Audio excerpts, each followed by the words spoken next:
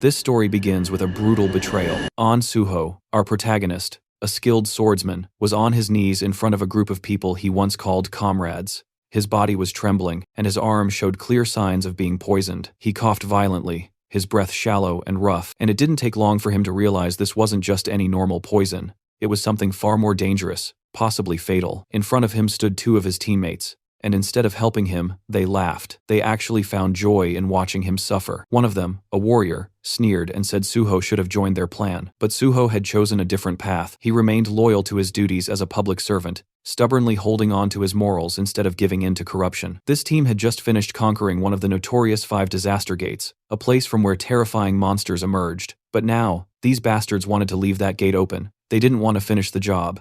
They wanted to make sure the monsters weren't completely wiped out, so they could return again and again. Because as long as the danger remained, so did their jobs, their influence, and their status. If the monsters were gone, the spotlight would fade, and so would their power. Suho remembered all the time he had spent with them, fighting side by side in life-threatening battles, trusting them with his life, and now they stood before him, watching him die without a shred of remorse. They justified their actions by saying Suho was the only one who had opposed the plan. Everyone else was on board. Then the archer stepped forward and casually extended his hand, offering Suho a second chance. He said that if Suho agreed to join their side, they'd let him live. But Suho wasn't a fool. How could he trust people who had just poisoned him and stood back to watch him suffer? Besides, he could already feel it. His body had been pushed beyond its limits.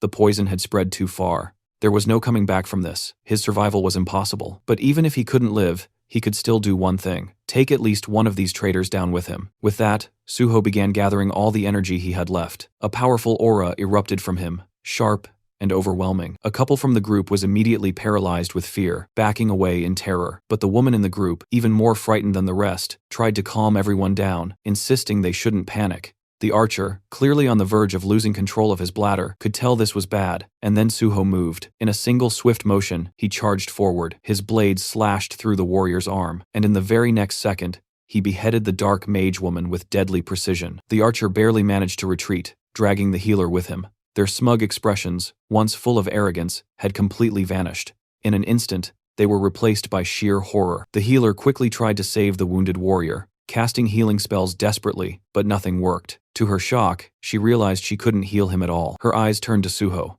She saw something strange, something powerful. Suho was no longer just a dying man. He was overflowing with the power of will itself. And not just him, his sword had transformed too, now forged completely from that same indomitable will. It was called the Intangible Sword, a weapon born from pure determination. But that power came a cost. The energy that had kept him standing finally faded. Suho's strength gave out, and his body collapsed. He stumbled backward, falling off a cliff behind him. He dropped deep into the valleys below, disappearing from their sight, leaving behind nothing but silence. Suho slowly opened his eyes to the sound of chaos around him. There was shouting, sirens, and the distinct sound of people running. He was being carried by a firefighter, but he had no idea what was going on. His head was spinning, disoriented and foggy. Everything felt unreal, like a dream or a nightmare. The firefighter carrying him was rushing toward a designated safe zone, moving quickly through the crowded, panicked streets. Suho couldn't make sense of it first. The last thing he remembered was dying. He knew he had died. So, how was he here? Alive, confused, and being rescued. Then, something clicked. He noticed what was happening around him. A gate had opened, a presummoning gate. It had caused a dungeon outbreak. Monsters were swarming the area. More specifically, goblins. Dozens of them were running through the city, attacking anything in sight. As Suho looked around, he saw a familiar sign lying on the ground nearby. Sindorim Station. That's when it all made sense. His memories were correct. This was the exact station that had once been contaminated during a sudden gate outbreak. He had seen this happen before. Suddenly, out of nowhere, an arrow came flying through the air and struck the firefighter carrying him. The man let out a cry as he collapsed, and both he and Suho fell to the ground. The goblins were getting closer. Despite the pain, the injured firefighter looked at Suho and told him to run. But Suho didn't move. Instead of escaping, his eyes focused on the axe the firefighter had been carrying. Without hesitating, Suho grabbed it, took aim, and hurled it with all his strength at an approaching goblin.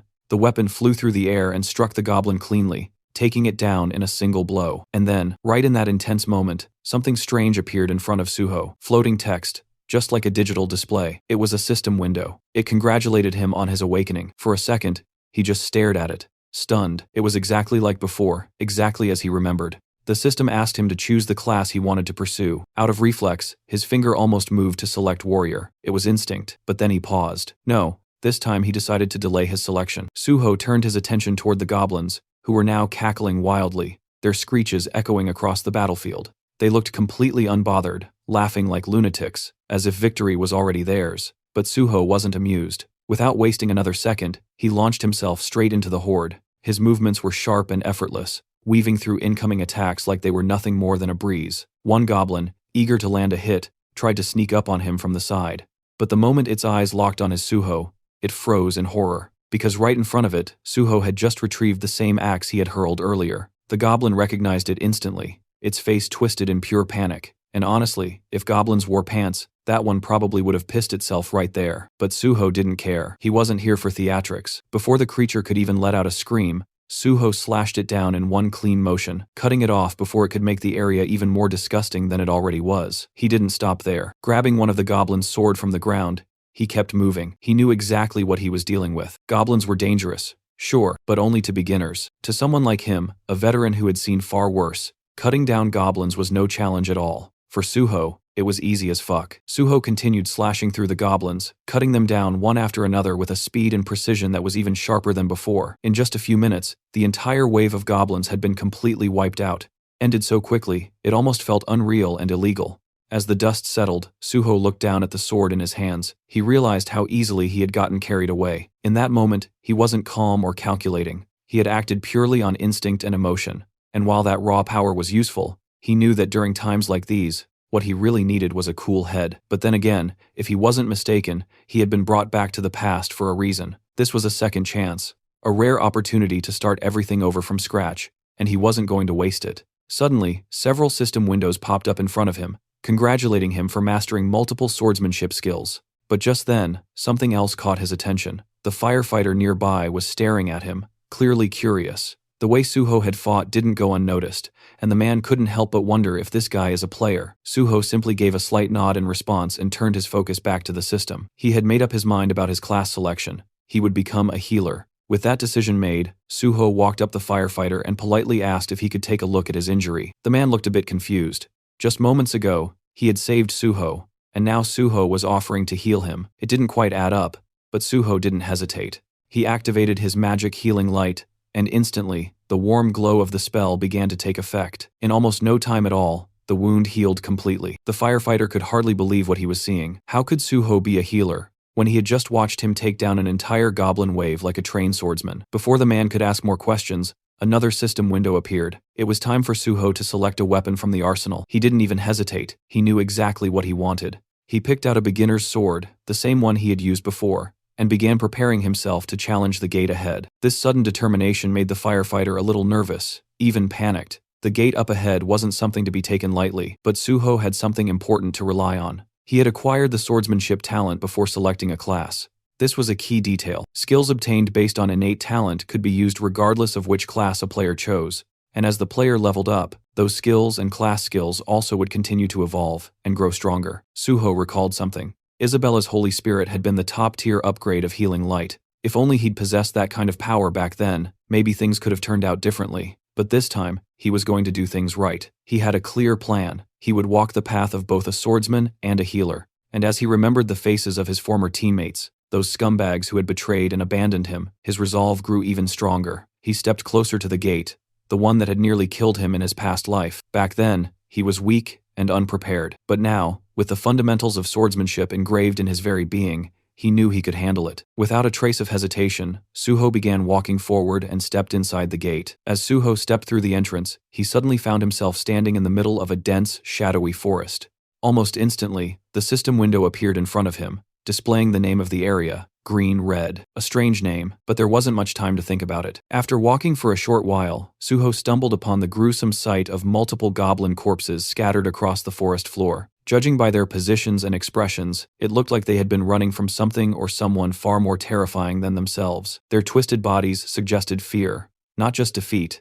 That's when Suho heard something, a low guttural sound from nearby. He turned his head toward the source, and just like that, he recognized what was behind it. Two towering hobgoblins dragging along the corpse of a creature they had hunted. These weren't the weak, annoying goblins he'd seen before. Hobgoblins were a whole different beast, bigger, meaner, and more dangerous. And when they spotted Suho, their eyes lit up with excitement. To them, human meat was a rare treat. Without hesitation, they tossed their previous prey aside and pointed their jagged weapons at Suho, eager to tear into fresh flesh. But what they didn't know, what they couldn't have guessed, was that the human they were drooling over wasn't some ordinary prey. They were staring at a predator. The first hobgoblin charged forward, blade swinging fast, but it sliced nothing but air. Suho dodged it cleanly. He already knew he was underleveled for these enemies. His weapon wasn't strong enough to cut through their thick skin with ease, but he didn't need to rely on brute strength. He knew exactly where to strike. In one swift motion, he lunged straight at the first hobgoblin, aiming directly for its eye. The attack hit its mark. The creature let out a piercing screech loud enough to rattle the forest trees. Suho, ever the soft-hearted one, ended the pain of the poor monster by killing it. But Suho never intended to kill it so quickly. His attack had been too effective that it was pure habitual mistake. He had hoped to use the creature to gain skills and experience from the fight, but accidentally killed it too soon. Turning toward the remaining hobgoblin, Suho decided to make proper use of this one. The second monster, furious over its fallen comrade, roared and charged forward, swinging its weapon wildly in rage. But Suho was calm. He focused, dodging each attack with careful footwork. The hobgoblins slashed left, then right, swinging like a bitch he is, but none of its blows landed. In this world, repeating the same action over and over could eventually lead to acquiring a skill related to it. Suho knew this, and sure enough, after evading several more attacks, a small grin formed on his face. He had obtained a dodge skill, but he wasn't done yet. Now he aimed for his second skill. Suho began parrying the incoming strikes, deflecting the blows with precise timing. Parrying wasn't just a basic move. It had deep roots in weapon-based combat and served as a foundation for many other advanced skills. It was essential, and Suho wanted it. After a few more successful parries, the system finally notified him that he gained the parry skill. Unfortunately, by then, the hobgoblin had already grown tired. It staggered, breathing heavily, clearly reaching its limit.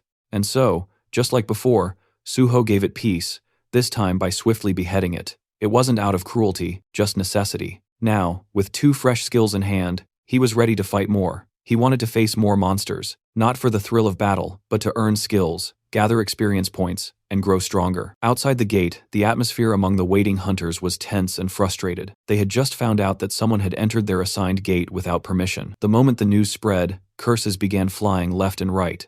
Most of them were angry and felt disrespected, grumbling about how someone had the nerve to step into their territory. Some were already making plans to teach this mystery intruder a lesson once they came back out. They weren't going to let it slide that easily. Meanwhile, not far from the gate, a firefighter was in the middle of a serious conversation. He was speaking with a few men in suits, people from the Hunter Association. They had come to investigate and were specifically asking about a hunter named Suho. The firefighter didn't hold back and told them everything he knew. From what he saw, Suho wasn't just some ordinary hunter. He had wiped out a horde of zombies on his own, and even healed his wounds in the middle of the chaos. One of the officers listening to the report looked visibly surprised. He hadn't arrived late, yet somehow, by the time he got there, the goblins were already completely wiped out. And to top it off, the person responsible was supposedly a healer. He tried to brush it off at first, saying it wasn't possible. In their experience, healers didn't have the combat power to do something like this alone. But still, if this guy really managed to clear the gates solo, especially one full of goblins, then they couldn't ignore him. If he pulled it off, they would absolutely have to recruit him. Meanwhile, Suho was out in the field, busy hunting down hobgoblins and collecting experience points one after another. He moved quickly and efficiently, beheading multiple hobgoblins at once with ease. His attacks were clean, controlled. He deliberately spared one hobgoblin, letting it live. Just one glare from Suho was enough to make the monster bolt faster than Usain Bolt. But that was exactly what Suho had planned from the start. He wanted the creature to escape and bring back more of its kind. With a brief break in action, he decided to check his status. Thanks to the wave of hobgoblins he had just defeated, both his stats and skills had improved significantly. While looking at the pile of goblin corpses around him, another thought crossed his mind. There was still something useful left in those bodies. Inside the monsters, there were magic stones. These particular ones were D-grade magic stones. Nothing too rare, but each one could sell for around 50,000 won. That was more than enough reason for Suho to take the time to collect them. Under normal circumstances, he wouldn't bother with this kind of work. He didn't have the luxury to slow down. But right now, his financial situation was closer to a beggar than a hunter, so he wasn't going to let these stones go to waste. He began removing the stones from the fallen monsters one by one, carefully storing them all in his inventory. By the time he was done collecting the loot, he felt genuinely satisfied. This was a decent haul, but just as he was about to take a breath, that calm was interrupted. A sudden wave of pure killing intent hit him like a wall. When he turned to face it, about 30 hobgoblins were already approaching. Leading them was the same monster he had let go earlier, the one that had fled in terror. And now, with the confirmation, the entire group charged towards Suho all at once. But Suho didn't panic. Instead, he leapt into the air like a ninja, moving with the speed and precision of a trained assassin. Within moments, several hobgoblins had already fallen, their heads rolling across the ground. His movements were sharp and effortless, like cutting through butter. Then, as if rewarding his efforts, the system notified him that he had leveled up. New stat points were added to his profile, making him even stronger than before. With that power-up in hand and enough experience gained, Suho decided there was no need to drag things out any longer. It was time to end this. He dove straight into the mob of enemies, slashing in every direction, clearing the horde with ruthless efficiency. At one point, a hobgoblin managed to charge him head-on, aiming to strike, but instead of fear, Suho's face lit up with excitement. He wasn't worried. If anything, he looked even more thrilled than before. The boss monster in this gate was a chief hobgoblin, and it was a level 20 enemy. As expected of a boss, it came charging in first, trying to land an attack, but it failed miserably. Right after that, a group of smaller monsters tried to pull a sneak attack from behind, but Suho, without even turning fully, reacted instantly and cut them down like it was nothing. That's when the boss monster switched tactics and used one of its skills, fear. The fear skill was nasty. It paralyzed the target and pushed them into a state of pure terror. The higher the skill level, the stronger its effect. And since this was a boss monster, that alone was enough of an explanation for how it could use such a powerful mental-type skill, even inside a low-level gate. The real problem was Suho didn't have any gear or skills that could protect his mind or resist mental attacks. At the moment, he had no way to directly counter it. The boss saw this as a chance to finish the fight and charged in to claim victory. But what it didn't know was that Suho wasn't some rookie. He was a veteran hunter who'd been through situations far worse. He knew exactly how to deal with this. Without hesitation, Suho gripped his blade tighter with his left hand and deliberately cut himself. The sharp pain snapped him out of the fear-induced paralysis. The moment his mind cleared, he parried the boss's incoming strike. Then, instead of focusing on the boss right away, Suho made a quick decision. He turned his attention to the smaller monsters first. Within seconds, he moved through the battlefield, slicing down every last one of them. In just a short burst of action,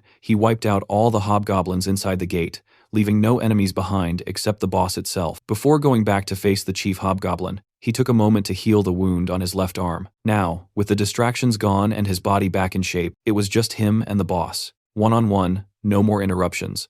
And from the look on the monster's face, it didn't seem all that confident anymore. The fight between the two had begun, and they exchanged blow after blow. Suho gave it his all, swinging his sword with determination. But because of his relatively low level, none of his attacks seemed to deal any serious damage to the monster. It was becoming clear that a head-on approach wasn't going to work. Realizing this, Suho decided to change tactics. Instead of aiming blindly, he drove his sword straight into the monster's thigh, targeting a weak spot to slow it down. In response, the monster activated its fear skill once again, hoping to paralyze Suho and gain the upper hand. But this time, it didn't work. Once a person overcomes fear, it loses its grip, and Suho had already faced it once and conquered it.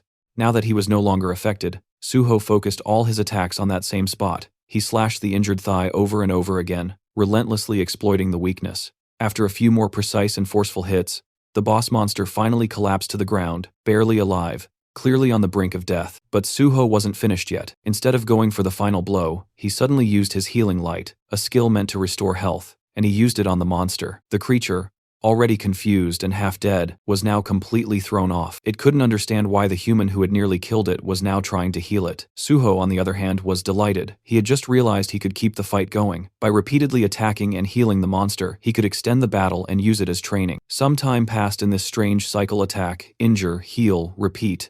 And with every round, Suho grew stronger. His skills steadily improved, and eventually he upgraded several of them to A and B ranks. Meanwhile, the boss monster, once proud and terrifying, was now covered in pure fear. It couldn't even bring itself to look at Suho anymore. Now that Suho had learned everything he could from this place, there was nothing left to gain. The monster's role in this trial was finished. It had served its purpose. With a calm expression, Suho ended it all, beheading the monster without hesitation. Just like that, the gate had been conquered. Suho stood victorious. He was declared the MVP of the gate, gaining bonus experience on top of everything else. His level had now reached 10, a significant milestone for any hunter. Even his healing skill, Healing Light, received an upgrade, advancing to E rank. And along with that, he acquired a brand new skill, Cure. It might not seem like much now, But if his skills continued to develop at this pace, it wouldn't be surprising if one day he could neutralize even 10,000 types of poisons. It was only the beginning, but the path ahead was clearly promising. With everything wrapped up, it was time to move on. Suho turned toward the exit of the gate. Outside, the atmosphere was tense. The gate had started to tremble slightly, causing people to whisper and wonder, had the gate been cleared? Then, before anyone could guess further, Suho stepped out. He walked out calmly and confidently, as if the chaos behind him didn't matter. There wasn't a hint of exhaustion or discomfort on his face, just quiet composure. People around him stared, unable to figure out who he really was, or what exactly he had done, and Suho didn't bother explaining. He simply let their curiosity grow. Soon after, multiple guilds rushed over. They had all come looking for the mysterious man who had conquered the gate alone, but Suho ignored every offer, every scout, every invitation thrown his way. He wasn't interested. Instead, he walked past them and landed right in front of a man in a formal suit. With a calm and confident tone, Suho greeted him. This man was no ordinary official. He was the team leader of the South Korean Hunter Association, Young Chul-min, and judging by the confused look on his face, he clearly wasn't expecting to be greeted by the person behind the gate's conquest. The scene shifts to the South Korean Hunter Association, where team leader Yang and Sujo were sitting across from each other. On the surface, it looked like a standard registration meeting, but Chulmin's mind was elsewhere. His thoughts kept drifting back to their earlier encounter. He remembered how they had first met, shaking hands casually, and how Suho had mentioned that he was already on his way to the Hunter Association. Anyway, at first Chulmin had assumed it was just for a license renewal, something experienced hunters did all the time. But as the conversation progressed, it became clear that Suho was actually there for initial registration. That caught Chulmin off guard. He was still trying to process how someone like Suho, who was registered as a healer of all things, had managed to clear an entire gate all by himself. And the way Suho had acted, calm, casual, munching on snacks like it was just another Tuesday. Chulmin had gone over his aptitude test results again and again. Statistically, Suho seemed more like a warrior than a healer. The numbers didn't lie. He had the physical strength and combat instincts, not to mention the composure that you'd expect from a frontline fighter. It didn't make sense. While Chulmin was lost in thought, Suho spoke up, snapping him out of it by asking if there was a problem. That brought Chulmin back to focus. He began asking Suho a few routine questions, background, education, that sort of thing. And that's when more pieces of the puzzle began to fall into place. We learned that Suho was a college dropout. He had been studying physical education before quitting. Most students from that department usually chose combat classes like warrior or archer if they entered the hunter field. But Suho had gone in a different direction. He had selected the healer class, and the reason he just hated getting hurt. Then he went on to explain what had happened inside the gate. He described the sequence of events in a straightforward, almost detached way. Though he left out one key detail, the fact that it had all been far too easy for him. He simply said he fought to survive, and that was that. But when Suho casually mentioned Chief Hobgoblins, Chulmin stiffened. Something about that didn't sit right with him. Gates that produced Chief Hobgoblins weren't supposed to be easy. So Suho, noticing his discomfort, calmly opened his inventory. In the next moment, he dropped all the loot he had collected from the gate right onto the table. The items hit with a heavy thud, and Chulmin was caught completely off guard. His eyes widened in shock, and for a second, he almost panicked. These were the magic crystals Suho had collected after hunting hobgoblins. The smaller ones were from regular hobgoblins, while the larger, more refined one had come from the hobgoblin chief. Since Suho didn't really know their actual value, he politely asked the team leader if he could help get them processed. Even while trying to stay composed, Chulmin couldn't take his eyes off the loot. It was a good haul. Regaining his composure, he looked at Suho seriously and asked if he truly wanted to become a hunter. When Suho nodded, that simple agreement sparked real excitement in the team leader's eyes. Trying to steady himself again, Chulmin asked whether this decision was just made on impulse, but Suho responded with a calm smile and said, no, it wasn't impulsive at all. While Chulmin was still riding the wave of happiness from hearing Suho's answer, Suho shifted the tone slightly and began explaining his real reason. It wasn't about power or money, it was personal. He hated monsters, and he hated the gates they came from. As a child, he had lost his entire family during a gate shock. After that, he grew up in an orphanage completely alone. At first, he thought that killing monsters would help ease that deep frustration and pain inside him. But even after defeating several monsters, that knot in his chest never loosened. No matter how many he killed, the ache never went away. That's when he made a decision. He couldn't undo the past, but he could choose the kind of future he wanted to protect. He didn't want anyone else to suffer the way he did. He wanted to fight, not for revenge, but for safety, for people. He wanted to be out there on the field, doing real work. And that's why he decided to become a hunter, not for any guild, but for the South Korean Hunter Association. Chulmin was genuinely impressed by this answer, but as someone with experience, he also felt the need to explain the downsides. He told Suho honestly that the pay scale of the Hunter Association was significantly lower compared to what private guilds usually offer. But Suho didn't seem bothered by that at all. As long as he had free access to multiple gates, priority in entering them, and the authority to punish hunters who committed crimes, that was more than enough for him. Chulman could barely believe what he was hearing. You see, even though the Hunter Association technically has gate priority, they often end up auctioning those rights off to private guilds. And the reason is simple. No official wants to put their life on the line for a small government salary. Most people claim they join to help others, but the reality is, they aim for stable, safe positions where they can earn quietly without ever having to step into a gate. That's why so many aim for administrative roles instead of field duty. But in Chulman's eyes, Suho felt different. He wasn't chasing safety or comfort. He was a rare type, a true patriot, who wanted to be out on the front lines protecting people, someone who genuinely believed in civil service. The happiness was so overwhelming that for a moment, Chulman felt lightheaded, but he quickly snapped out of it and got back to the task of handling the magic crystals. Now, to take the official hunter exam, one has to first pass an aptitude test, with both a written and a practical exam. Unfortunately for Suho, this year's registration period had already ended, and the exam was scheduled for tomorrow. But fortunately for Suho, he had brother Chulman on his side. Since Suho had managed to conquer an entire gate by himself, there was a good chance they could pull some strings and get special approval from the higher-ups. That part wasn't a problem. What had concerned Chulman, though, was the written test. Clearing that with only one day of preparation almost impossible for a regular person. But Suho, being Suho, was confident. To him, if you ever get the chance to do something, you take it, no matter the circumstances. The only issue, our boy was practically a beggar at this point. He didn't even have enough money to pay the exam registration fee. So, swallowing his pride, he asked if team leader Chulman could take care of the magic crystals for him. And Chulman, being the dependable guy he is, immediately took the task without a second thought.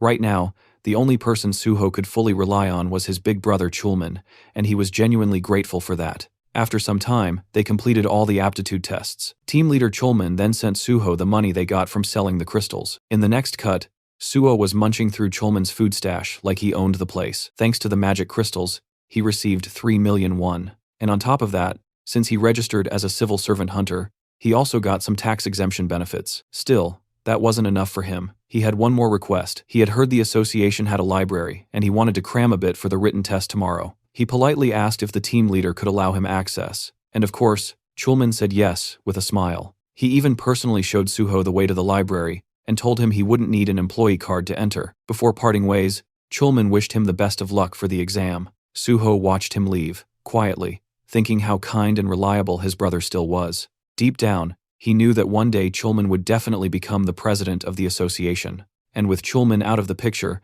Suho turned his attention back to the library. His goal was clear: find something tied to his past life. He remembered major events happening, things that shook entire regions, but the details were always hazy. Human minds weren't built to carry memories across lifetimes, and he was no exception. Still, somewhere in this place was the key, a fragment of knowledge or a skill he wanted badly. After poking around a bit more, Suho finally stumbled on something strange. A book, massive, ancient-looking, and so thick it refused to fit on any shelf. Curious, he picked it up. The moment he cracked it open, the system pinged in with a strange message. The book wasn't from this world. It also mentioned that there was a special way to use it, something beyond just reading. And Suho, he already knew what that meant. Without hesitation, he held the book above his head like some RPG character, triggering a hidden quest. For a split second, he felt like a complete clown. Nothing was happening. His arms were getting tired. Frustration bubbled up fast because he was damn sure this was the only way to activate it. Then, just before he could start cursing the book, the system spoke again. The book, Library of Memories, had taken an interest in his story. That's when the magic kicked in. The book shimmered. Reality shifted, and in the blink of an eye, Suho was no longer standing in that dusty room. He now stood before a massive, otherworldly tree, its roots deep in glowing stone, its branches reaching into a sky that wasn't even real, a spiral staircase wrapped around it, leading upward into the unknown. And this is the Library of Memories. It's then revealed that the Library of Memories grants its user the ability to recall everything they've ever seen or heard, including painful or traumatic experiences. Normally, the human brain copes by forgetting, but once this ability is acquired, the user is burdened with flawless memory. The original owner of this skill was the manager of the Hexagon Guild, a former Korean Hunter Association employee. While studying in a library for a career change, she unintentionally gained this ability after using a book as a pillow just because lying face down was uncomfortable. Suho thinks about how lucky she was to stumble upon such a skill, and feels grateful to her for introducing him to it. He even plans to treat her a meal one day. The system window then prompts Suho to donate his own story to the Library of Memories. He considers how powerful the ability truly is. It could help him restore every memory he's ever had, especially since human recollections tend to fade and warp over time. Realizing its value, he decides that obtaining the skill is necessary to retain every detail with precision. A message appears, confirming his story has been accepted. Suddenly, a strong wind whirls around him, and the system announces that the Library of Memories is now accessing and recording his experiences. Suho starts floating in midair, surrounded by radiant texts. As a diagram materializes above the book, another message follows, stating that the Library of Memories has officially opened. It will store everything he's seen and heard, giving him access whenever needed, while also suggesting important information. Suho stares at his hand, sensing that the recording process feels a bit off, likely because this entire space is some kind of illusion. Now that he has the skill, he decides to try it out. He closes his eyes and revisits a previous battle. There, he sees himself severely wounded. The moment floods back with vivid emotions, and he feels the fury rise in him once again, confirming the memory's intense clarity. He sees the ones who betrayed him, people he now recognizes as selfish cowards who had delayed sealing the gate just to save themselves. He swears to never forgive or forget them. His consciousness floats among countless system windows. The memory unsettles him, and he wishes he'd chosen to recall something less painful. Then, out of nowhere, one system window shows a shocking notification. He's being given a chance to become stronger. As the first person to reach the realm of the transcendent, the system announces it's rebooting for player On Suho. He's left speechless as the world around him reverts to normal. A thought crosses his mind. Could it be that the system really sent him back in time?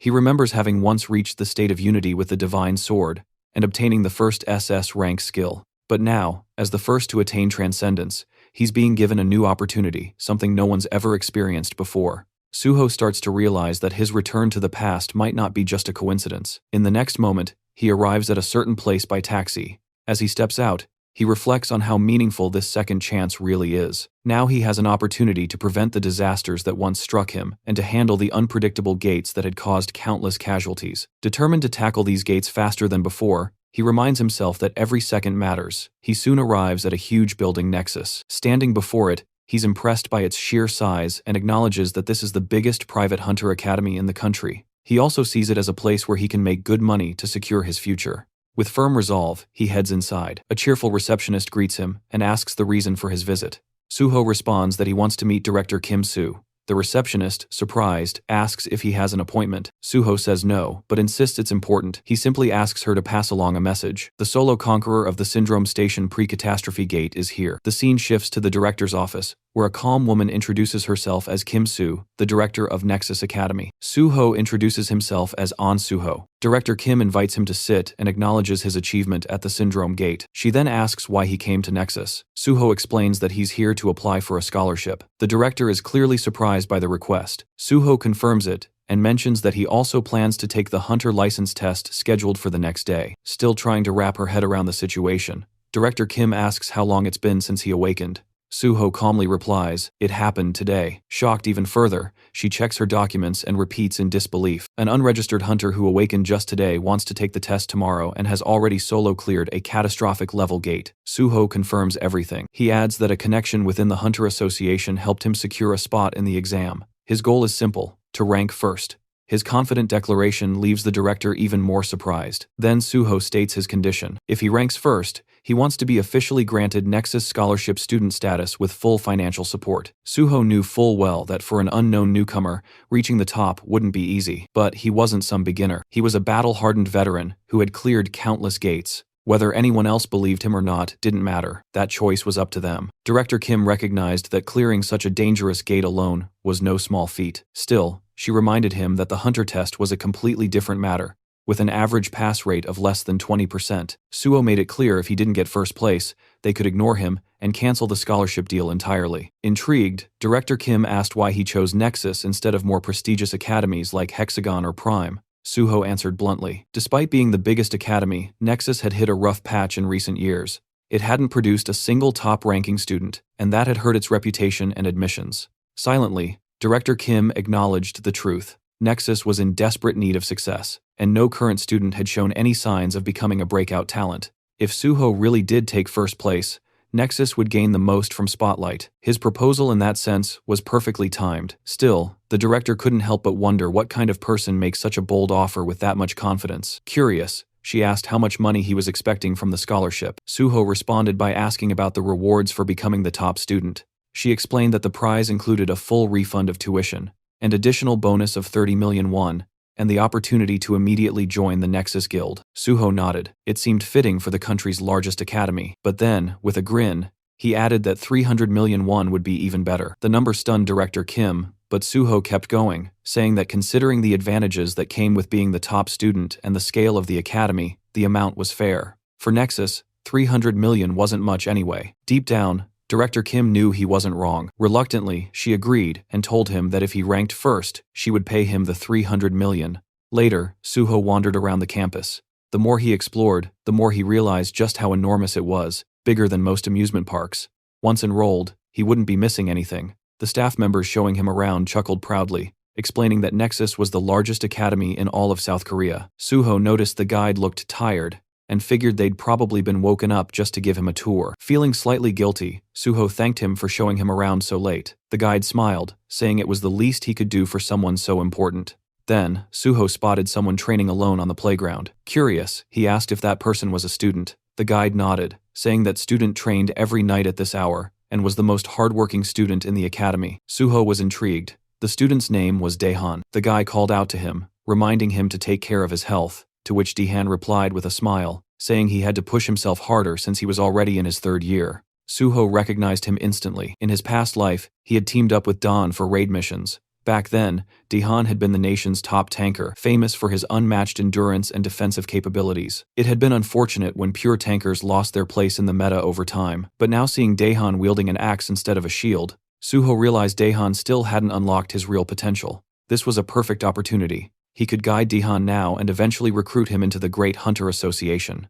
The guide introduced the two of them. After a brief greeting, Suho asked if Daehan intended to use the battle axe as his main weapon. Daehan confirmed it. Suho then asked why he chose that particular weapon. Daehan explained that since he aimed to be a frontline fighter, his instructors had suggested the axe, saying it matched well with his build. The guide chimed in, adding that few weapons could rival the battle axe in sheer destructive force. Suho asked if Daehan had only trained with the axe. Daehan admitted he had. He called himself a slow learner and said trying out multiple weapons felt like a waste of time. It had taken him 2 years just to get somewhat decent with the axe, and even now, he didn't feel particularly skilled with it. Suho silently analyzed the situation and understood the real problem. It wasn't that Daehan lacked effort, but that the axe simply didn't suit him.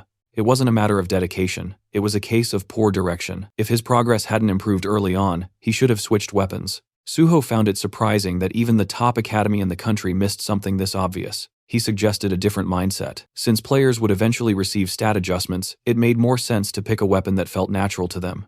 With skill correction effects, proficiency could rise quickly, but true performance in battle relied on knowledge and experience. In Daehan's case, the battle axe was clearly a mismatch. While it delivered heavy hits, the long cooldowns made users vulnerable, and considering Daehan's large frame, it became even harder to protect him effectively. When Daehan heard this, he was taken aback. He'd spent the last 3 years training with an axe. Suho acknowledged his dedication, but pointed out that Daehan's real strength might be in tanking. He advised Daehan to try using a kite shield on his left arm and a one-handed blunt weapon in his right hand. According to Suho, this setup would significantly enhance Daehan's overall combat effectiveness.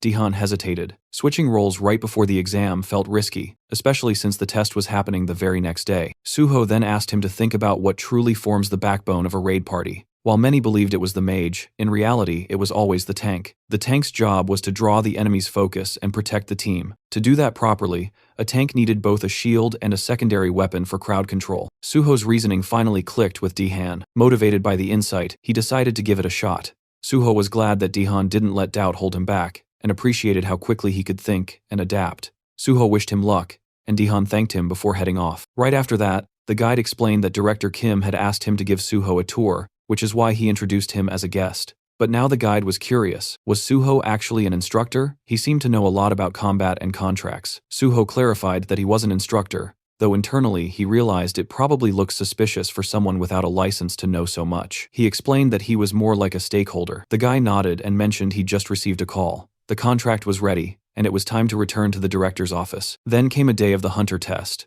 The area in front of the association building was packed with examinees, all armed with swords and ready to earn their hunter licenses. Everyone had been preparing relentlessly for this moment, sharpening their skills and reaching peak performance. Ironically, Suho, the same man who had cleared a gate all by himself, was in his worst condition. After finishing the test, Suho walked out, reflecting on the purpose behind it. It had been organized because of concerns over possible doping, but in his opinion, those measures didn't mean much. Most cheaters didn't use drugs, they used skill buffs. During the test, one woman in particular, and several others, had shown magic levels no one at level 5 should naturally have. The system then notified Suho that his magic sensing ability was far sharper than most. He had fully mastered the skill of magic detection. Thanks to that, Suho found it easier to notice oddities. Although nothing had been officially reported, he could already tell that many were cheating using buffs. He knew it was time to put an end to this. Looking at Chulman, Suho felt grateful to have at least one honest person around. As he walked in the hall where other candidates were discussing their tests, he couldn't help but feel like he'd unintentionally become a cheater himself. Chulman walked up and asked how the test went. Suho replied that he was confident he'd pass, but then asked why Chulman was there. Chulman explained that he was helping out since the association was always short-staffed. He'd also heard that this written test was the hardest one yet, but Suho's confidence was impressive. Suho responded that he believed he had solved it,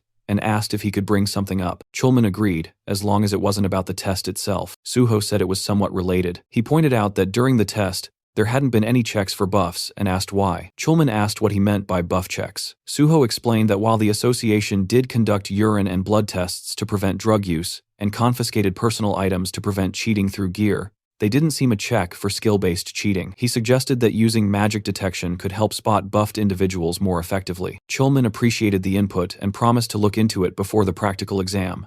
Suho said he'd get ready for the next test. Before he left, Chulman stopped him and said he personally hoped Suho would do well and that they'd get to work together. He wished him luck on the practical, and Suho thanked him. 30 minutes later, at the site of the practical test, the announcer informed everyone that the exam had been delayed by 2 hours due to issues with the dive capsules. All candidates were directed to grab lunch at the cafeteria and wait either in the lounge or the training area, but Suho wasn't convinced. It felt like an excuse. He suspected that Brother Chulman had already started cracking down on those trying to cheat using buffs. Moving swiftly, just as he'd expected, with 1,200 candidates and a pass rate of under 10%, spotting cheaters could easily bring that rate down to 7%. Anyone who passed under those conditions would undoubtedly be top-tier talent. Suho decided to observe the other candidates to spot anyone who might be worth keeping an eye on. Just then, voices caught his attention. One man was challenging another to a match. The second guy snapped back, telling him to back off and stop picking fights, but the first guy clarified that he only wanted to spar, joking that the other was afraid his lack of skill would be exposed. Annoyed, the second man shoved him and told him to stay out of his face. The first man then raised a wooden sword and asked what would happen if he struck first. Before anything could escalate, Suho stepped in and blocked the wooden sword with his own, making the attacker pull back. The second man was stunned and asked Suho if he'd lost his mind, but Suho calmly said he'd handle it and told the man to stay out of it. The guy asked who Suho was. Was he some sort of officer? Suho simply said he was just another test taker, but warned that dealing with someone like this attacker would only cause unnecessary trouble, so it was best to leave it to him. The attacker then questioned why Suho was getting involved. Suho smiled, introduced himself, and offered to be the attacker's sparring partner since he was so eager for one. But the attacker wasn't impressed. He scoffed, saying he wouldn't waste his time sparring with someone weak like Suho. That word weak caught Suho off guard. The attacker claimed Suho just got lucky earlier and warned him not to get arrogant, ordering him to leave. But Suho turned the tables, asking if he was scared. The attacker, annoyed, asked what that was supposed to mean. Suho suggested they find out if it really was just luck, hinting that the attacker was too scared to test it. Provoked, the man accepted the challenge, hurling insults and calling Suho just another coward in the crowd. Suho agreed to the spar, but said they should get a supervisor's approval and use the designated sparring arena. With permission granted, both of them stepped into the training arena, drawing attention from nearby students. The referee reminded them they could only use training weapons provided by the association, and warned that the match would be stopped if things got out of control. As the match started, the attacker charged first, swinging his wooden sword. Suho blocked it with ease. The attacker leapt into the air, swinging downward, but Suho dodged effortlessly. Furious and surprised, the attacker threatened to tear Suho apart, but Suho stomped down on the man's wooden sword and taunted him, calling him pathetically weak. The insult pushed the attacker over the edge. This man, Park Yong, was known as a mad swordsman, obsessed with strength, always seeking out skilled opponents to fight. His thirst for power had turned him into a relentless combatant. Suho remembered how skilled Yang had been during their last encounter, and was surprised to see him among the same batch of test takers. He immediately realized that Yang needed to be stopped before repeating past mistakes. Without warning, Suho delivered a powerful kick that sent Yang flying. As he hit the ground, Suho mocked his earlier arrogance. Stunned, Yang questioned how Suho was so strong. Suho calmly warned him that charging in blindly wouldn't work, hinting that Yang had never faced someone as powerful as a level 10 before. Most of his previous opponents probably never got past level 5. Getting back up with a smirk, Yang admitted Suho seemed too calm and announced he'd go all out. Suho welcomed it. Yang unleashed a barrage of strikes, but Suho dodged them effortlessly with just one hand on his sword. The intensity of Yang's attacks had definitely increased, and Suho acknowledged the added weight behind him.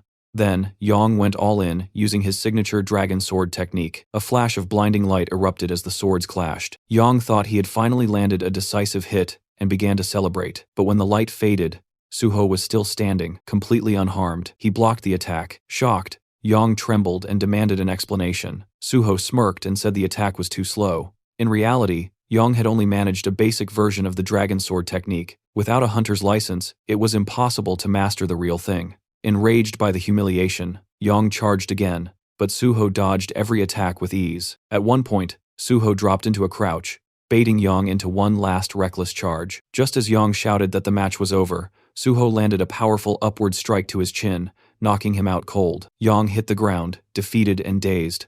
Struggling to understand what had happened, Suho calmly repeated that his attacks were simply too slow. Though Yang was seething, all he could do was lie there, muttering Suho's name under his breath. Watching this, Suho realized that Yang's obsession would now revolve entirely around defeating him, ignoring everyone else in the process. With that distraction taken care of, Suho figured the testing center might finally quiet down. Meanwhile, the supervisor who had been observing everything were left stunned, snapping them out of their daze. Suho casually spoke up, reporting that he'd accidentally knocked out Park Yang and asked them to take care of him. In the next scene, Suho sat inside a room filled with various machines. Looking around, he noticed there were more skilled individuals present than before, probably anti-doping inspectors disguised as technicians. As the room grew noisy, Suho became visibly irritated, clearly wishing they'd all just leave. A technician walked up to him and instructed him to lie down. He then explained how the emergency button worked in case anything fell off during the dive process. Suho confirmed he understood. Once the system powered up, Suho lay down, and cables were attached to both sides of his head. A system window appeared indicating that the Hunter Practical Test program had been activated. As Suho's consciousness connected to the simulation, the dive progress steadily climbed 5%, then 40%, then 77%, until it hit 100%. The connection was successful, and the healer class test scenario began. When Suho opened his eyes, he found himself in a different world. Right away, he could tell this test wasn't going to be easy, especially considering how few people passed the healer exam. In front of him were wounded individuals calling for help, and some were trapped under rubble. One girl in particular was desperately trying to lift a huge stone. As Suho took in the chaotic scene, he silently criticized the Hunter Association for being too ruthless with the scenario. The whole situation already felt traumatic. Before continuing, let's understand the context of the practical test. It's considered the centerpiece of the Hunter exam. The main goal is to evaluate how well a participant fits into their chosen class. Every year, the simulation scenarios change, and the criteria for passing also vary. Typically, these tests involve one-on-one fights or surviving waves of enemies. A participant's score depends on how long they last and how many opponents they defeat. But for healers, it's different. The focus isn't just on how strong their healing powers are. While healing ability matters, the most valued quality is sacrifice. Healers who put their own lives on the line to save others earn higher scores. As monsters began to approach, Suho reflected on the nature of the test. In this scenario, the healer is expected to die protecting the patient. The issue, his own stats were still active. Walking toward the monsters, he spotted a sword on the ground. Looking at it, he realized he'd have to take a serious beating before dying. Unlike the others, he questioned the logic of letting himself be beaten to death. Dying once had already been enough for him. Nearby, others screamed for help at the sight of the monsters, but Suho knew those screams were illusions. In reality, he was surrounded only by corpses. He approached a terrified girl and asked if she was okay. Shaking, the girl warned that the monsters would return and they had to run, but Suho knew the real mission. He had to protect her until the end. Reassuring her, he promised that the rescue team would come and that he'd keep her safe until then. With resolve, he stood his ground, ready to fight the oncoming monsters. Back in the observation room, players started exiting the simulation pods one by one. One of them stepped out, thinking he could have done better. A woman thanked him for his efforts and instructed him to gather his belongings and head outside. She then moved to another pod and checked the screen. It displayed the details of a participant, Kang Jin-young, archer class, with a recorded time of 9 minutes and 4 seconds. She commented that this season's scores were particularly low due to the test difficulty. Curious, she asked Director Shin how long Suho had been inside. Shin replied, 30 minutes. Shocked, she repeated the number, unable to believe it was that long. Rushing over to Suho's machine, she checked the display herself. 30 minutes. Still in disbelief, she asked if Suho was a warrior. Shin corrected her, saying Suho was a healer. Refusing to believe it, she accused him of lying, but Shin pointed to the sword Suho had been holding and urged her to look closely. Together, they reviewed the simulation footage. Watching Suho in action, the woman asked again if he was really a healer. Impressed by his combat ability, she wondered aloud if he might be disqualified for not dying. But Director Shin clarified there was no rule requiring death. The test's real purpose was to protect the patient until the end. She nodded in agreement. Shin explained further. Suho was meeting all the conditions. He never abandoned the patient, fought near her, and continued healing her throughout. He was risking his life to protect her. As long as all conditions were met, disqualification wasn't an option. Hearing that, the woman concluded that the top score for this exam had already been determined. Meanwhile, Suho was still battling inside the simulation. With incredible skill, he sliced through the monsters in a single blow. But even after his victory, Suho felt it wasn't enough. He needed to be faster. As more monsters appeared, he eliminated them one after another, showing unwavering focus. Eventually, he wiped them all out. A system message popped up. Your understanding of the skill footplay is very high. Congratulations, you've mastered footplay. Suho read the message and realized that although this was a simulation since it was based on real-world mechanics, the system could still recognize his physical control. The system acknowledged that he was directly controlling his body, making it possible to master physical skills, that is even here. Though the experience gained was less than in real combat, it was still a great way to train. In addition to swordsmanship, he had picked up various skills and upgraded all basic sword techniques to a rank. There were no experience points or item rewards, but the results were still satisfying. If he could eventually raise all his sword skills to a rank or higher, he might be able to develop a technique like Park Yong's dragon sword technique. Another message appeared. Great achievement. Your understanding of swordsmanship surpasses everyone else's. The system is impressed by your unique style and wishes to register it. Would you like to create a new swordsmanship skill by combining your basic sword techniques and footplay? Suho smiled, finally ready to create his own style. Guardian sword. A confirmation window appeared, asking if that would be the official name. Suho confirmed. Another message congratulated him for his supreme mastery and recognized the creation of a new unique swordsmanship skill, Guardian Sword S. This new ability boosted the effects of all his sword and footwork skills by 50%. As a reward for this great achievement, the system awarded him 10 bonus stat points and expressed its hope that Suho would continue walking the path of the sword. A final message confirmed he had unlocked Sword Mastery S, a privilege granted only to those with deep understanding of swordsmanship. This lifted all restrictions on learning and using sword techniques, enhanced all sword-related abilities by another 50%, and removed any limitations tied to sword use. Suho quietly thought back to his past life. Back then, it had taken him over 10 years to reach this level of skill. But now, thanks to the knowledge he carried from that life, he had progressed much faster. He recognized how much his value had grown. Turning his focus to the exam, he recalled that the number of monsters was predetermined, and he couldn't help but wonder how much effort had gone into preparing the whole thing. With all his objectives completed, only 2 paths remained: either die at the hands of the monsters, or wipe them all out. Elsewhere, the supervisors watching the live footage were left speechless. They couldn't believe what they had just witnessed. For the first time in the history of practical exams, someone had defeated every single monster. They were in awe, not just of his combat prowess, but also because he had successfully healed the patient. One examiner even joked that they didn't need to bother checking the rankings. The winner was clear.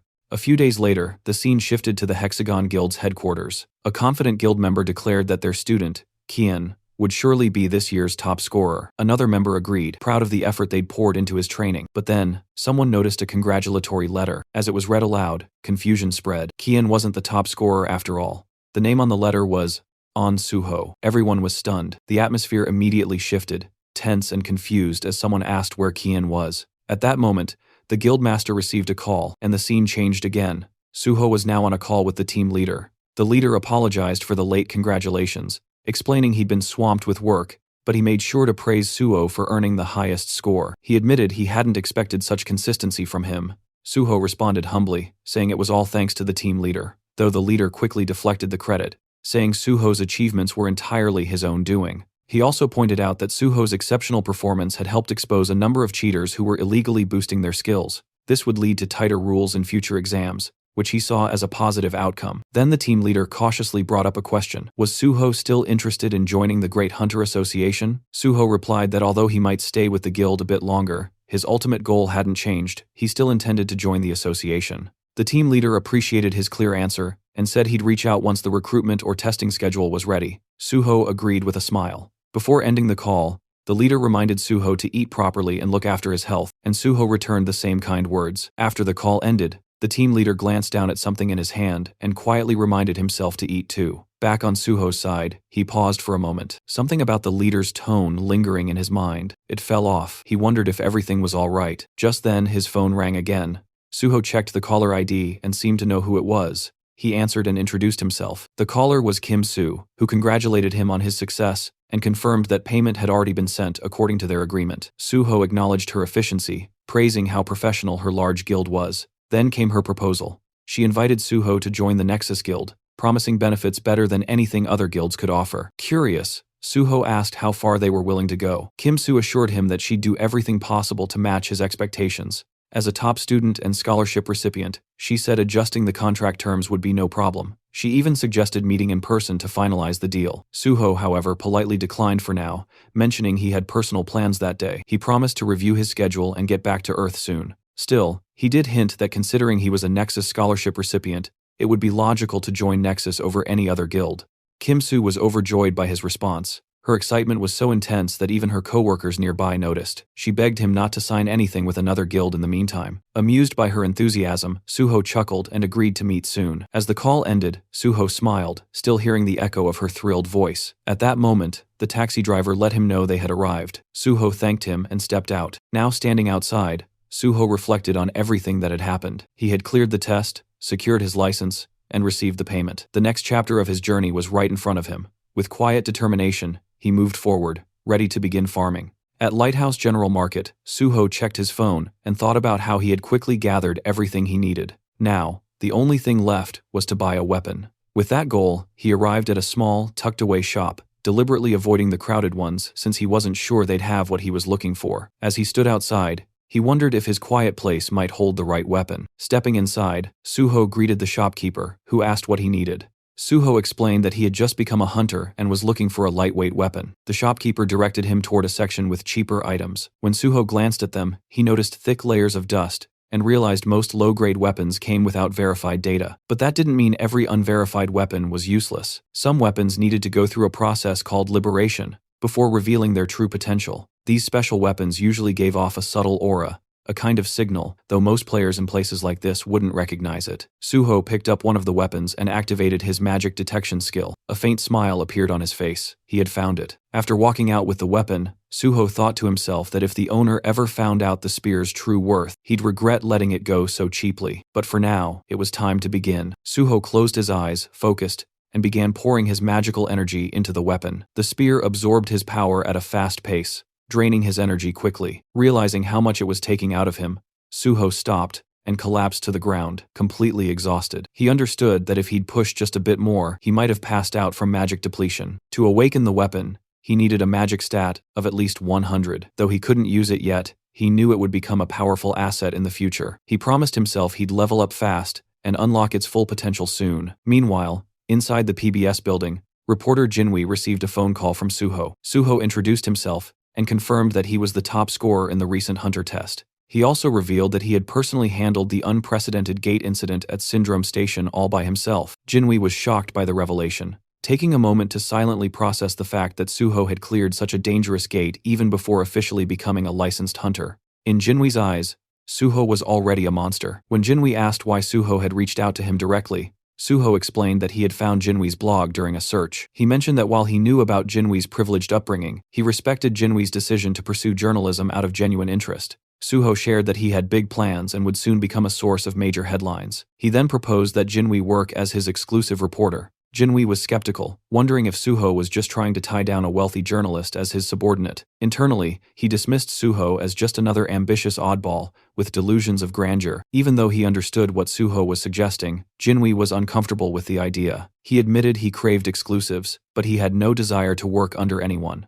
Suho clarified that he wasn't looking for a subordinate, but a reliable partner. Jinwei responded bluntly, suggesting that Suho's offer seemed like a tactic to boost his own market value before joining a guild. Suho admitted there was some truth to that, but not entirely. He wasn't doing this to increase his worth, but to gain fame. His ultimate goal was to become a civil servant. Jinwei was caught off guard. Did Suho mean joining the Hunter Association? The idea of chasing fame to become a public official seemed absurd to him, but Suho was serious. He wanted to work in the field as part of the Hunter Association. That made Jinwei question his background. Was Suho another rich kid treating hunter work as a side quest? Suho revealed he was actually a gate orphan, and that past was what drove him toward public service. It shaped his purpose in life to conquer gates. As Jinwei glanced at his laptop, he questioned whether Suho was really being serious. With so many strange people emerging lately, it was getting hard to tell, but in the end, he decided it didn't matter much. He acknowledged Suho's point of view, but declined the offer. He preferred choosing his own stories to cover. Still, Suho didn't give up. He suggested a bet. Curious, Jinwei asked what kind. Suho proposed to earn Jinwei's trust by proving himself as a hunter. He announced he would attempt to clear the Tower of Challenge alone that very day. Jinwei was stunned. That tower was infamous. Clearing it was considered impossible even for a full party. Doing it solo sounded downright insane, but Suho was confident that if he pulled it off, it would be enough to convince Jinwei. If he succeeded, he wanted Jinwei to become his personal and exclusive reporter. Suho remembered the Jinwei from his past life, a top-tier broadcaster from PBS, famous for his pride and elite background. He'd gained popularity as a journalist who never took requests. Yet, in Suho's previous life, they had teamed up many times thanks to Jinwei's sharp reporting and rare influence over public opinion. But that same brilliance made him dangerous to others, like a thorn, always in someone's side. Eventually, Jinwei got caught up in political conflicts, was forced into early retirement, and eventually disappeared from the scene. This time, Suho silently vowed to prevent that fate. During the call, Suho made his proposal. If he could conquer the Tower of Challenge solo, Jinwei had to become his personal reporter. Though stunned, Jinwei agreed. If Suho truly managed to do it, Jinwei promised he'd support him with everything he had as a journalist. The call ended with Suho confidently declaring, it was time to begin. After the call, Jinwei starts feeling irritated, thinking Suho is seriously driving him nuts. He keeps dwelling on Suho's sudden and unexpected request, confused about where it even came from. Even though he's clearly annoyed, he doesn't completely hate the idea. Something about the proposal feels genuine, and Suho doesn't seem like the type to scam anyone. Caught between frustration and curiosity, Jinwei mutters to himself that he's really losing it. Still, he shrugs it off, thinking it's a harmless gamble. If it turns out real, great. If not, no big deal. The scene shifts to the Tower of Challenge. Suho stands at the entrance showing his hunter license to the gatekeeper. The man notices Suho came alone and warns him. Solo entry is allowed, but it's risky. Judging by Suho's license number, he assumes Suho just passed his test. The gatekeeper suggests teaming up since even the lower levels often lead to injuries or worse. But Suho insists on going in alone. Respecting his choice, the man informs him of the 70,001 entry fee, and tells him to pay once he gets the invoice. Suho nods and thanks him. As he steps forward, the gatekeeper shouts after him to be careful and retreat if things get too dangerous. Suho simply gives a nod and walks inside. While walking, Suho reflects on the Tower Challenge. It's widely known as a training ground for players below level 20. This public gate is government-maintained and meant to help players grow stronger. Now that his level has been reset, there's no better place to start over. As he pushes the door open and steps in, the system immediately announces his entry. It tells him that he can give up any time, and if he declares withdrawal, he'll be teleported back to the entrance instantly. Suho summons his sword just as the system triggers the beginning of the first floor challenge. A slime monster appears and launches an attack. While fighting, Suho notices the monster's large size and surprising speed, which momentarily catches him off guard. Despite being just a level 1 creature with barely any attack power, its movements are annoying, and getting stuck with it could slow him down. Wanted to finish it quickly, Suho drives his sword through the slime's core, destroying it. But then he realizes something. This slime can multiply. That irritating trait means that when its core splits, it regenerates into several smaller versions. Even though there's a limit to how much they can divide, there's still a threat. This regenerative ability is one reason why most players enter the tower in parties. Monsters usually show up in groups on almost every floor.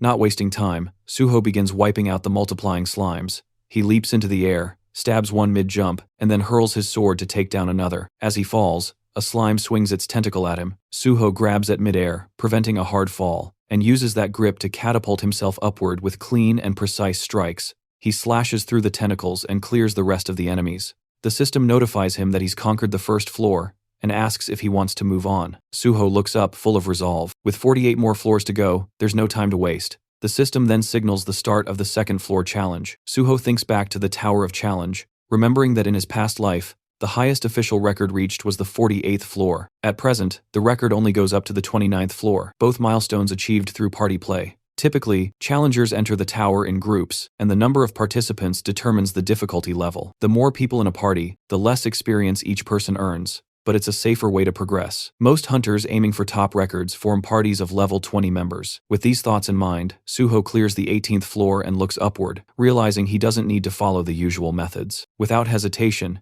he accepts the challenge for the 19th floor, activating the next stage. Unlike the earlier levels filled with multiple enemies, this floor has only a single powerful monster. While that makes the opponent stronger, it also means that defeating it alone is enough to pass the stage.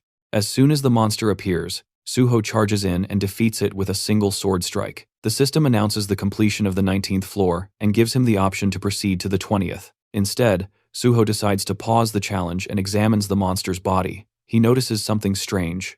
Unlike other defeated monsters that vanish immediately, this one leaves behind a red gain. It's a clear hint from the tower that there's something more to uncover. Suho retrieves an item from the remains, realizing it has a specific purpose, even though it can't be used on its own. Using his magic detection ability, he finds a hidden space linked to the Red Gate. This hidden area turns out to be the subspace fortress of the Fortress King, Zhang Pyong.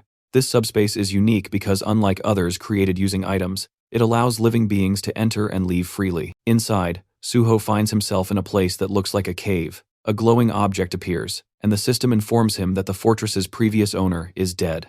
Suho is asked if he wants to take ownership. He accepts and grabs the glowing object, which begins to fuse with his body. The system confirms that Suho is now the new master of the subspace fortress, which is no longer just an item. It has become a skill bound to him permanently. The system also explains that the appearance of the fortress will change depending on Suho's magical power. The space begins to shift. What was once a cave transforms into a fully furnished room. Impressed, Suho realizes the space is more sophisticated than he expected. Its size expands with his magical strength, and even adapts to his preferences. He feels relieved that he stopped Zhang Pyong-ho from getting his hands on this power. That man had once used the fortress to store everything from drugs and stolen artifacts to kidnapped people. Remembering the horror of those sleepless nights caused by such crimes fills Suho with disgust. But now, with the fortress in his hands, he knows such darkness won't repeat. By stopping the rise of the Fortress King and gaining a powerful personal base, Suho feels he scored a massive win. With newfound resolve, he gets ready to keep moving forward.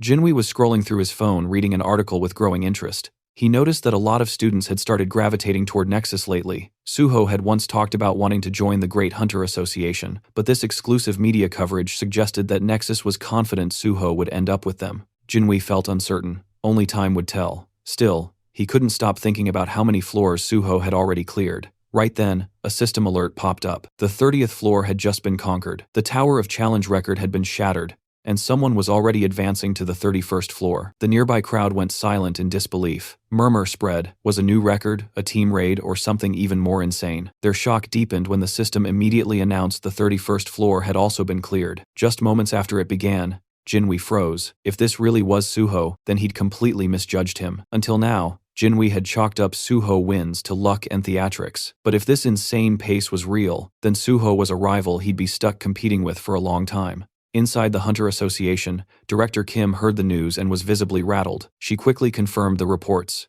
Suho was actually smashing records live. Realizing Suho's value, she decided they had to make an offer, so tempting it couldn't be refused. She ordered her team to alert the president and office manager, then head straight to headquarters. Meanwhile, the system made Chulman rapid rise through the Tower of Challenge was something the world had never seen. If Suho truly wanted to join the association, this was a once-in-a-generation talent. Just then, Chulman's phone rang. It was the vice president of the association. Curious, Chman picked up. The VP asked where he was. Upon hearing that Chulman was near the tower in Pango, he jumped on the opportunity. He told Chulman to bring Suho in.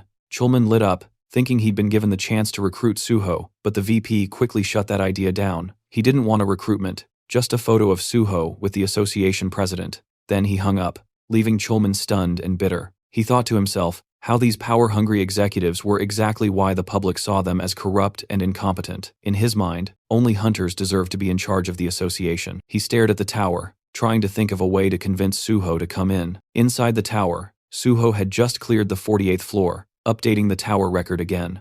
Exhaustion was starting to weigh him down. Constantly pushing forward was draining. He wondered when this madness would finally end. Still, when he opened his status window, his spirits lifted. Hitting level 39 felt like a real reward. With every floor cleared, he earned 5 bonus stat points, and each one felt like a gift. Knowing the system inside out made it feel like he was building a game character, a second self, and honestly, it was kind of fun. With his stats set, Suho prepared for the final challenge. The 49th floor had begun. A glowing crystal appeared in front of him, and from it emerged the final boss, a tower dragon. Level 49. Suho stared at it, immediately recognizing how broken this thing was. Even without pure blood traits, just being a dragonborn made it absurdly powerful. It made him question if this floor was ever even meant to be beaten, but Suho knew why he was here. He wasn't going to hesitate. Gritting his teeth, sword in hand, he charged at the final boss with full resolve, ready to end this. Suho moved in to confront the dragon, ready to attack. In response, the dragon launched its own assault, forcing Suho to leap into the air to evade it. While airborne, he quickly noticed something important. For a beast of its enormous size, the dragon was shockingly fast. Suddenly, a dark aura leaked from its claws, creating a powerful pulling force that dragged Suho straight toward its jaws. Right before he was sucked in, Suho grabbed the dragon's mouth, hoisted himself over its head, and slammed his sword down with all his strength. The dragon roared furiously and tossed its head so violently that Suho was flung away, forcing him to retreat to safety.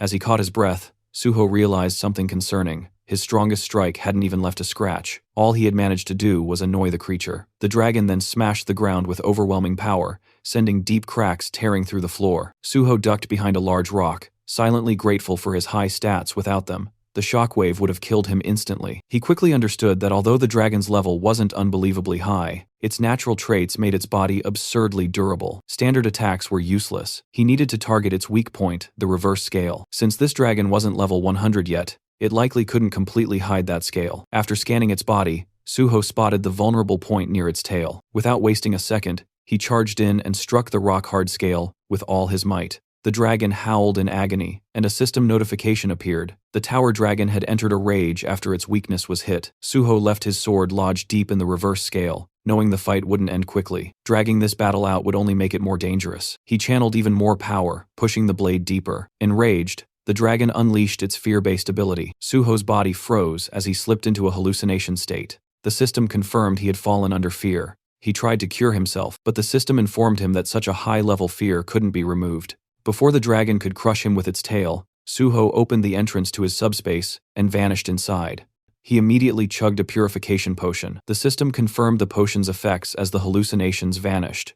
Relieved, he reminded himself that only people he allowed could enter this subspace. He had bought the potion casually from the general market, unaware that he would need it so soon. The fight was far more intense than he had expected. Even after removing the fear status once, he wouldn't get immediate resistance, and cure spells were useless. That meant he would have to repeatedly retreat into his subspace and rely on purification potions, something clearly unsustainable. He needed another plan. Searching through his inventory, he briefly considered calling the mad pulverization scholar. Before he could decide, the system notified him that he had learned a basic combination formula from a skill book, and a combination jar appeared. Understanding its significance, he placed 3 unusual items into the jar: the unknown thief's socks, the unknown minstrel's instrument, and the unknown cleaner's broom. The jar began its fusion process. Suho knew that combinations using absolute formulas always succeeded. Many so-called trash items actually held hidden value. The process ended successfully. A rare treasure had been created. First Mumu, a ring formed from a basic level formula. Suho also gained 10 bonus stat points for creating a first-ever item. He understood that first-time items were usually S grade or above, and this one was S+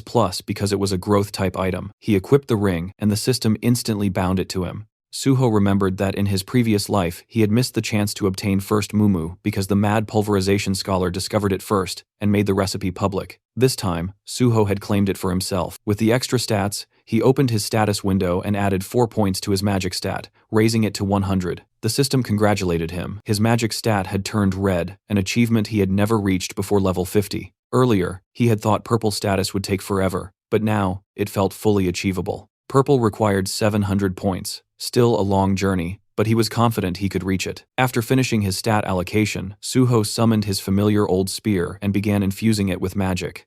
The weapon absorbed power at an incredible rate. Once the required amount was reached, The system acknowledged the successful awakening. The spear had transformed, it was now the Shadow Spear. Round 2 was about to begin. The system revealed the weapon's origins. It was one of the Shadow Lord's treasures, forged from the bones of a shadow beast, and it had acknowledged Suho as its first awakener. The spear could now be summoned from his shadow, and regenerated using magic and shadow energy. Suho understood the weapon's value immediately. Just as Zhang Pyong had the subspace fortress, the Shadow Lord, a monarch-level being, had wielded this spear. If that entity existed within the gate, Suho was now holding its signature weapon. He felt relieved he had secured it before anyone dangerous could claim it. Time to test it. He summoned the spear again, appreciating its convenience. Since he couldn't attack from within his subspace fortress, he would need to step out and hit the reverse scale while the dragon slept. Suho exited the subspace and climbed to a rocky ledge overlooking the beast. Raising the shadow spear, he hurled it straight into the stone embedded in the dragon's tail. The spear pierced through, and the dragon writhed in pain. Suho jumped down as the system announced the dragon had entered another enraged state. It unleashed dragon fear, but Suho instantly retreated back into subspace, avoiding all status effects. His hit-and-run tactics continued. Suho struck repeatedly, retreating each time. The process took longer than expected, but soon the reverse scale's durability dropped under 10%. It wasn't completely destroyed, but it had become too weak to protect the dragon. Stealth would no longer work. Suho abandoned subtlety and went for a full assault. Bursting from the fortress, he launched himself into the air and drove the shadow spear into the dragon's eye. The impact shook the entire area. Suho was thrown back, but the enraged dragon was relentless. As it searched for him, Suho seized the moment, circling behind and rushing for the tail. The dragon used dragon fear again, but Suho shattered the stone first. The system confirmed it. The reverse scale was destroyed, and the dragon's power drained rapidly. Suho took a purification potion and surged into the air for the finishing blow. With a clean slash across the throat, the dragon collapsed. The battle had finally ended. The system declared that Suho had cleared the 49th floor and set a new record for the Tower of Challenge. He received 10 bonus stat points, and more rewards began pouring in. Lying on the ground, he processed the achievement. He had conquered the entire tower, something neither past nor present versions of himself had ever done. For reaching level 40, he gained a new skill, Healing Spirit, an area of effect healing ability that, once mastered, could cover an entire battlefield. The evaluation wasn't done yet. Recognizing the difficulty of his feat, the system rewarded him with dragon blood. Suho was shocked. This was the signature power of Yoma, the monster player. So this was where Yoma had obtained it from the Dragon Mountains. The system explained that inheriting dragon blood granted a dragon's power depending on how far the user pushed themselves. Before Suho could summon the Shadow Spear again, the system alerted him. The weapon was reacting to the tower dragon's shadow. It absorbed the shadow entirely, undergoing another transformation, Shadow Spear Plus. A hidden function called Shadow Devour, not even listed in the original description, had grown stronger. Part of the weapon's consciousness had awakened. Suho checked the updated stats and was stunned. Shadow Binding and Shadow Regeneration had both risen from A rank to S rank. Shadow Binding could now rip out a target's shadow and immobilize them, while Shadow Fangs tore the shadow apart, causing continuous bleed damage. Growth-type weapons truly exceeded normal equipment. Satisfied, Suho prepared to leave, but something on the ground caught his attention, a massive fang. The system identified it as a mighty dragon's fang capable of inflicting an incurable debuff that nullified all recovery. Suho was stunned again. He had obtained a dragon byproduct, something believed to be almost impossible to secure. It confirmed that the tower dragon had been a pure blood dragon, which naturally dropped materials. This entire battle had been a jackpot. With everything collected, Suho finally turned to go, certain that reporter Jinwei would be waiting for him outside. At that moment, the tower crystal shattered, and the system calmly declared that the trial tower had been conquered. The conqueror was the player named Suho, and every other player was forcefully expelled from the gate. A portal appeared, and several hunters came crashing out of it, rolling across the ground with stunned expressions. One of them fell to his knees, clutching his head in disbelief, muttering that this couldn't be real. Had someone actually entered the trial tower alone? His teammate, still sprawled on the floor, asked who Suho even was. The hunter simply pointed ahead and asked if the guy standing there was the one. His partner turned his head and confirmed quietly that that was definitely him, because the size of the crowd was insane, and there wasn't even space to breathe. Right now, the protagonist was completely surrounded by reporters. Cameras were flashing non-stop, and everyone was shouting at him, asking for comments and reactions to the conquest. But Suho silently thought about how exhausted he was. He'd taken a lot more damage from the tower dragon than he expected, and all he really needed now was rest, definitely not a screaming media mob. He hadn't expected reporters to swarm him like this. His attention shifted when he spotted reporter Jinhui, who was sitting dramatically on the hood of his own car, looking genuinely stunned. A psycho that was probably the first thing running through his head, because someone conquering that tower solo was unreal. Suho casually walked up behind him, placed a hand on his shoulder, and greeted him. Jinhui screamed, fell to the ground in panic, and then widened his eyes in disbelief as he realized who it was. He stuttered Suho's name and asked how he even escaped the crowd. Suho smiled lightly and said he slipped away. He explained it like he'd just executed some secret ultimate stealth technique and vanished without leaving a single footprint. Extending his hand forward, Suho asked why Jinhui still didn't trust him. The reporter slowly reached out, looking at him like he was insane, and asked if he knew he sounded crazy. Suho calmly answered that if Jinhui really didn't trust him, then he should just tell him, and Suho would adjust accordingly. Jinhui got up, dusted himself off, and said that if he didn't trust him, he wouldn't have helped him this far, then hurriedly told him to jump into the car before the press noticed. Inside the moving car, Suho received a call from team leader Chulman. He congratulated him for clearing the trial tower, and admitted he wanted to thank him face to face, but Suho had disappeared too fast for that. Suho thanked him politely, and said he had been hiding because he was tired. Chulman laughed and said Suho always exceeded expectations. He asked if Suho was still in Pangyo and if he wanted to meet up. Suho explained that a friend picked him up, then asked if there was anything specific he wanted to discuss. Chulman admitted there wasn't anything particular unless Suho could stop by the association,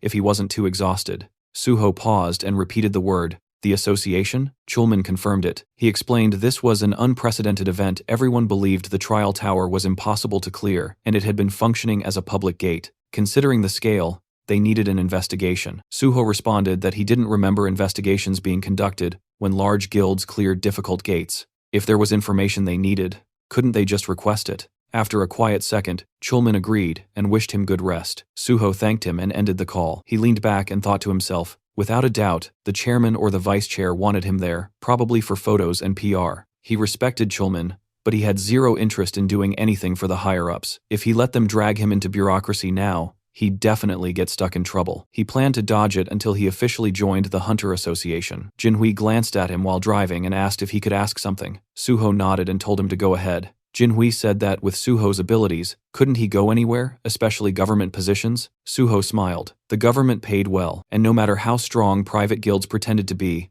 the government had more actual power. Jinhui blinked, reminding him that private guilds had fame and influence. Suho responded calmly. Fame was temporary, nothing but a staged spotlight. Right now, private guilds looked like heroes, but eventually the public wouldn't admire them, they'd fear them. Jinhui nodded slowly and said Suho had a point. Suho sighed and continued. If he wanted to end the gate crisis, he needed support. He couldn't do it alone. That was why he chose the government association. Jinhui smiled, saying Suho would have massive advantage among players because no one had that level of duty and conviction. Suho thanked him while healing his arm with a small healing spell. Then Jinhui asked if he planned to apply through normal general recruitment. He said it would be a waste for someone like Suho to take a level 9 field position. Suho answered that he wasn't applying for that. Jinhui then guessed level 7, but Suho replied he wanted level 5. Jinhui almost shouted, was he serious? Suho told him to stop asking if he was serious every 2 seconds. Jinhui looked at him curiously and said of course he wanted to know why it was natural. Suho smiled lightly and said he'd explain it, but Jinhui better not write it in the article. And also, he should keep his eyes on the road. After some time telling the story, reporter Jinhui was stunned by Suho's plan and said it was a great idea, and the protagonist calmly replied that yes, it was, but it must not appear in the article yet, because he wanted to officially announce it through him later, and when that time came, it would naturally shake everything, which meant Jinhui would have exclusive access before anyone else in the company. Jinhui stared at him and asked if Suho was planning to squeeze every drop of benefit out of him, and Suho simply replied that if he's friends with a reporter, he should obviously use that fact to his advantage. Jinhui laughed and said fine. Suho could use him as much as he wanted, then suddenly asked if Suho wanted to go home now, since his personal information was already leaked, and there were probably countless people waiting near his house. The protagonist smiled and casually answered that he would just disappear again the same way he did at the tower. But Jinhui hesitated and asked if maybe Suho should just stay with him for now, explaining that he lived alone in a big house. The guest room was beautifully furnished, and the security was tight enough that nobody could break in. Suho paused for a moment and asked where exactly he lived, and Jinhui answered proudly that his home was in Kaiser Cheongdam, and Suho couldn't help thinking with genuine surprise that those were premium luxury apartments worth hundreds of billions. Once they arrived, Suho stepped inside and froze for a second, not because he was impressed, but because the place looked like the final boss of rich kid housing. The kind of luxury that doesn't brag, it just exists and expects you to stare. Jinhui welcomed him like it was nothing, and told him to treat the place like it was his own house. And Suho just nodded, mentally noting that this was exactly what life looked like when someone was born with premium DLC enabled at birth. Jinhui pointed toward a device sitting neatly on the table, a convenience function pad. Through the community app installed on it, Suho could order food, shop, call support, and even summon an emergency healer if needed. Jinhui added that Suho looked way better now compared to when he first got in the car. Suho replied simply that he was a healer. Jinhui blinked and asked again, and Suho repeated it, a little annoyed, because yes, he was really a healer. The journalist apologized, admitting that even though he had read it everywhere, his brain still refused to believe it. After all, healers normally entered a guild first, then leveled safely. They didn't just casually solo clear the Tower of Challenges. Picking up his bag, the rich guy said he had to return to the office for work and reminded Suho of the password. Suho told him not to worry and wished him a safe trip. After the door closed behind him, Suho finally opened his system window and checked his status. He decided it was time to distribute the stat points he earned from clearing the tower. He balanced stamina with the other attributes and poured the remaining points into sensitivity. At this level, it wasn't just an elite route anymore, it was the path of a successor, and even he had to admit his stats were looking insane now. Once that was handled, Suho switched to a different task. He'd been a master at detecting surveillance equipment in the past, and with his newly improved sensitivity, he could probably detect anything. And even if he trusted Jinhui, he wasn't stupid enough to blindly assume a conglomerate kid's place was completely clean. Better paranoid than dead. After checking every detail for a while, Suho finally dropped onto the sofa, feeling drained. The house was huge, way bigger than most subspace-grade houses he'd seen before. Honestly, finding hidden cameras felt harder than slaying that dragon earlier. With no devices detected, he finally let himself relax, but his phone wouldn't stop buzzing. Notification after notification kept flooding in. When he checked, Suho realized his personal information had been leaked. Someone had exposed his number and the messages just wouldn't stop. Accepting the situation, he decided he needed a new phone and a new number. Remembering the community app Jinhui mentioned, Suho tried using it, and to his surprise, it was extremely efficient. He transferred important things to the new device and designated it for private use. Even though the messages kept flooding his old phone, he planned to switch numbers soon. He glanced at the time, a little past 5 p.m. He figured he had time for a short break before heading out again. Meanwhile, somewhere else that night, inside a quiet building, a mysterious gate appeared. Several masked individuals stepped through it. They scanned the area carefully. No witnesses, no surveillance, nothing. Then they opened the bags they carried and began placing bombs with practiced precision. And while they were still in the middle of setting everything up, Suho appeared behind them calmly, as if he walked in on a casual meeting instead of a terrorist operation. He said bombing public buildings wasn't exactly a great idea. The masked group froze instantly, confused because this building was supposed to be empty today. Suho agreed that normally, yes, but he came because he expected something like this. Panic erupted. One man yelled for everyone to retreat and scrambled toward the gate. A girl in the group stumbled and fell to the floor. Her teammates hesitated, asking if she tripped. One tried to lift her, but she wouldn't budge. Another insisted they hurry and pull her through, but the girl's legs stayed rooted to the floor. They didn't know yet, but Suho had already used Shadowbind, chaining her with dark energy. Still struggling, the man shouted that something was wrong, and the girl muttered one cold word: abandon. The man refused, unwilling to leave her behind, but the girl insisted and ordered them to kill Suho. The remaining 3 charged together, fueled by panic, but before they even finished the first step, an invisible force crushed them to the floor. Suho's intimidation skill smothered them instantly. With them subdued, Suho asked if they were members of Banshee. The narration clarified, Banshee, a notorious terrorist group responsible for bombings and chaos. Even though they were eventually caught in the past, the damage they caused was massive, and only 4 members did all of it. The group was shocked, someone recognized them, and demanded to know how Suho knew their name. Suho calmly stepped toward the man closest to him and removed his cap. He identified him as Kwak Duho, the muscle, who worked day labor, jobs, and handled heavy tasks. Then Suho pointed to another Seo Kiawan, the bomb maker who worked as a middle school science teacher. Next, Kim Hyunmin, the transporter, an everyday delivery driver using a movement skill to vanish after attacks. Lastly, Suho turned to the girl Ku Yeonhwa, a university student and the true leader of Banshee. Her EMP ability erased electronics and magic supports with ease. Stunned, Yeonhwa demanded how Suho knew everything. Suho smiled and said anything could be uncovered if someone tried hard enough, and she already knew that. Still refusing to believe him, she demanded again to know who he was. Suho acknowledged her quickness and reminded her she already knew the answer, and said out loud that if she still didn't trust him, he could prove it by handing her over to the authorities right now.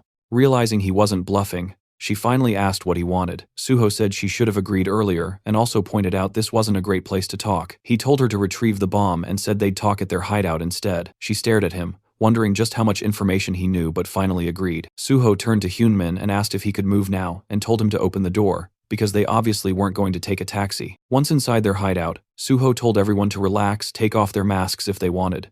Yeonhwa refused, but then ripped hers off anyway, telling him she only did it because the room felt stuffy, not because he told her to. She demanded answers again. How did he know who they were? Why did he approach them? And why would someone known for conquering gates go after a terrorist cell? Suho smiled and admitted she asked so many things at once that he didn't even know where to start. He said he used his own skills he didn't reveal publicly, to track and identify them, the same way they had hidden theirs. Finally focused, she asked again, what did he want? Suho extended an offer. He wanted them to work with him. He mentioned the recent PBS interview and the future plans he shared there. Yeonhwa assumed he meant joining the Hunter Association. Suho confirmed, and before she spiraled, he clarified he wasn't handing them over for forced recruitment. He explained he would take the level 5 exam, then move through 1 or 2 positions, and eventually join the Special Forces Division. Yeonhwa looked stunned, and Suho told her not to make that face. He knew they hated the Special Forces, which was why their bombings targeted related sites. He understood because he had the same reason. Suho revealed the truth. He was a gate orphan. He used to think it was coincidence until he later learned the disaster had been manufactured on purpose. After every cleared gate, that land became premium real estate. The government knew a gate shock was coming and let it happen anyway for profit. There were development projects behind it, and Suho already knew who was responsible. So his goal was simple: become the head of the Special Forces and make those responsible pay. He explained the Special Forces held the highest authority in the association, influenced other government offices, and could prosecute hunters. He offered revenge, but in a strategic and lawful path, not reckless terrorism. But Yeonhwa still pointed out there was no guarantee Suho would pass the level 5 test. Suho smirked and told her to wait and watch. And with one last warning that another attack would mean he would personally hand them to the government, he finished the conversation. Inside, Suho knew they must be beyond shocked. In his past life, Banshee had remained an untouchable ghost. During interrogation, he realized they were people like him, victims twisted by revenge into villains. If someone had guided them sooner, maybe things wouldn't have spiraled. So this time, before they crossed the line entirely, Suho planned to redirect them. No matter how long it took, he was certain Yeonhwa would accept. His offer was too tempting, and his competence was undeniable. He told them to think carefully and make a wise choice. The scene shifted to the South Korean Hunter Association, where the vice president was already in a sour mood, lecturing team leader Yang Chulman for failing what he called a simple task, and reminding him that even the president cleared his entire schedule just to meet An Suho. Though he let it slide for now, he made it very clear that if the same mistake happened again, there would be consequences. And all Chulman could do was bow his head and acknowledge the warning before being dismissed and told to get back to work. The moment he stepped outside, he exhaled in exhaustion, thinking about how long he had been sitting there, listening to complaints, and how, for a second, he genuinely considered quitting everything and joining a civilian guild. But then he reminded himself why he joined the Hunter Association in the first place, and that after surviving so much, enduring one more miserable moment wasn't impossible, so he whispered to himself to stay strong. That was when P. Song-yeol, the head of the Special Investigation Department, suddenly appeared and placed a hand on his shoulder, and Chulman, already irritated, wondered why he had to run into this person right now. Trying to act normal, he forced a polite tone and asked what the chief was doing here, and Pai responded in his usual playful attitude, saying he heard that his cherished team leader Yang was getting an earful again. He even complimented Yang's patience for enduring the old man's constant nagging, but Yang immediately took the blame, saying everything was his fault. As they walked together, Pai shifted the conversation and brought up rumors about Suho supposedly causing problems, but Chulman clarified that Suho wasn't exactly causing trouble, though yes, the story was spreading fast. Pai noted only a handful of people were aware, and then casually offered his help. When Chulman asked what he meant, Pai gave him an absurd suggestion: just accuse Suho of something, drag him in for questioning, and clear things up later, because according to Pai, it was all about making the process look clean and controlled. If Suho was summoned, then the president would be pleased, the issue would look handled, and Suho would be released afterwards, with the association looking authoritative. He added that since Suho wanted to join the Hunter Association anyway, it would benefit everyone involved. Yang stared and cautiously called Pai's ideas mischievous, because interfering with someone as successful as Suho could backfire spectacularly. But Pai didn't flinch, and instead admired Yang's morality, questioning why someone in his position was so nervous over a single hunter. Yang responded politely, But Pai wasn't done. He reminded him that prosecutors still had the authority to investigate and charge hunters, and that hunters once feared them for a reason, hinting that Yang should be more flexible instead of clinging to protocol. After a tense pause, Yang nodded and said he'd keep it in mind. Pai left after offering support and reminding him that there were always alternative ways besides following rules strictly. Once alone, Yang replayed everything quietly, thinking about how he used to respect Pai as one of the few hunters inside the association who felt grounded compared to the disconnected elites at the top, but now he wasn't so sure. Knowledge changes people, and Pai knew too much, which made him dangerous. Feeling uneasy, Yang went outside, found a quiet spot, and sat down, lost in thought. His mind went back to Suho, how the guy initially supported the association, but suddenly distanced himself. It wasn't shocking though, since major guilds offered ridiculous benefits that could sway anyone, yet Yang wondered what Suho was really thinking. Meanwhile, Suho stepped out of a taxi elsewhere, and activated the ring on his finger called First Mumu. Thinking about how reckless he had been when he activated it the first time, but now, after conquering the Tower of Challenge, he had mastered its usage. It was time to move. He walked toward the Seoul Central Blood Center building and activated his magic detection skill, scanning the surroundings until he found it, a faint trail of magical energy. Gates naturally emitted magic, so even hidden ones leaked traces. Following the signal, Suho found a faint gate hidden like mist, one that required specific conditions to open. Without hesitation, he pulled out a knife, sliced his palm,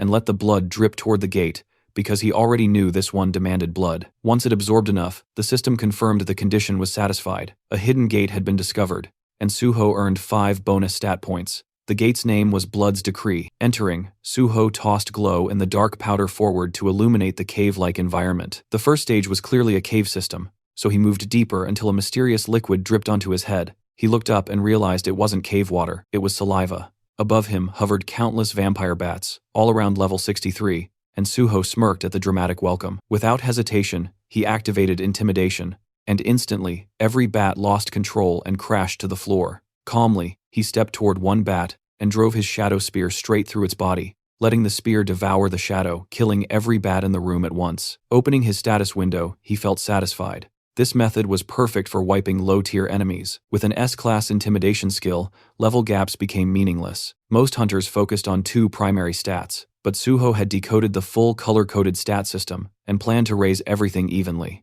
Reviewing his numbers again, he wondered if his level was too absurd just for hunting bats. His curiosity led him to check the combat log, and that's when he noticed something strange. Among the corpses was a blood slime. It must have been hiding among the bats and accidentally died from the intimidation shockwave. The cleanup felt boring, but he acknowledged the usefulness of intimidation, since while high-level monsters could resist fear effects, the skill still worked, unless the opponent belonged to a special category. Soon he reached the boss room and felt excitement building. Without hesitation, he entered. The moment he stepped in, he summoned his sword, and instantly a large vampire bat lunged at him. He blocked the attack and identified it as a Great King vampire bat, countering with a swift slash. Then, from behind, a golem lunged, forcing Suho to dodge sideways. Neither creature felt like a true boss, they were mini-bosses. He fought both at once, slashing the golem and spinning to counter the bat's attacks. When the golem attempted to punch, Suho slid backward to avoid the hit, then rammed his sword into the ground, unleashing a shockwave that exploded through the room and hit both monsters. He thought the fight was finished until the dust cleared, and both monsters were still standing. The battle intensified, and Suho quickly realized physical attacks alone wouldn't finish high-level targets. It was time to use what he prepared. Just then, both enemies attacked at the same time, one from the front and one from behind. Suho summoned another sword, and when the explosion settled, he had driven one blade into the bat and the other into the golem.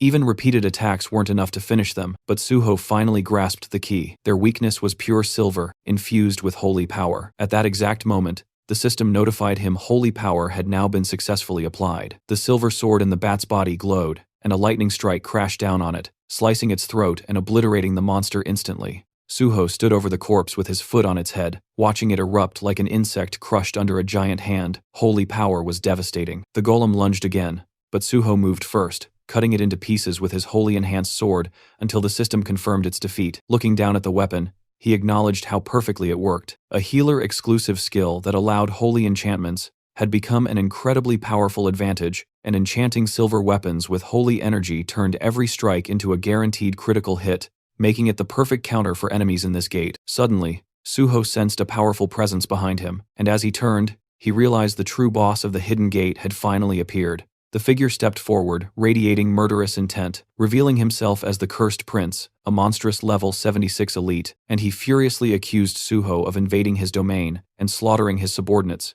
before demanding he kneel and confess his sins. But Suho had come here to capture him, not bow down. That confidence enraged the prince, and with a furious roar he unleashed his power, calling Suho unbearably arrogant. The first strike slammed forward, but Suho blocked it with ease and calmly asked if the prince was done with his dramatic entrance.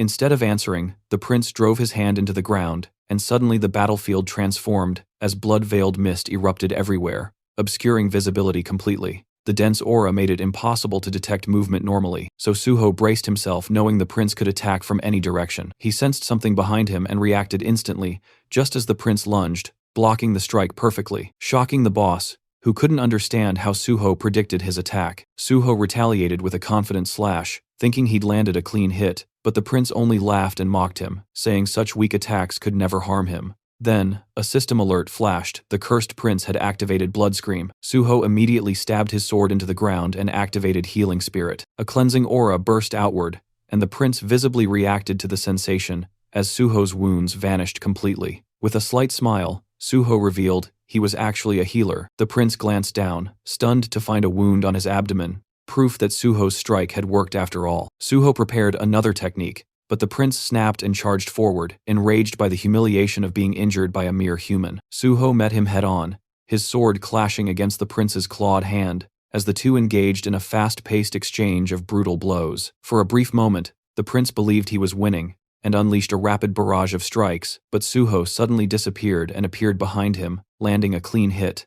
Blood poured from the prince's mouth as he stumbled backward, and Suho immediately rushed in to continue the assault. Refusing to retreat, the prince activated more power and charged directly back, and the two collided with massive force, sending shockwaves across the battlefield. When they landed, the scene changed instantly. The Cursed Prince's head separated from his body and rolled across the ground. Suho approached casually and crouched next to the severed head, mocking how easy the win was until the head suddenly lunged forward and bit his hand. The still-living prince cursed Suho inside his mind, demanding his blood, and promising to enslave him. With pure disgust, Suho ripped the head off and threw it aside, thinking the prince was basically a mosquito biting without warning. Then the system announced the start of kin conversion. Suho collapsed to the ground as blood rapidly drained from his body, dizziness and a pounding headache overwhelming him, while a violent thirst clawed at his throat. Inside his mind, the prince declared it was already too late, but Suho told him to shut up, refusing to listen. As the conversion continued, Suho reminded himself that to gain the vampire trait,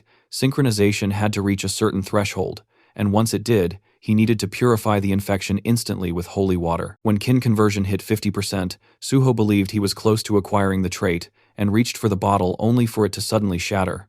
The prince laughed, saying this was his domain and nothing Suho did would matter now. Suho realized the prince had been far more cautious than expected. The corridor that had been destroyed was now restored, and even the prince's body was missing. Everything had been reset for the next phase. Still refusing to give in, Suho tried to plan another move, but the system warned his blood was now beginning to corrupt. The prince, confident, declared there was no escape, but Suho revealed he still had one final card. The system immediately responded. All conditions to unlock the second power of dragon blood had been fulfilled. He had reached level 50, and survived a mentally and physically life-threatening situation. A new notification appeared. Dragon armor available. Suho smirked, realizing he had triggered it just in time. Kin conversion stopped on the spot, and the system confirmed again that all conditions for unlocking the second stage of dragon blood had been met. Dragon armor activated. He now possessed Dragon's Endowment and Dragon Skin, granted through the armor. The moment the Dragon's Endowment effect activated, further assimilation was blocked, and purification began. The corrupted blood inside him converted into pure blood and was absorbed into his system,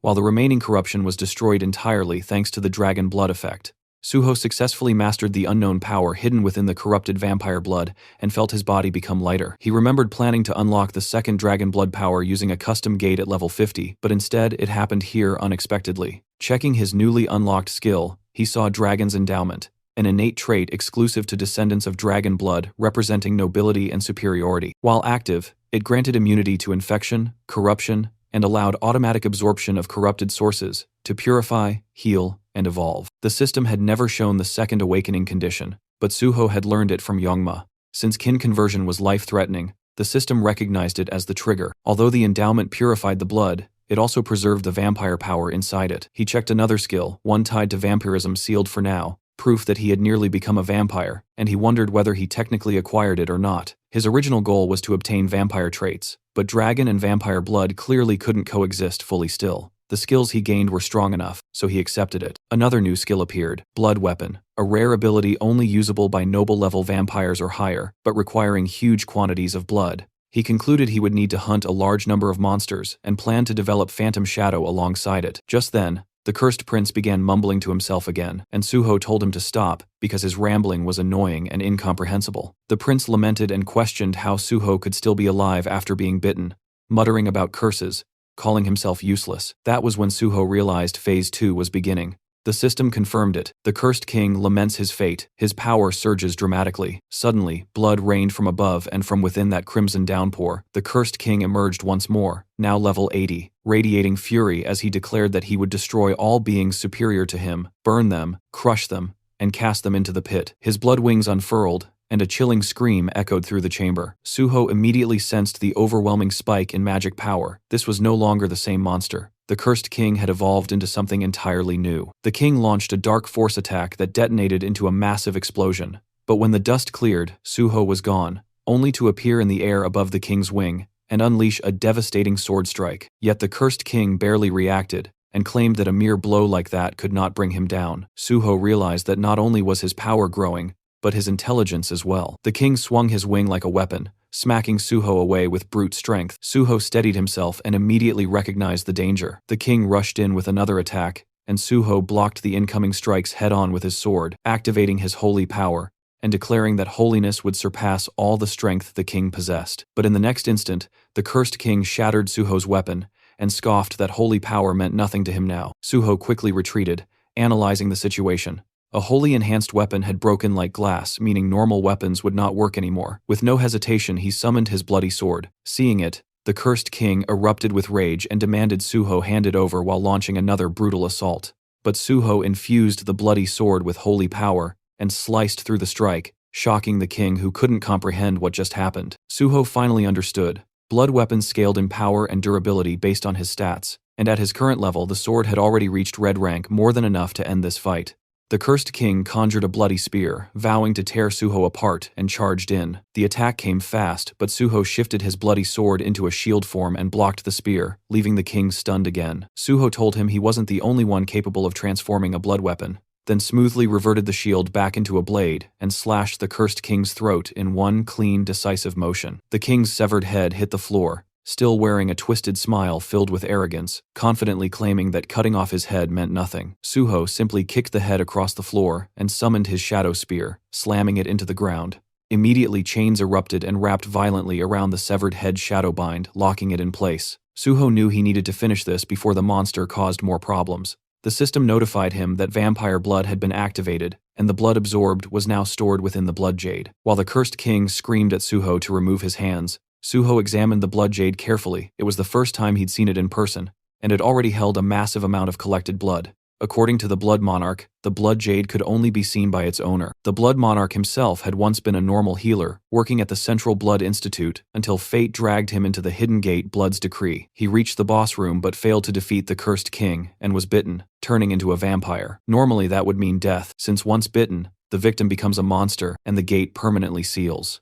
But the Blood Monarch resisted the curse using his healing abilities, and neutralized the kin conversion. At that moment, new vampire skills awakened, and reshaped his entire stat system. With newfound power, he defeated the cursed king, conquered the gate, and became known as the Blood Monarch, a global villain feared worldwide. Eventually, Suho caught him, and extracted all the critical information about kin conversion, blood weapons, and vampire blood. But even now, the cursed king raged, promising revenge and refusing to accept humiliation. Suho welcomed it, daring him to try. Then the system activated. The phantom shadow resonated with the cursed king's shadow, and absorbed it fully until not even a trace remained. With that, Suho acknowledged that Blood's decree had finally been cleared. The system confirmed the Hidden Gate's conquest and declared Suho the MVP. An exit gate formed before him. As he prepared to leave, Suho reflected on everything. Once again, he was reminded of the overwhelming reality of dragon power. No matter how terrifying kin conversion seemed, it was insignificant next to dragon blood.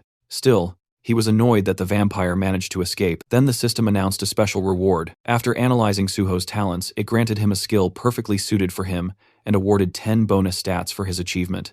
The new skill, New Blood. Suho had never heard of it. As he scrolled through the system window, he realized its value. It was an absolute jackpot for his future. Not only that, he had also obtained an S-rank original vampire skill, something even the Blood Monarch never possessed since his vampire traits were only A+ rank and none were labeled royal or original. Suho concluded that this must be due to the unique effect of New Blood. Originally, he planned to monopolize powerful existing skills, but reality turned out far better. Still, he reminded himself not to get careless. Just because things were going well now didn't guarantee they always would. With the gate conquered and his objectives secured, Suho said exactly what needed to be said. He had gained what he came for, and now it was time to go big at Nexus. T scene then shifts to this big tall building, Nexus, and people moved steadily through the corridor while Miss Sui led the group forward. Through open doors, a man could be seen sitting calmly in a chair, who turns out to be the guild leader and tells Miss Sui to come in. She informed him that Hunter An Suho had asked her to deliver a message. Tomorrow,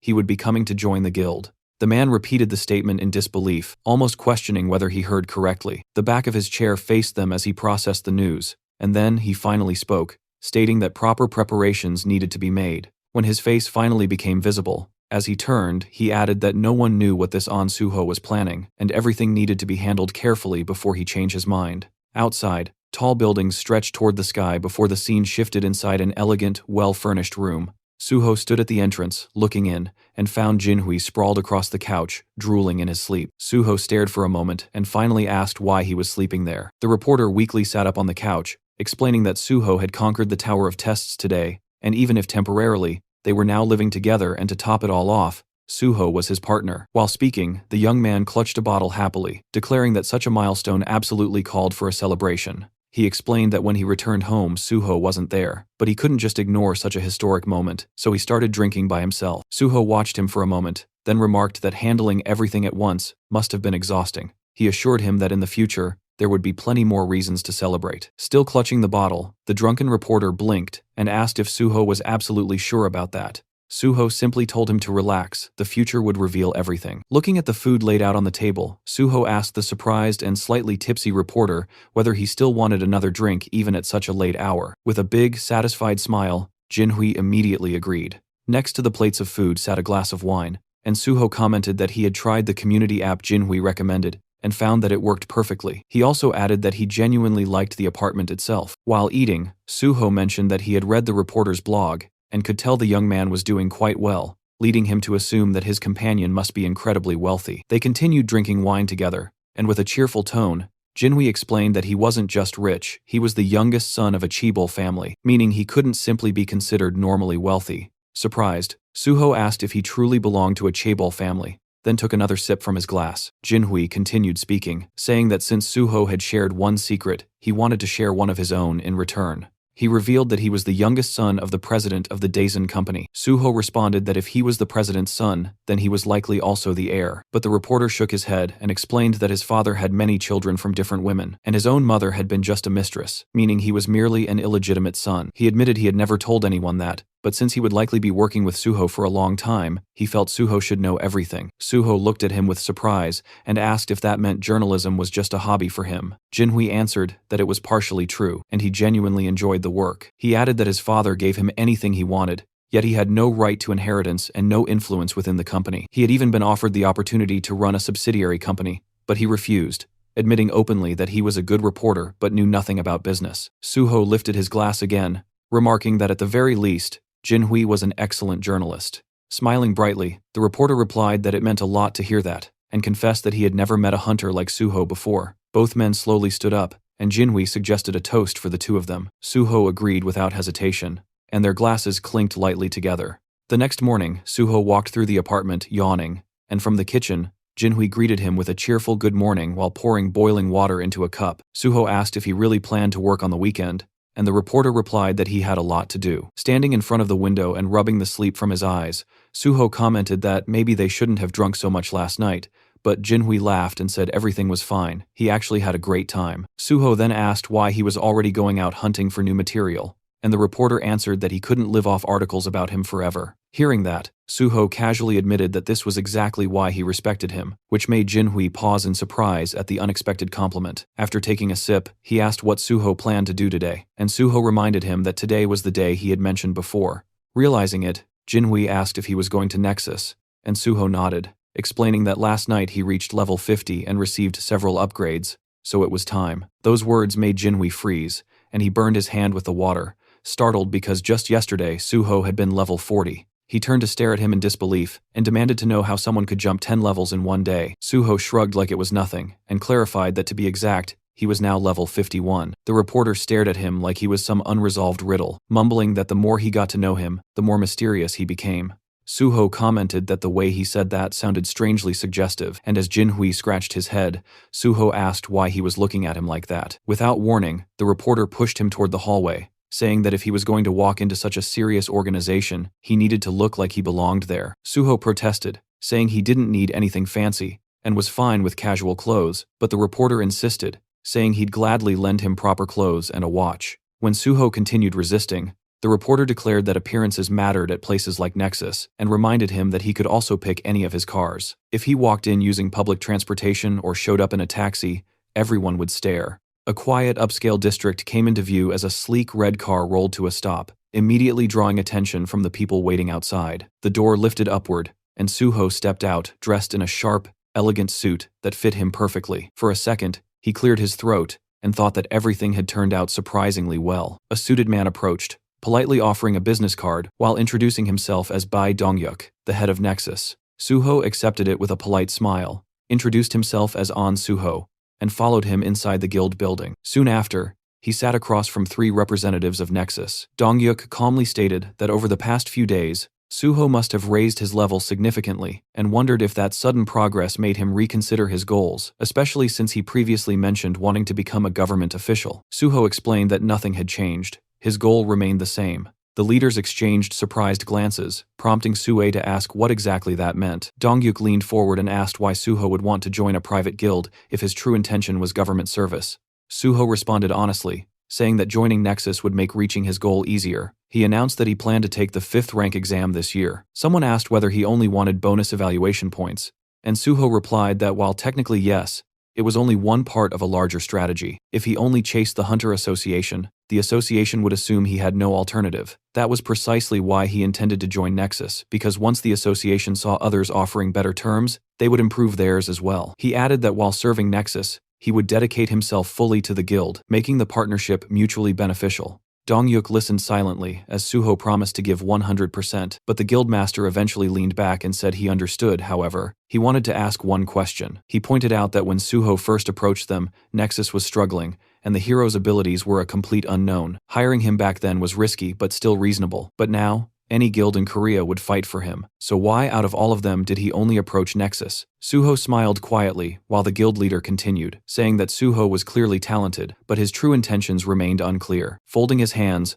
Dongyuk warned that unless Suho answered honestly, cooperation would not be possible. Suho closed his eyes briefly, then replied that he had personal reasons. He reminded Dongyuk of the public speech he gave earlier, the one where he promised Nexus would do everything in its power to destroy all gates in Korea. Suho acknowledged that Nexus provided more support to victim families than any other guild, and was clearly the most passionate about eliminating the gates. He said he had no doubt that speech was sincere. Because of that conviction, he wanted to work with Nexus, help them, and contribute everything he had. He smiled widely, and added that he hoped they could continue cooperation even after he eventually joined the Hunter Association. Dongyuk lowered his gaze and admitted the reasoning satisfied him. Then he asked whether Suho truly believed joining the association was necessary, since Nexus already worked tirelessly to clear gates and support hunters. Suho agreed but explained that if Nexus truly wanted to end the gates completely, then they needed to go to places even other hunters couldn't, like the sealed high-risk gates under strict government control. His gaze shifted to an image of one such chained portal. Beyond ordinary mid-level entrances, there were also the 5 great gates. That was why he needed government authority. But until that time came, every successful raid would broadcast Nexus's name alongside his own. The impact would reshape the power structure of Korea's guilds,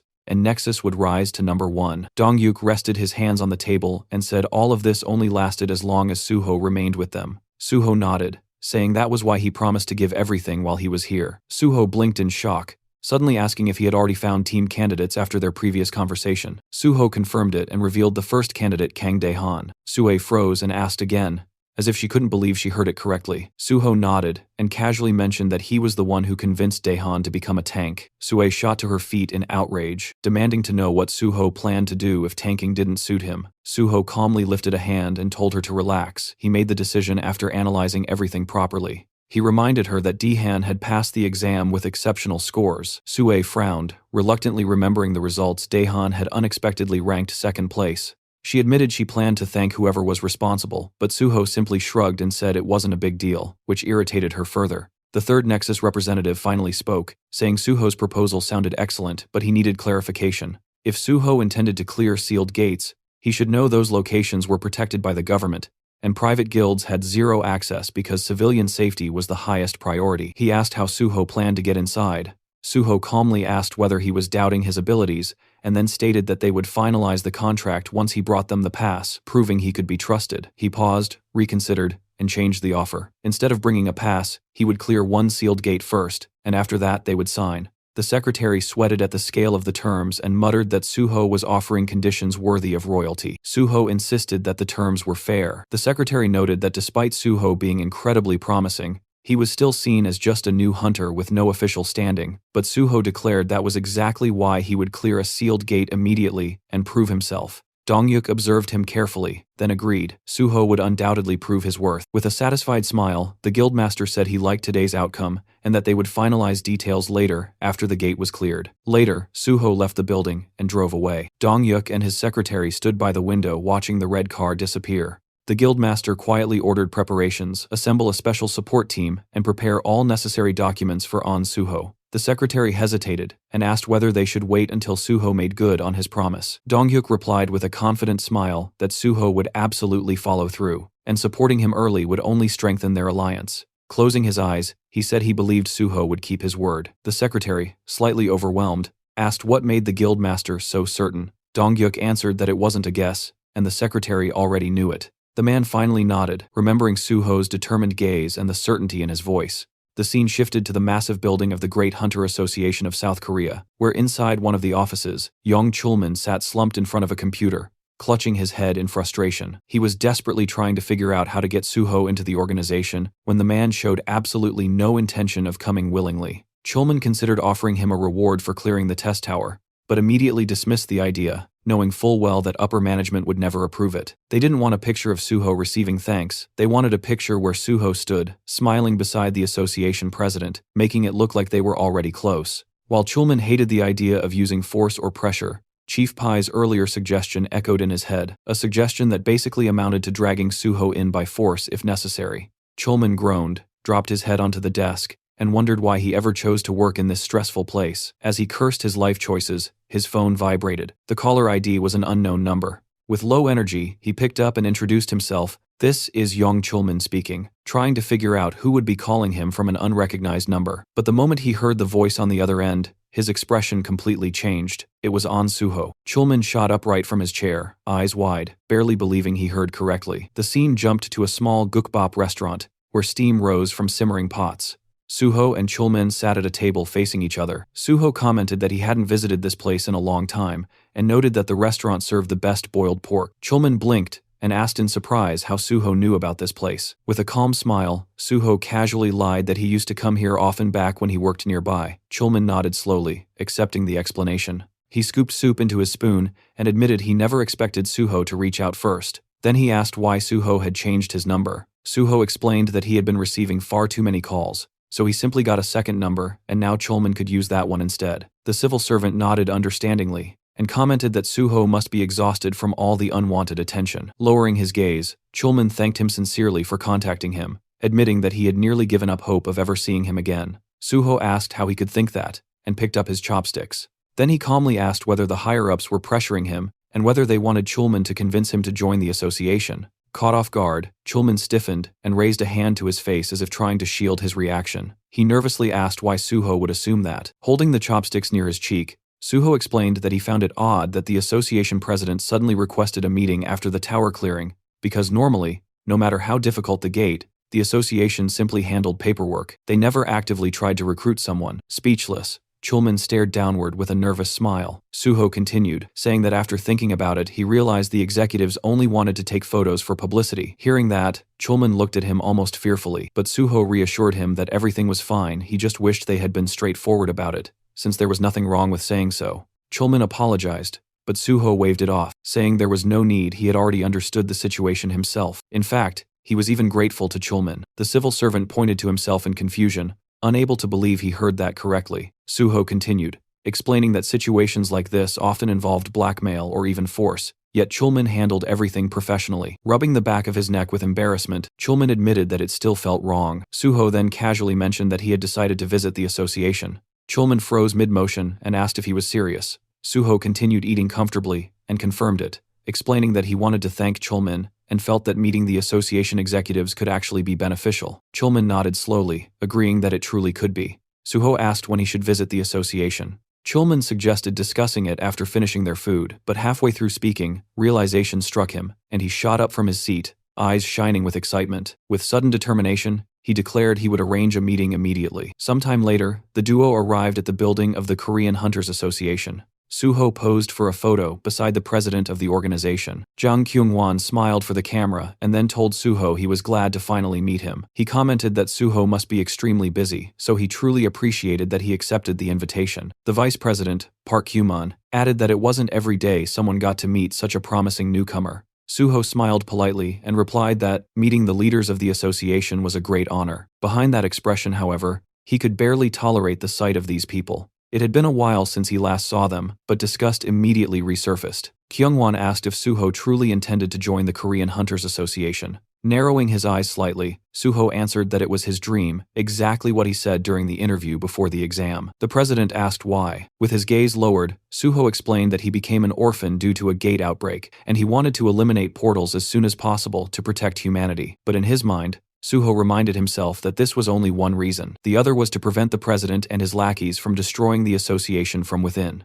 Kyungwon cheerfully praised Suho for his noble intentions, while Suho silently noted that this man would cling to his position until the very last moment, right up until he was shoved out. He couldn't wait to see what expression this old pig would make when that day finally arrived. And Kyungwon wasn't the only problem infesting the association. Then Park Hyuman spoke again, claiming Suho really knew how to make a good impression.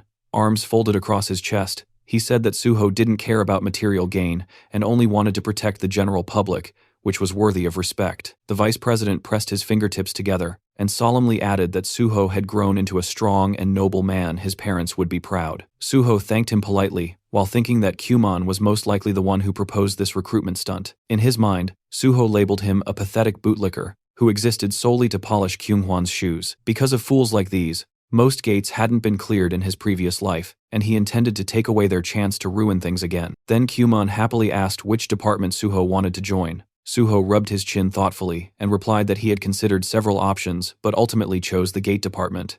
Chulman froze in shock, while the vice president asked why. Suho calmly explained that unlike private guilds, the association had direct access to gates, handled the initial inspections, and could participate in raids. Kyungwon said he was amazed to see someone so selfless, stating Suho had chosen the most dangerous department in the entire association. Park Hyuman nodded and declared that people like An Suho belonged there. The president then turned to Chulman and instructed him to demonstrate their sincerity. Confused, Suho asked what that meant. Kyungwon replied that if Suho was so determined to end the portals, then he should be given a selection of actual gates to clear, since the association had many available. Chulman nearly choked on his breath and reminded the president that those gates were either sealed or extremely deadly. But before he could finish the sentence, Suho happily said that it sounded perfect. Chulman tried again to reason that it was incredibly dangerous, but Suho clenched his fist and declared with excitement that he would clear the gates that presented the greatest threat to humanity. Kyungwon responded confidently that this was exactly what he expected from An Suho. Still in shock, Chulman called out to the president, but the man asked if there was a problem. Under pressure, Chulman lowered his head and said everything was fine and that he would prepare what was needed. Kyungwon told Suho to get ready to clear the portals.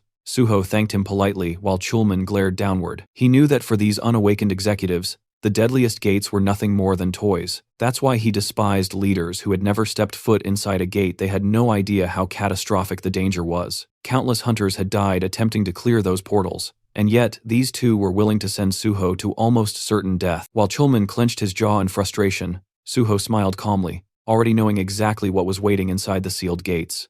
Kyumon leaned toward the president and whispered something. Suho immediately understood these two were only thinking about profit and didn't care how many hunters died. As long as the raid succeeded and the association gained influence, human lives were irrelevant. Kyunghwan looked at Suho again and asked what rank he planned to get during the exam. Suho smiled and answered that he intended to take the level 5 test by the end of the year. Kyunghwan asked if he knew how difficult that exam was. Suho answered that reaching that rank would give him more opportunities, and that he planned to join a guild to gain experience in the meantime. Kyunghwan raised his hand and said, "That was an excellent idea, experienced applicants were preferred." Then he asked how long private guild contracts usually lasted. Suho said the length wasn't his priority, gaining real field experience was. If a guild fulfilled his requirements, he would stay until it was time for the exam and the association. Kyunghwan yawned and said he hoped Suho could find such a place. Smiling to himself, Suho thought, if the president approves terms like this, then joining Nexus is possible. He sensed the chance to build a bridge between Nexus and the association. Suddenly, the door opened, and someone announced Pi Seonggyeol's arrival. Suho's expression stiffened. Pai entered confidently and joked that his bosses were eating something delicious without him. Then he stopped,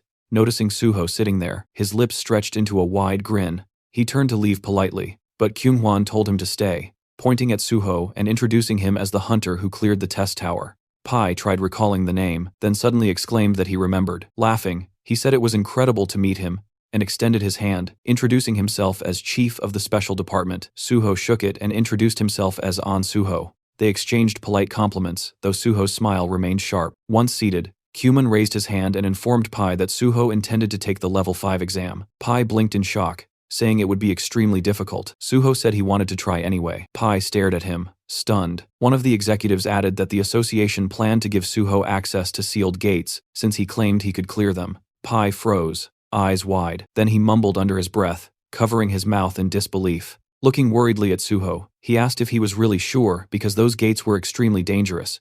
Suho noticed the anxiety on his face and found it strangely amusing. He replied that he was well aware of the danger. Still uneasy, Pai crossed his arms and said that he couldn't stop Suho even if he wanted to, but he sincerely hoped things would go well. Suho silently acknowledged that Pai was a hunter, someone who valued talent. His expression showed genuine concern not for himself, but for the possibility that someone promising might die needlessly. Then Pai added that if Suho wanted to join the special department, he would personally take care of him. Kyumon immediately raised a finger and warned him not to poach. Suho had already chosen the gate department. Pai asked why. Kyumon replied that An Suho wanted to destroy all gates and have priority access to them. Pai nodded slowly, now understanding. He said that if that was all that mattered, then his department could also support him. Turning his head, he smiled at Chulman and asked him to confirm that. Sadly, Chulman nodded. Hands on hips, Pai commented that if Suho passed the level 5 exam, his relationship with Chulman might become rather complicated. Facing the young hunter, he added that they could discuss all of that after the exam,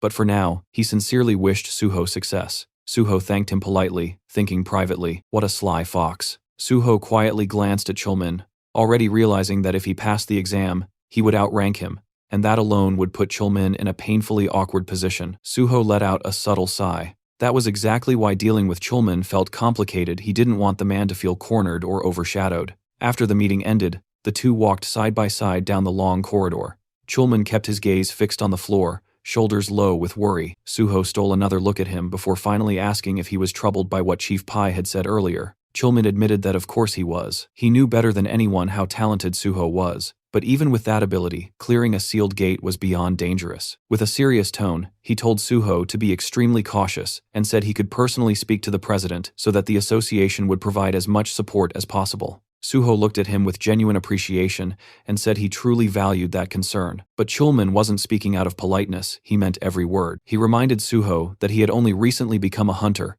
and warned him again that the sealed gates were nothing like ordinary ones. Then he asked if Suho understood why the government trusted no one except the Hunter Association to clear them.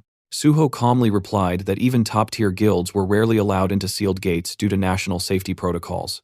Chulman stopped walking and looked at him with confusion, asking why he would still insist on going there. Suho answered simply, he was absolutely confident he would succeed. He told him everything would turn out fine. Then, with a faint smile, Suho mentioned that among the sealed gates managed by the association, there was one called Nameless Sword. Immediately, Chulman stiffened and said that gate was among the most dangerous ones in existence. Suho's expression didn't change, he just smiled a little wider and said he already knew how to clear it. The next day, a military vehicle stood parked against the backdrop of typical Asian buildings in the district of Gyeongju, right beside the nameless Sword Gate Square. Two soldiers stood in front of Suho and Jinhui, and one of them asked the pair to wait. Suho agreed without complaint. The reporter leaned toward him and whispered that the atmosphere here felt extremely tense, and Suho calmly replied that although the association technically controlled this gate, it was still a military facility. The two young men suddenly noticed something ahead. The soldiers saluted each other, and one of them turned toward Suho to confirm if he was truly Hunter On Suho. After receiving confirmation, the soldier introduced himself as Major Kim Jong-gu, the senior commander of this square. Suho greeted him politely, saying he was glad to meet him. Major Kim said the team leader was already waiting inside. Jinhui pointed ahead, asking if they were going straight toward the gate, and received an immediate yes. As the structure loomed into view, the reporter's eyes widened. Its massive size left him stunned, and he said it would make for extraordinary material. Major Kim explained that the giant walls surrounding the gate were constructed from iron and a special alloy designed to hold back any monsters attempting to break out, while also preventing the portal from expanding. Jinhui gaped at the scale of it all, admitting the portal was far larger than he ever imagined, and the more they approached, the more fascinating details he noticed.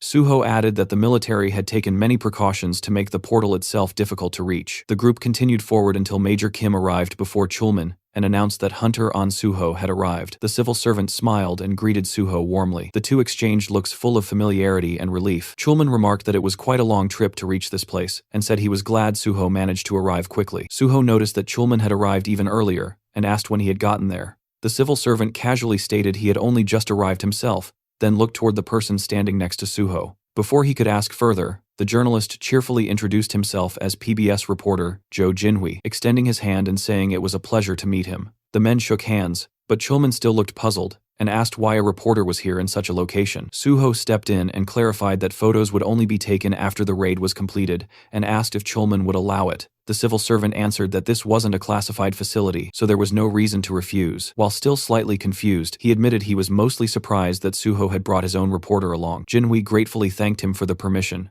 and brimming with excitement, said they would likely meet often from now on, so he should remember his face. Chulman replied that he certainly would. Major Kim then approached Suho again. Holding an M416 automatic rifle, he said that according to the association's message, the raid leader would be Hunter On Suho, who confirmed this with a nod. The major hesitated for a moment before apologizing and asking what level Suho currently was. Suho replied that he was level 51. Major Kim stared at him in disbelief, then quickly looked away and muttered that he understood. They reached the entrance, the heavy reinforced door towering over them. Major Kim said that the inner perimeter of the portal had already been prepared, and Suho could enter immediately. He firmly warned that as soon as Suho stepped inside, the door would be sealed. Suho thanked him with a calm smile. At that moment, someone called out his name. Chulman hurried toward him and asked if he had any strategy in mind. Suho answered that he did. Major Kim watched the interaction, clearly confused by their casual conversation in such a dangerous setting. Suho said that describing his strategy in words would be difficult, but he would clear this gate the same way he cleared the Tower of Challenge. He added that if he succeeded, then Chulman should remember his promise to help him clear the remaining portals as well. The door unlocked and slowly opened. Chulman wished him to return safely. Suho reassured him not to worry, saying that 1 hour would be enough. Chulman's eyes widened, and he repeated in shock, 1 hour? Suho glanced back with a confident smile, and said they would meet again very soon. The door closed behind him. Jinhui exhaled, and said that Suho had officially gone inside. Closing his eyes, Chulman replied that now all they could do was wait. Major Kim asked quietly if everything would really be okay, because a place like this could never be cleared alone by someone who simply had high stats. He asked if On Suho was also a healer. Jinhui blinked in confusion, and the major asked again. The reporter grinned widely and corrected him, saying On Suho was only nominally a healer. Major Kim looked even more confused.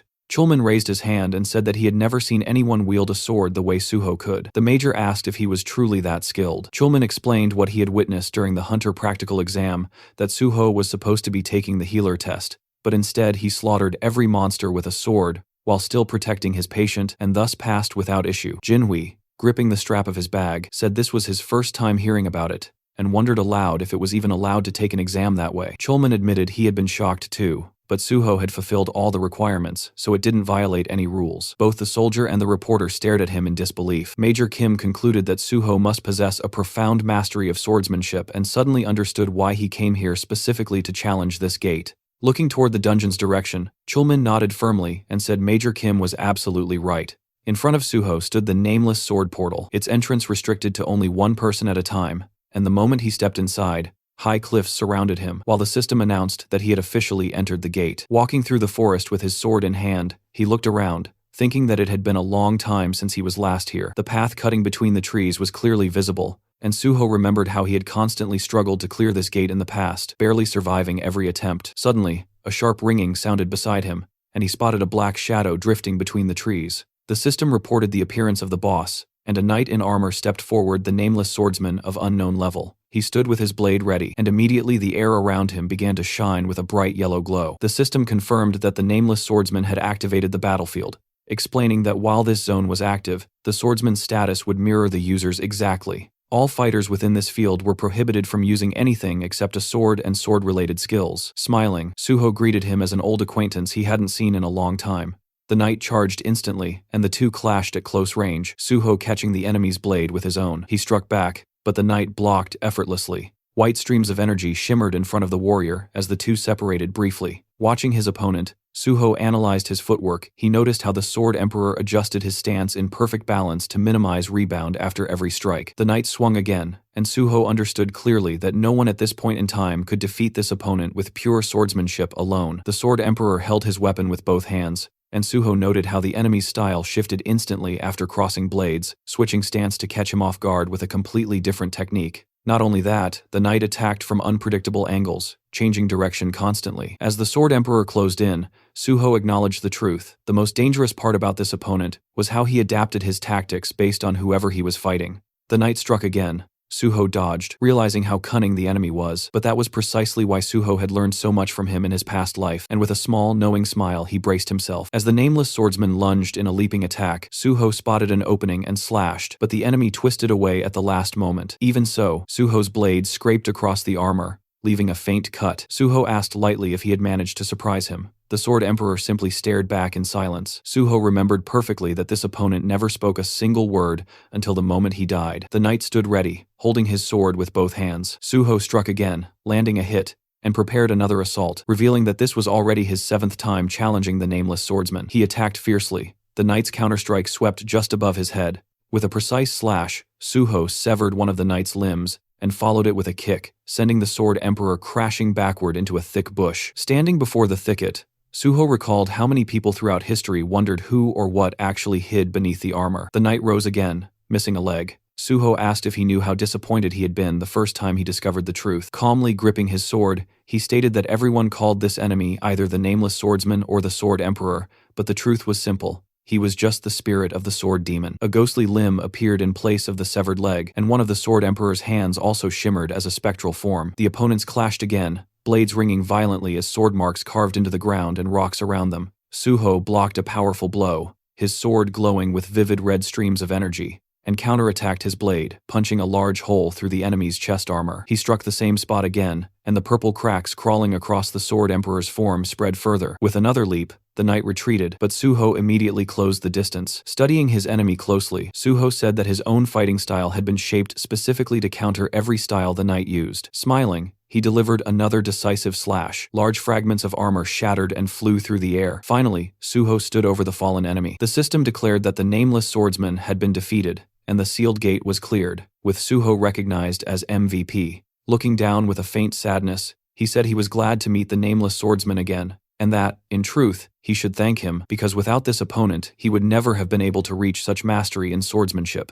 A broken piece of armor lay on the ground, and Suho noted that it was thanks to this very enemy that he had once earned the title of the Sword God. Black streams of energy swirled around him as he wished the spirit to rest in peace, promising to remember him on Teacher's Day each year. The system granted him additional experience points and bonus stats. System windows appeared, one reporting a level increase, another reporting a +1 increase to his stats, and an additional skill point, and another awarding 5 bonus points for clearing a difficult gate. A sword lay on the ground. Suho sighed, regretting that this ghost had no blood or shadow. Therefore, his bloodsucker and shadow eater skills were useless here. Still, he picked up the weapon, examining the blade closely. Just this sword alone made the trip worthwhile. His reflection shimmered across its surface as the system identified it as the nameless sword of the Nameless Swordsman, ranked F. The blade quivered and abruptly shattered in his grasp, rising as floating fragments. The system announced that the nameless sword had been absorbed, activating sword understanding. Suho smiled as he learned that the soul of the nameless sword had altered his fighting style and changed the nature of the guardian sword. Then a description unfolded. Guardian sword, rank S+. This ideal technique was created by An Suho based on the most fundamental principles, achieving perfect balance among attack, defense, and evasion. After merging with the soul of the nameless sword, its rank increased further. The technique absorbed the sword's will, and it now possessed unlimited growth potential. Suho realized with awe that his ideal sword technique had just been born. The scene shifted to the spectators watching multiple screens, and Jinhui murmured that everything seemed quiet for now. Chulman glanced at him, and admitted that although he trusted Suho completely, considering the strength of the enemy, clearing this place might still take quite a bit of time. Jinhui objected immediately, reminding him that only half an hour had passed. Major Kim stepped forward and asked Chulman for permission to check the situation himself, and once he was allowed, he prepared to go until the reporter suddenly told him to wait. Confused, the major asked what was wrong as sweat dripped down the journalist's cheek. Jinhui pointed urgently at the portal, shouting that everyone needed to look. On the screen, Suho appeared, stepping through the now open door. Jinhui burst out, shouting that the gate had been cleared. Suho, still adjusting to the outside light, was stunned when someone called him Pro-On. And suddenly Jinhui and Chulman came sprinting toward him like overly excited kids running after candy. Jinhui even held his camera above his head, as if he were filming a festival. Suho told them to calm down, but the reporter's entire face was practically glowing with joy, as he demanded to know how they were supposed to calm down when Suho had cleared a sealed gate in under an hour. He yelled that it was insane. Chulman looked like he was caught between fear and happiness, as he reminded everyone that Suho had defeated the nameless swordsman, the very same monster who hadn't been beaten even after more than 200 attempts. He anxiously asked if Suho was all right. Suho smiled and said he felt great, casually adding that he'd taken care of it easily. The major stared at him in disbelief, as if trying to process the idea that the monster who slaughtered hundreds could be considered easy. Standing beside Jinhui and Chulman, Suho noted the major's expression. This soldier was desperately trying to understand what kind of person he was dealing with. Chulman then practically bounced with excitement, suggesting they take a commemorative photo since a sealed gate had been conquered.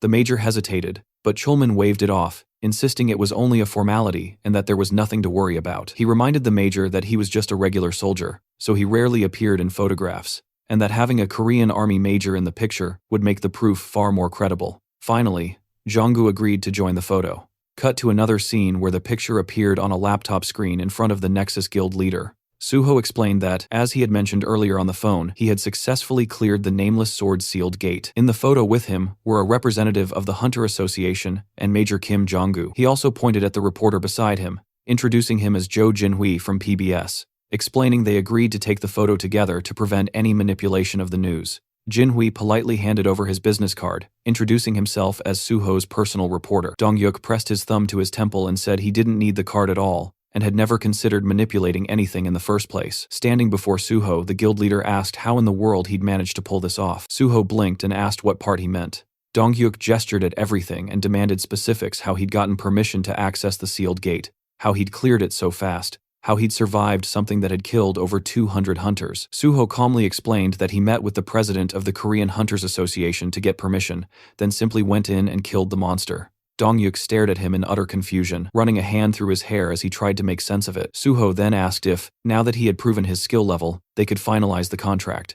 Holding up 2 fingers, he said that the guild leader could choose the salary amount himself, but he had 2 conditions. As long as he was in Nexus, he needed full support, and if he passed the Hunter Association exam, his exclusive contract must be terminated immediately. He added that he had already informed the association president about clearing the gate and that several guilds had contacted him, but he'd told all of them he would only accept an offer from the one willing to fully support him. Dongyuk eyed him with distrust at first, a strange expression flickering across his face, then suddenly burst out laughing and said the deal was accepted. He called for the secretary to bring the paperwork. The man returned Suho's confidence with renewed excitement, saying the hero had proven himself right after he doubted him. Suho extended his hand, and they shook firmly. The guild leader warned that there would be a lot of work ahead, and Suho replied he was ready. Later, on the road filled with evening traffic, Suho smiled and mentioned that since his friend brought him there, he'd be happy to drive him back. Jinhui chuckled, saying he was simply fulfilling his duties as Suho's manager. When Suho asked why he called himself that,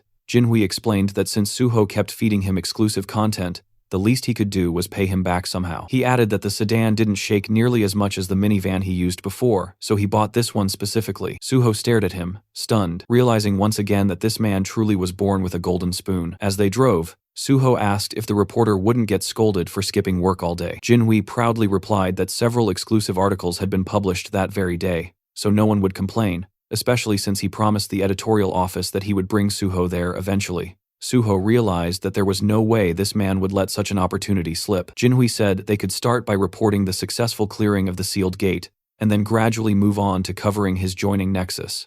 With the news spaced out, there should be no problem maintaining interest, though realistically, no one knew how long they could keep public attention. Suho closed his eyes and told him it was fine. He could handle things however he liked. Then Jinhui hesitated and asked something more serious, asking how Suho managed to read the strategy of the nameless swordsman. Suho explained that the monster had a very predictable pattern, and that he was already familiar with the Sword Emperor's reputation, knowing that the fight had to be done solely with cold weapons. He admitted it might sound arrogant, but he was certain he was better with a sword than the monster. Jinhui stared, bewildered, gripping the steering wheel as Suho continued, saying experience played a huge role in the battle and that his own swordsmanship was strong. The reporter reminded him that the monster had killed over 200 warriors, including the country's greatest swordsman, and asked if Suho understood that. Suho calmly explained that the nameless swordsman copied the opponent's status and adapted his combat style accordingly. Inside that gate, only sword skill mattered, no items, no external abilities, nothing else could influence the fight. Driving, Jinhui finally asked if Suho even had a swordsmanship skill. Suho replied that he did, and that it was rank S, but that it didn't show in his status window. The car swerved as Jinhui slammed his forehead onto the steering wheel, completely stunned. He demanded to know how Suho had acquired a rank S swordsmanship skill, and when it happened, flames practically burst behind him in excitement, and Suho told him to calm down because he was boiling over. He warned that information should be delivered gradually, not dumped all at once. Jinhui exhaled heavily and said that if Suho wanted to know anything about him, he could ask any time and get instant answers. After slowing the car, he admitted that Suho had a talent for shocking people, and that he never imagined he would end up working for someone. Suho reassured him, and Jinhui thanked him for calling him first, apologizing for doubting him in the beginning. Suho laughed, saying it was all fine.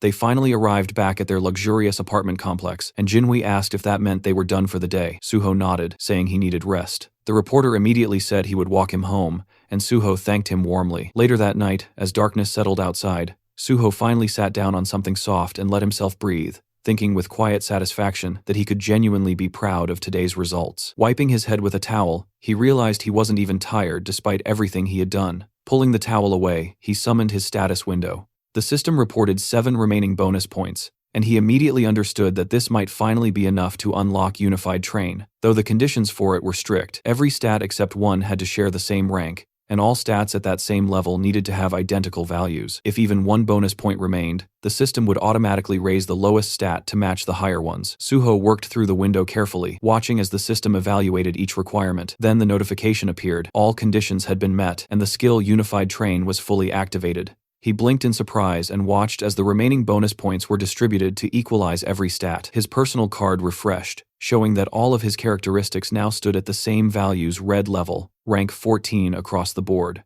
Joy rising in him, Suho clenched his fists and thought that he had finally done it. In his past life he never imagined this was even possible, so he'd never tried. Now, staring at the window, he broke into a bright, satisfied smile and let himself fall back onto the bed, thinking that he needed to keep pushing forward exactly like this. His phone rang beside him. The caller ID displayed a name he hadn't seen in a while. Gu Yunhua. Still lying down, Suho said it had been some time since he heard her voice, and she had called at a great moment since he was in an excellent mood. She immediately remarked that he must have a lot of free time. Confused, he asked what she meant, and told her not to speak so formally. Yunhua said she had read the article. Smiling, Suho pressed the phone closer, surprised the piece came out so quickly. He said he hadn't checked the comments yet and asked her to tell him how everyone reacted. But she called him sir again and insisted they meet first. Suho repeated that he just wanted her answer. She reminded him sharply that they still hadn't accepted his offer. Suho told her that if she or the others weren't satisfied with anything, he wouldn't force them. That shocked her, and Suho asked again for an answer.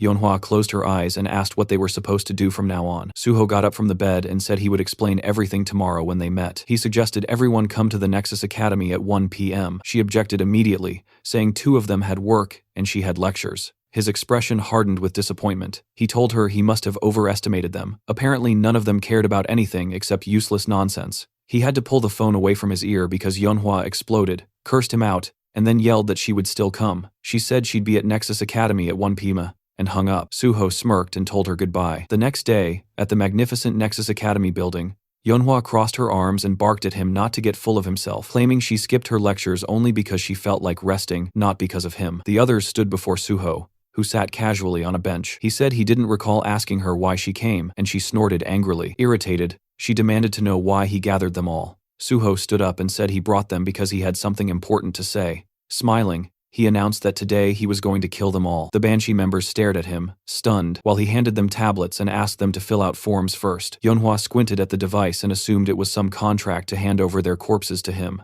But reading the text, she realized it was simply a skill survey. She asked if he wanted their personal information. Raising his hand, Suho told them that once he joined the special department, he would need freelance agents, and he'd already said he needed real shadows. He reminded them he wouldn't use just anyone for that purpose. Turning away, he explained that their training would be brutal until exhaustion, and they'd learn everything from basic combat techniques to maximizing their own skills. Only they would see their personal information, so they needed to be honest. Their relationship had to be built on trust. Since he already shared his secrets, it was their turn now. The group exchanged uneasy glances.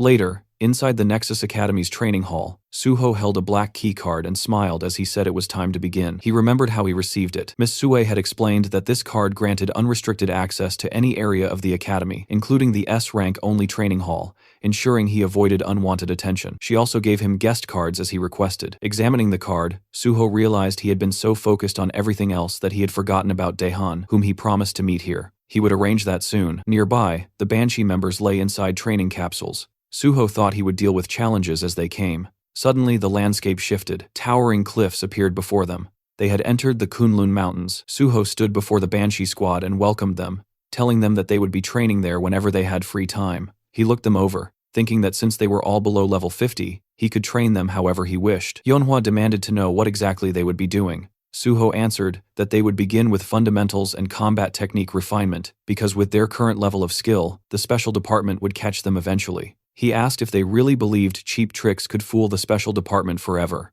Yeonhwa snapped that their plan was excellent, and no one would ever catch them. Suho smiled with his arms crossed, reminding her that he had already caught them himself and that perfect crimes didn't exist, especially in a world full of superpowered individuals. He told them that, for that reason alone, they needed to learn to protect themselves and, ideally, each other. With a snap of his fingers, countless weapons appeared around them. He told them to pick one, because developing fundamentals and overcoming fear was their priority now. Yeonhwa picked up a weapon and asked if there was anything else. Suho asked if she remembered what he had been called recently. She muttered that people called him the Sword God. His right hand glowed as he confirmed that was indeed his nickname. Leaning on his sword, he told them they were standing before a true master of swordsmanship, and it would be foolish to expect him to teach anything else. To maximize swordsmanship in this realm, they shouldn't use any of their other skills. He couldn't forbid it, but those skills would only hinder them later. The group frowned. Suho told them to try to kill him, swinging his sword as he announced the training had begun. In an instant, he rushed them. Heads flew. He asked the stunned survivors why they still had time to be surprised. Then he finished off the remaining two.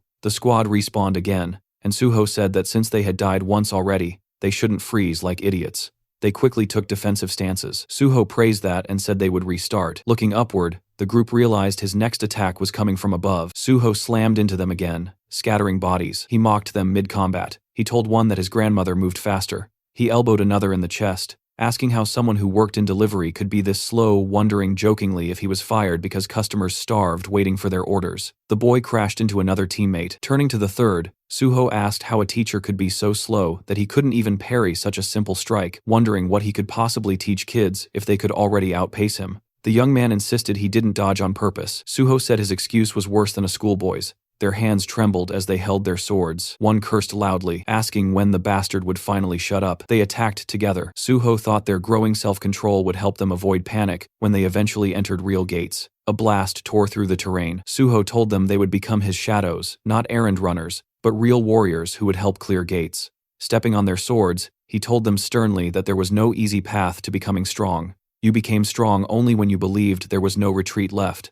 The bloody training continued relentlessly. After a long time, the exhausted Banshee members struggled to get up again. Raising his hand, Suho said he was satisfied with their effort, but he had other things to do. The group stared at him in shock as he told them that the simulation would automatically end at the right time, and they must continue training until then. Manhwa asked in disbelief if he was really just leaving. A digital clone of Suho appeared behind him. Suho told her not to worry, the clone had all the same abilities as him. The copy lifted its sword and insulted them, calling them pigs and trash and demanding they prepare to fight. Furious, the Banshee members, enraged, cursed Suho as a complete bastard. Suho stepped out of the capsule and glanced back at the 4 others still training. That was enough for them for now. He answered a call. Miss Sue's voice came through. She said an article had gone up about his recruitment into the Nexus Guild, and she called to confirm it. Suho asked if the author was Joe Jinhui. She confirmed it was his exclusive report, and the PR team wanted to publish additional info. Looking out the window, Suho said that was perfect, and in fact, another article should be prepared. Sue hesitated, saying it might be too soon. Suho explained that public reaction would likely be harsh, since he had previously stated he dreamed of joining the government, and then abruptly joined a private guild. There would be negativity. Sue assured him that following his plan would settle public opinion soon enough. Suho thought about the fact that he still hadn't publicly announced he was taking the Rank 5 exam at the end of the year,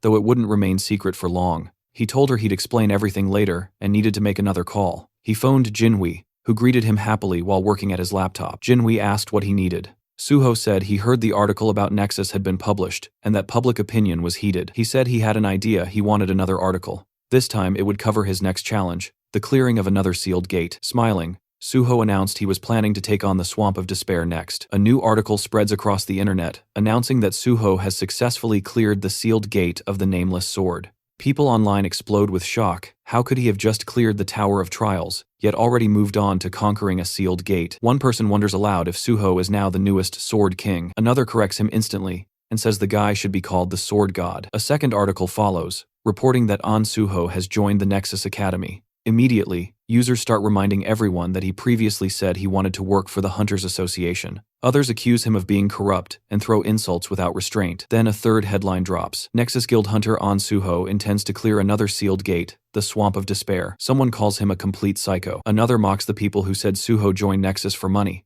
asking what's wrong with their faces now. Someone else claims they believed in him from the start. Another declares Suho as his idol now, and threatens to personally deal with anyone who insults him. Suho reads all these comments on his phone. Most of them are exciting and positive. He smiles, thinking everything is going exactly according to plan. That's when Chulman walks in, looking exhausted. His head droops forward as he holds it with one hand. Suho asks immediately whether he was granted access to the Swamp of Despair. Chulman says he had been discussing exactly that. He remembers the president's expression. The head of the association had screamed that, of course, Suho should be given access, and called Chulman an idiot for not doing it immediately when Suho first asked. Chulman adds that now it seems the hero practically has automatic access to every gate he needs. While Chulman mentally prepares himself for endless paperwork, Suho thanks him for the effort. As they walk between the office desks, Suho explains that he plans to take the exam for the 5th rank at the end of the year, but it's a secret, so Chulman shouldn't tell anyone. Chulman immediately seals his lips with his fingers and swears he will remain silent like a fish. Suho laughs to himself, thinking he was only joking, but the guy's reaction was priceless.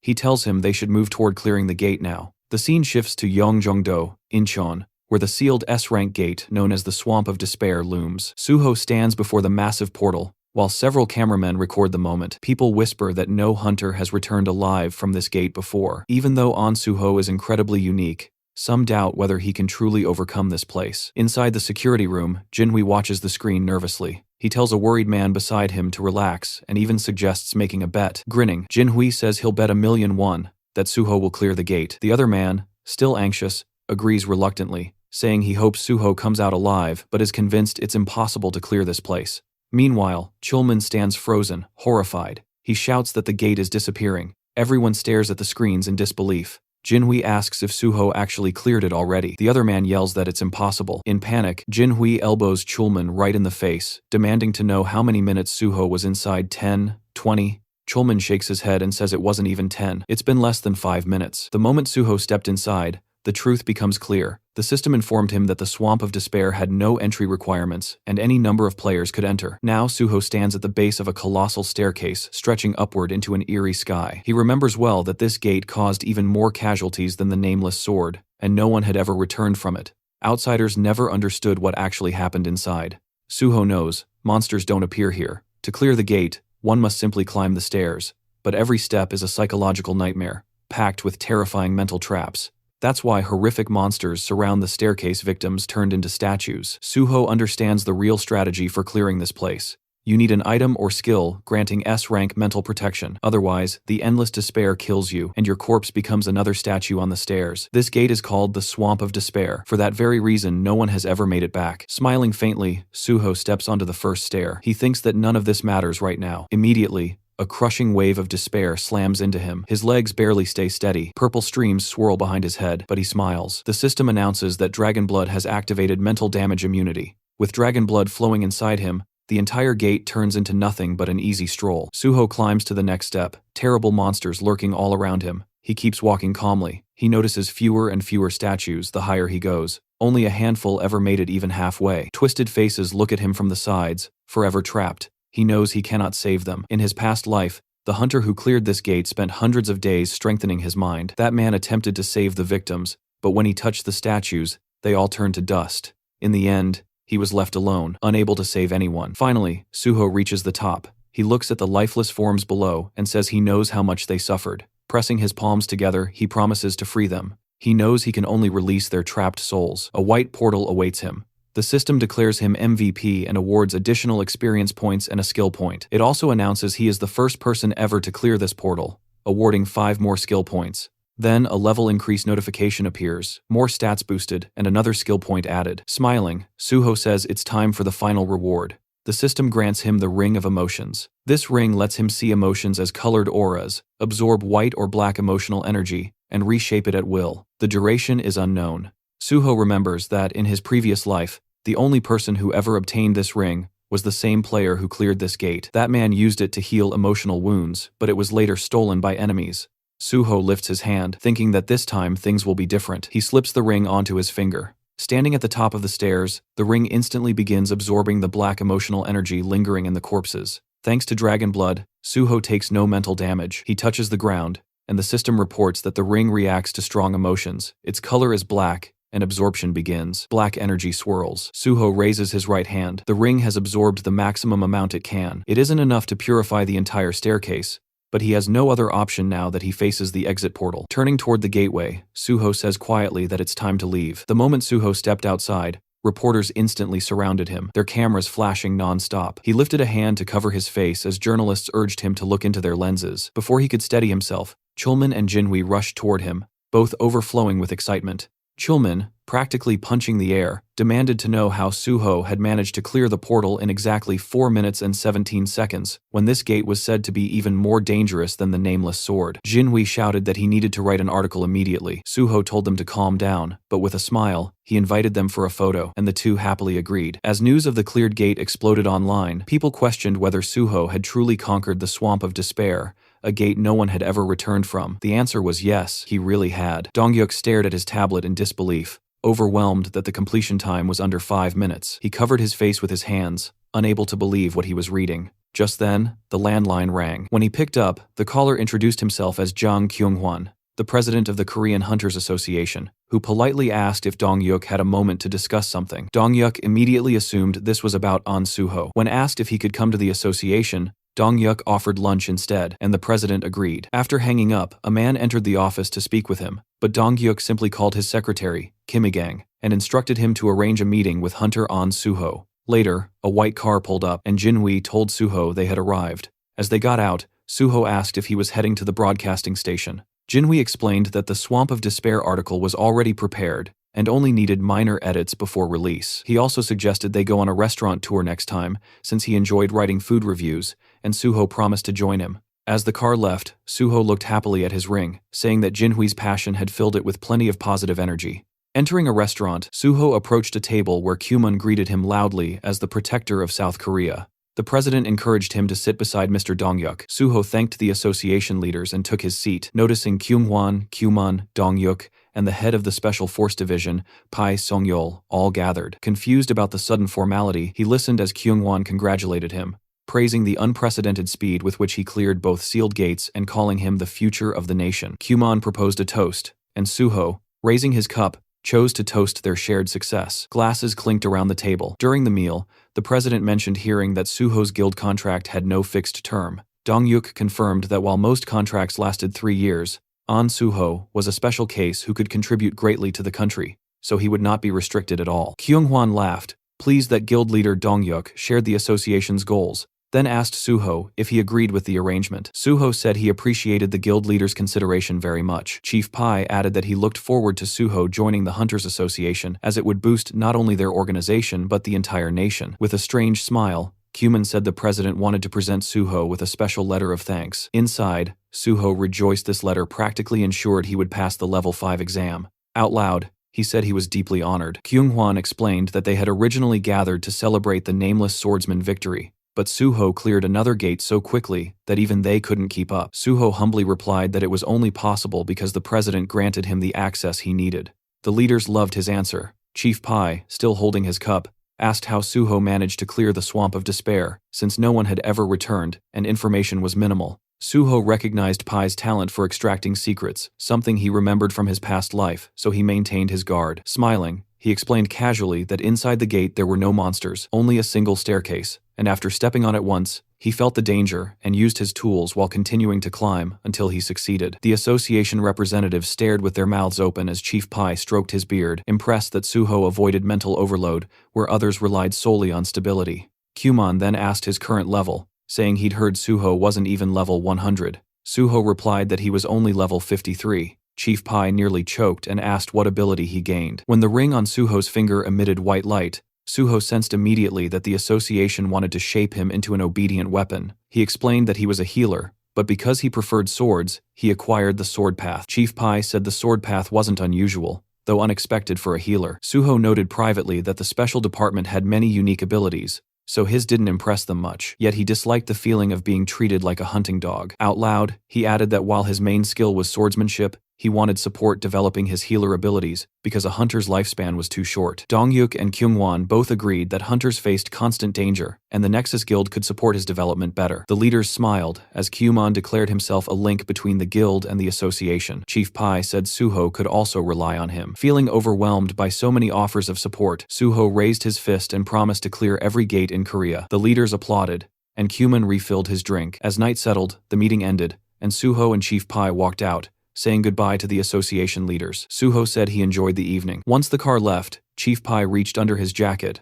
offering Suho a cigarette. Suho declined, but the chief lit one anyway, saying he always smoked after a good party. He handed Suho his business card, saying he usually ignored calls, but would answer his. He then asked where Suho lived, and Suho explained that his old place was too crowded with fans, so he was staying in a hotel. Chief Pai frowned, saying this was a national problem. Popular hunters immediately became surrounded by obsessed crowds. Suho dismissed it as normal affection, which instantly darkened Pai's aura. Suho realized his comment sounded naive to someone who viewed unawakened civilians as pawns, a mindset shared by the president and vice president. Chief Pai said that although the exam would be held at the end of the year, Suho had practically already passed. Suho acknowledged this. The chief said he once thought Suho was modest, but now saw he wasn't simple at all. He then linked arms with Suho and suggested they rehearse a superior subordinate dynamic since Suho would be under him once joining the association. Suho agreed, making Pai laugh. Then he asked if Suho wanted to quit clearing gates altogether and join the special force unit immediately. Suho tensed, realizing Pai was baiting him. As Pai flicked his cigarette, Suho understood the real motive the chief had stayed until the end to recruit him personally, instead of simply gathering information through Donghyuk. The ring of emotions activated, releasing white light. Suho called on Pai internally to shape his intentions. Smiling, he reassured Pai that everything was fine and emphasized the importance of the special force unit. The ring amplified positive emotions, and white streams rose from Pai's eyes as he said, Suho actually had ambition, a trait he admired, since most hunters only had empty dreams. He asked how close Suho was with Chulman from the gate department. Suho replied that Chulman was close, but he also wanted good relationships with both Pai and the president, especially hoping for productive cooperation with the special force head. Pai, pleased, rested his hand on Suho's shoulder, complimenting his communication skills. Suho thanked him and expressed hope for joining the department through special recruitment. Pai rubbed his chin, thinking aloud that recruitment for level 5 hunters had already been announced for the end of the year, and there was no need for a special recruitment just for someone who would qualify anyway. Suho, meanwhile, knew the ring's influence had deepened Pai's interest into something closer to emotional loyalty. It wouldn't last forever, but was more than enough for now. Standing together, Pai said he was surprised Suho was so committed to joining the association, and asked about special recruitment. Pai explained it wasn't common but could be arranged if necessary. Suho praised him as an amazing person, prompting Pai to cover his mouth shyly. He explained that recruitment decisions came from higher authorities, But if there was a shortage in the special department, they could justify a special intake. Pai added that if such recruitment happened, they would need proof that Suho was valuable to the department. Suho asked if he meant clearing gates. Pai reminded him that the special force handled awakened criminals, which was more important. Suho had indeed forgotten that part. Pai said criminals with awakened abilities were extremely dangerous, and although Suho had great skills, gate clearing and crime fighting were completely different. He suggested Suho prove himself by choosing any wanted criminal and delivering them to the department. If done, he could be accepted within 1 or 2 months. A car pulled up. Pai said most newcomers panicked at the mention of wanted criminals, but Suho clearly wasn't timid. Smiling, he said he would wait for Suho's news. Suho remembered how, in his past life, Pai didn't even remember his name until after the nameless swordsman victory, but this time, things were already different. Watching the car leave, Suho understood that soon the villains and their underlings will be among the new recruits who would make excellent sacrifices for his plan ahead. There were several neat buildings ahead, and Suho's shadow stretched across the pavement as faint cigarette smoke drifted from nearby windows. He muttered that he'd walked right into a snake's nest. Using his magic detection, he spotted a pack of suspicious figures inside, and confirmed he'd finally found the right place. He casually picked up a brick with his left hand and, in the next moment, smashed it straight through the window of the room where the criminals were gathered. Shocked, one thug stammered, asking what was happening, while another yelled that some punk was messing with them. In a hurry, the criminals rushed outside to confront whoever dared. They stopped in front of Suho, demanding to know what he wanted. The blonde among them stared at him nervously, asking if he was drunk or crazy. Suho smiled calmly and assured them he was completely sober. He asked if they were the same scumbags stealing cryptocurrency wallets through their complicated scams, and fear immediately flickered across the thugs' faces. Suho then asked if they were holding a man named Seo Ji-won hostage. The criminals traded anxious glances, unable to understand who this stranger was or how he knew everything. Someone guessed he might be a cop.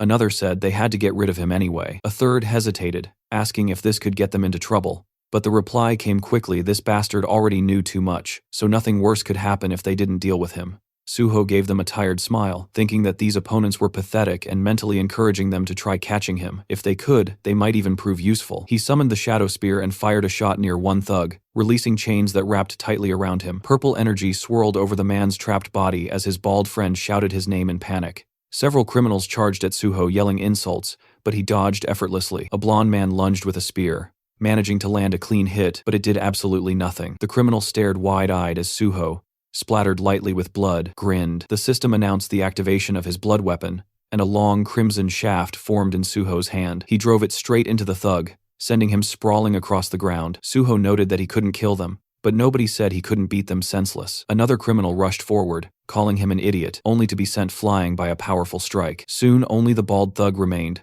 trembling and muttering that this was madness. He tried to run, but Suho pierced his leg with the blood spear and calmly asked where he thought he was going. With all the criminals defeated and lying around him, Suho warned them to stop screaming unless they wanted an extra dose of pain. Then he stored all of them inside his subspace portal. Dusting off his hands, he said the only thing left was to find Seo Ji-won. Inside the kitchen, which was a complete disaster zone, Suho finally found the man he was looking for. Ji-won was slumped on the floor, asleep in front of his laptop. Suho called his name, and the man blinked awake, staring blankly at the hero. When Suho asked if he'd finally come to his senses, Ji-won looked around shakily, asking what happened. Suho greeted him warmly and introduced himself. Ji-won froze and asked in horror if this was really the An Suho from the news. He couldn't understand how Suho ended up here, nor where the criminals who kept him hostage had gone. Still shaking, he looked terrified. Suho remembered reading in Ji-won's autobiography that he had been beaten and imprisoned for 6 months by these thugs. He saw that the man was too traumatized to speak normally right now, so he extended his hand. The ring responded to Ji-won's intense emotions,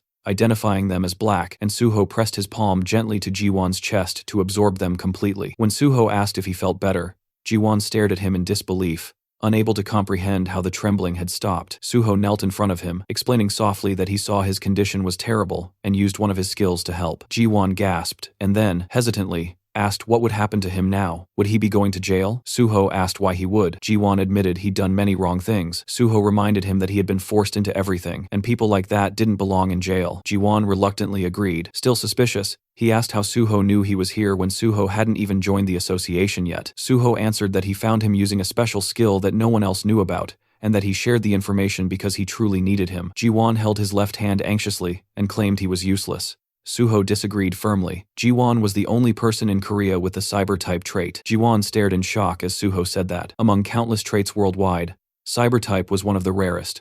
allowing the user's consciousness to enter the digital world. Only 2 people had ever awakened it. One was Seo Ji-won, and the second was known as Overload, who discovered the terrifying potential of digitization and tried to take control of the entire internet, becoming a near unstoppable threat even after the system arrived. And the one person who managed to defeat him had been Seo Ji-won himself. A year after escaping from the criminals, Ji-won disappeared and sacrificed himself to destroy Overload. He was later honored with the nickname Meteor. Everything about his tragic life had been recorded in his autobiography. Thinking of that, Suho vowed that this time he wouldn't allow Overload to appear, nor would he allow Gi-won to die. Suho told Ji-won that this was exactly why he needed him. The world would one day be destroyed by the gates and the system, and Suho couldn't stop that nightmare alone. He asked if Ji-won would help him. Trembling again, Ji-won looked at him in awe. As black streams flowed from the ring, the system announced another full absorption. Ji-won closed his eyes, wondering whether someone like him could really threaten the world. He admitted he would have sold his soul for escape, but now he felt he had to help the person who saved his life. Kneeling, he clenched his fist, realizing someone with the same power as him could cause unimaginable destruction. He said he didn't know if he could truly do it, but he would help. Suho saw the man described in the autobiography, a person who endured hell, yet remained selfless.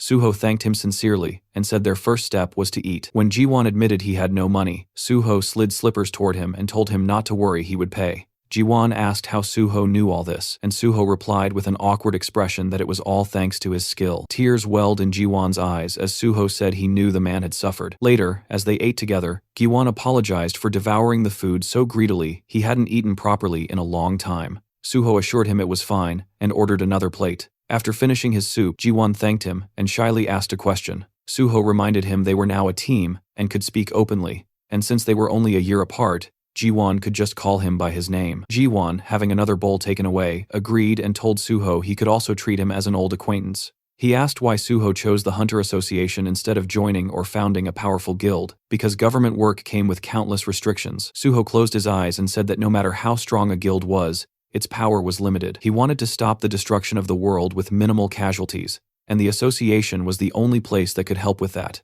Ji-won nodded, finally understanding. Suho put down his spoon and said he wanted to make a promise. Once he joined the association, no one would ever dare do something like this to Ji-won again. Ji-won smiled gratefully and said he would trust him. Suho stood and offered to sort out the man's past. Gi-won, confused again, followed as Suho put on his jacket and asked if the thugs who kidnapped him really grew up in the same orphanage as him. It was time to pay them a not-so-friendly visit. The moment Ji-won saw those thugs again, rage took over. He beat them mercilessly as they begged him to stop, calling him brother, insisting he'd kill them at this rate. His fists dripped with blood as he screamed at them to shut up. Even the blonde thug lay unconscious by the wall. When Ji-won asked to heal the villain again, Suho looked at the man and asked how many times they'd done this. Ji-won cheerfully answered 7 times. Suho warned him that the special forces would arrive soon, so the beating session had to end. He healed the blonde, remembering how this man had suffered deeply because of similar trauma, and hoping this would help him escape his painful past.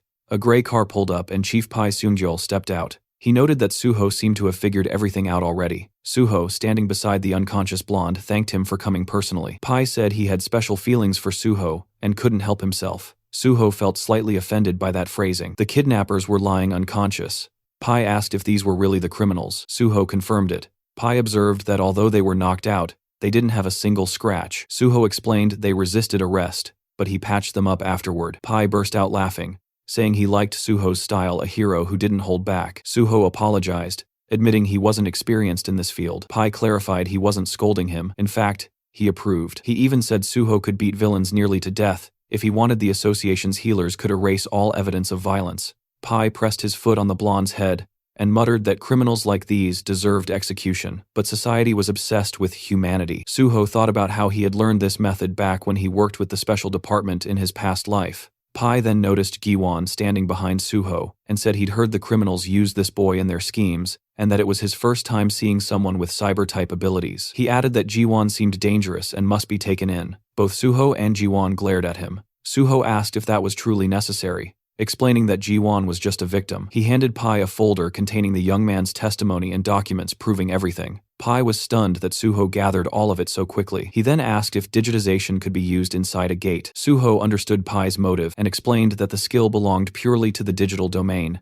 making it useless in gate combat, but valuable in cybersecurity. Pai examined the documents and said that if the ability wasn't useful in combat or support roles, then the special department didn't need him. Suho asked softly not to punish Ji-won. Pai commented that Suho was getting soft taking care of the guy, but after hearing everything, he admitted Ji-won had suffered horribly. Turning to his subordinates, Pai declared that Suho was right, the victim shouldn't be punished. They would close the case and help Ji-won receive compensation. Suho bowed deeply and thanked him. Pai said justice was always his goal. Then he asked how Suho knew about this case. Suho had been waiting for this. Raising his finger, he said Seo Ji-won had sent a digital distress signal using his skill, and Suho checked its validity and organized a rescue. Pai asked if that was truly what happened. Suho thought, of course not, but said nothing. Pai handed the folder to his subordinate, praising Suho for always finding a perfect solution.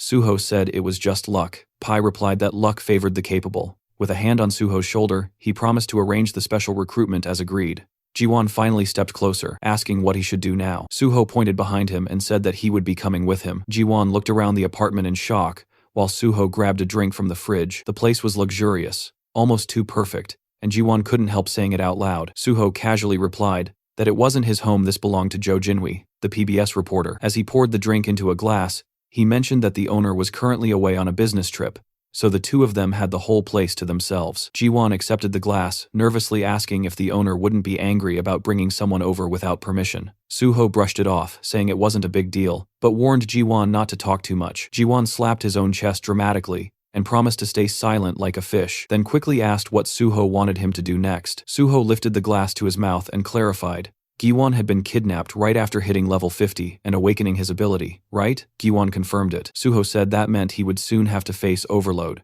and for that, he needed to grow stronger, fast, strong enough to reach a level close to Suho's own, if they wanted to prevent the end of the world together. Shocked, Gi-won asked if that meant he had to clear gates with him, but Suho shook his head while typing on the laptop. They wouldn't level him up the traditional gate-clearing way. Instead, Ji-won needed to learn how to use his cyber-type ability with maximum efficiency. Turning the laptop toward him, Suho asked how he felt about going online together. Ji-won hesitated. Was that even possible? Suho told him to read his own skill description, but pointed out something the system didn't mention openly. Although Ji-won transferred his own consciousness into the network, nothing said he couldn't pull someone else inside with him. Ji-won stared at him in disbelief, but agreed to try. He placed his hand over the laptop and activated digitization. A glowing digital circle formed above his palm as the system notified Suho that player So Ji-won was attempting to transfer his consciousness into the digital world and requesting permission. Suho approved. The system then announced the transition process, and Suho's expression tightened in surprise. A moment later, he found himself standing in the middle of a massive vineyard under a bright sky. Realizing he had literally entered the laptop's home screen, the Windows wallpaper he'd always seen but never imagined he'd experience firsthand. Ji-won, running from behind, called out to him in excitement. He said it felt bizarre seeing someone else here because until now, he'd always been alone in this digital world. Suho admitted this was his first time too, and it felt amazing. Ji-won looked around at the endless fields and asked if they really were inside the wallpaper photo. Suho confirmed it was an actual winery image, complete with grapevines. He even plucked a grape and chewed it out of curiosity, earning a laugh from Ji-won, who reminded him that the digital world had visuals but no taste or smell. Suho spit out the illusion, admitting he wanted to test it anyway. They walked through the vineyard as Ji-won asked how they were supposed to increase his level here. Suho was surprised he didn't know. Levels rose based on experience points, and the system didn't care whether actions happened in the physical world or not. He even reminded him that he had increased his sword proficiency during his virtual reality hunter exam. Gi-won then asked if leveling in a virtual environment was really possible. Suho clarified that skills could be trained there, but not character levels. However, this digital world was different. Here, nothing resets after death. Here, everything was real enough to kill you, and that was what made it capable of affecting the system. They stopped in front of a pair of closed digital doors labeled File Cleaner. Gi-won asked what this folder was. Opening it revealed a cheerful computer window claiming to organize devices easily. Suho explained that it wasn't an antivirus at all, it was malware. When Ji-won asked if he really planned to level up using a virus, Suho confirmed it. Malware behaved like monsters, attacking and destroying systems. Therefore, Ji-won needed to risk his life and defeat them to gain experience. He warned him, again dying here meant dying for real. He also told him never to answer the guide's questions because that would unleash more viruses. As they stepped inside, a blue-haired girl greeted them sweetly, asking if they wished to use the free file cleaner. Suho smiled and said it sounded tempting. Ji-won nervously admitted he almost answered her. Suho handed him a weapon and told him he probably belonged to the magician class, so he should stay in the back, attack, collect bonuses, and let Suho tank the front line. The blue-haired girl reappeared with a much sharper tone, repeating her question. This time dozens of black, glitching monsters with glowing eyes emerged behind her. The system didn't even properly describe them. Only incomprehensible, corrupted characters filled the status window. Terrified, Jiwon pointed out how many there were. Suho manifested his bloody sword and reassured him that although they were stuck inside, the monsters could not escape through the door. If Jiwon couldn't escape either, he'd die, so he needed to use his magic well. A massive black skull monster lunged forward, but Suho decapitated it instantly. He reminded Jiwon to prepare his spell. A digital circle lit up around Jiwon's hand as he confirmed readiness, and Suho charged into the horde, cutting down wave after wave of corrupted entities. Eventually, after a tense battle, the monsters scattered into pixels as Suho finished them off. Jiwon collapsed onto one knee, exhausted and shaking, admitting he thought he was going to die. Suho told him he was still alive and now level 59. He asked how Jiwon was doing. Jiwon said he had reached level 55. Suho realized the guy was far more talented than expected. With the right guidance, he could work well alongside the Banshee group. He helped Jiwon stand and suggested they log out and rest. Jiwon agreed eagerly. Back in the real world, Suho chugged a Coke on the couch, relieved that there was a safe way to level up without entering actual gates. He then checked the public reaction to the news article about him clearing the swamp of despair. The internet was flooded with admiration, people asking the government to give him a medal, fans wanting souvenirs, and endless praise. Suho rubbed his nose proudly. As long as he kept clearing gates, the world treated him like a hero. And honestly, that kind of respect made life worth living. Seeing everything proceed exactly as planned, he decided it was time for the next step. Suho ended up on a late-night call with guild leader Bae. He went straight to the point, wanting permission to clear the S-rank gate under Nexus Guild's name, and throwing in the promise that every single piece of loot would go straight to the guild's pockets. No strings, no conditions, just pure grind value. The gate in a question is this, the infamous Mole Mine, an S-rank dungeon packed with mana stones and crawling with those freaky mole monsters that moved like they were speedrunning through the dark. Suho eyed the place, already picturing how annoying it was going to be so many damn moles that grabbing even one mana stone felt like snatching candy from a nest of feral toddlers. Still, he smirked like this entire death cave was just another warm-up. Clearing it was exactly what he planned to do. On the other end of the call, guild leader Bae was quietly analyzing the situation. If mortality inside the gate spiked, the government could snatch the dungeon away under national safety protocols, which meant having Suho clear it would actually secure Nexus Guild's ownership. The guy genuinely thought Suho's idea was gold. He just didn't understand why the kid sounded so urgent about it. Suho, still lounging, explained that he might join the Korean Hunters Association earlier than expected, which meant he wouldn't be able to finish out his contract properly. So before dipping, he wanted to at least do something worthwhile for the guild. It was his version of paying rent before leaving the apartment. Bae understood, even though a hint of disappointment slipped through. At least Suho told him straight instead of doing some dramatic last-minute announcement, like half the hunters who ditch for the association without warning. Suho added that he'd personally put together a team to fight the moles, so the guild would only need to arrange miners and none of this had to be rushed. The guild leader finally accepted the plan, saying he'd contact Suho once all preparations were done. The next day, Suho was in the lounge of the Nexus Academy, where Dihan greeted him warmly with an outstretched hand. Suho shook his hand, mentioning that it had been a while since they last met, and then told Jiwon, who stood beside him, that this was Kong Daehan, the one who had taken the exam in the same group as him. Rubbing the back of his head, Dihan admitted that he only passed the exam thanks to the advice he received from Suho. They all sat around a table, and Suho asked whether Daehan had managed to join any squad yet. Daehan replied that he was still training, entering gates and gaining experience on his own. Suho looked at him thoughtfully, remembering that usually when a newcomer joins a guild, they're assigned to a squad to build experience and increase their survival rate. Smiling slightly, he asked Daehan if he would like to gain experience in his own squad. He explained that he planned to clear gates soon, and it would be helpful to have him. Daehan reacted in surprise, but quickly said that if Suho was interested in him, then he was ready to assist however needed. He even shouted happily that he was always ready to help. Suho smiled and said they would start right away, causing Daehan to stare at him in disbelief. Inside the simulator, the Banshee squad members were battling a digital copy of Suho. One shouted that they needed to flank from the other side as the fight intensified with cries of effort and pain. Yeonhwa stood with her fist clenched as the ghostly Suho rushed at her. In a single strike, the copy took off her head. The squad staggered in shock while Yeonhwa gritted her teeth, saying that one day she would kill Suho with her own hands. The real Suho, standing behind her, told her she was already doing much better. The squad turned toward him in disbelief, unable to comprehend that the real person had appeared suddenly. Working through the system window, Suho noted that the squad had become gloomy. Yeonhwa complained that they had died at least 100 times, and their morale was suffering. Suho smiled and remarked that judging by their eyes, They were already used to dying in the simulation and didn't see it as catastrophic anymore, which was a very good sign. Giwon and Daehan watched all of this with surprise. Suho then announced that new members had joined his squad and introduced the two to the Banshee team.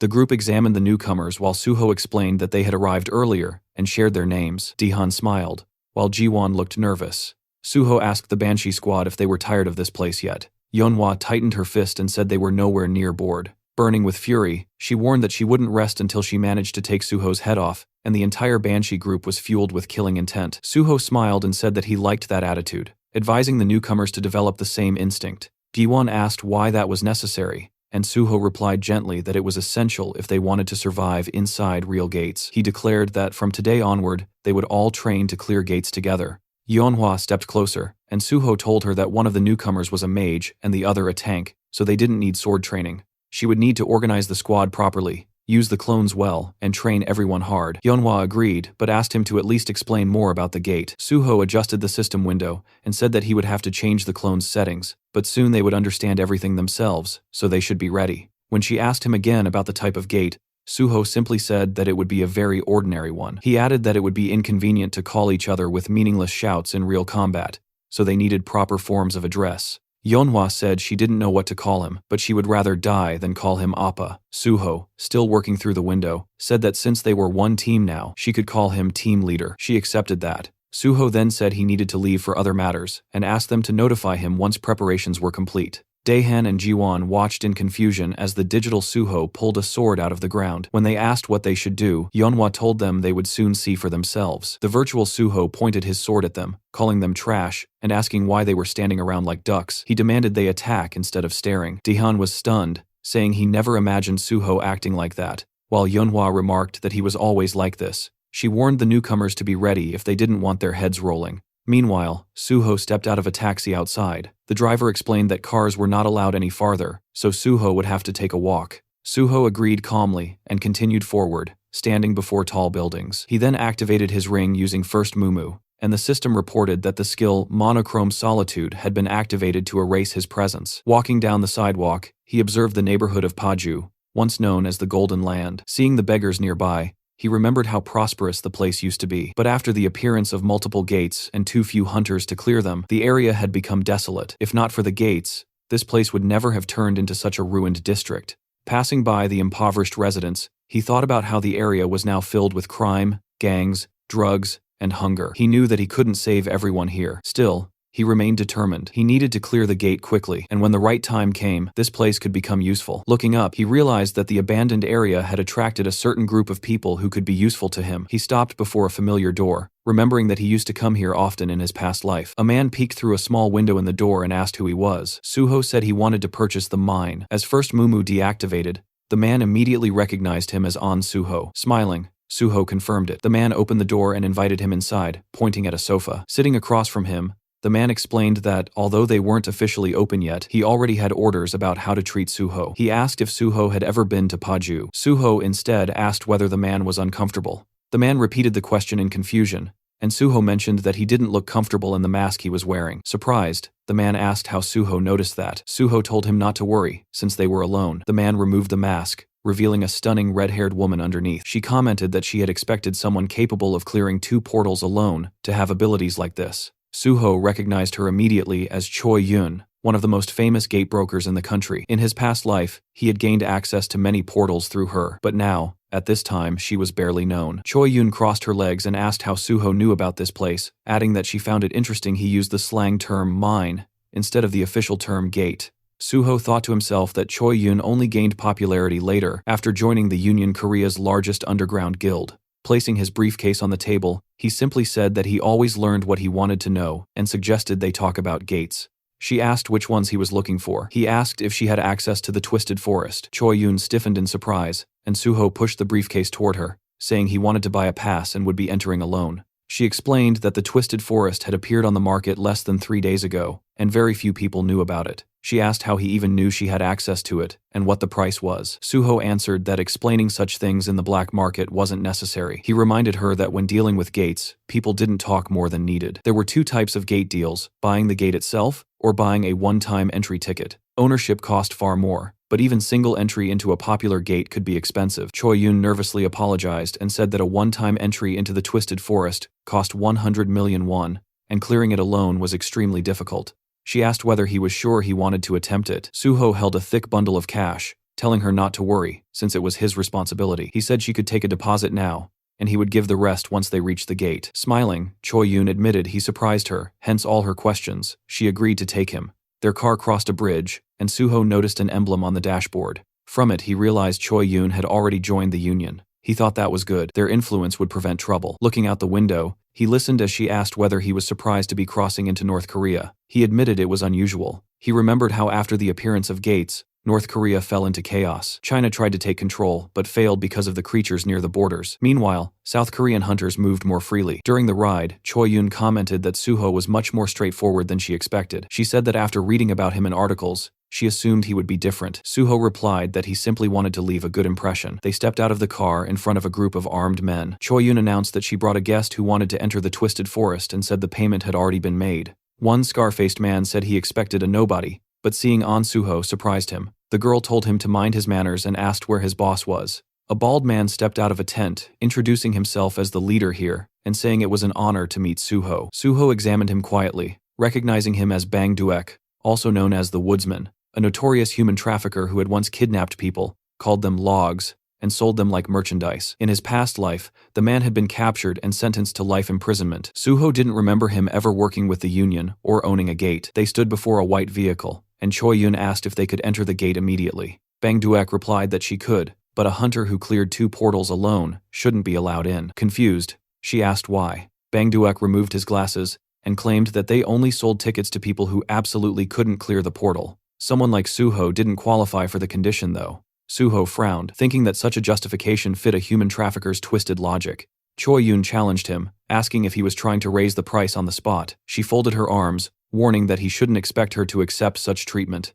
Bang Duek quickly smiled, turning away, saying it had only been a joke. Suho knew that even the woodsman wouldn't dare argue too much with a union broker. Bang Duek complained that no one let him joke anymore, then told them to follow him. Choi Yun gestured politely for Suho to go ahead, telling him she would ensure his safety. Meanwhile, several unpleasant-looking men stared at Suho with hostility. Suho knew that if he managed to clear the gate successfully, there could be an ambush waiting for him on the way out. That was why brokers were responsible for keeping clients safe, and why so few existed. When the shutter lifted, the glowing portal appeared. Bang Duek asked Suho whether he truly intended to enter alone and whether he thought he was invincible. Suho simply ignored him and stepped into the gate, Twisted Forest. A blue portal shimmered before him, and the system reported that entry had begun. It also stated the rules. Only hunters level 99 or below were allowed, and the maximum squad size permitted inside was 8. Suho stepped into the forest, lifting his gaze as he took in the twisted landscape. He hadn't expected to end up in this place. In his previous life, he had never entered this gate either, but he had heard enough about it to know what awaited inside. Calling forth his shadow spear, he decided to first search for anything useful. Closing his eyes, he activated magic detection, and purple streams rose upward. A massive yellow eye glared back at him as he realized that the trees themselves were monsters. The system identified them as Twisted Ents, level 93. Suho hurled his spear, striking beside the monster's eye. He considered that using an axe would be ideal, but he didn't have one at the moment. The Ent let out a deafening roar as Suho summoned his bloody sword, thinking that the mole mine boss had been far more troublesome than these creatures. Like with the nameless swordsman, he would need sufficient leveling before defeating something like this easily. He slashed forward, cutting the monster's attack in half as the system reported the activation of decapitation. Holding the weapon tightly, he acknowledged the clear difference 30 levels separated him from the Ent, so it made sense that he couldn't destroy it instantly. He decided to fight using only his skills as a swordsman. His blade left a trail of blood behind it as another roar echoed. Soon he stood over the chopped remains of the monster, his sword trembling slightly. Even defeating a single Ent was difficult, but he could feel that his level was slowly increasing. He pushed forward, thinking that the abundance of monsters made this place excellent for training. A gaping tooth-lined mouth opened beneath another Ent's eye as Suho launched himself upward, rising high into the air and promising to turn the creature into firewood. Later, fallen trunks formed a heap beneath him as he stood on top of the destroyed Ents, saying that he finally managed to do it. Opening his status window, he realized that despite the slow progress, he had reached the result he wanted. Surprise touched his expression as the system congratulated him. The light of healing had reached maximum level. It explained that F-rank healing now used mana more efficiently, increased healing effectiveness, and reduced regeneration time. It showed him the progression from rank 50 to 100, and he recalled how before level 40, he only had access to one class skill. At level 50, class skills rose to rank A. After level 60, they rose again. And at level 100, he would be able to change his class entirely. Jumping down from the broken trunks, Suho walked forward with his hands in his pockets, thinking that the boss should be appearing soon. Meanwhile, in the middle of a quiet pond sat a mysterious creature with horns. Its eyes were closed. When they opened, the system identified it as Malayan, ruler of the Twisted Forest, a level 100 monster boss. Suho stopped in front of the horned figure, finally encountering his first one-star monster. He reflected that monsters below level 99 were usually not specially classified, but from level 100 onward, they were given 1 star for each 100 levels. Malayan spoke, saying an uninvited guest had arrived. Suho replied that he himself had been invited to nothing in this world, since the monsters had opened the portals first, yet they dared to call others uninvited. In his eyes, it was almost amusing. Summoning his shadow spear, he said Malayan simply didn't understand anything. The system reported the activation of divine power as he rushed forward, hurling the spear. Malayan caught it with one hand, sensing divine energy and asking if Suho was a servant of the gods. Suho formed a red sphere of blood in his palm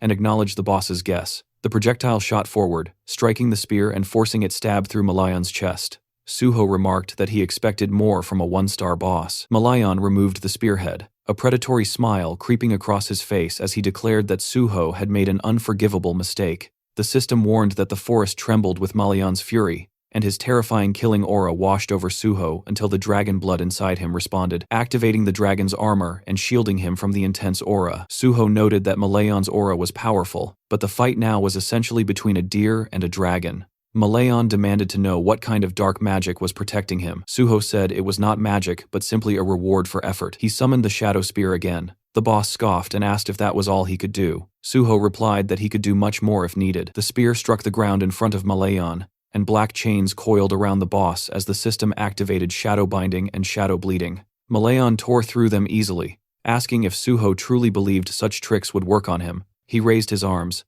the water around him bubbling as black energy surged upward. Menacing formations rose from the pond. With a confident smile, Malayan urged Suho to feel the difference in their strength. Suho watched calmly and said he was looking forward to it. A powerful strike came at him, which he dodged with ease, responding with blood-enhanced sword attacks. His blade turned crimson as the system activated decapitation. Suho acknowledged that this enemy was indeed tougher than the Ents. He leapt back to avoid a massive root, cutting another one cleanly. Malayan sneered, saying Suho didn't know how to handle a sword. Suho admitted it with a smile, stating that he only needed to wait a moment longer. Malayan studied him, unable to discern his intentions. Suho's slashes continued, and faint red marks began appearing on the roots. Malayan realized Suho had stopped using divine power and couldn't understand the purpose of these weaker attacks. Suho's movements made no sense to him. Malayan spread his arms and prepared another attack, sending multiple roots surging forward. He promised to cut Suho to pieces, but when the attack reached Suho's position, the roots split apart effortlessly. Standing on a stone island, Suho's calm expression contrasted Malayan's shock. Malayan tried to justify it,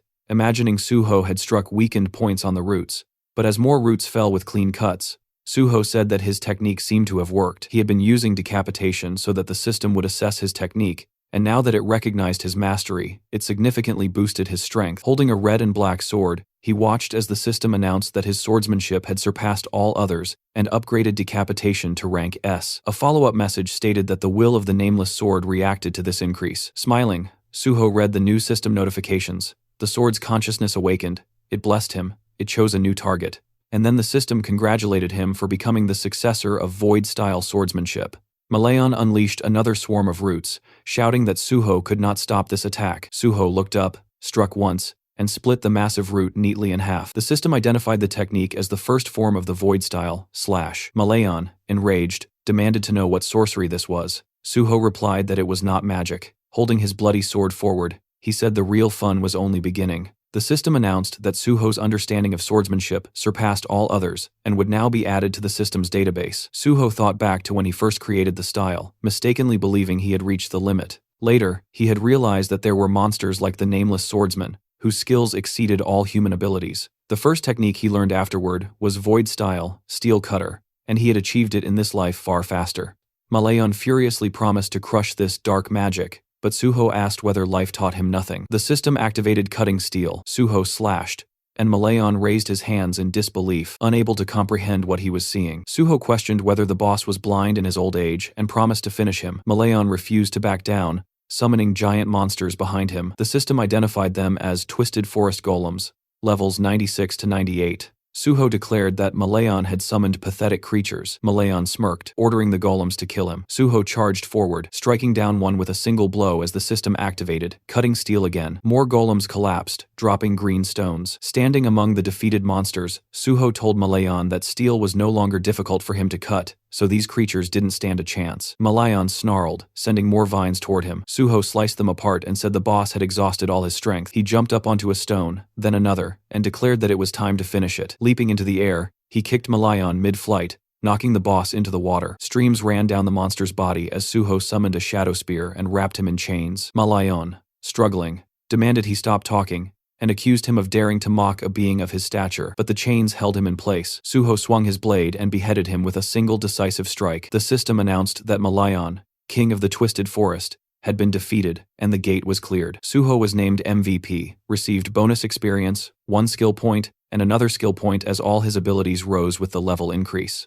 A green sphere floated up from Malayan's corpse. Suho said this was what he came for. The system described it as the Cursed Druid Sphere, rejected by the gods, an artifact that controlled unstable minds and corrupted them. It had allowed Malayan to become the sole druid and guardian of the Twisted Forest. Suho examined it, thinking that although the void style was valuable, this sphere had been his true goal from the start. With that, he decided it was time to leave. Outside the portal, people watching gasped as they realized the gate had been cleared. Choi-yun was shocked that he had succeeded. Bang Duek stared, enraged, remembering their earlier conversation. The gate was S-rank, allowed up to 8 participants, and was considered nearly impossible to clear. It had been his goldmine. He remembered the effort it took to obtain ownership of the gate, and now one boy had taken everything from him. Furious, he shouted at Choi-yun, asking if she knew how much he had invested and that even 100 million won wasn't enough compensation. His men smiled darkly as he ordered them to skin Suho alive. Choi-yun stepped forward and asked whether they understood the consequences of what they were attempting. Bang Duak cursed loudly, demanding to know what the Union had ever done for him. Before he could finish, the point of a shadow spear burst through his chest. Shocked, he stared at his own blood before collapsing as his followers screamed in panic. Suho stepped out of the portal, and he approached the frightened gang members, leaning over their fallen leader.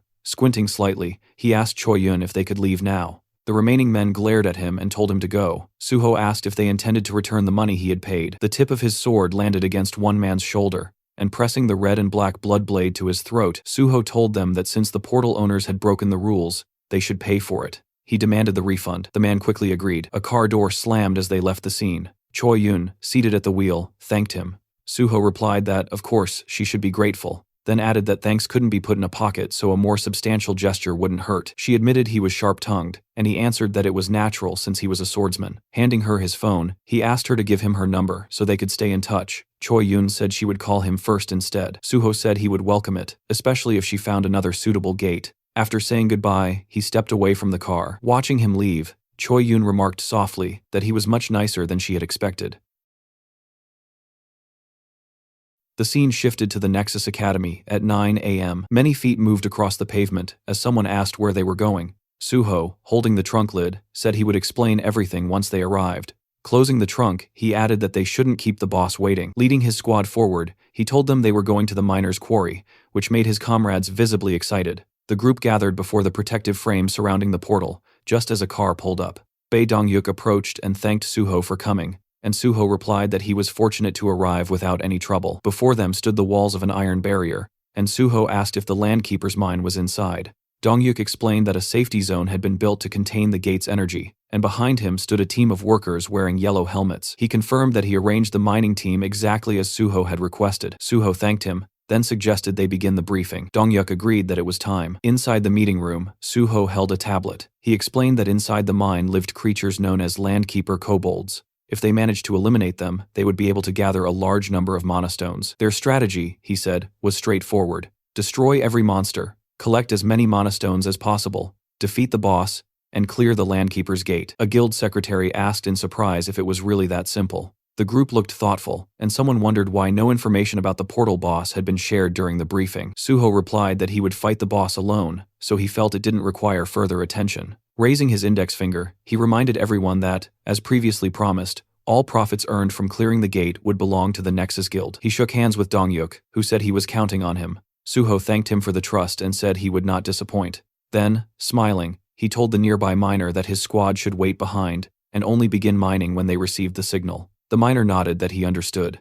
Turning back to his squad, Suho asked if they were prepared. Since this was their first time entering a portal, he asked if they were nervous. The illusion of a monstrous version of Suho hovered above them in their memories. With tears at the corners of her eyes, Yeonhwa admitted they were all remembering how he tormented them during training. Suho asked her not to exaggerate. Standing before his squad, he told them the mission would be long, so they needed to conserve their stamina. He assigned Daehan to cover Jiwon and instructed the others to maintain their positions. Their priority, he said, was the safety of the miners. Unlike the Kunlun Mountains, the dead here would not resurrect. They had to be extremely cautious. A red portal pulsed before them. Suho called for everyone to follow him, and the squad responded eagerly. The system announced their entry. Inside, they walked through a dark passage. The system displayed data for the Landkeeper's mine. Maximum level 88 allowed, maximum capacity 56. Soon we see a spear impaled on a kobold's head. Suho then rushed at another kobold, oddly wielding a blood-coated shaft, and eliminated it as well. Blue blood flowed from the monster's mouth as a blood jade refilled itself with the spilled liquid. Suho thought it was impressive how few kobolds were present, giving him enough time to gather their blood. One of the miners was astonished, saying that Suho had destroyed all the enemies with a single blow. A Banshee squad member beside him agreed wholeheartedly, and when the miner asked if the boy had never seen Suho fight, Kyawan admitted that it was true, since their leader typically only talked. Yeonhwa urged them to keep up. The squad pushed forward and joined the battle. They received orders to eliminate the kobolds and protect the miners. Jiwon raised his hands, forming a magical circle, promising cover. Daehan decapitated another kobold creature nearby, and Yeonhwa told everyone to maintain formation and avoid rushing. Suho looked over his shoulder with a small smile, satisfied that they were following his instructions and that nothing had gone wrong yet. Yeonhwa told the miners to begin their work. Once the hunters pushed forward a bit, the miners started digging. Massive crystals glimmered around them as one miner announced they had nearly finished gathering the stones and requested they be taken to the surface. He also told his teammates to double-check for valuables and to remove any monster corpses blocking the area. A miner suddenly noticed something to his left. His companion asked what he was staring at, and the young man said he couldn't believe what he was witnessing. As monsters spat blue blood around them, Suho delivered another precise strike, then pierced a goblin to his left. Clenching his fist, he activated his bloody weapon. His eyes turned white as defeated enemies piled beneath him. Resting the blood sword on his shoulder, he stood amid the fallen creatures. The miners and his squad stared at him in stunned admiration. Several workers raised their arms joyfully, shouting that working with Suho was an honor. Suho suddenly sensed something and ordered everyone to gather. Yeonhwa responded immediately. In a section of the mine, he pointed out a branching passage. The squad confirmed they saw it. Suho said the Nexus Guild had abandoned attempts to clear this gate because endless hordes of kobolds overwhelmed them. Someone asked if they needed to split up. Summoning his bloody sword, Suho said he would go alone. They asked again in shock, but he raised his weapon and declared that there was a boss inside. With one strike, stones exploded outward as cutting steel skill activated. Daehan was amazed that Suho can cut through solid rock with a single blow, and Yeonhwa wondered aloud how such strength was even possible. Standing before the narrow passage he created, Suho explained that he purposely made it tight so that monsters couldn't swarm out all at once. He ordered them to remain here and guard the right side while he went left. When someone asked if they should simply kill any goblins emerging from the cut passageway, Suho confirmed they should, adding that originally he intended to block the entire entrance, but then realized they wouldn't gain experience that way. Turning away from his squad, he told them not to look for him under any circumstances. If he didn't return within 12 hours, they were to leave the mine entirely. Yeonhwa agreed. Suho thought to himself that he would need all 12 hours to finish what he planned. Turning his head once more, he told them they would meet again soon. Duho muttered that Suho had blocked the entrance and questioned whether the man was sane. Hyunmin said that even though Suho was their leader, going alone would be extremely difficult, and he feared Suho might not manage. Jiwon countered that Suho would be fine, reminding them all that their leader had cleared 2 sealed gates and multiple dangerous portals single-handedly. Yeonhwa smiled, saying they all remembered that, so they simply needed to believe in him and do their part. One of the fighters agreed and said they needed to make sure Suho would be shocked at how much they had improved by the time he returned. The group clenched their fists with determination, ready to demonstrate everything they had learned in training. Large stones lay scattered before him, and Suho said that now nothing was holding him back. Ahead stretched a countless army of kobolds, and he declared that it was finally time to begin. Smiling slightly, he noted that there were indeed an overwhelming number of monsters waiting for him, yet he also remarked that their numbers meant nothing to him. The Landkeeper kobolds snarled as the system identified them as level 72 to 74, and Suho rushed forward to attack. The monsters lunged at him with growls, and he delivered rapid strikes. A smaller kobold suddenly dropped from above, but Suho noticed it immediately and raised his weapon, blocking the blow. With an amused expression, he admitted that these creatures actually knew how to use their heads, though all it really did was add unnecessary trouble. The system confirmed the defeat of the Landkeeper kobolds. Outside, Daehan delivered a finishing strike to an enemy and, smiling, turned to one of his comrades to announce that they had dealt with all the monsters. A Banshee squad member agreed, saying that as long as they remained alert, everything would be fine. A miner suggested they take a break and cook something to eat. The miners sat down tiredly beside the crystals, relieved that it was finally time for lunch. One of them was surprised that half the workday had already passed. A miner approached the squad, asking if the young hunters were tired, and praising them for doing an excellent job. Jiwon admitted that there had been difficult moments, but now everything was calm. Manhwa stood behind him, listening as the miner praised Giwon for defeating an entire horde of kobolds. Jiwon explained that this was only possible because Suho had created a narrow exit tunnel. If the monsters had swarmed at them all at once, they wouldn't have lasted even an hour. Yeonhwa studied the fallen kobolds thoughtfully, feeling that Suho must have been here before. She hoped he was all right.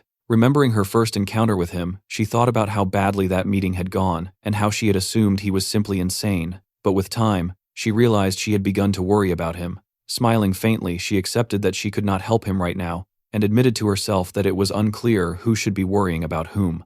Deep inside the mine, Suho sat on a stone with his bloody sword in hand, biting into a chocolate bar. He complained that the kobolds were not attacking him even though he was openly eating in front of them. Standing up tiredly, he noticed the monsters glaring at him, but still not moving, and he wondered aloud if they had finally grown afraid of him. Then he added that it hardly mattered anymore, since they no longer interested him. Standing atop a tall cliff, he thought that he only wanted one thing: to find the boss of the portal. It was too dark to see clearly, so he pulled out a flare gun. The system explained that it would illuminate the area for quite a long time. Suho fired it, and the cave lit up with bright, scattered lights. In the illuminated cavern, a strange creature with an elephant-like head appeared. The system identified it as Bulgasari, level 99. Suho considered that Bulgasari was known to be nearly impossible to kill, feeding on ore and having a body stronger than most monsters. Approaching it carefully, he recalled that Bulgasari was one of the 3 most dangerous non-star monsters. Summoning his shadow spear, Suho declared that it was time to begin. He threw his spear, hitting Bulgasari's head, but the monster reacted only with a ticklish flinch. His smile grew odd, as he realized the spear had simply bounced off the creature, as if striking solid stone. Bulgasari finally awakened. Its clawed paws scraped the ground as it rose, throwing its head back and releasing a deafening roar. The kobolds covered their ears in terror.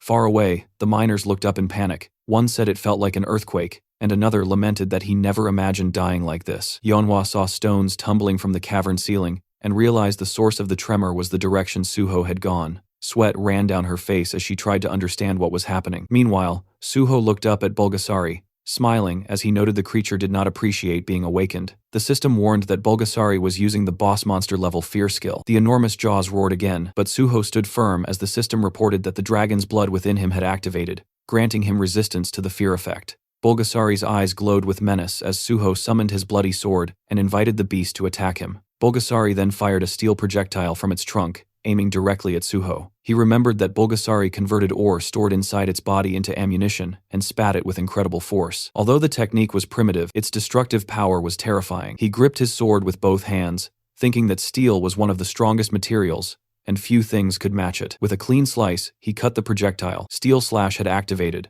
Smiling, Suho announced that it was time to tame the monster. He felt relieved that he had collected so much blood earlier. Bulgasari roared furiously and charged. White energy burst from its body, and its massive paws thundered across the ground. The creature opened its mouth wide, moving shockingly fast. Suho admitted that such speed seemed almost unfair. The monster smashed into the cavern wall with full force as Suho leapt aside just in time. Though shaken, he knew he could not waste a single moment. The cave could collapse at any time. Jumping from a rock, he summoned his bloody sword. Holding it firmly, he focused on using every drop of blood he had gathered for the strongest attack he could muster. With a decisive strike, he sliced off one of Bulgasari's trunks, using the skill, Steel Slash. The monster roared in agony as the severed trunk fell to the ground. Landing on one knee, Suho studied the creature closely, thinking that the Steel Slash attack's effectiveness did not depend on depth of the cut. No matter how thick the armor was, the sword would still deliver maximum damage. Seeing the fallen trunk, he felt a surge of confidence, convinced now that he could conquer this monster. Suho thought about the well-known strategy against Bulgasari using fire.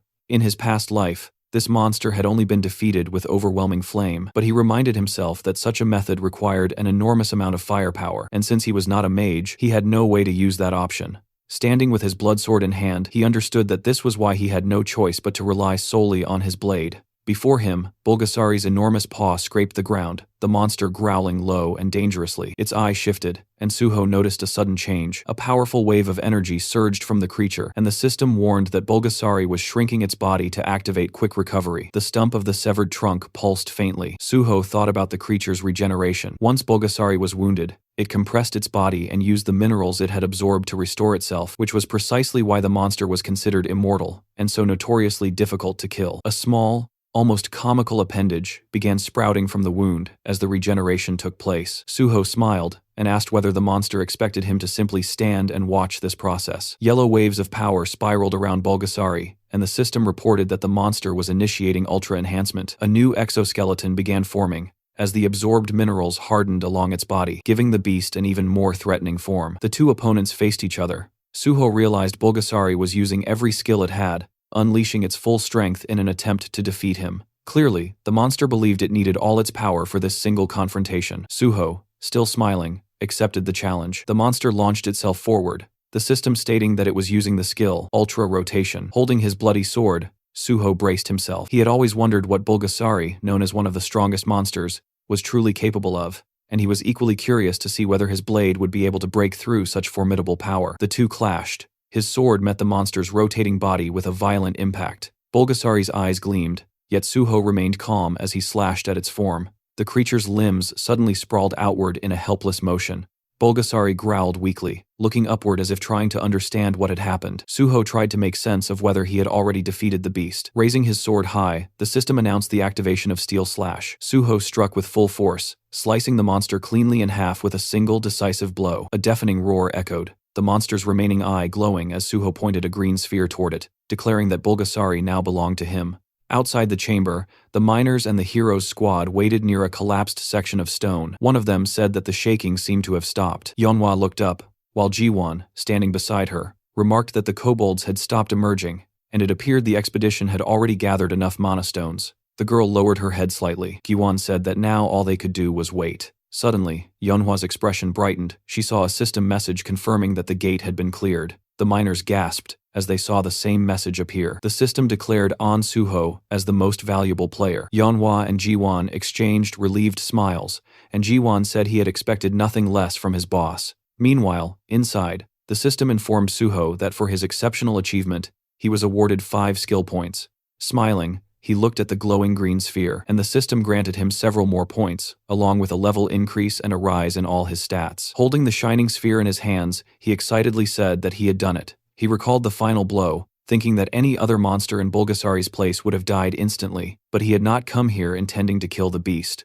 The sphere emitted streams of green energy, as he explained to himself that his only goal had been to tame the monster, using the control sphere he had obtained after defeating Malayan. He threw the green sphere onto the ground. It cracked open, and a tiny elephant-like creature appeared. The system identified it as Bulgasari, level 99, with multiple high-level skills. Suho noted that having traits like Phantom Beast and Species Domination alone would be enough to classify the monster as S-rank, yet this creature possessed both. He knelt before the miniature elephant as the system activated healing. His hand hovered over the creature, whose eyes were closed. Suho gently greeted it, and the little monster responded with an odd sound. Rising to its feet, Bulgasari faced him attentively. Suho told it to listen carefully. Surrounded by enormous crystals, he explained that although the creature's enthusiasm was admirable, they could not return here again, so they needed to gather all the ore in the area. The tiny Bulgasari, ears flapping, looked cheerful. Suho asked if they could begin, and the creature made another series of unusual sounds. Meanwhile, his squad waited at the other end of the mine,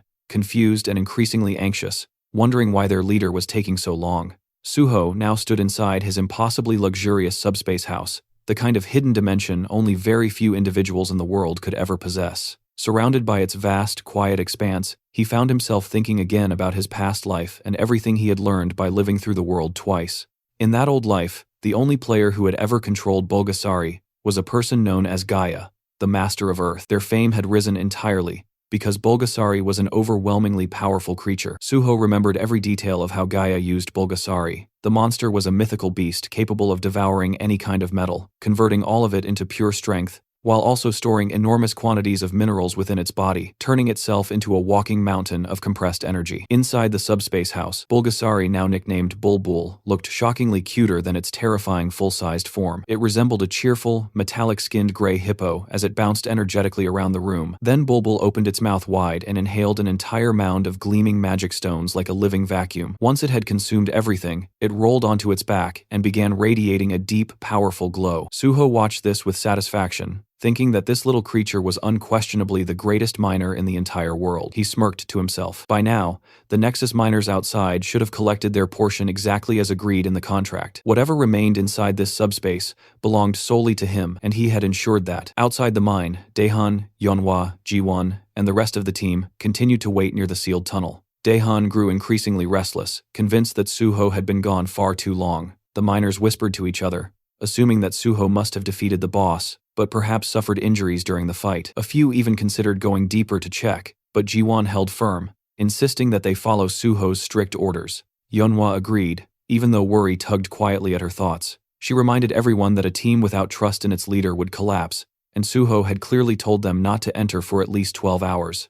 None of them wanted to break that trust. Suddenly, the stone wall exploded outward in a burst of purple energy. Suho walked out through the smoke, appearing completely calm, as if he had finished a short training session, rather than a life-threatening battle. His squad rushed toward him immediately, demanding to know why he had taken so long. Giwon, especially dramatic, practically jumped in front of him. Suho teased that if they were that worried, they should have come looking for him. The group quickly reminded him that he was the one who forbade them from doing so. Suho's teasing expression softened when he placed a hand on Jiwon's shoulder, acknowledging that the boy had followed his orders loyally. Yeonhwa admitted she was relieved that their trust had not been misplaced, though she still disliked being treated like a child. Suho simply said that they had lived entirely different lives, and that was the undeniable truth. Their darker pasts had shifted completely, and he felt a quiet pride at having changed their future paths. Afterward, Suho thanked the miners and said that it was finally time to leave the cave for good. The group cheered enthusiastically, more than ready to return to the surface. Meanwhile, in his office, guild leader Bae Dongyuk waited anxiously. The longer the silence stretched, the more tightly he clenched his hands. If anything happened to Suho, all responsibility would fall on him, and the Nexus Guild would drown in trouble. Suddenly, someone burst through the door with news announcing An Suho and his entire team had returned safely. Dongyuk hurried out to greet them in relief. Suho confirmed the gate was cleared and requested that the result be officially registered. Later, they gathered in the office to review the collected materials and recorded data. Dongyuk was stunned. Despite Suho's unusually short contract period, the profits were massive. They estimated more than 7.2 billion won in resources, possibly exceeding 10 billion after processing. Suho quietly remembered the raw stones he had claimed for himself in advance and nearly laughed. His personal haul was worth a fortune. To be fair, Dongyuk offered Suho's squad 10% of the gate's entire profit as a bonus. Suho pretended to be surprised, even though inwardly he thought it was too generous. He had already taken enormous amounts home, so demanding anything more would feel greedy. After a polite exchange, they eventually agreed on a balanced reward that satisfied both sides. Once the matter was settled, Suho mentioned something else. He wanted to form a secret raid unit within the Nexus Guild.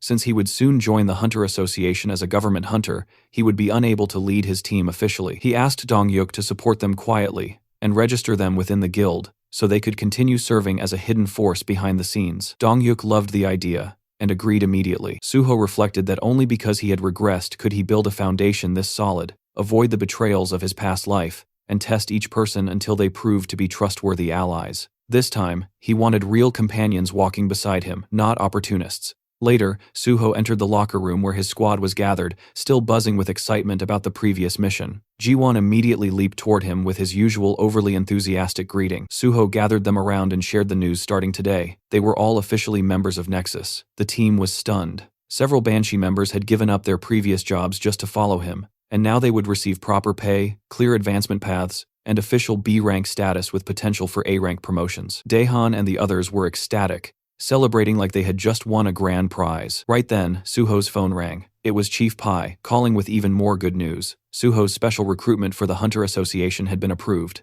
Soon, he would formally join, receive a commendation, and begin his government contract. Chief Pai joked that Suho was becoming far too impressive, and Suho responded that he fully intended to keep surprising everyone from here on out. The next day, inside the Nexus lounge room, the entire Banshee squad was deep inside the digital space created through Jiwon's digitization skill. The bright white environment looked futuristic from outside, But inside, the environment was filled with glitch-covered monsters, their red eyes flickering as they crawled out of broken streams of corrupted data. The creatures let out distorted screams as they swarmed the team. Everyone held their positions while Dihan barked commands, keeping the formation from collapsing under the chaos. Yeonhwa glanced toward Jiwon, who was catching his breath while leaning heavily on his staff. She asked if he was all right. Giwon insisted he was fine, though he was clearly pushing himself too hard, determined not to look weak and wanting to prove he truly belonged in the Banshee squad. One of the older members gave Jiwon a playful smack on the back, nearly knocking him off balance, teasing that their youngest member was really fired up today. Another stepped in to steady him, placing a hand on his shoulder and telling everyone to quiet down. Yeonhwa reached out to help Jiwon stand straight and warned him not to let any weakness show. If they wanted to reach level 100, if they wanted to keep up with their leader's reputation, they still had a long road ahead of them. The others agreed. If Jiwon wanted proper recognition, he had to keep fighting. Their determination collectively surged. The entire team shouted together that, no matter how hard the climb became, they would give everything they had. A short distance away, Suho watched them while surrounded by the digital remains of corrupted monsters he had already taken down. Their enthusiasm amused him. He thought the team had grown almost too energetic. He had told Jiwon to set the program to hard mode, but even he hadn't expected things to escalate this intensely. He even joked internally that if a virus like this ever spread online, the entire internet would probably collapse. Soon, Suho walked up to Jiwon and asked whether he was holding up. Jiwon tried to appear unfazed, saying he was just taking a break before returning to battle. Suho simply told him they were done for the day and that it was time to log out. Jiwon froze, unable to believe Suho had finished clearing the stage already. The rest of the team, exhausted but irritated, felt like their leader had played a different game entirely. They insisted they were only getting started. Suho quietly smiled. He knew now that they were pushing themselves harder for his sake. He exited the virtual space. Later, in the real world, Suho sat alone inside Angel in Earth Coffee, a calm cafe near the edge of Seoul. He checked his phone and organized his next steps. Since he had just entered the special recruitment program, his free time would shrink quickly. He needed to move fast. His next priority was locating a certain individual. Soon a white car pulled up outside. Choyun stepped out casually and walked inside as if she owned the place. She ordered a strawberry frappe. Suho reminded her that she wasn't really in the position to demand drinks, since he had called her here to repay the favor she owed him. But before she could react,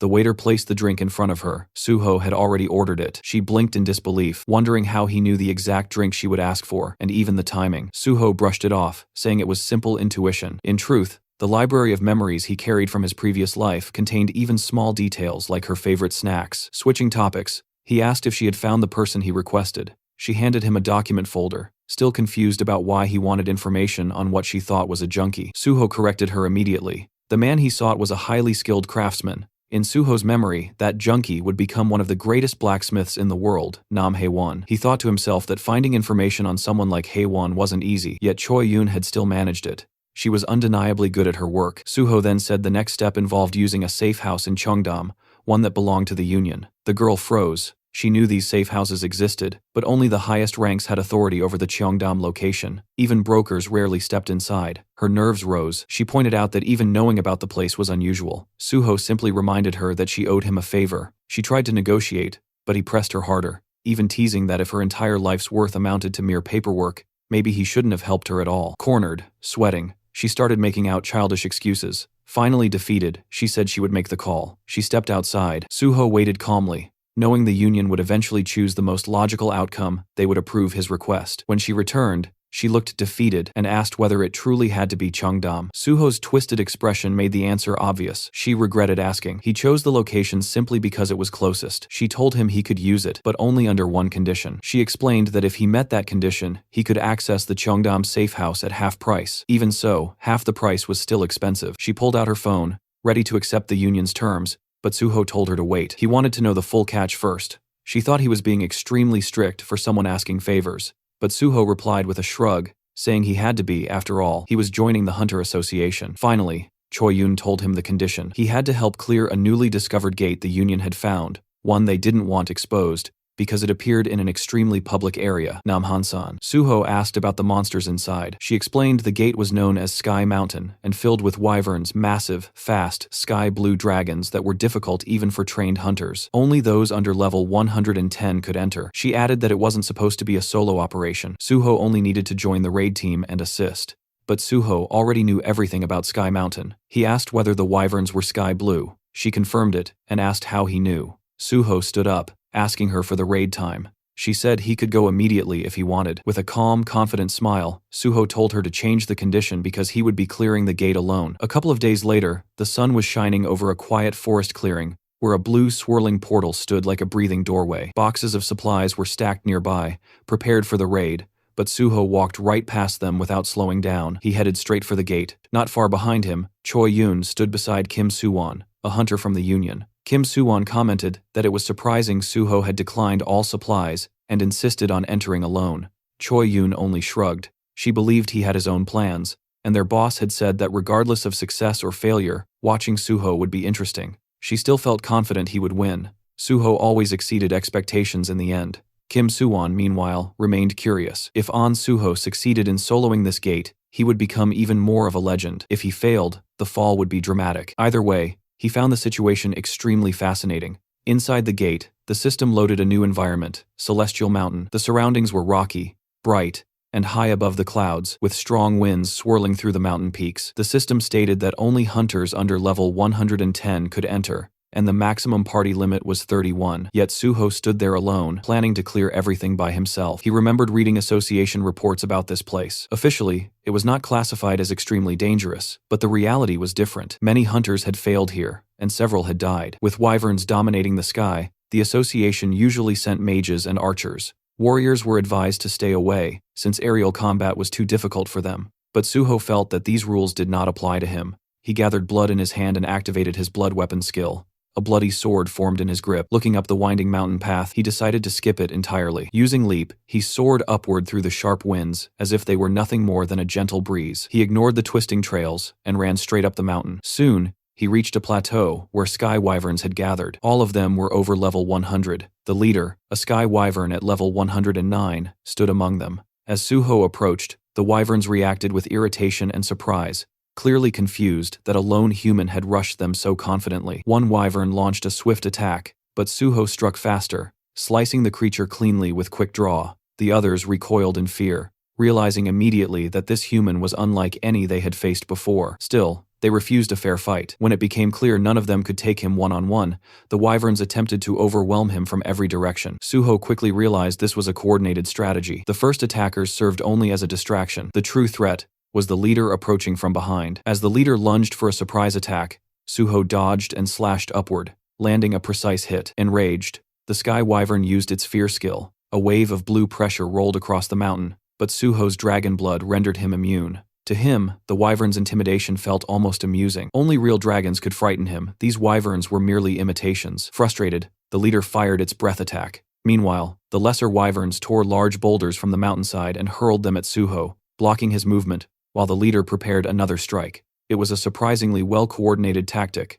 As the rocks crashed down, the leader charged in for the kill. Suho activated Leap again, soaring above the crowded attack. From the air, he used Airstyle's first form Sever and prepared Cutting Steel. He descended like a blade from the sky and cut the leader from head to tail with one clean strike. With the leader defeated, Suho observed its remains and felt that he was finally starting to adapt to his newer techniques. Still, he sensed room for improvement. He continued climbing higher, heading toward the true boss of this gate. But suddenly, the air darkened. A massive monster stepped into view larger than the others, with dark blue scales and a crown of jagged horns. When it roared, the entire mountain trembled. Far above, the Sky Wyvern King announced its presence. Suho assumed the king must have sensed the death of its minions. Now, he stood in the king's domain. Everything before this had merely been a warm-up. As Suho reached the mountain's summit, the sky dimmed as if reacting to the king itself. The giant wyvern landed, blocking the sun. The system reported its level 113. It released a massive roar, accompanied by a wave of dark energy. Once again, Suho resisted effortlessly, thanks to his dragon blood. Although the Wyvern King was intimidating, resembling a true dragon, Suho reassured himself that real dragons were far more terrifying. The Wyvern King circled above, waiting for Suho's move. Suho disliked wasting time, but he felt that mastering his techniques during this battle would be beneficial. Then, something caught his eye, a nest filled with glowing wyvern eggs. He suspected that approaching the eggs might provoke the king. He stepped closer, and his guess proved correct. The Wyvern King dived at him, blasting wind so powerful that the ground cracked. Suho felt the pressure but stayed calm. The Wyvern King repeated its fear skill, but it had no effect. Suho attacked with Cutting Steel, but the boss's thick scales reduced the damage. A level gap of over 40 levels made a noticeable difference. Instead of feeling discouraged, Suho welcomed the challenge. This was an opportunity to sharpen his abilities even faster. The Wyvern King roared again, summoning another large flock of wyverns. Suho had expected more enemies, but even he was surprised by the sheer number that appeared. Still, his upgraded stats allowed him to move faster, strike harder, and jump higher, perfect for this chaotic situation. The wyverns attacked from all directions. Suho jumped onto one wyvern's back and used it like a platform. The system immediately notified him his leap skill had reached rank S. Now he could jump one more time in mid-air, effectively doubling his movement in the sky. Suho tested it immediately, stepping on empty air and closing the distance to the Wyvern King with perfect timing. His blood weapon now shifted into a long red staff. Suho extended it, striking the Wyvern King's neck and slamming the giant beast to the ground. Even so, the monster struggled back to its feet. Suho respected the durability. Laughing lightly, he hoped the boss would hold out longer so he could test more techniques. The Wyvern King, desperate, forced its subordinates to attack again, but the lesser wyverns hesitated, as if fearing Suho more than their own ruler. Some even looked like they were trembling. Suho quietly remarked that perhaps he had become the true Wyvern King now. The real king shrieked in outrage, and the minions finally resumed their attack. Suho moved through the air, bouncing from wyvern to wyvern. Still, he noticed his sword-drawing technique was not leveling up as rapidly as he had hoped. These opponents were strong, but not quite enough to push the technique further. Deciding to accelerate the pace, he rushed toward the mountain peak. There, he discovered something enormous, the Sky Wyvern Queen. Larger and stronger than the king, covered in purple scales, she guarded her nest and could not leave it. This gave Suho an advantage. The queen was powerful, but bound to her nest. She attacked by rolling huge boulders toward him, but he used sword drawing to slice them apart with ease. Her screams summoned every remaining wyvern on the mountain. Suho remained calm. He understood that she would rely on her minions rather than attack directly. At that moment, the Wyvern King swooped down in a full-force assault. Suho decided it was time to finish this battle. He chose not to use his strongest skill immediately. Instead, he wanted to reach a higher level of sword drawing. The best swordsmen relied solely on their blade, and Suho wanted to honor that principle. He focused on perfect timing and precision, repeating sword drawing over and over. The system reacted to his mastery, recognizing that his understanding had surpassed all others. System alerts flooded his vision. His sword drawing evolved to a supreme level. The guardian sword within him responded, granting a new form, Cloud Cutter rank S+. Red energy flickered in his hair and eyes. Suho unleashed Cloud Cutter with a powerful swing, sending a massive vortex of bloody energy crushing through the Wyvern King. The boss collapsed and died with a final cry. The remaining wyverns shrieked in fear and grief, but Suho was not done. He activated Cloud Cutter again. In one sweeping strike, he destroyed all remaining wyverns, including the queen. The system announced his triumph. Suho stood on the mountaintop with his sword resting on his shoulder. The gate conquered. After the battle ended, Suho took a moment to check his status window. The gate had given him a massive boost, and his experience bar was sitting comfortably ahead. His strength stat was already brushing past 80, and he didn't have far to go before hitting the next tier. A small smile formed as he saw the new additions Double Jump and Cloud Sash, the exact skills he'd been aiming for. It felt good to see his plan finally paying off. Turning toward the queen's den, he decided it was time to collect his loot. Inside were 12 Sky Wyvern Queen eggs. The association's advance team had only confirmed 6, which meant the remaining half naturally fell into his hands now. With the job complete, he shifted his attention to the wyvern corpses. Monster byproducts sold for high prices, especially when used to craft rare materials, and the Sky Wyvern Queen's corpse was considered top tier. Summoning his Shadow Spear, he decided to let it handle the cleanup. He placed the spear beside the queen's massive body, and it immediately began its work, devouring the corpse piece by piece.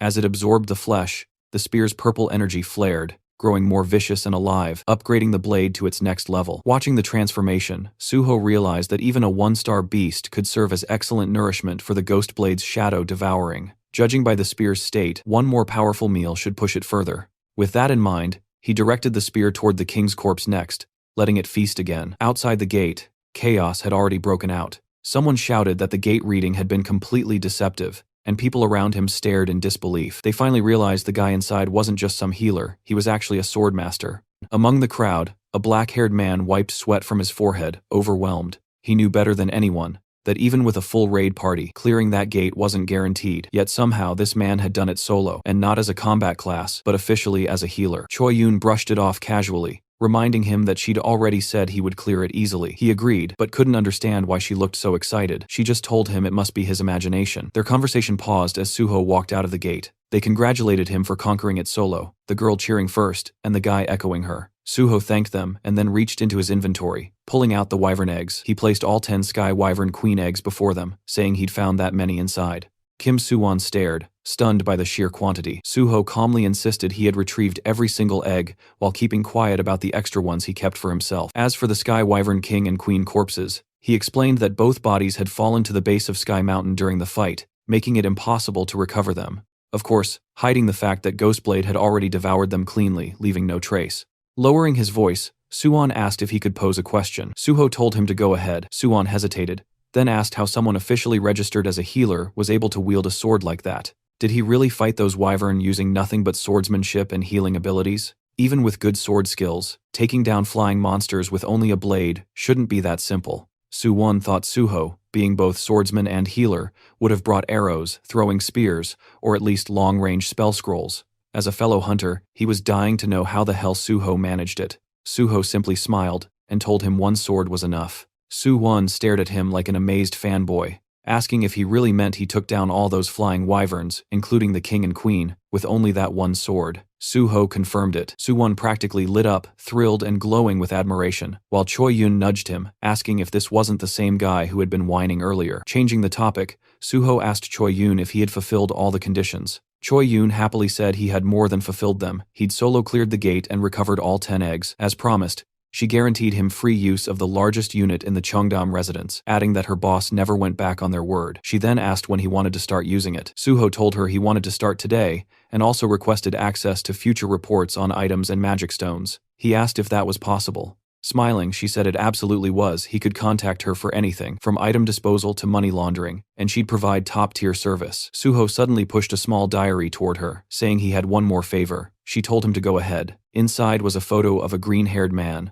Suho asked about a patient named Nam Hae-won at the Yeongdong Post Dan Yak Center, and said he needed information on him. Flipping through the diary, Choi Yun realized it was the exact file she had retrieved earlier. Confused, she asked what this Hae-won person actually did. Didn't Suho mention he was some kind of technician? Suho opened his car door and asked if he really needed to explain the whole backstory every time he requested a favor. She quickly apologized, saying she slipped again. As he settled into the driver's seat, she complained from outside the car that she felt hurt after everything they did together. Shouldn't they be able to talk more freely by now? Suho calmly replied that she could ask how he was doing, but nothing beyond that. Clasping her hands dramatically, she muttered that he was cold. Then she informed him the Cheongdam residence would be ready in 2 hours, and she'd send the address once everything was set. He told her to also send him Hae-won's information. Checking her phone, she said he was indeed a patient at the Dan Yak Center, and that digging into Junkie's records would take only a few dozen minutes. She scrolled through her contacts and told him she'd get back to him shortly. After some time while driving, Suho received a call from Choi Yun. She told him the Cheongdam residence was ready for immediate use,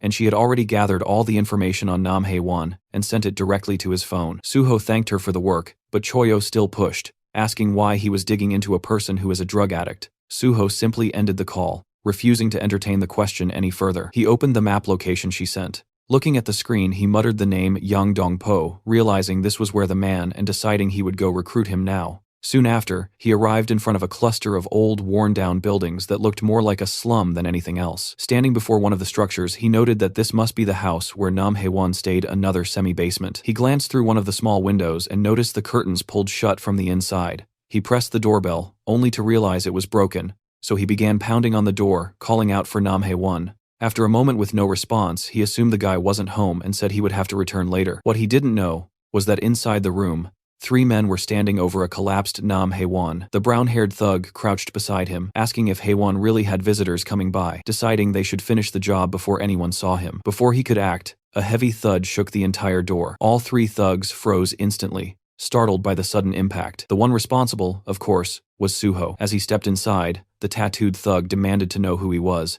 but Suho shut the bitch down coldly, saying his identity was none of their business. The tattooed thug tried to swear at him, but before he could get the full insult out, Suho's hand struck across his cheek with a sharp, rapid slap. It was so fast that the other 2 didn't even register what happened until the man staggered back. Suho glared at the remaining thugs, his voice heavy as he ordered them to come here, every single one of them. Outside the room, Suho had already confirmed 4 presences inside using his magic detection. Now 2 of them were shouting in front of him, demanding his identity and yelling who the hell he was. The second thug, standing beside the first, kept staring at Suho as if he recognized him from somewhere. The third thug was still lying unconscious from Suho's earlier slap, and the fourth was none other than Nam Hae-won himself. One of the 2 remaining thugs stepped closer, accusing Suho of ignoring him. He didn't get another word out before Suho casually swung a powerful slap across his face. The guy's expression twisted into something both hilarious and tragic as he flew backward and collapsed onto the floor. The last conscious thug witnessed everything, the first slap, the second, and now his second friend, dropping like a broken puppet. He barely had time to react before Suho turned his head and delivered another brutal slap. This one sent him spinning in a full circular motion, crashing far across the room and landing in the most dramatic fall of the three. Suho walked over and checked one of the men's breathing, wondering if he had hit him hard enough to actually kill him. Satisfied that they were still alive, he shifted his attention to Nam Haewon. He lifted Haewon by the shoulder and told him to get up if he was fine. But the moment he got a clear look at the man's face, Suho froze. Haewon's hand was limp and drugged, his expression twisted unnaturally. A syringe lay discarded beside him, and Suho realized what had happened. Those thugs had injected him with something and tormented him afterward. Judging by how stiff his body felt, almost petrified, the injection had been done a while ago. Checking his breathing and physical state, Suho understood quickly that the poison symptoms were serious. He needed to act fast. He activated his recovery skill, the evolved form of cure. He had upgraded cure into recovery, specifically for scenarios like this: real illnesses, real poisonings, real damage unrelated to the system. Originally, the skill only affected the area his hands touched, but Isabella had once told him that pouring magic into it allowed him to forcibly expand the range. A slow grin spread across his face as he channeled magic into his hands. He thought about how he was now using information gained from someone who once tried to kill him to save someone else. The world truly worked in wild ways. After some time under Suho's treatment, Haewon slowly opened his eyes. His vision was still blurry, and the first thing he saw was a blurry figure asking if he was awake. He stood up fast. Suho calmly told him that this was his home. When Haewon finally focused, he noticed the beaten thugs sprawled across the room and looked terrified, asking why they were in that state, and who the guy even was. Suho replied that they refused to listen, so he restrained them. But the more important issue was the drug in Haewon's system. Shaking violently, Haewon insisted he never took anything on his own. He said they forced it,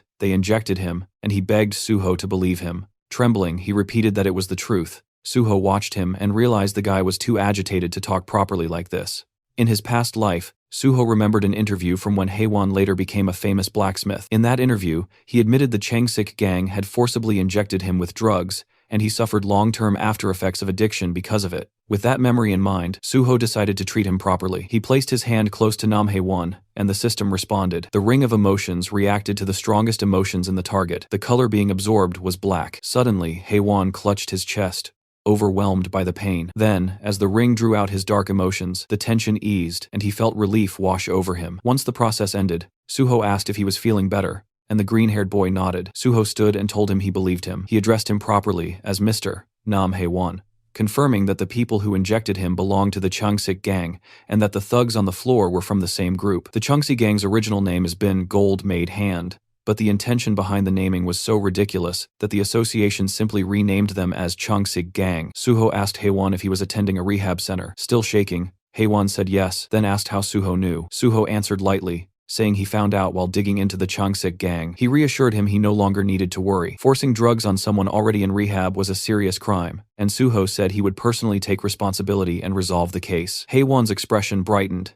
and he thanked Suho sincerely. Suho told him that since this was an important matter, he would return to check on him again soon. Then he asked if Haewon was experiencing dry mouth or withdrawal symptoms. Haewon admitted that he was, and that he was starting to feel cold. Suho knelt in front of him and asked him to sit for a moment. Haewon obeyed. Suho activated recovery, and blue light gathered around his hands. Seeing it, Haewon watched in quiet awe. Suho explained that this was the healer's recovery technique, tailored for drug addicts. It relieved withdrawal symptoms and pushed out the lingering drug energy from the body. But full recovery required continuous long-term treatment. Recovery consumed a large amount of mana, and very few healers were trained enough to handle it. That was why, in Suho's past life, Isabella had become one of the most influential figures among the last Crusaders. And that was also why, after returning, he chose the path of a healer. Standing up, Suho told the green-haired boy that addiction treatment needed consistency, and they would meet again for further care. For now, he had to head toward the Changsik gang's station. Terrified, Haewon asked him to wait. He said he wanted to know something earlier too, and asked who Suho was affiliated with. Suho gave his name, and said he was a hunter under the Korean Hunters Association. As Suho left, Haewon remained seated in silent amazement, repeating the name An Suho in his mind. Even someone who didn't own a TV like him had heard that name over the past few days. It was all over the breaking news. and now he realized the person who saved him was the same An Suho everyone had been talking about. From above, the slum looked like a war-torn zone. After multiple gate shocks, half of Yangdongpo had collapsed into ruin, turning firmly into a slum. Suho walked through its broken streets, the air heavy with neglect. Since the district sat right in the center of Seoul, it had eventually become a perfect breeding ground for crime. He looked up at the crumbling surroundings, thinking that this must be the place that both the police and the association pretended not to see. In front of him stood a building with a bold sign that read, "Gold Made." Suho stared at it, wondering what kind of gang had the audacity to brand themselves with such a grandiose name. He pushed open the door and stepped inside. The first floor was a convenience store, shelves intact, lights on. Suho immediately understood the situation. A convenience store in the middle of a slum, still operating smoothly, was clear proof that the place was being openly run by gangsters. There was no way it would remain untouched without heavy backing behind it. He walked to the back of the store and found a staircase. As he climbed, a voice barked from above telling him to freeze. A bald man appeared, ordering him not to move, and threatening that he would die if he took another step. He demanded Suho's identity like he had authority over anything. Suho looked at him with a small smile. A gatekeeper. How classic, he thought. Then he asked where Changsik was. The bald man snapped in anger, shocked at hearing the name spoken so casually. The thug shouted, demanding to know who he thought he was to speak their boss's name so freely. But then his expression shifted as he suddenly recognized the face in front of him. The man froze as he realized that this was An Suho himself. Suho waved lightly, thanking him for the recognition. The thug thought he was trying to high-five him and raised his hand. Instead, Suho stepped forward and delivered a brutal slap, sending the bald man flying aside as he walked past with a grin. Continuing up the stairs, Suho spoke calmly, telling them to inform Changsik to come out. Inside his office, Changsik heard the sounds of fighting erupting right outside his door. The noise grew louder and more chaotic until the door finally burst open, a thug flying through it after being kicked by Suho. Suho stepped inside calmly. He muttered that not a single one of these gangster bitches seemed to understand words. Behind him, the bodies of beaten thugs were scattered across the hallway like discarded trash. Running a hand through his hair, he asked Changsik if bringing him here was really that hard. Stepping over another fallen thug, he added that he wondered what the gang would even do if he resisted. Changsik sat in front of him with a straight, unreadable expression. Two bodyguards stood behind him like statues. As Suho approached, he knew exactly what kind of place this was. More than 80% of this organization's members were awakened. The fact that awakened criminals operated openly like this was proof that the nation's security had already collapsed. In his previous life, the Changsik gang had grown even larger than this current version. They had created countless victims, and it took an exhausting amount of time to take them down. Remembering that, Suho clenched his fist. In a cold tone, he said that this was exactly why cancer needed to be removed before it grew. Changsik tried to speak, addressing him as Hunter An Suho, and asking what he was doing so suddenly. Suho stepped closer, telling him not to act clueless. They were the ones who started all of this. Changsik demanded to know when he supposedly started anything. Suho told him he was playing dumb to the very end. He said they messed with someone named Haiwon. He dropped a syringe on the desk, and both the boss and the bodyguards stared at it. Suho told them he had just met Haiwon himself. He asked if they truly intended to keep denying it. Changsik leaned toward his subordinate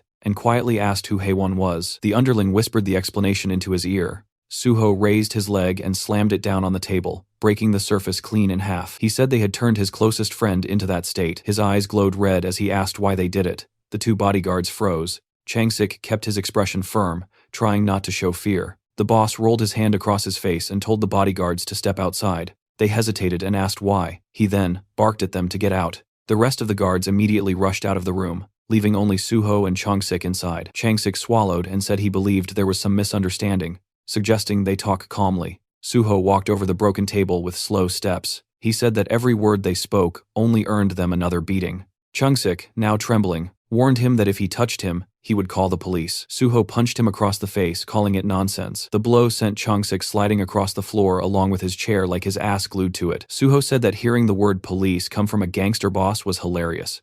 Changsik groaned on the ground in pain. Suho added that he figured a boss wouldn't go down from just one punch. Changsik forced a laugh, saying he wouldn't just sit there and let it happen. But the moment Suho stepped toward him, terror returned to his eyes. Suho reminded him again that he was begging for a beating, tightening his fist. And with that, Suho's punch drove straight toward the boss's face. Outside the office, the guards heard the repeated thuds of fists slamming into something or someone. Alarmed, they rushed toward the room, shouting for their boss. When they threw the door open, they found Suho standing in front of a shattered glass window. He told them their boss fled. One of the guards stared at him in shock, asking what just happened. Suho explained calmly that Changsik had smashed the window and bolted, pointing out the broken frame as if it were obvious. The baldy guard raised his hand like a confused school kid, saying that this was the 3rd floor. Suho brushed him off, telling him that Chung-sik was a level 100 hunter who could roll out of something like that without a problem, so they should stop babbling nonsense. With a smile, he told them he planned to dismantle this entire place starting now. Then he added that anyone who wanted to come with him could follow him straight to Cheongok. Just hearing the name made the entire group freeze. Cheongok was the correctional facility next to Cheonsong Penitentiary.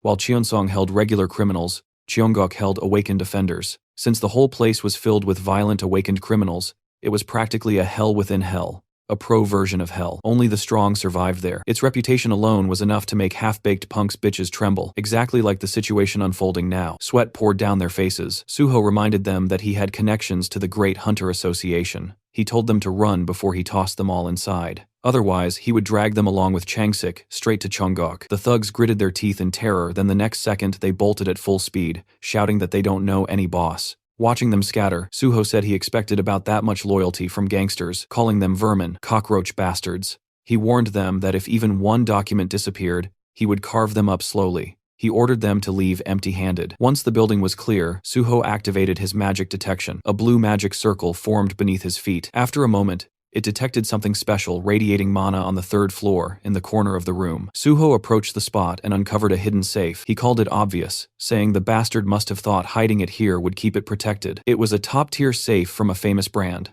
the kind that only unlocked with the registrant's mana signature. He placed his hand on the reinforced steel. Blue light pulsed across it. With toughness like this, cutting the steel would destroy the contents, so he needed to slice the door off cleanly. Suho summoned Bulgasari. The tiny elephant monster popped out from subspace, standing at attention like a soldier. Suho told him he only wanted the door removed. Bulgasari obeyed instantly, gripping the door with its tiny trunk and ripping it free. As the creature started the safe, Suho praised it, telling it to eat well. Inside the safe, he found cash and gold bars, but none of that mattered to him. What he actually came for was the dark ledger filled with the names of countless victims. The Changsik gang had begun with loan sharking, preying on ordinary people to build power. Later, they recruited hunters and deliberately addicted them to Avasaner 1 drugs to control and extort them. This addiction operation was the backbone of their entire influence. The drug was far more potent than ordinary narcotics, and in the end, no one could resist it. Holding the documents, Suho thought of Nam Haewon. He realized Haewon was one of the rare cases who managed to escape. Without his personal strength, even he would have fallen completely. Suho thought they deserved the Cheongok prison for crimes like this. He promised himself he would make every last one of them feel exactly what their victims felt down to the bone. After the wild fight, Suho brought Nam Haewon back to his small apartment and finished healing him. Haewon kept thanking him over and over, finally able to breathe normally again. Suho told him he would still need time before a full recovery, but at least for now, he was out of danger. Then Suho handed him a folder. Haewon asked what it was, and Suho explained that these were bond documents from the Changsik gang, proof that he had taken down the entire criminal group. Haewon could barely believe what he was hearing. The gold-made hand gang, with all their terrifying influence, was really gone. Suho went on to explain the gang's real method. They kept people trapped in debt with outrageous interest rates, turning their victims into insects caught inside an anthill. Even though Haewon had done everything right and never missed a payment, they forced drugs onto him to ensure he could never escape. Still trembling, Haewon said he had survived only because of his special ability. He explained how he tried to fight addiction, made his own antidotes, and begged for help, but no one, not the police, not the association, cared about what happened to people in these slums. He said everyone on the outside felt like another version of the enemy. Suho understood him. He told Haewon that the reason he joined the Great Hunter Association was not for prestige, but to fix the broken system for people like him.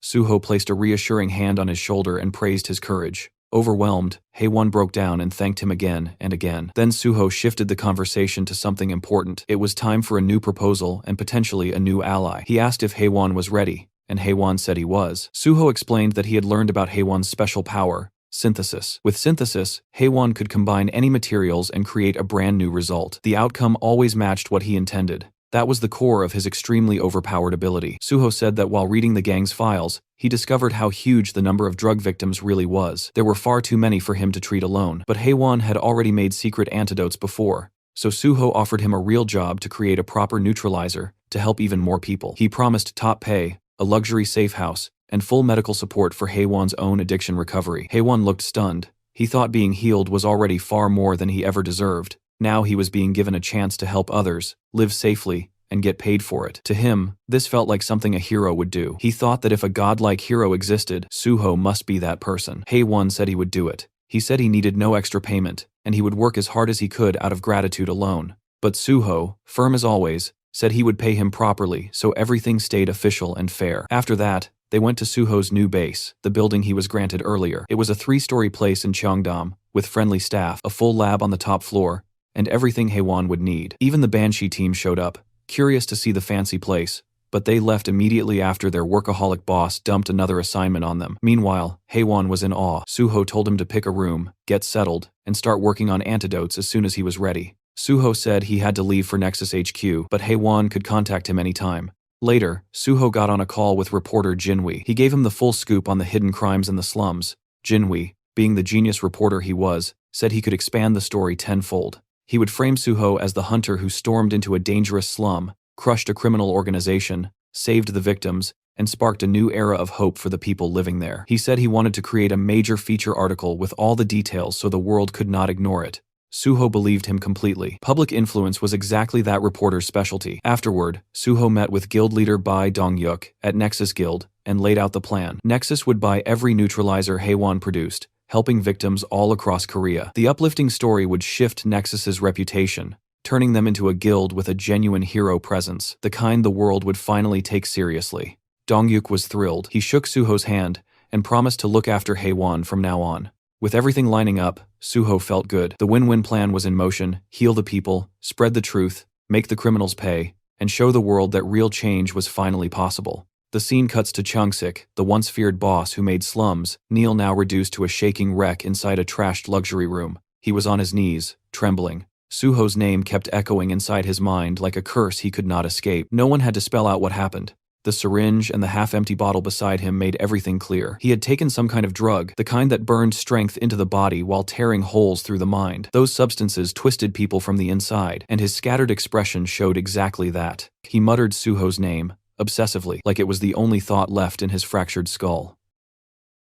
The moment Suho stepped through the glowing blue portal, he entered his secret subspace that had once been a fancy private domain of polished marble and luxurious furniture. Now, the place looked like a disaster zone, as if a tornado had torn straight through it. He scanned the area, noting the cracked marble floor and the expensive furniture knocked over and scattered across the ground. To him, it was clear that someone had completely wrecked the place. On the floor, Chung-sik lay twitching, his skin pale and his body reacting in strange spasms. Suho observed him and figured that the drug must have done something unbelievably intense to the guy. It became obvious that this gangster had not run away, but had been dragged into Suho's subspace instead, effectively kidnapped by the chaos of the situation. Suho walked over, knelt beside him, and placed a hand on his body. His blue healing energy flowed instantly, and the system announced that recovery had begun. Chung-sik, still dazed, looked like someone who had just escaped a bizarre nightmare. Suho demanded that he pull himself together, offering no calm or gentleness in his tone. Suddenly, Chung-sik snapped into anger and panic. He grew wild,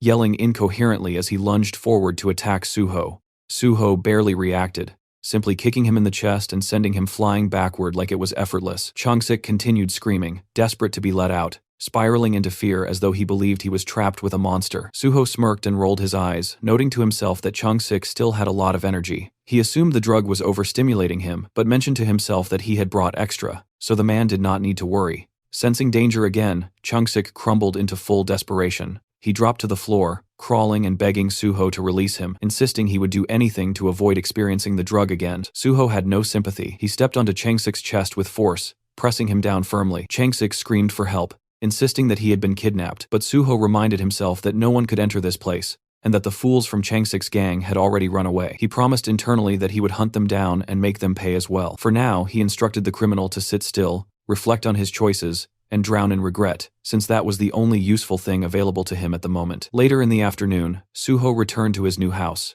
Haewon came running toward him, full of excitement. Suho noticed how hyped he was, and Haewon proudly revealed that he had just finished creating a brand new neutralizer for the dangerous drug. The new version was called Hammer 2. The system displayed information identifying Hammer 2 as a grade C item that excelled at neutralizing the effects of the drug, called illusion. Suho felt genuinely impressed, especially since Haewon had made it in only 2 hours. Haewon explained that he had improved the old version, naming it Hammer 2 because it metaphorically smashed illusions. Suho recalled how Hammer 4 had saved lives in his past life, which meant Hammer 2 should still be a reliable creation even if it was not the strongest one yet. Haewon attributed the success to Suho's help and described the entire process as similar to grinding for items in a game. He believed that with enough time and money, luck would eventually follow. Suho thought Haewon was always humble and wondered how much stronger he would become when he leveled up further. Suho then asked if Hammer 2 could be produced in bulk, and Haewon agreed enthusiastically. He had already completed the formula, meaning they could make large quantities as long as they gathered the necessary ingredients.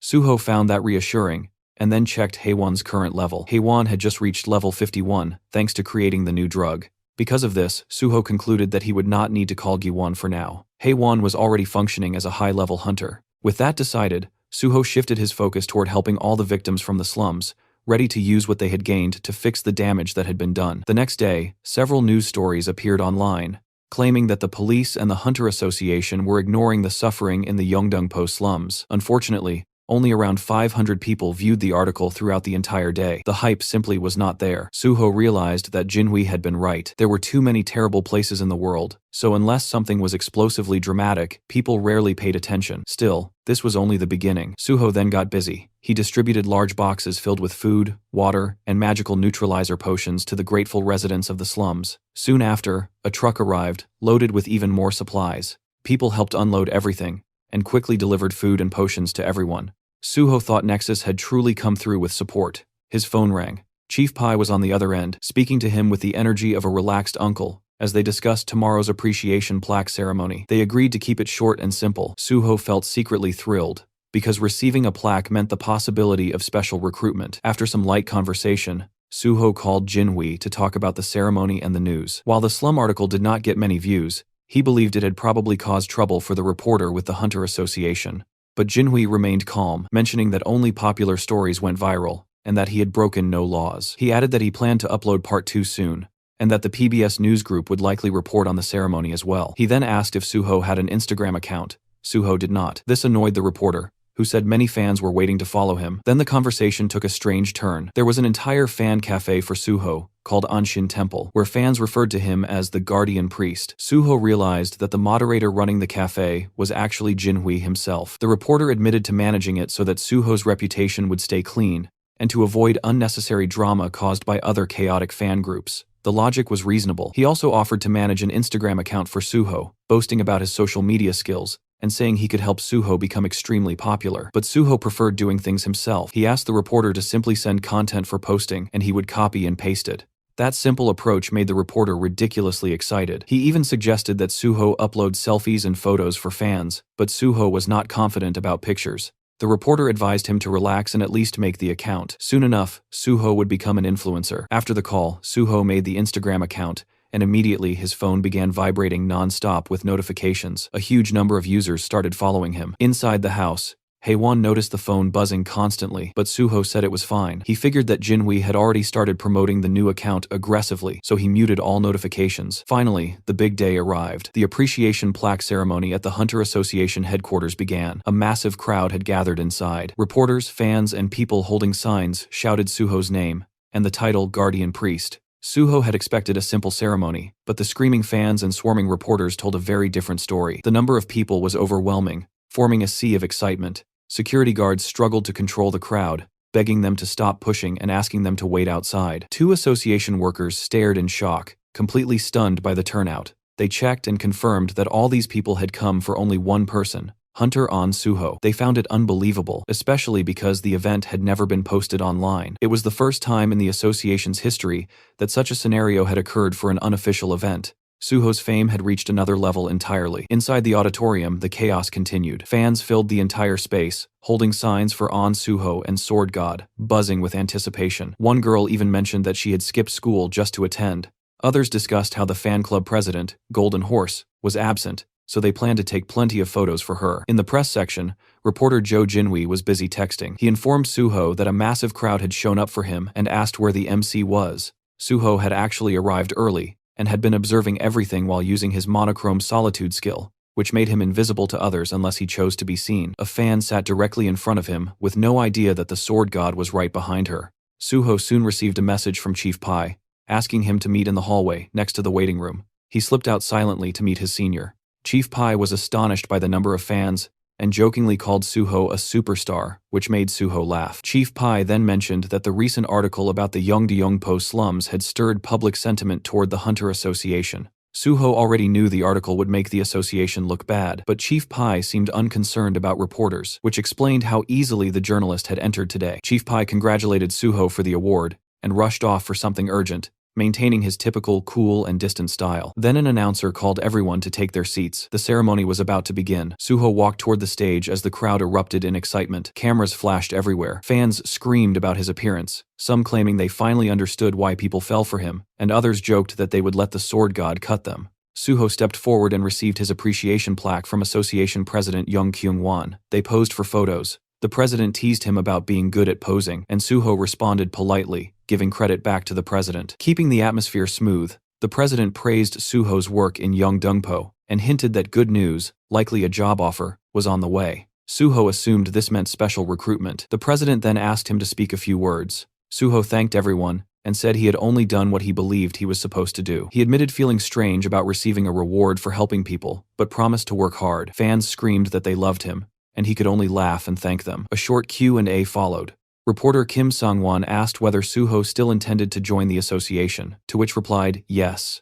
Another reporter mentioned the new Instagram account, and Suho explained that a friend recommended it, so he decided to try it. Someone else noted that he had gained 50,000 followers in a single day, and asked how it felt. Suho said he had turned off notifications and did not know, but he could tell people were interested. Someone asked what his first post would be. Suho said he would probably upload the plaque he received today. Then Jinwi stood up and the room instantly tensed. Staff whispered among themselves, realizing that he was the same reporter who had written the article criticizing the association. President Kyung-hwan grew irritated, believing his staff had made a mistake by letting him in. But the reporter ignored their reactions. He was there to ask real questions. He asked if Suho had seen his article on the Yeongdeungpo slums. Suho had. The reporter then mentioned the criticism that the police and the association were ignoring people who needed help, and asked if Suho was aware of the issue. Suho calmly stated that he was fully aware of it. It was a risky moment, because the room was filled with powerful association members, but the reporter pressed on. He asked if Suho's joining the association would help improve things.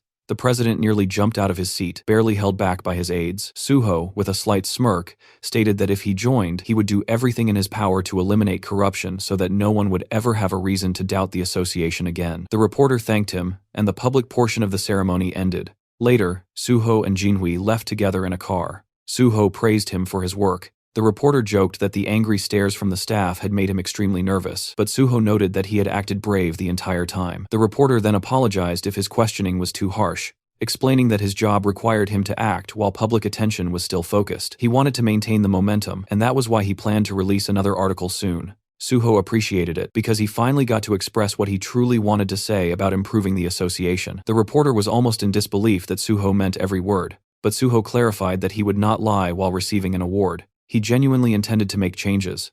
A few days passed, and Suho received his new civil servant ID. He had been officially appointed as a level 5 official, far faster than anyone had expected. At the same time, the entire internet exploded with discussions about Suho's past achievements, especially the incident where he beat violent criminals in the Yeongdeungpo slums. Dozens of online articles appeared, gathering millions of views. People everywhere could not stop talking about him. Some users claimed that Suho was the only cool person in Yeongdeungpo, while others called him a genuine hero. Still, some were jealous and complained that the police or the Hunter Association should have handled the situation instead. A few wondered if Suho was simply doing what Nexus ordered or if he was seeking too much attention. Some online troublemakers jokingly suggested that he might get sued by the criminals he defeated. But the majority agreed that the real losers were the criminals, not the man who stopped them.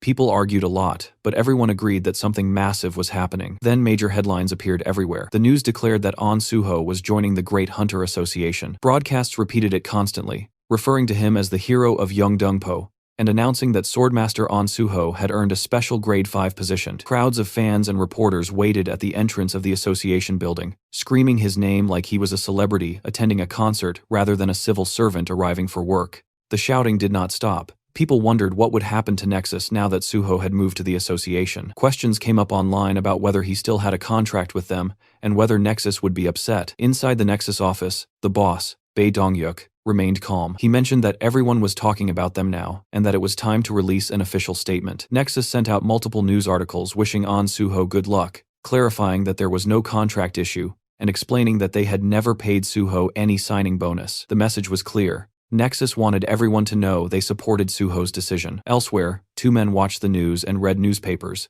They seemed like hunters. They commented that Nexus was the best guild, while others like Hexagon and Prime cared only about money. They brought up how Hexagon had done terrible things, such as letting a weak hunter die because he did not receive a potion in time, and forcing mages to work until they collapsed. A TV report showed Nexus's guild leader Bae Dong-yuk in an interview. The reporter asked whether Nexus had kicked Suho out due to public pressure, and Bae Dong-yuk denied it. He explained that Suho wanted real field experience before taking his civil service exam, and that joining Nexus had simply been a step along the way. He admitted he was sad to see Suho leave, but said Suho belonged in a role where he could save people, not in a private company. Suho and Nexus were clearly reinforcing each other's public image. Back at the Hunter Association, Suho tried not to sweat under all the attention.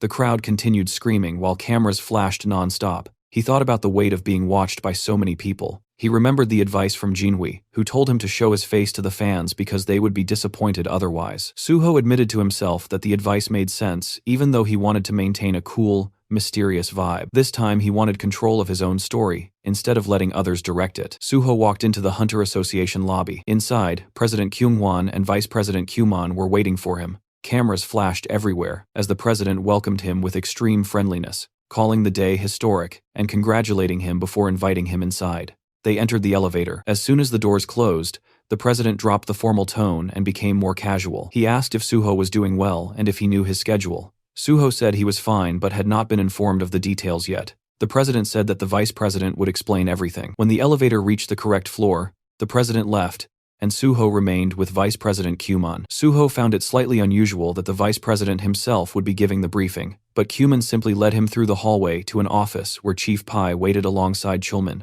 Kyumon explained that these two would guide him and wished him luck. Chief Pai greeted Suho with a big smile, telling him to sit down. He acted extremely friendly and even asked Chulman to get Suho a drink. Suho found it amusing that two people from different departments would both be training him. Chief Pai told Suho to call him senior in private and only use the title chief in official situations. Suho nodded, recognizing how significant that request was, because Chief Pai was known for being strict about titles and reputation. Then, Chief Pai began testing Suho's knowledge about his new job. Suho explained that he knew about the probation period.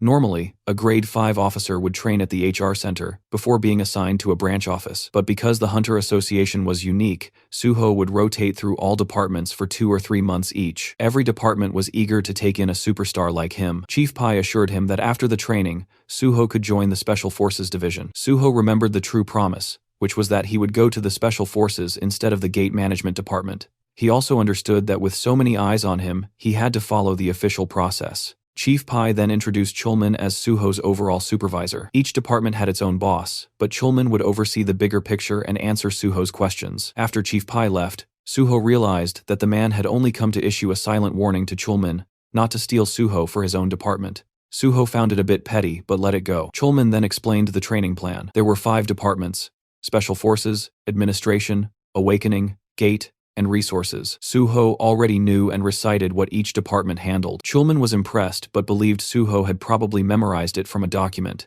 He informed Suho that his first rotation would be in the Awakening department. As they walked toward the department, Suho noted that this meant he would meet Director Lee Wanek, a member of the president's faction, and someone Suho planned to remove later. Chulman continued explaining that every department would have people monitoring Suho and giving him tests, which meant he had to pass everything thrown his way. Still, Chulman remained confidently positive, insisting Suho would do just fine, keeping the cheerful, supportive attitude he always carried. When they arrived at the Awakening department, Suho immediately thought to himself that he would not need his memory abilities for this part. There was one person here no one could ever forget. Inside the office stood Lee Wanek, looking authoritative behind his desk. He stood up immediately to greet them, calling it an honor to have a national superstar like Suho start his first rotation in the department. He also said he would be the one grading Suho's work, and acted overly friendly. Suho's thoughts drifted to what he knew about this man. Wanek was famous inside the association, and had close ties with the chairman. After leaving for another company, rumors circulated that he was involved in human trafficking, but nothing came to light because Kyunghwan had covered it up. Suho believed things might turn out differently this time since he now knew the truth about the past. This place needed to be cleaned from top to bottom. Someone knocked on the door, and Wanek identified the visitor as Jun Sung before calling him in. He introduced him as the officer who would help Suho in the Awakening department. The two shook hands politely, and Jun Sung said he had heard a lot about Suho, and felt amazed to work with someone so popular. Suho behaved humbly, but internally he admitted he had no memory of this man. Everyone below team leader was simply called officer, so it made sense. Junsong tried light-hearted joking, even mentioning that he wanted Suho's autograph later. He then encouraged Suho not to stress about the job, pointing out that Suho already had a clear future destination. Suho pretended not to understand, but Junsong clarified that everyone knew he was headed to the Special Forces Division. Suho realized that Chief Pai had not kept anything secret at all, but he did not mind. Having a powerful person supporting him only made life easier, even if it felt a little awkward to be treated like royalty. Then Junsong handed him a thin folder that he described as the department's quick manual. Normally the manual was massive, but they had created a special, simplified version just for Suho. Connections truly changed everything. He explained that the Awakening Department was divided into two major sections, Awakened Affairs and Non-Awakened Affairs, each with its own teams. Suho would first take a theory test, then complete one field training session with each division. He reassured Suho not to worry, since everything had been prepared in advance. He handed him a business card and said to call if anything unusual happened. After he left, Suho sat down and began reading the manual. Even as a summary, it felt like a lot, but Suho did not feel burdened. He had the library of memories, which worked like a cheat system for his brain.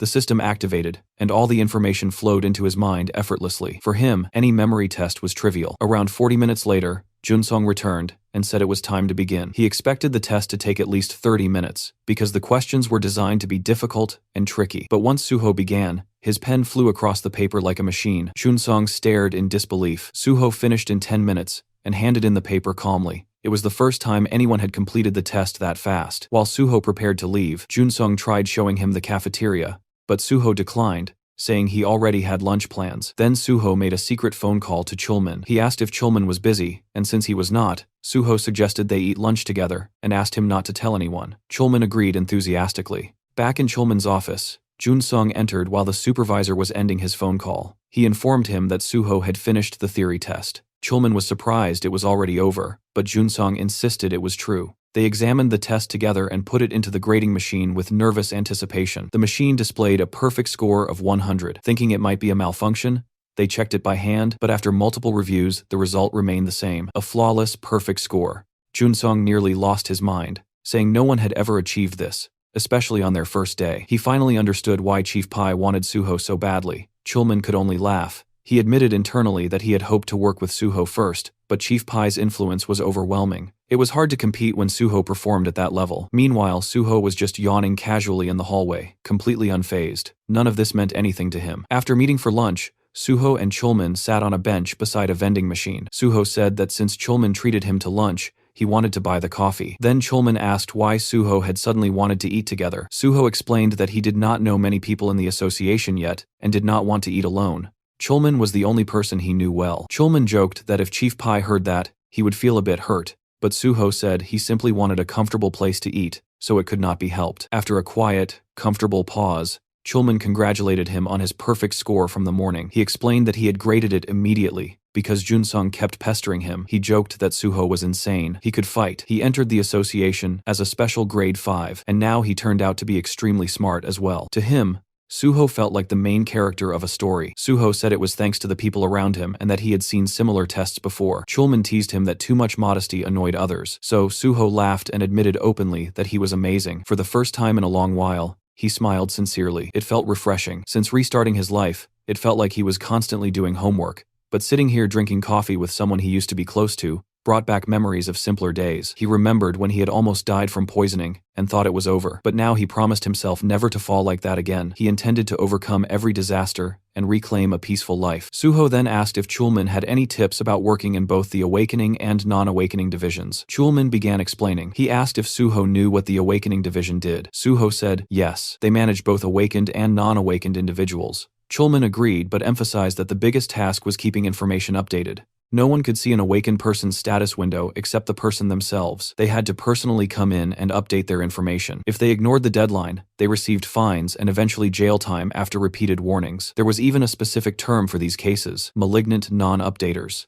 Managing those troublemakers was their primary job. He continued, explaining that awakened individuals were like superheroes. Some were so durable that bullets could not harm them. Others could disappear as if they had never existed. Every country needed their data updated regularly. It might sound like the association treated them as potential walking disasters, but there was currently no better method.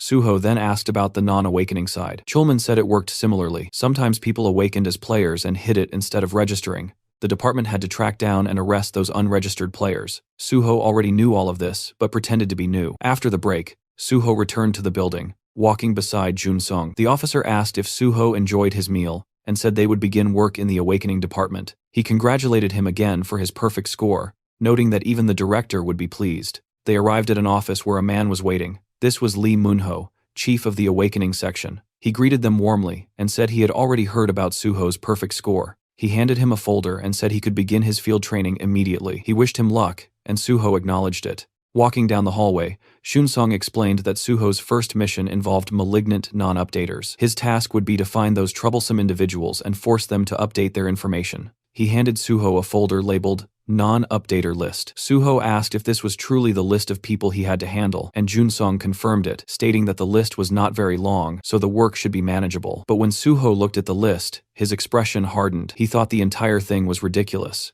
Every name belonged to someone notoriously dangerous, individuals known for giving even the awakening section a difficult time. He wondered if this was another hidden test from Chief Pai, who loved testing his subordinates endlessly. Still, Suho decided he was ready for whatever came next. He would take down every person on the list either way. Since Jun-sung worked at a desk and not in the field, he introduced Suho to a new mentor, Han Ho-sung, a grade 7 field officer, who Jun-sung introduced as a veteran at catching non-updaters. Then Jun-sung slipped out of the room, leaving the two alone. Suho introduced himself while Ho-sung leaned back casually against a desk, looking relaxed. He suggested that they check the list first. When he saw the names, he let out a deep sigh. The association had told him to treat Suho like a VIP, yet they handed him this insane list. It was filled with legendary troublemakers who had vanished or were considered impossible to catch. Ho-sung guessed that the association wanted Suho to look like a hero because everyone was watching. He asked if Suho already knew how to use the stat scanner and the necessary tools. Suho did, so Ho-sung said no extra training was needed.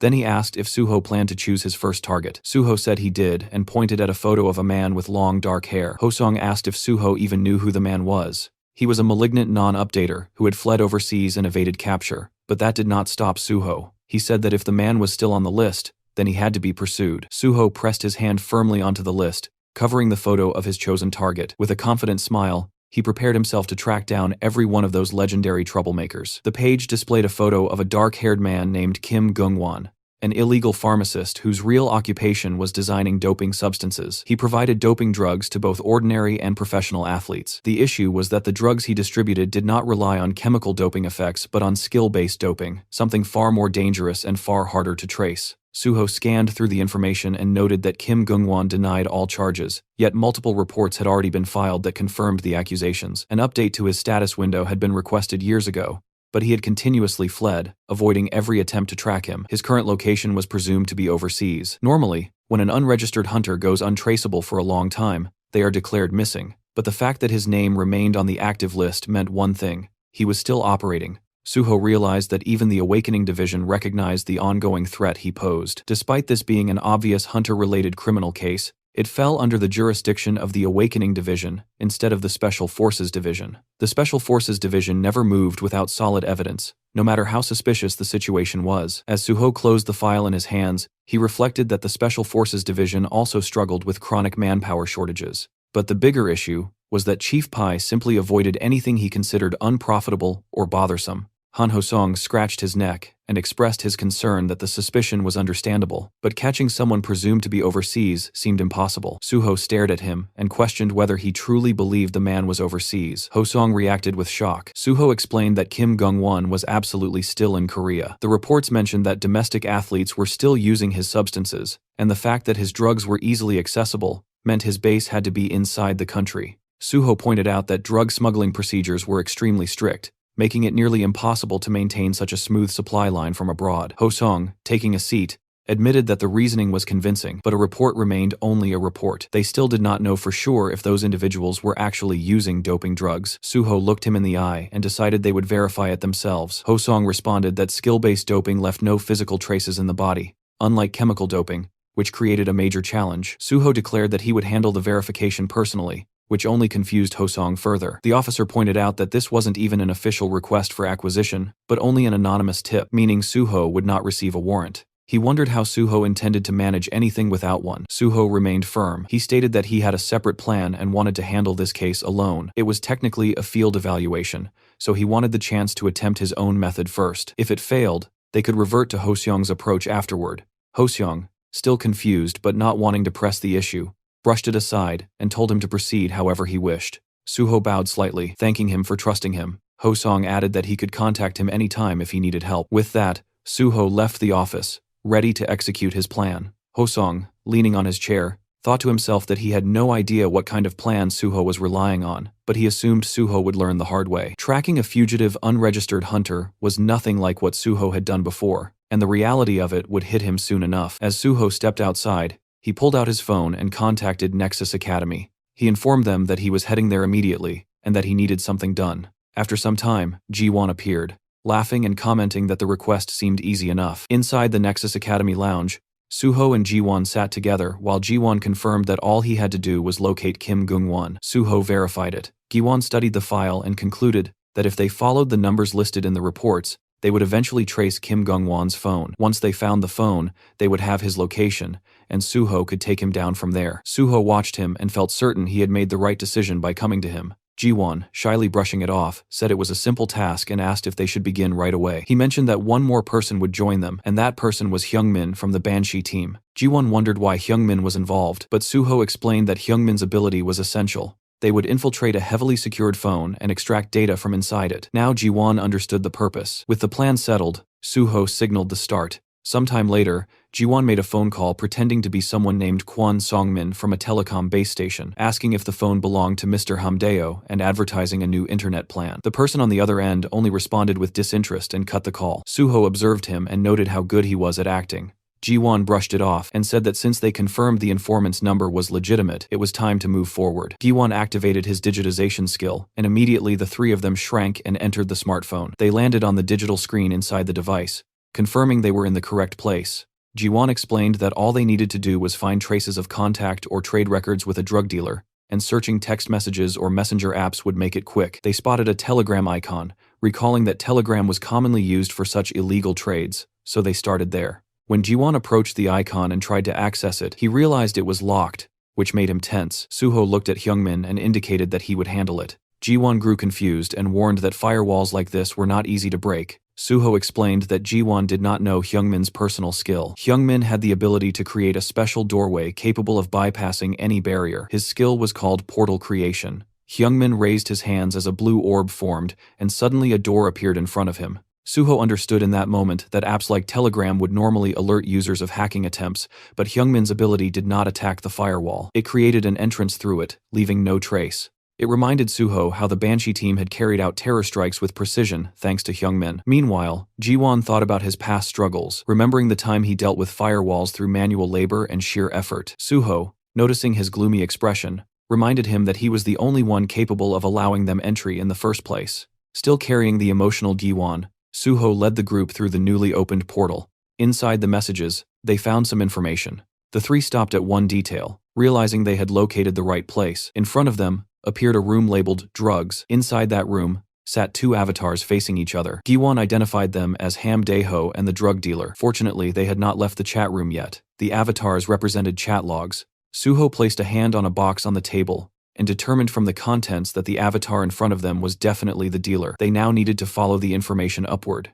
Ji-won confirmed that the door behind the dealer's avatar led into the dealer's own Telegram account. Once they went through it, they found multiple doors, each representing different transactions the dealer had completed. Ji-won was amazed that the chat rooms visualized as an entire building showed how many people had communicated with the dealer. Suho studied it and said it was time to send every one of them back to prison. They then began tracking the top of the chain. Suho instructed them to search every chat and collect phone numbers and call records. Eventually, Suho and Ji-won found a particular number. Ji-won identified it as the supplier. If they followed it, they would reach the source. The trio repeated the same process for a while, searching for more intels. After hours of searching, they walked out of another digital doorway, feeling exhausted. Suho wondered aloud how many layers of subcontracting existed. Hyungmin, drained, guessed they were being extra cautious given the nature of their business.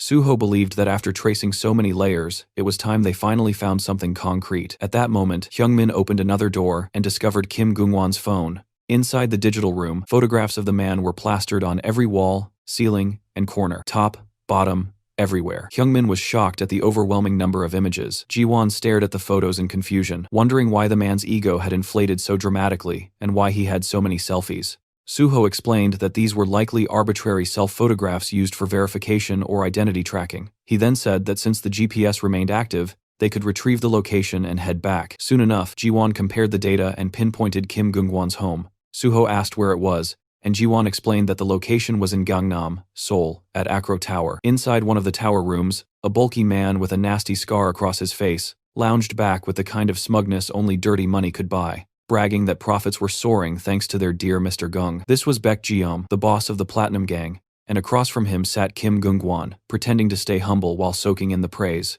He claimed his results were always great because of Baek, then casually brought up whether the police were fully handled. Baek confirmed without hesitation, saying every layer of law enforcement, from cops to prosecutors to even the Hunter Association, had already been bribed, and none of them could be touched. Right then, the lights flickered out and the whole room dipped into darkness. Everyone automatically glanced upward. Gungwon muttered about a power outage while Baek Jeom quietly assumed the same. Gungwon complained that this wasn't some cheap building, and there was no gate rupture happening, so the power cutting out made no sense.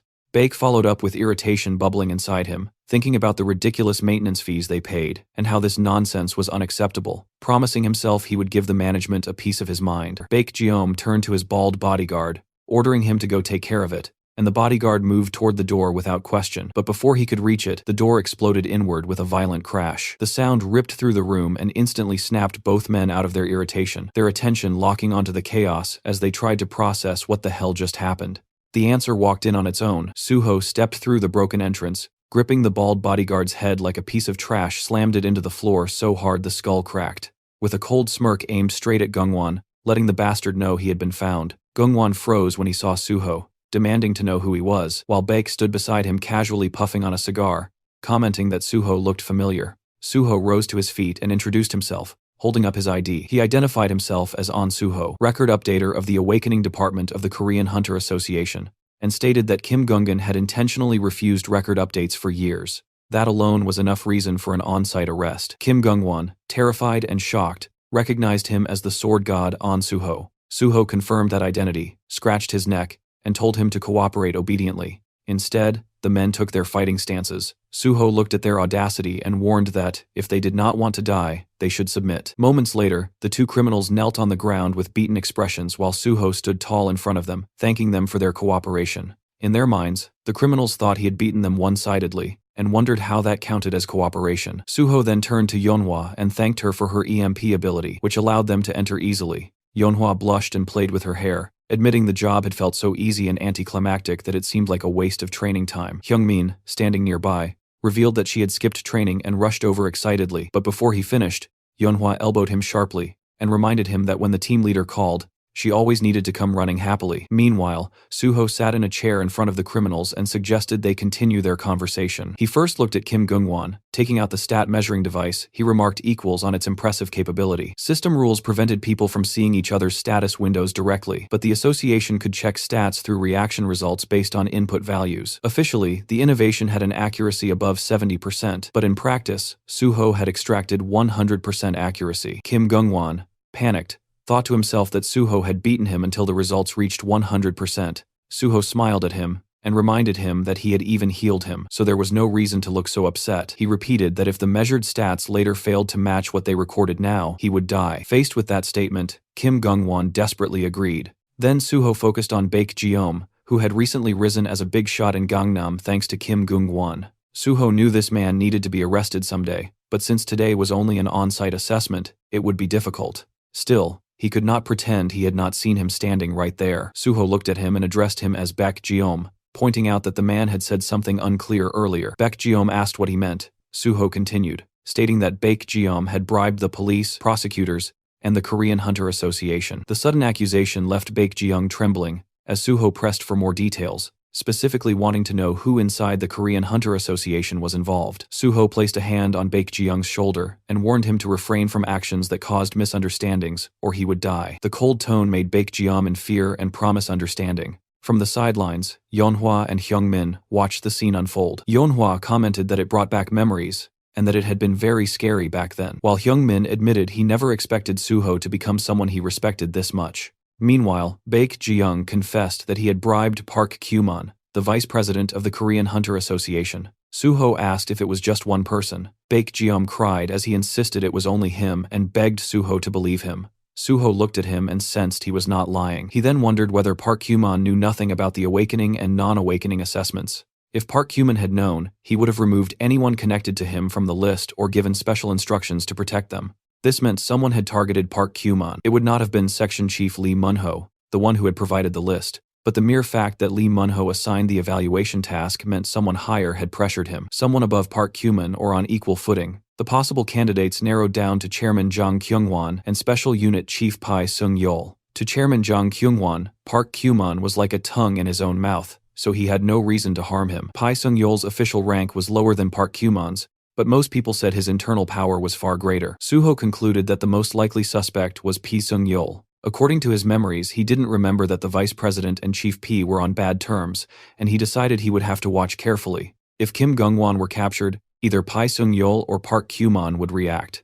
Suho grabbed Kim Gungwon by the collar and told him he would come with him, while telling Baek Jeom that he would be seeing him again and intentionally refraining from arresting him at that moment. That statement confused Baek Jeom. Suho warned him to take care because he would return. With that, Suho and the Banshee team left the luxurious room, leaving the busted-up Baek Jeom in complete confusion. After some time, when Suho returned to the association, he found Senior Ho-song dozing on a sofa. As soon as he noticed Suho, he yawned and asked if Suho had found Kim Gungwon, clearly assuming Suho had failed. But when Suho confirmed that he had found him, Ho-song became confused. He struggled to believe it, so Suho repeated the update, saying he had located Kim Gungwon, updated his status window information, and placed him in the interrogation room. Ho-song was still rattled, as Suho told him to follow so they could check on him. Later, Ho-song and Suho stood behind a window, watching Kim Gungwon sit inside the interrogation room while someone questioned him. Ho-song thought about how this vicious S-class problem case had evaded capture for years, yet Suho had caught him in one day, or rather in just a few hours. The criminal was even cooperating peacefully. Ho-song's gaze shifted to the stat measuring device,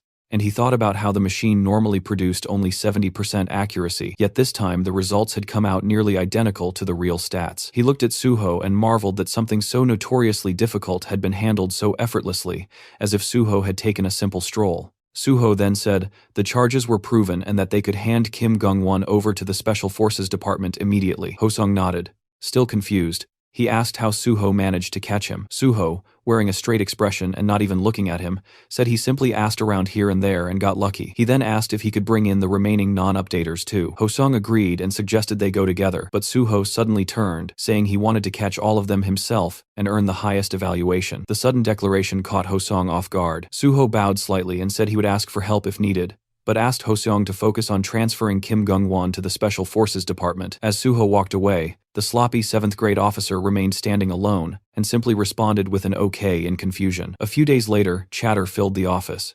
Someone mentioned intern An Suho and said stories about him catching all the vicious non-updaters were spreading everywhere. People wondered how he managed to complete in 2 days what even pro-awakeners could not. They said the real sword god was also the real squad god, and the work class difference was overwhelming. But they also wondered if the awakening department would now receive all the blame. Someone said the department might start hating intern An Suho for this. Inside the awakening department, everyone cheered Suho's name loudly, calling him sword god over and over. These workers had been scolded endlessly because of those S-class problem cases, but hearing praise even once felt 1,000 times better than constant criticism. They shouted their love for Suho. A woman in the office asked him not to leave and begged him to work there forever. She admitted she never said things like this, but had never seen talent like his. A senior employee with shining eyes declared he had even joined Suho's fan club and told others to call him Suho Priest, all while holding a poster with Suho's face on it. As Suho is leaving with documents in his hands, his colleagues cried out for him not to go. Suho thanked them, but reminded them he needed to finish his work with the awakening department first. Soon after, he received a call. The name on the screen belonged to Pai Sung-yeol. Chief Pai, while looking at documents, asked Suho if he was busy and told him to come see him if he had a moment. Suho realized instantly that the bite he had been waiting for had finally arrived. Inside Chief Pai's office, Chief Pai handed a can of Coke to Suho and commented that Suho's performance in the awakening department had been impressive. Suho responded modestly, saying that it was nothing. Chief Pai sat down and questioned him, wondering how Suho could call it nothing when he always produced results far beyond expectations. Suho thanked him. Chief Pai then asked whether the first person he caught was Kim Gungwon. Suho confirmed it. Taking a sip of Coke with a smirk, Chief Pai pointed out that if Suho had only seen Kim Gungwon, Suho realized immediately that things were happening exactly as expected, and that Chief Pai already knew everything. That made everything simpler. Suho revealed that he had also seen Baek Jeom. Chief Pai then asked why he had let him go. Suho explained that he believed the man was too big for him to handle. Chief Pai asked why Suho spoke, as if he already understood what he was implying. Suho clarified that he assumed Chief Pai was referring to Baek Jeom's connections. Chief Pai confirmed it. He then asked Suho to explain why he had not reported back right away. Suho said he waited because he had no justification to report. Chief Pai wanted to know what kind of justification. Suho clarified that he planned to join the Special Forces unit, but since Chief Pai's name had not been mentioned yet, reporting prematurely would have looked like overstepping. Suho assumed that if he waited, either Chief Pai or the vice president of the association would call for him. Chief Pai approved of his decision and told him to report everything directly to him from now on. He said he would, in return, tell Suho everything he wanted to know. Suho agreed. Chief Pai asked if Suho was not curious why he had to report to him. Suho answered that there was no need to be curious since Chief Pai surely had his reasons. Laughing, Chief Pai called him a crazy kid. Then he pulled out a credit card and handed it to Suho, telling him he did a good job and should eat something expensive with his friends after work. He insisted that Suho not settle for cheap food like pork belly, but enjoy anything he wanted. Suho tried to decline, but Chief Pai reminded him that when an adult gave something, he should accept it with thanks. Suho left the office and walked down the hall, thinking that he had just walked past the vice president earlier without saying anything. It became clear that something existed between the vice president and Chief Pai. Pulling out his phone, Suho called Giwon. He told him he would send a few numbers and instructed him to gather all possible information. Giwon agreed without asking any questions. Suho asked why he did not question him about the details, and Giwon replied that if Suho told him to do something, he would simply do it. Suho realized this must have been the same feeling Chief Pai experienced earlier. Suho encouraged Giwon to work hard, promising to buy him expensive food, and telling him to decide what he wanted to eat. Jiwon celebrated on the other end of the call. After ending the call, Suho thought of reporter Jo Jinhui. He called him and checked if he was free in the evening. Later that evening, Suho and Jinhui clanked their beer glasses together. Jinhui congratulated him on officially starting his work as a hunter. Suho thanked him and asked if he had been busy with articles. Jinhui said it had not been difficult since all he had to do was add flavor to the solid foundation Suho provided. He asked about the Banshee team and others, and Suho explained that he set aside a separate table so they could bond better with Haewon and the others. Suho then tells Jinhui that Haewon would want to greet him too, so they would invite him properly next time. He said he prepared this small repayment for last time. Jinhui said he should be the one repaying Suho. He explained that Hammer 2 helped save victims, and that the Nexus had risen into a nationally favored guild, which caused his related feature articles to perform extremely well. Raising his glass, he said he looked forward to working together. Suho raised his glass as well and agreed that they should continue working together. The next day at the association, the manager of the non-awakening division,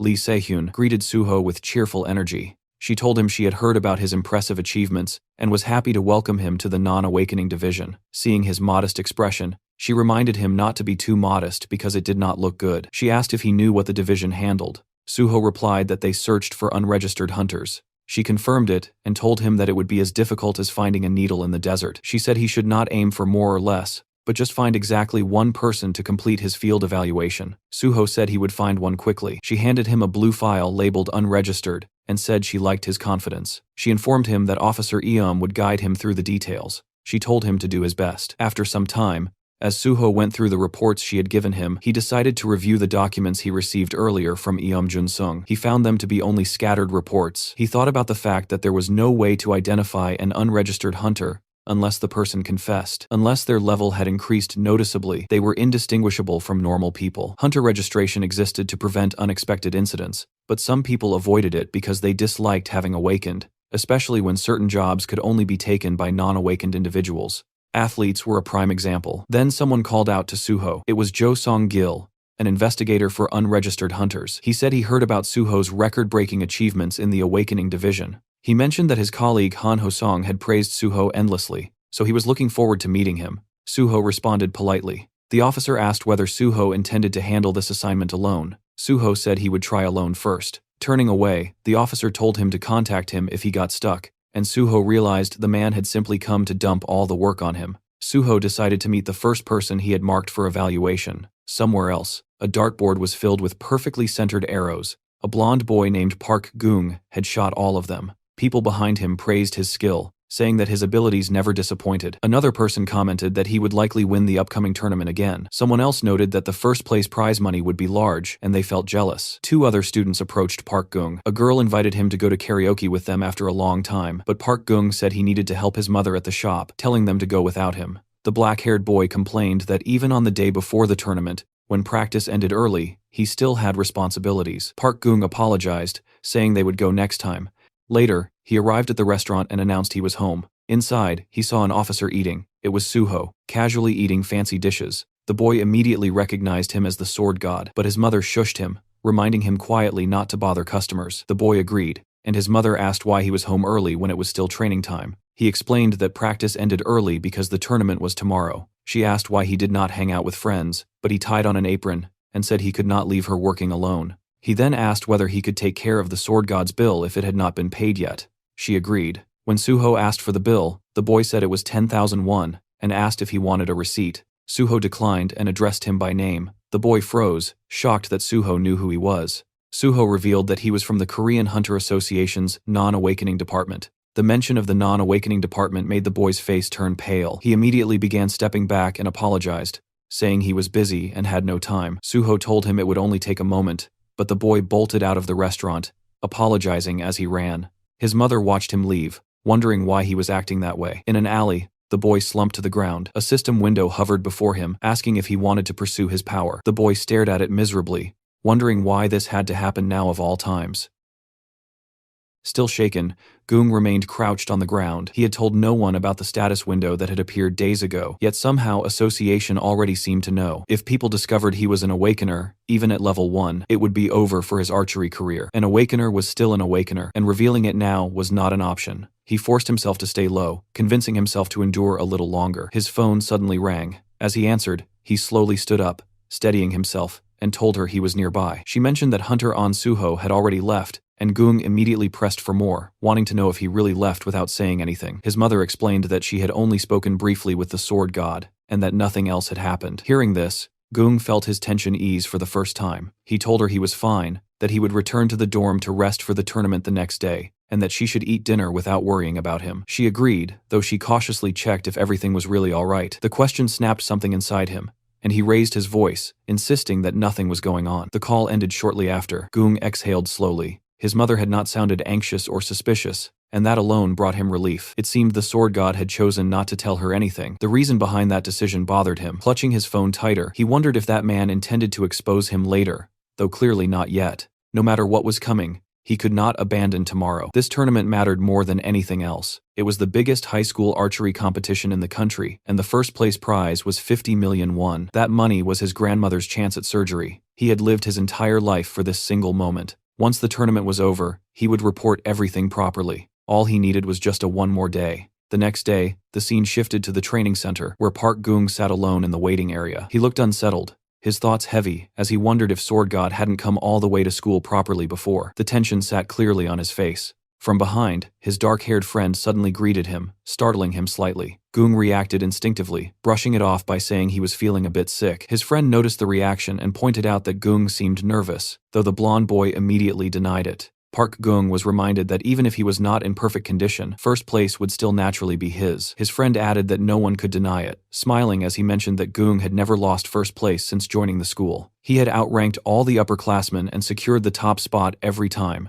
which was exactly what real talent looked like. Hearing this only made Gung more uneasy, as he pointed out that his friend beat upperclassmen every day as well. The response came with a shrug, admitting that despite that, he was still stuck as the eternal second place. In the end, the world only remembered whoever stood first. With a smirk, his friend added that considering how much money his family spent on him, failing to even secure second place would mean serious trouble at home, especially with the kind of father he had. His friend clenched his fist lightly and brushed it aside, telling Gung that regardless, he had a reason to win and needed to make sure he did. He promised to watch until the very end. Gung thanked him, admitting that the encouragement helped him relax a little. Just then, Gung's attention was pulled away by the coach calling for him. Meanwhile, Won-seuk watching him from background with dark smile. As soon Gung entered an office, he noticed the coach speaking with a man dressed in black. One look was enough for him to recognize who it was. The man standing there was none other than An Suho himself. Gung immediately wondered why he was here. Fear crept in fast, sweat forming as he realized the officer might have come to take him away.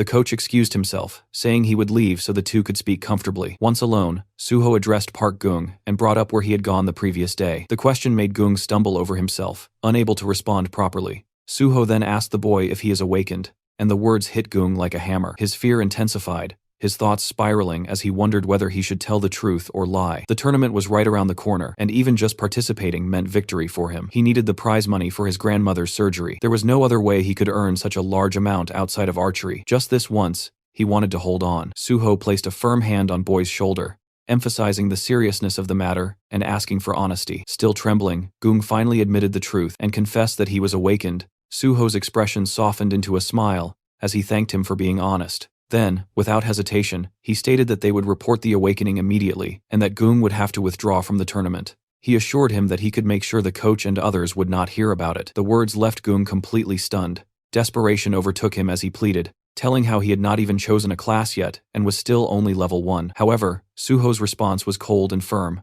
He acknowledged Gung's situation and understood what he wanted to say, but the law was absolute. Even if Gung entered the tournament and reported afterward, any results within a 2-month window would be nullified. The realization shocked Gung even further. Suho explained that reporting now was the better option and told him to come with him to the association. With no real choice left, Gung reluctantly agreed. Suho led him toward his car, watching as the boy followed quietly without resistance. Seeing this, Suho felt a sense of relief. In his previous life, Park Gung had won this tournament, but later lost the title in disgrace after his so-called best friend Hong Won-suk reported him. That incident twisted him deeply, eventually pushing him into villainy and turning him into the notorious criminal known as Gang Gui. It was a painful decision, but with Suho's interference, the boy is saved by his hellish fate. Meanwhile, as they drove along, Suho casually brought up why the boy was acting like some kind of criminal, even though nothing about him really fit that label. The boy shifted uncomfortably and admitted it was because he had hidden the fact that he had awakened.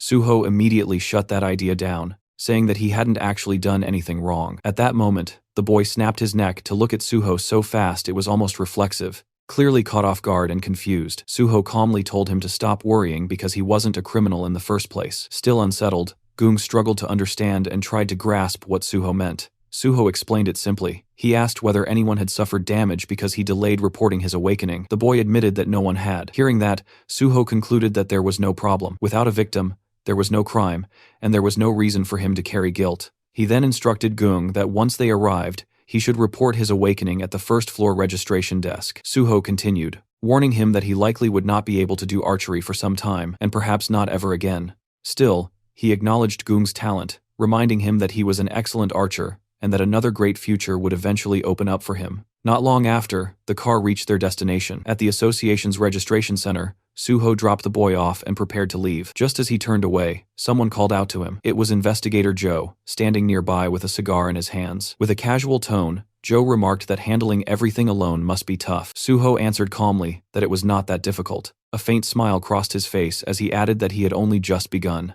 Joe echoed the words, noting that if Suho was only beginning, then there was no need for his help. Suho responded with a polite bow, assuring him that he was fine, and then took his leave. As Suho walked away, he made a call to Jinhui and asked if he had some time to talk. Behind him, Investigator Joe let out a quiet sigh. Watching Suho's back, he muttered that the man was clearly having a hard time, though his pride kept it well hidden. Soon after, the boy reached the reception desk. The woman there informed him that his player registration card was ready, and he thanked her as he accepted it. Staring down at the card in his hand, a heavy thought settled in. He realized he could never return to being an ordinary person again. Closing his eyes, he reflected on the past few days and felt an unexpected sense of relief despite having lied during that time. He decided that the first thing he needed to do was tell his mother the truth. He tried calling her repeatedly, but even after 8 attempts, there was no answer. Worry crept in fast, and the fear that something might have happened to her. He rushed toward their small restaurant, his heart pounding, only to be met by a large crowd gathered outside. As he stepped inside, he saw people packed into nearly every corner.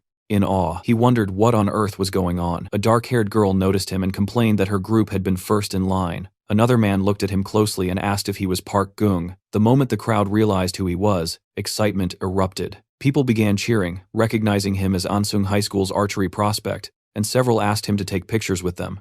Overwhelmed, He tried to understand how they even knew who he was. He wondered if the sudden increase in customers was because they had come to see him. The girl quickly cleared the misunderstanding, explaining that they were not there for him, but because the restaurant had been recommended by the sword god. The explanation only confused him further. She excitedly added that the sword god had posted about the food on Instagram. The post had already gathered over 87,000 likes and 47,000 comments. Some customers laughed among themselves, finding it oddly cute that Sword God's very first post was simply a food recommendation. Still confused, the boy tried to figure out how they had recognized him. One of the nerdy-looking customers casually explained that doing research before a pilgrimage was basic behavior. Others pressed him with curiosity, asking whether he had really met the Sword God. With a hint of pride, he admitted that he had, even mentioning that he had handled the sword god's payment himself. The girl reacted with open jealousy but pointed out that his mother looked overwhelmed and suggested that he should go help. He immediately rushed into the kitchen and told his mother that he would help out. She questioned him about the competition and asked why he was there instead of training. Tying on an apron, he brushed it aside, saying they could talk later and that he should start cleaning first. Outside, customers excitedly stared at the special sword god menu, commenting on how humble and cute it felt to see the sword god eating simple snack food. The entire day passed with him serving customers non-stop. By evening, exhaustion finally caught up to him. He leaned against the counter, drained, and remarked that since the restaurant had opened, this had been the busiest day they had ever experienced. His mother, still bewildered, commented on the sudden chaos and then asked again why he was there instead of at the competition. Before he could answer, someone outside called out, asking if the restaurant was open. His mother turned and apologized, explaining that they were closed for the day because they had run out of ingredients. The man replied that he was not a customer. He introduced himself as Jo Jae-in-hui, a reporter from PBS, and said he would like to interview Park Gung if he had a moment. The boy stood there confused, wondering if the man truly wanted to meet him. The reporter confirmed it, explaining that they had received a tip. According to that information, Park Gung had withdrawn from a major competition after honestly reporting that he had become an awakened person. The words hit hard. His mother froze in shock, struggling to understand what an awakened person's honesty report even meant,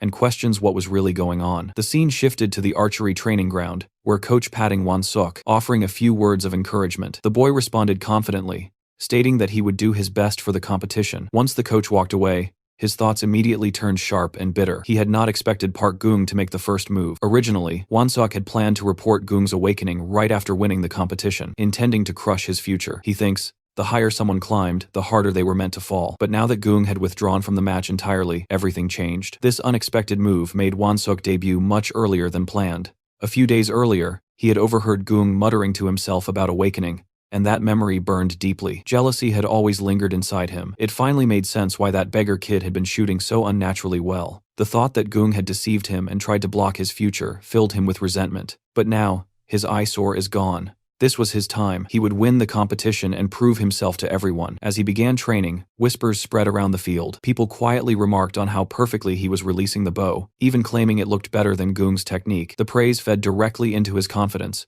twisting it into greed. Thinking himself as the true bow god, his focus suddenly broke when he overheard people talking about an official who had arrived. That official was none other than An Suho. Confusion spread among the crowd as they wondered why the sword god was here. Suho approached Won-seok directly and addressed him by name, asking him to come along to the association. Won-seok was caught off guard and demanded an explanation. Suho replied that it was not something to be discussed publicly, and explained that Won-seok was scheduled for an investigation that would take about a day. Anger surged as Won-seok snapped, refusing outright, questioning why an investigation was suddenly happening now. Suho remained calm and stated that everything would be explained on the way. Won-seok's frustration exploded as he flatly refused again, insisting that he could not go and asking whether Suho himself would agree if he were in the same position. That was when Suho revealed the reason. He mentioned Won-seok's older brother, Hong Dong-seok. Just hearing that name drained the color from Won-seok's face. Suho explained that Dong-seok was currently under investigation for draft dodging involving a fake awakening report. Because of that, all family members were required to undergo awakening verification as well. The case involved many people and was being treated as a serious matter. Suho looked directly into Won-seok's eyes and asked for his cooperation. Fear crept in fast as Won-seok struggled to process the words draft dodging and corruption. Behind him, other students whispered among themselves, remarking that the sword god was personally escorting him. A girl murmured that it looked like his family had committed a crime. At the association, a dark-haired boy shouted loudly, demanding to know who had reported him. Sitting across from an officer at a desk, he accused him of hypocrisy, pointing out that the same officer had issued his player license. The officer warned him that continued refusal to cooperate would only make things worse. At that moment, Suho arrived, bringing Wonseok along. Watching the situation unfold, Suho reflected that he had caught everyone he could remember being tied to the draft fraud, and now everything was exploding at once. The moment Wonseok saw his brother, his restraint shattered. He struck him instantly, knocking him to the ground, unleashing his rage as he blamed him for ruining his competition and spat insults at him. Observing the scene, Suho thought about how distorted they all seemed. Investigator Joe rushed over to Suho, asking for help. Suho replied calmly that interns were not allowed to perform official duties and that he was currently busy in undergoing field evaluation. Joe protested, but was suddenly called away by his superior and had to leave. Watching him go, Suho thought that he had already spoon-fed them more than enough and wondered how much more they expected from him. Not long after, he arrived at a PC cafe. Looking around, he noted how old it felt. The place still allowed indoor smoking, had no customers, and carried an atmosphere frozen in time. After the cataclysm and the rise of virtual reality,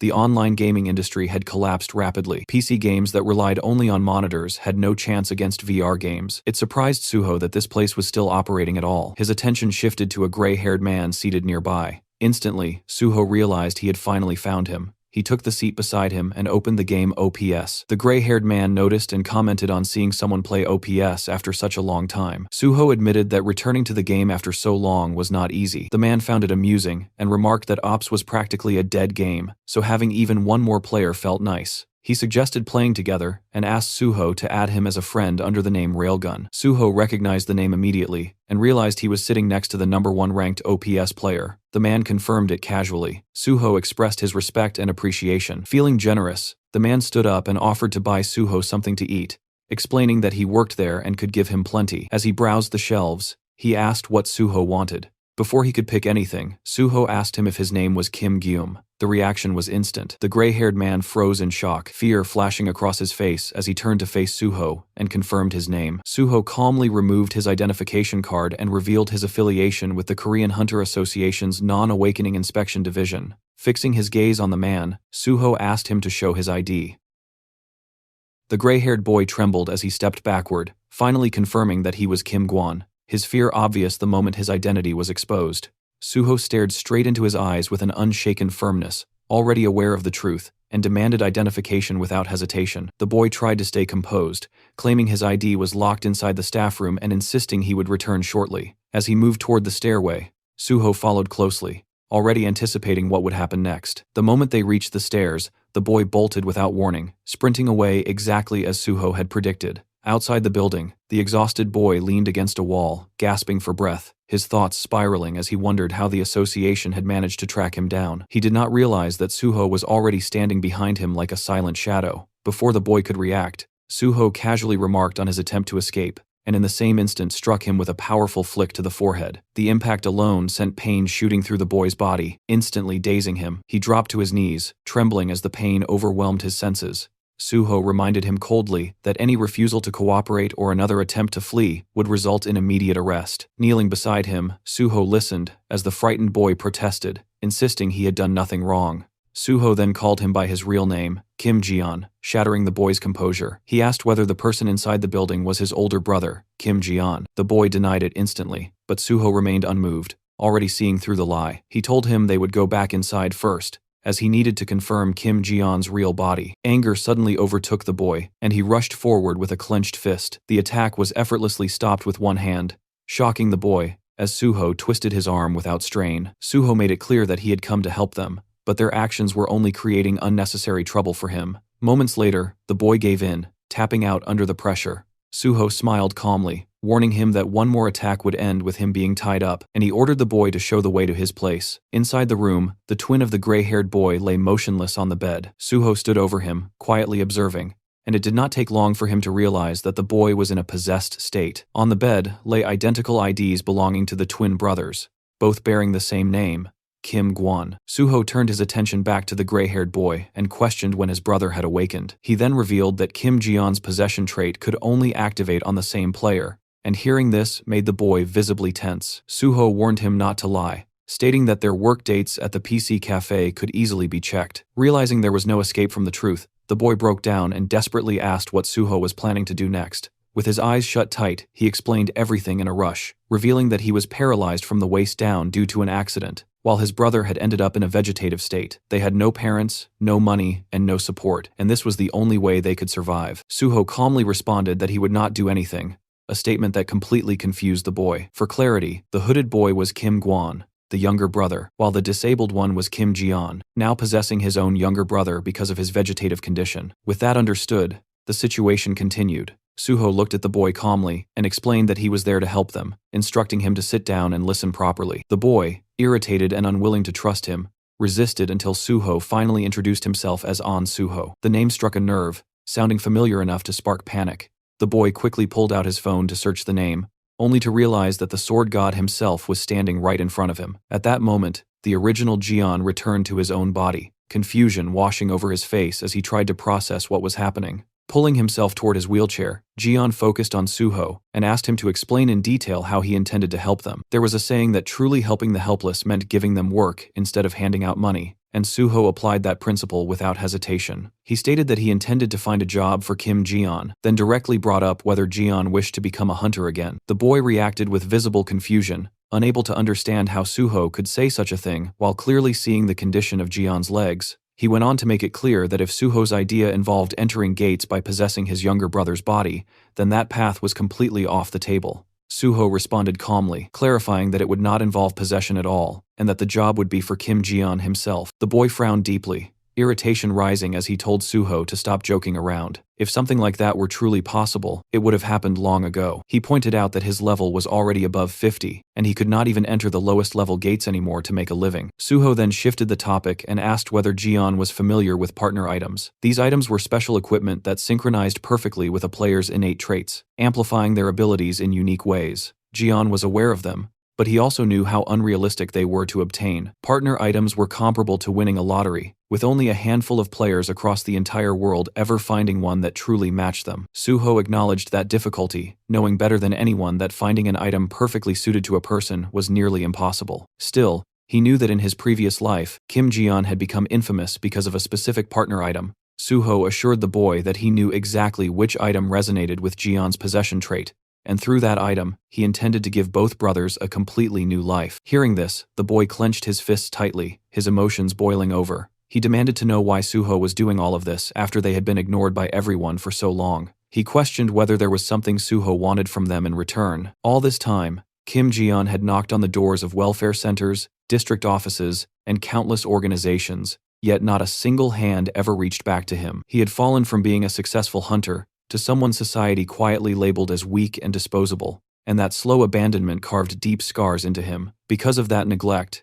Kim Jian eventually ended up walking the path of a villain. In the present, Suho stated that Jian had never been abandoned, but the boy clearly did not believe those words. What followed left him completely shaken. Suho stepped forward and knelt in front of him, lowering himself without hesitation, and apologized for arriving late. He admitted that he should have come to help much earlier. From deep inside, Suho genuinely wanted to help Kim Jian, even though he had not created the system and was not the state itself. Still, he understood his responsibility as a public servant and intended to fulfill that duty sincerely, without excuses. With a calm smile, Suho explained that his delay was not due to neglect or indifference, but because he had not found a viable solution before. This time was different, and this time, he promised to help. Kim Jian stared at him in silence for a long moment, before finally apologizing in return. He admitted that he had never experienced anyone truly trying to help them, which had made them overly sensitive and defensive. Suho stood back up and told him that he would have reacted the same way in that position. He then assured him that his brother's awakening report would not interfere with their disability pension, making it clear that he had already considered those consequences. Suho even went as far as stating that he would personally deal with the PC cafe owner if Jian was not paid properly, though the man was spared when Jian explained that the owner had treated him kindly. Shifting the focus forward, Suho stated that he would soon introduce Jian to a guild for hunter-related activities. The boy wondered how any guild would accept someone like him, but Suho dismissed that concern entirely. All Jian needed to do was wait patiently until Suho returned with the partner item that would change everything for them. After some time, Suho returned to the Hunter Association. As he stepped out of his car, his thoughts lingered on why Chief Pai and the vice president had contacted him so suddenly. Before he could reflect any further, his attention was pulled away by Park Gung running straight toward him. Suho asked why the boy was here, and Park Gung quickly explained that his mother had packed food for him. This was because of Suho's Instagram post and the recent news coverage, both of which had been receiving a great response. The boy expressed his gratitude openly, clearly excited by how things were going. Suho brushed it off calmly, stating that he had not done anything special. He mentioned that he only posted the food because it genuinely tasted good, and regarding the news coverage, he casually denied having reported anything himself. Gung awkwardly agreed. Suho then asked whether the boy had changed his class. Gung immediately brightened and explained that he had chosen the archer class. He was still serious about becoming a hunter, and went on to ask whether Suho had any guild recommendations for him. Just as we all can predict now, Suho brought his new sidekicks to the Nexus Guild. The guild leader, upon seeing an applicant personally recommended by Suho, approved him instantly with a broad smile. Sometime later, Suho was seen knocking outside the vice president's office, calmly announcing his arrival. From inside, he was told to come in. As he stepped through the doorway, Suho bowed respectfully and asked whether he had been summoned. The vice president confirmed it, saying he wanted to check on how Suho had been doing lately. After Suho took his seat, the vice president smiled and mentioned that he had heard Suho's recent achievements were quite impressive. Suho brushed it off casually, attributing everything to simple good luck. Vice President Kumon responded with a wide smile, pointing out how modest Suho was, especially considering he had been dealing with nothing but difficult assignments in the Awakening Department. He even mentioned that Suho had handled a military service corruption case that wasn't technically part of his evaluation. While looking straight at Suho, the vice president asked where he had managed to obtain that kind of information. At that moment, Suho clearly understood what was happening. The vice president was probing for his sources. Judging by how quickly the vice president reacted to issues tied to the Awakening Department, Suho's suspicion deepened. There was a strong chance that Director Lee Wanek and the vice president were connected to the corruption case. Realizing this, Suho decided to toss out some bait. Closing his eyes briefly, Suho explained that he had conducted field inquiries based on tips. The vice president immediately countered, saying those tips didn't seem related to draft dodgers at all, and asked how Suho had actually investigated the case. That was when Suho realized the vice president had already reviewed all the tip-off documents in detail. Suho then added that he also obtained information through acquaintances, relying on informants he had built connections with during his time working as a hunter. That response visibly shocked the vice president, who pressed him on what kind of people would go so far as to help him. Suho calmly replied that the information came from connections. When the vice president demanded to know exactly what kind of connections, Suho brushed it off, saying they were just from here and there. That vague answer caused the vice president to lose his composure. He raised his voice, demanding to know what here and there even meant. Suho apologized politely, but stated that since those connections involved government agencies, he couldn't disclose them. The vice president then asked whether those agencies had ties to their organization as well. Suho responded honestly that he wasn't sure. The vice president pressed again, half accusing, half pleading, asking if Suho was really going to treat him this way, and saying he felt hurt by it. Suho listened in silence, giving no reaction at all. The vice president then argued that information like this should be shared with someone who ran organizations like him, claiming that this was how influence spread and associations grew, and questioning how such information could even be misused. With a faint smirk, Suho added that he had heard there were internal connections within the Daewon Association as well. Since the source was reliable, it was probably an insider. The vice president immediately latched onto that, expressing interest in meeting those informants. Suho replied cautiously that they were extremely wary of exposure, which would make such a meeting difficult. The vice president suggested meeting them under the guise of being a client, but Suho insisted that even then, it wouldn't be possible. Stepping closer, the vice president desperately asked if Suho was truly going to do this to him. After a brief pause, Suho finally said he would ask them once. That answer instantly pleased the vice president, who told Suho to give him a response by today. Suho agreed, saying he understood. With the conversation finished, Suho stated that he would take his leave. He thought to himself that he had hooked the vice president perfectly, exactly as planned. The scene then shifted to the non-awakened department, where Suho ran into Aom Jung-sung. Standing right in front of him, Suho calmly checked whether his evaluation had already been completed. Aom, however, was visibly sweating while juggling a stack of files. He awkwardly explained that the Awakening Department was completely swamped at the moment, and asked Suho to wait a little longer. The staff handling evaluations were buried in work, and it would likely take several more days to finish everything. Hearing that, Suho was genuinely taken aback, wondering what this sudden delay was even supposed to mean. Around them, chaos filled the department. Other officers were shouting behind his back, clutching their heads and complaining about how an absurd number of draft dodgers had appeared all at once. Just compiling the list alone was taking forever. Another officer muttered miserably about his mother, apologizing in his heart for being unable to go home from work. Suho then calmly asked where he was supposed to wait in the meantime. Aom hesitated before realizing that Suho hadn't even been assigned a seat yet. Suho simply stood there blankly, waiting for an answer. Not long after, the scene cut to him outside the building, holding a cup of coffee in his hand. Standing beside him was Chulman, laughing openly and pointing out that Suho had basically been kicked out. Suho admitted it with a frustrated tone. Chulman took a sip of his drink and casually mentioned that he had heard Suho caught a massive number of draft dodgers. Suho asked how that news had already spread. Chulman explained that even when people asked the Awakening Department, no one responded, so everyone just ended up watching the situation unfold from the sidelines. Suho thought to himself that this wasn't exactly good news. The department was clearly busy dealing with something ugly, and there was no reason to air its dirty laundry in front of others. He then asked Chulman if he knew much about internal politics. Chulman was surprised by the sudden question and wondered why Suho was asking something like that out of nowhere. Suho explained that he thought it would be better to understand these things. He wasn't planning to pick sides, only trying to avoid danger by knowing what was coming in advance.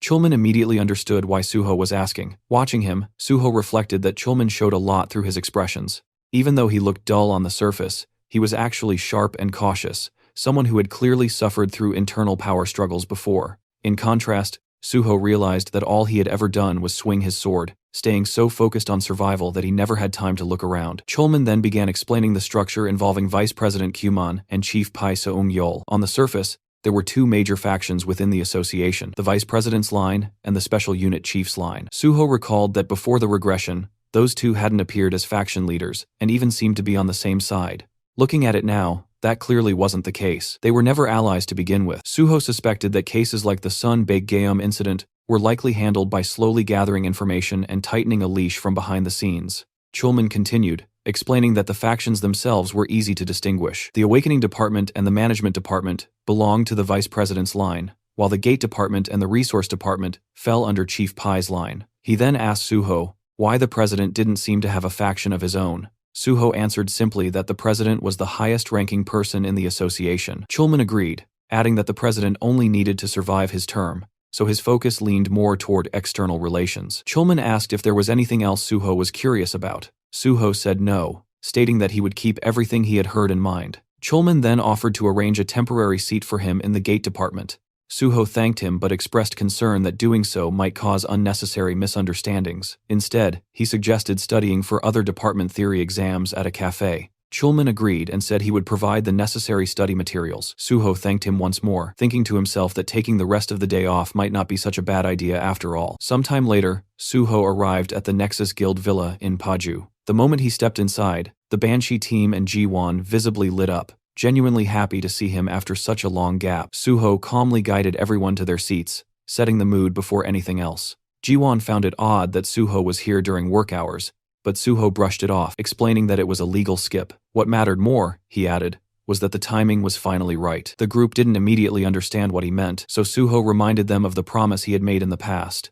In the past, he acknowledged that the Banshee team all carried a deep grudge against the special unit. The revenge they wanted was something he intended to help them achieve in a concrete and irreversible way, and for that, preparation was necessary. That was the real reason he had gathered them before, because he needed people who could move in secret, acting as his hands and feet without drawing attention. Manhwa pointed out that they were still officially in a training period, and reminded him that he had once said the revenge would come after he entered the Special Forces unit. Suho admitted that had been the original plan. However, he had recently come across something interesting. If things went smoothly, they could stir chaos inside the organization even before he officially joined the Special Forces unit. He explained that the plan revolved around exploiting internal faction conflicts. With a faint, confident smile, Suho revealed the target they would take down first is Vice President Park Kyuman. As promised earlier, Suho brought the Vice President to a certain location that evening. After stepping out of the car, the Vice President glanced around and clearly found the meeting place unimpressive, even shabby. Suho calmly explained that the people involved were extremely sensitive about security and asked for his understanding. As the Vice President opened the door, he assumed they must have private rooms inside,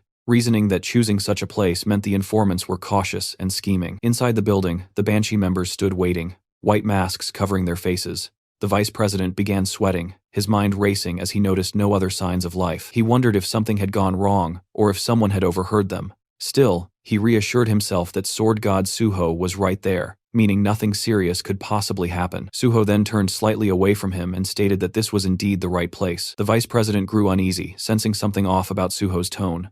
Suho continued, saying that the timing was perfect for getting things done. In that instant, the Banshee members surged forward with overwhelming speed, subduing the Vice President before he could react. They pinned him to the ground in one smooth motion, completely cutting off any chance of resistance. Standing tall over him now, Suho coldly stated the reality of the situation. The vice president had been kidnapped, and Suho had no intention of explaining every detail. At his signal, Guok Duho stepped in and delivered a precise blow to the back of the vice president's neck. The man's body went limp instantly as he fell unconscious, marking the true beginning of Suho's plan in motion.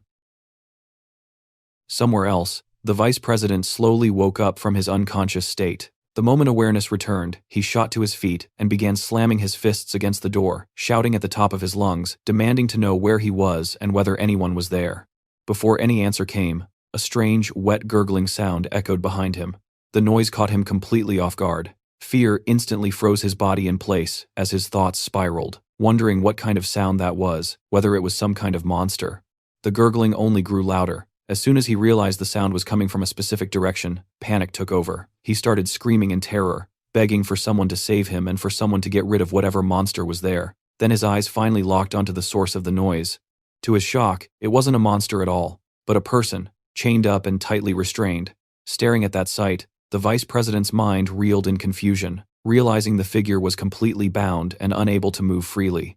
At that moment, Suho calmly walked into view and remarked that the vice president looked surprisingly lively. The instant the vice president saw him, rage exploded out of him as he hurled threats, convinced that Suho wouldn't get away with this.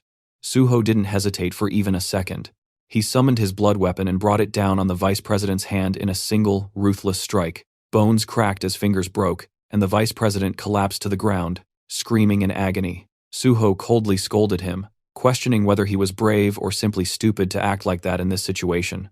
Immediately after, Suho activated his healing ability and restored the very injury he had just inflicted, telling him to stop whining because he didn't want to hear it. Trembling, the vice president demanded to know what he had done to deserve this treatment. Watching him, Suho thought that the man still hadn't come to his senses. He raised his weapon again, commenting on how casually the vice president was still talking. That was enough to completely break him. Terror flooded the vice president's face as he begged for forgiveness, apologizing repeatedly and pleading not to be hit again. Suho straightened up and told him that was better. Cooperation would make things easier, and if they cooperated properly, their conversation wouldn't need to involve violence. He even added that he didn't enjoy hitting people. Then Suho moved toward the chained man, nudging him lightly with his foot before explaining who he was. The restrained man was Changsik, the boss of the Changsik gang, an organization involved in loan sharking and drug trafficking. His crimes were so severe that he was being kept here under constant supervision and education. Suho made it clear that from now on, everything depended on the vice president's choices. He could continue living as Park Kumon, or he could end up living as Changsik instead. With that final warning hanging in the air, Suho calmly told him to behave properly. Sometime later, the vice president was kneeling in front of Suho. Just as instructed, he had written down everything he had ever done in detail inside the notebook. Suho glanced through it briefly and told him he had done well. Then, almost casually, Suho remarked that the vice president had really done a lot over the years, so much that it was no surprise he ended up getting swallowed by Pi Seung-gyol. That single line hit Park Kumon like a shock. Before he could react properly, Suho told him not to pretend he didn't know what was going on. Suho calmly revealed that he had caught Kim Gung-won, and that alone was enough to make Park Kumon's position dangerously unstable. The vice president stared at him in disbelief and asked if it was really true. Suho sounded almost annoyed, asking if he seriously hadn't known. With a sigh, Suho mocked how slow he was, explaining that Kim Gung-won had been added to his investigation list early on as someone difficult to catch but clearly malicious. In the process of tracking him down, Suho had met Baek Jian, and even learned that Son Baek Jiom had been bribing the vice president. Suho admitted he had deliberately let Baek Jiom go, just to see how Park Kumon would react. Then Suho showed him his phone, and pointed out who had contacted him first after all that. It was Pi Seung-gyol.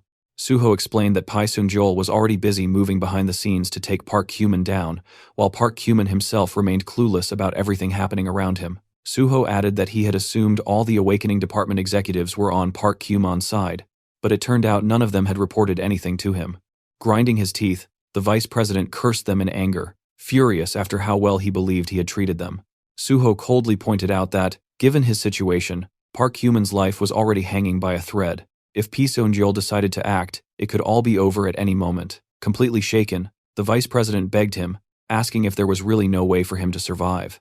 Suho crouched down in front of him and said there was a way, but only if Park Kumon did exactly as he was told. If he complied, Suho would make sure he survived inside the association and could even fight P. Seung-jul on equal footing. Relief washed over the vice president's face as he desperately agreed, promising to do everything Suho said.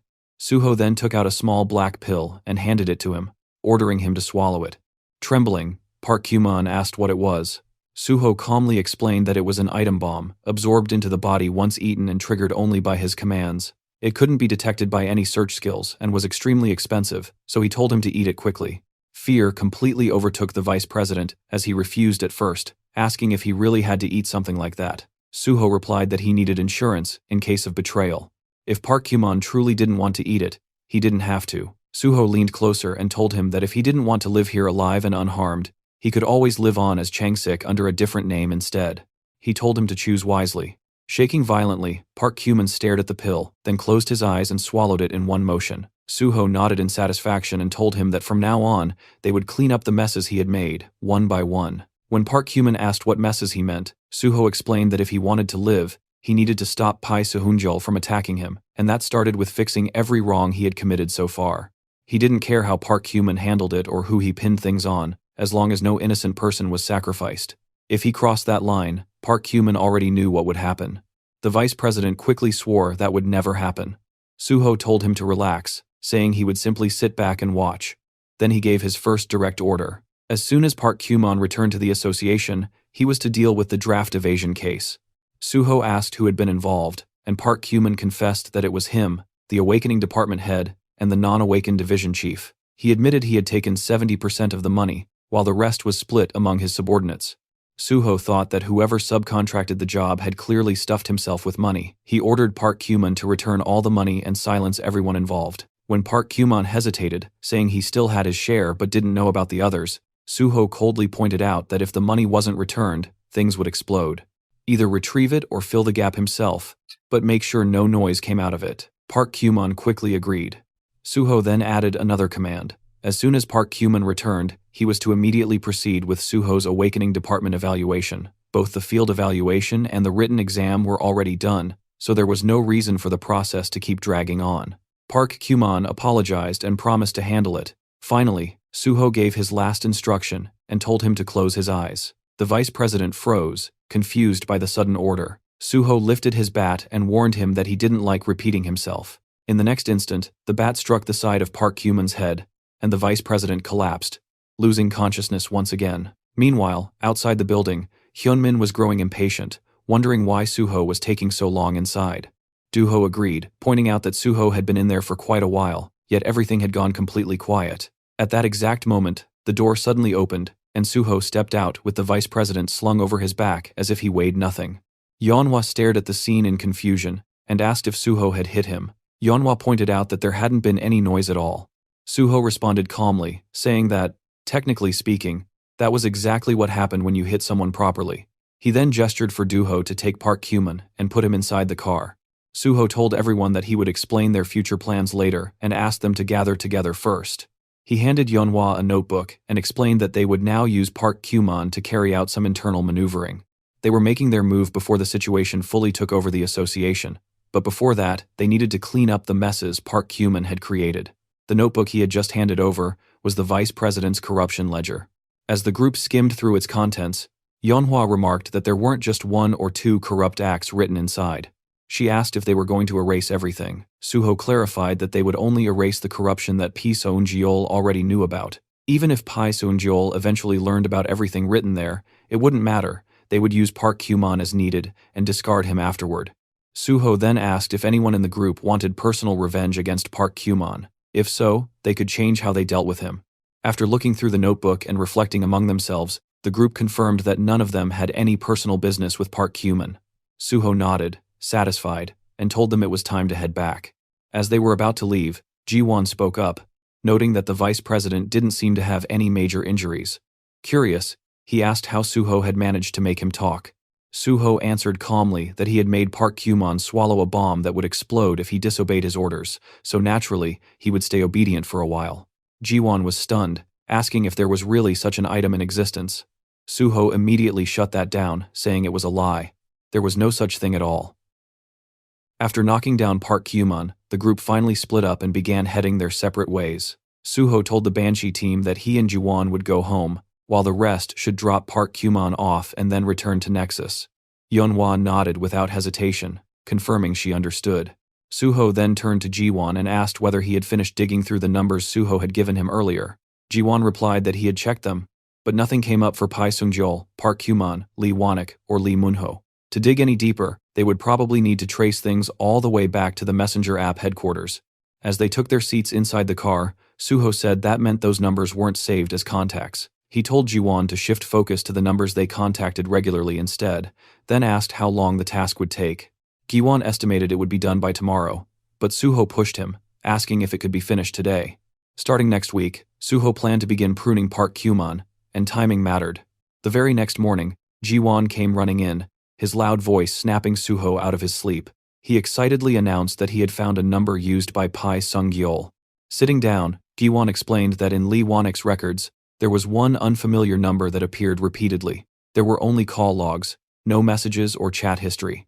After tracing it further, Jiwon confirmed it was Pai Sung-gyol's second phone. Even more suspicious, that phone had no other contacts and no call recordings at all. Suho praised him for the good work and casually suggested that, if Jiwon hadn't eaten yet, they should grab dinner. Jiwon replied that Haewon would be arriving soon as well, so they could eat together. Suho paused, then asked if today was the day Haewon was coming back. Not long ago, Haewon had finished treatment for drug addiction and had been developing antidotes. After that, he had gone alone on a nationwide trip, finally living out a dream he had carried for a long time. After some time, Haewon finally arrived and casually greeted them as if he had just stepped out for a walk. Suho immediately noticed something off and pointed out that Haewon had gone traveling without even carrying a bag. Haewon simply pulled out a card and said that one card was more than enough. He even kissed it dramatically, explaining that he had made plenty of money from antidotes. He had lived miserably and painfully for so long that it was finally time to spend it properly. Jiwon looked at him with pure admiration and commented that such a mindset was insane in a good way, something worth learning. Suho shut that down instantly, telling him not to pick up strange habits. Not long after, they started eating together. Suho remarked that Haewon looked genuinely refreshed after traveling and asked which place left the biggest impression on him. Haewon said it was Busan, mainly because the tteokbokki and kimbap tasted amazing. He even claimed the Busan accent somehow made the food better. Suho brushed that off, saying he had just finished drug treatment and questioning what kind of high he was talking about. Haewon got visibly annoyed and insisted he was being serious, not joking at all. Jiwon jumped in, saying that now Haewon was back, they could finally drag him online again. Looking straight at him, Jiwon promised to prepare a death, then corrected himself and said an amazing dungeon instead. Haewon immediately refused without hesitation. While Jiwon kept pushing Haewon, Suho stepped in and said Haewon was needed for something important. Suho told him there was work he had to do. When Haewon asked what it was, Suho answered simply that he would be making clothes and told him to follow him to the second-floor lab. Upstairs, Suho led him into a room stacked full of boxes and packages. Haewon stared at the piles and asked what all of it was supposed to be. Suho explained that these were the materials for the outfit he planned to make. Haewon was stunned and wondered how many outfits could possibly come out of that much material. Suho calmly replied that it was all for a single outfit. As Haewon opened one of the boxes, he found it filled with green slimestones, a low-grade material most people would not even take for free. These stones were formed when slime monster fragments hardened through magical reactions. Suho instructed Haewon to fuse all of them into a single mass and use it as fabric. Haewon could barely believe what he was hearing. Suho, already turning to leave, told him to think positively since even fusing materials would give him experience. He added that he would go look for the remaining materials in the meantime. Slime stones were the last thing they could buy with money, so Haewon would need to gather and work diligently if they wanted to finish on time. Haewon asked what the final item was supposed to be. Suho explained that once Haewon reached a point where no further fusion was possible, the item would be complete. If materials ran short, Suho would simply order more to fill the gap. Left alone in the room, Haewon stood there in total confusion, muttering that Suho really did just say whatever he wanted and walk away. The scene cut to a quiet village on the outskirts of Gyeonggi Province, deep into the night. The place was dead silent, the kind of silence that felt unnatural rather than peaceful. Suho stepped out of his car and entered the abandoned building ahead. The moment he crossed the threshold, he activated colorless solitude, letting the world around him fade into isolation. If his memory was right, what he was looking for was definitely here. He expanded his magic detection, and almost immediately, his senses locked onto something strange. A Buddha-like statue stood inside, its surface faintly pulsing with dark, twisted magical energy. Without hesitation, Suho lifted the statue and carried it outside. For a brief moment, he stood facing it in silence, studying it as if it were alive. Then, in one smooth motion, Suho summoned his blood weapon. A bloody sword materialized in his hand, crimson energy crackling violently through the air. He slashed down. The blade tore through the statue diagonally, red light flashing as the upper half slid cleanly off and crashed onto the ground with a loud, heavy thud. For a split second, everything was still. Then the gurgling started. The fallen statue twitched, red eyes snapped open from within the stone, glowing with malice. Thick black energy poured out, wrapping around both halves. In the next instant, the broken piece lifted itself and fused back together perfectly, restoring the statue as if it had never been cut at all. Suho stared at it calmly and muttered that it had come to the right place. This wasn't just a cursed item, it was a soul shield, a parasitic being embedded inside the artifact, designed to trap souls within a soul prison. Suho realized something was off. Normally, a soul shield would be immobilized inside the prison, unable to act. But this one had hijacked a statue as a vessel, moving around like a hermit crab hiding in a borrowed shell. Tightening his grip on the sword, Suho decided it was time to drag it out. He activated Steel Slash and brought his blade straight down, splitting the statue vertically from top to bottom. The stone shattered instantly. But instead of dying, the black energy exploded outward, surging toward Suho and swallowing him whole. The system warned him that the parasitic spirit was invading his mind, attempting to corrupt and destroy it from within. Suho didn't even flinch. The very next moment, he activated his dragon blood. A faint smirk appeared on his face, as the parasitic spirit suddenly sensed something terribly wrong. The system reported that due to the dragon armor's draconic effect, mental corruption could not progress. What had tried to invade him now screamed in panic and fled instead. But before it could escape, the draconic energy completely purified it. The black energy vanished. As the purification finished, the item's form changed.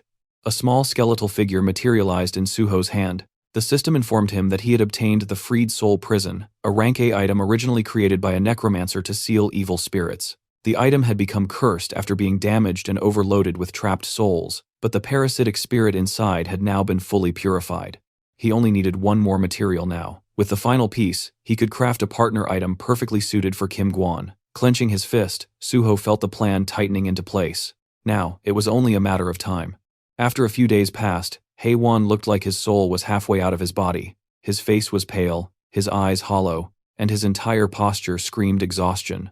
He staggered over and begged Suho to save him, calling him team leader and saying the fusion still wasn't finished. He had worked nonstop all weekend and genuinely felt like he was dying. Suho only smiled calmly and said people didn't die that easily. Haewon immediately started ranting about his insane workload, but Suho cut in smoothly, telling him to think more positively. He reminded Haewon that this was still better than the days he had spent barely surviving in the Yeongdongpo slums. The moment those words landed, Haewon froze. He stared at Suho in disbelief and muttered that this was straight-up cheating. Suho didn't deny it. He simply smiled, turned around, and told Haewon to keep going. Left behind, Haewon grabbed his hair in pure frustration. As Suho stepped outside, he thought to himself that no matter how much Haewon complained, he would finish the job properly in the end. Right then, his phone rang. It was the vice president. He reported that all the money had been returned to the people listed in the notebook, and that everyone involved had been silenced. Suho told him to keep speaking normally unless they were alone together, since anything else would look suspicious. The vice president agreed. He added that everything had been handled cleanly, and that the draft evasion case was framed as being exposed through an anonymous tip-off, so the draft dodgers wouldn't dare say anything. Sitting down in his car, Suho asked about Director Lee Wanek and manager Lee Se-hyun. The vice president replied that he would summon them separately later that day and deal with both immediately. Suho acknowledged it and reminded him to also take care of his evaluation case. Then he gave another instruction.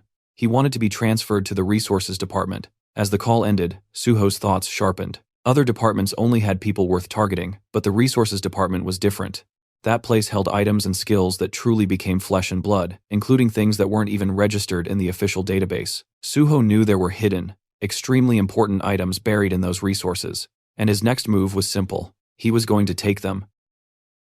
A black-haired officer stepped forward and introduced himself, saying he was Kim Sok, an evaluator from the Resource Management Department. He shook Suho's hand and explained that he would brief him on the on-site evaluation while they headed over. Suho returned the greeting, introducing himself as On Suho and saying it was nice to meet him. As they walked, Kim Seok-hwan began explaining the structure of the department. In resource management, equipment items were handled by the equipment team, skill books by the literature team, consumables by the consumables team, and general materials by Special Team 1. Then there was Special Team 2, which was responsible for cursed items, making a total of 5 teams in all. Kim Seok continued by explaining that the on-site evaluation was split into 2 parts. One test covered all teams together, while the other was exclusive to Special Team 2. Listening quietly, Suho thought about how that made sense. Unlike the 4 teams dealing with standard items, Special Team 2 was dangerous in many ways. Still, he wasn't particularly worried. Even cursed items used for evaluations were meant for practice. If anything, the first test would be more troublesome.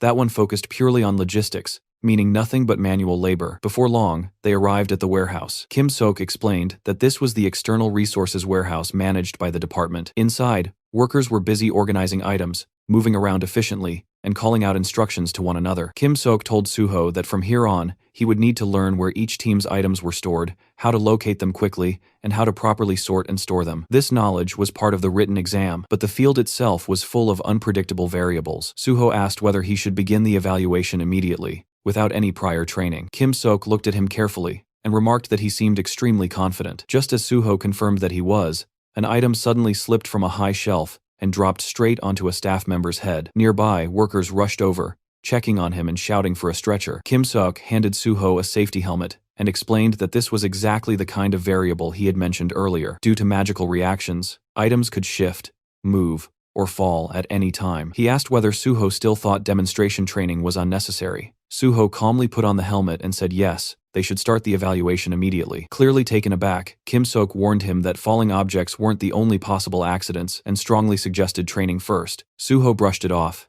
thanked him for the concern, and said he was fine. With that, he said he would be on his way. Left standing there, Kim Seok could only respond with a stunned, okay, thinking to himself that Suho was truly fearless. As Suho strolled through the warehouse, he muttered that it had been a long time. Back when he had rotated through the resource management department, he had done this kind of work to the point where it built physical endurance. Those days had been genuinely rough. Compared to jumping straight to the top floors and dealing with real threats, simple sorting work like this felt laughably easy. Thinking that the item he was looking for should be nearby, he stopped in front of one of the racks. Reaching inside, he found an apple. The system identified it as a stone apple. An apple made entirely of stone, noting that it looked crude and worthless. Suho glanced around casually, checking whether anyone was watching. Once he confirmed no one was paying attention, he touched the apple. Instantly, its surface shifted into a vivid red color. Suho smirked. To anyone else, it looked like useless junk that had been forgotten in storage, but when infused with red-grade mana, this item revealed its true value. The resource department simply didn't have anyone skilled enough to notice that. Thanks to that lack of talent, the hidden option of this item now belonged to him. At that moment,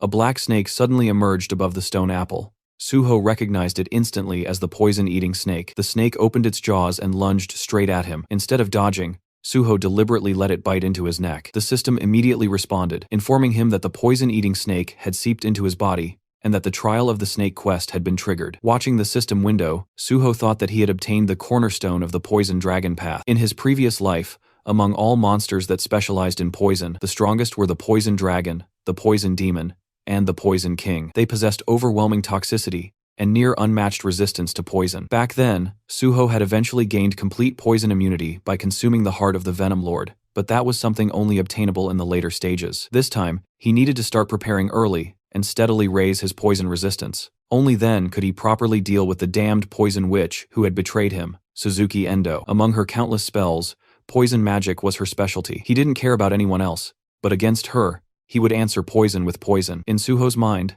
there was no greater humiliation than being crushed in your own field of expertise. Inside his office, Kim Seok leaned back casually in his chair, lazily thinking about Suho. In his mind, it was only a matter of time before Suho started complaining, saying he couldn't take it anymore. No matter how strong someone was, in theory, practice was a completely different beast. That was exactly why the warehouse had earned the nickname, the Labyrinth. Right at that moment, Suho walked in and calmly announced that he had brought all the items listed in the evaluation. Kim Seok, still half lost in his own assumptions, reminded him that he had clearly told him to undergo training first. Then his eyes shifted to the boxes Suho was carrying. He froze, blinking in disbelief, and asked what Suho had just said. Suho repeated himself, stating plainly that he had brought everything written on the list, and asked him to check. Kim Seok immediately broke into a sweat as he scanned the list he had personally handed over earlier. This was insane. He had intentionally mixed in items with confusing names, obscure codes, and misleading color classifications, and yet every single one of them was there. Still, he told himself it wasn't over. Suho still had to complete the sorting task. A short while later,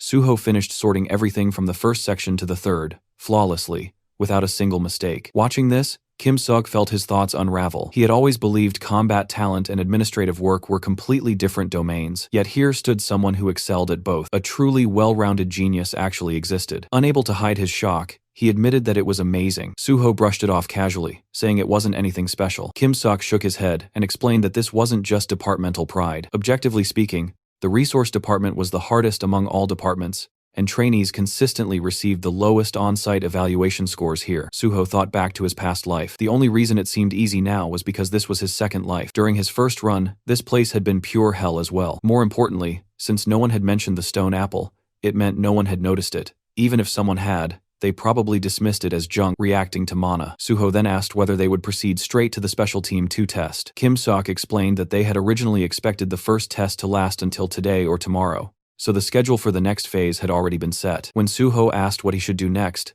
Kim Seok replied that they wouldn't know the exact schedule until at least tomorrow afternoon, and told him to head home for the day. Suho smiled, genuinely relieved. He remarked that it worked out perfectly since he had something else to take care of anyway. Back at home, Suho stood in front of several glass containers filled with green liquid that looked unmistakably like poison. Turning his attention to the system window, he decided it was time to begin. The window displayed the trial of the snake, a quest that only the one chosen by the poison-eating snake could undertake. Inside, Suho's body rested the egg of the poison-eating snake, and to hatch it, he needed to continuously supply it with poison by drinking it himself. If the poison supply was delayed for more than 10 minutes, the trial would reset. If that delay happened 3 times or more, the quest would fail entirely, and the egg would disappear. Even worse, if detoxification occurred at any point, the egg would vanish instantly. Looking at those conditions, Suho thought the quest itself sounded simple, but actually fulfilling it was anything but. Supplying poison by drinking it was far easier said than done. He closed his eyes, took a long breath,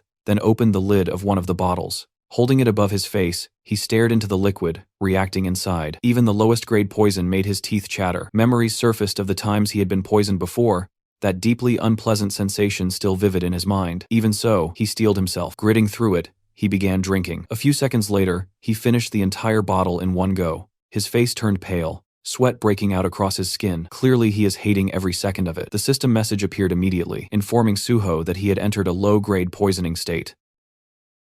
Hours passed, and Suho was still emptying bottle after bottle of poison. His movements had slowed, his breathing uneven, his entire body looking completely drained. He thought to himself that the inside of his body was starting to sting little by little, but for now, it was still bearable. Then, something changed. From deep inside his body, the egg suddenly began absorbing the poison he had just consumed. Suho placed a hand over his chest, right around his solar plexus, and frowned slightly as he felt something wriggling inside him. So you're here after all, he thought. At that exact moment, a system notification popped up, informing him that the low-grade poisoning state had been removed. Just like that, his body felt completely normal again, and the pain from the poison he had drunk earlier vanished without a trace. Suho immediately understood what was happening. The egg inside his body was absorbing the poison directly. Looking at the remaining boxes of poison bottles, he finally understood why the quest had used the word supply. A slow grin formed on his face. Good, then I'll supply it properly. With that, he started drinking another batch. He chugged the bottles desperately, emptying one after another without pause. Dozens went down. Eventually, he stopped and exhaled sharply. As expected, there was a limit to how much effect poisons of the same level could have. Now that he had built up some resistance, he needed something stronger. His gaze dropped to the bottle in his hand. This was a stronger poison than anything he had taken so far. The moment he drank it, Suho felt like he was going to die before the egg ever hatched. It's painful, but he had no choice if he wanted to hatch it. Time blurred as hours slipped by, and night fell. Suho was now kneeling in the dark room, surrounded by scattered, empty poison bottles. His body trembled uncontrollably, and suddenly blood dripped from the corner of his mouth. The system notification appeared, informing him that he had entered a top-grade poisoning state. His breathing turned ragged as his hands shook and clenched into fists. He had to endure. It wasn't over yet. The egg, it was shaking a little more. Gritting his teeth, he grabbed his own shoulder hard enough to leave marks, and activated his healing skill, thinking he needed at least some healing. But the pain was far beyond what his body could handle. Poison kept tearing him apart from the inside, and at the same time his healing skills kept barely stitching him back together. Damage and heal, again and again. He had to endure, no matter what. Then, all at once, the egg cracked. A surge of pain even worse than before slammed into him, and in the next instant, the egg finally broke. The system chimed that the top-grade poisoning state had been removed. Suho collapsed forward, gasping for breath. Slowly, he lifted his trembling hands and saw a tiny snake hatchling coiled gently in his palms.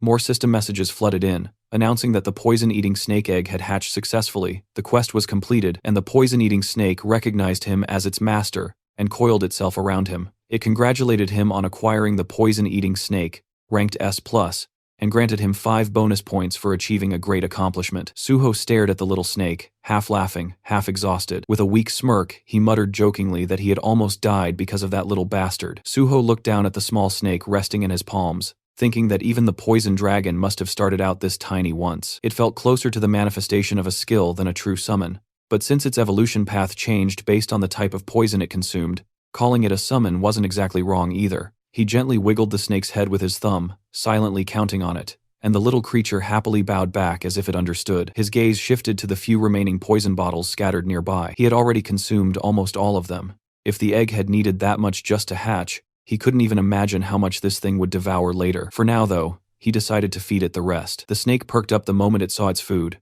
opening its mouth and eagerly chugging down the poison bottle on its own. The system notified him that the poison dragon was very satisfied with its meal. Suho smirked slightly, thinking that the snake clearly knew what was expensive. Raising it was going to cost a ridiculous amount and materials. Still, since he had money to spare now, it didn't really matter. The whole process felt similar to blood jade. He could only use as much as it digested and converted, and while it digested all poison types, the time required varied, depending on their strength. After it finished, Suho ordered his new pet to go back, and the snake instantly vanished into his body. He thought to himself that he would have to raise it diligently before meeting Suzuki again. Then his attention shifted to his surroundings. The room was a complete disaster, with bloodstains and empty bottles scattered across the floor. He glanced at the clock and froze. He had started the quest before 6 p.m.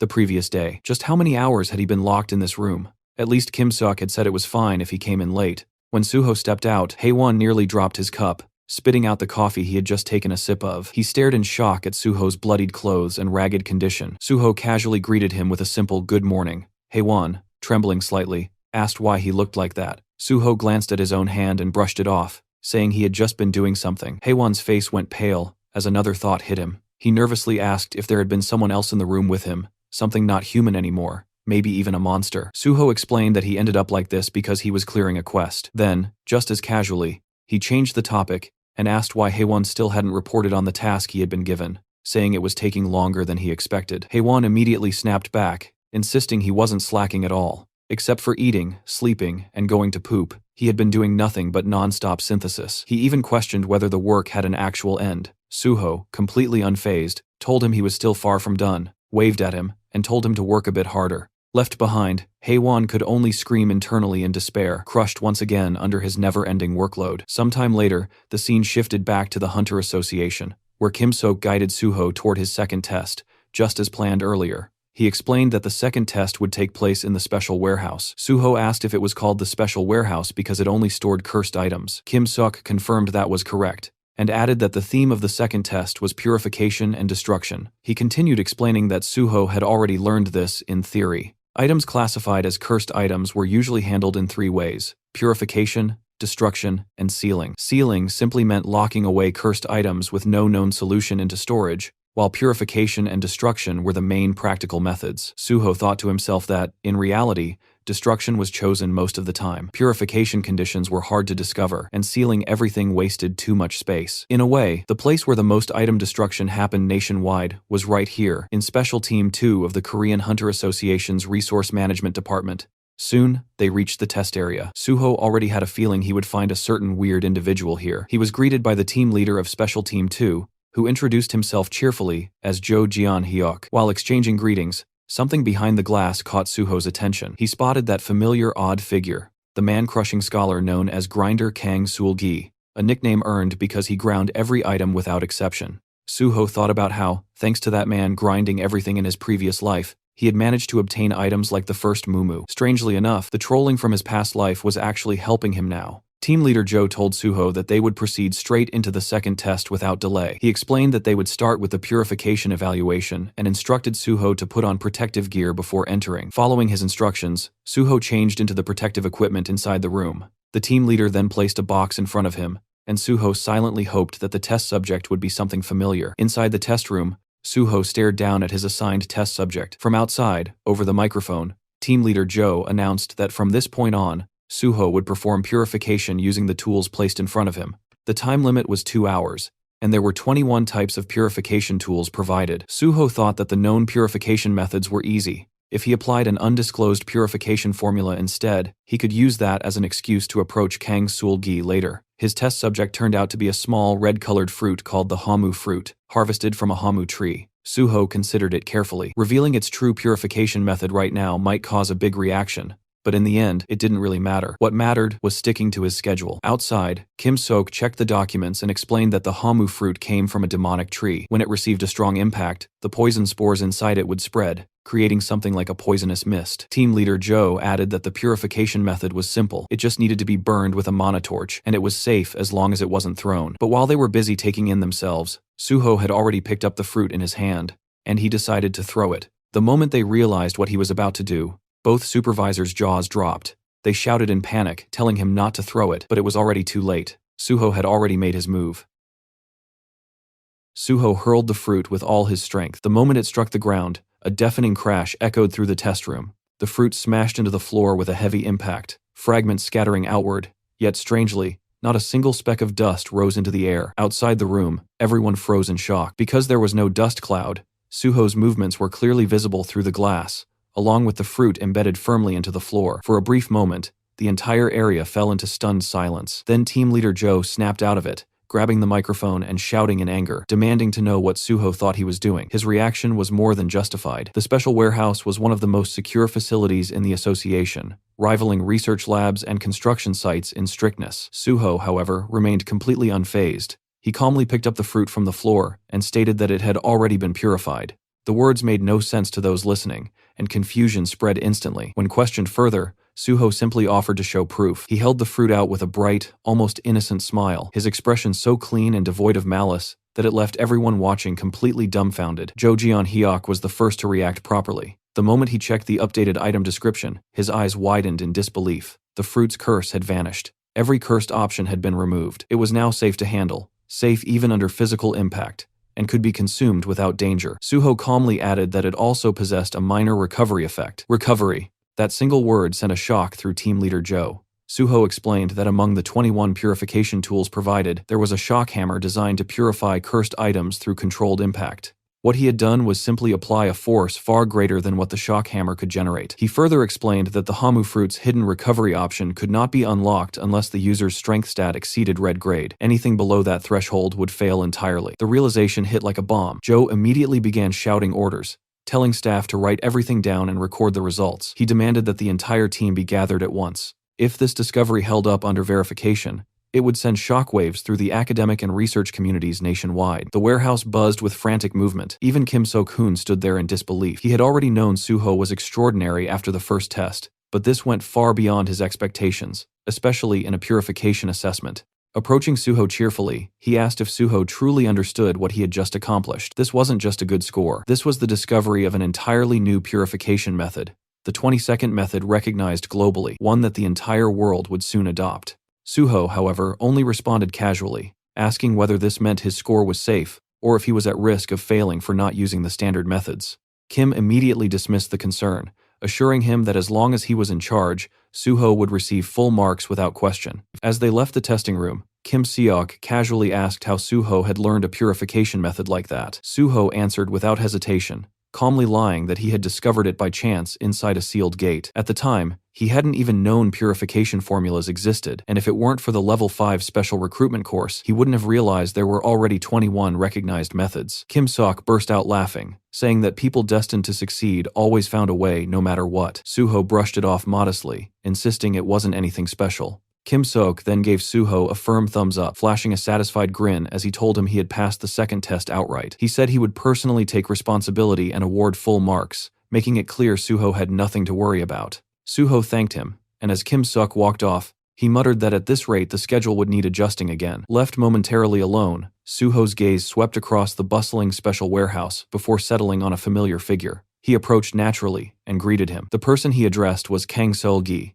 the future mad-crushing scholar, also known as Grinder Kang. Officially, he wasn't just a team member, but the deputy team leader of Special Team 2, Kang Seol-gi responded with an awkward smile, clearly uncomfortable with small talk. Suho casually asked if he was working on purification. Kang Seol-gi answered briefly, offering nothing more than short, clipped replies. Only now did Suho realize how peculiar he truly was. In his previous life, Suho hadn't noticed it, but Kang Seol-gi showed no curiosity at all, not even toward the groundbreaking purification method Suho had revealed earlier. Instead, he simply turned back to his work, acting as though Suho didn't exist. At that moment, Jo Jeon-hyuk passed by and called Suho over. Seeing Suho standing near Kang Seol-gi, Jo gently guided him a short distance away and spoke cautiously. He told Suho he had worked hard today and could head home if he had nothing else scheduled. Suho thanked him, but asked if it would be all right to stay a little longer to look around the special warehouse. Jo considered it briefly, then agreed, warning him to be careful around the deputy team leader he had been talking to. Jo explained that Kang Seol-gi was a bit peculiar and preferred working alone, a polite way of saying he wasn't very sociable. Normally,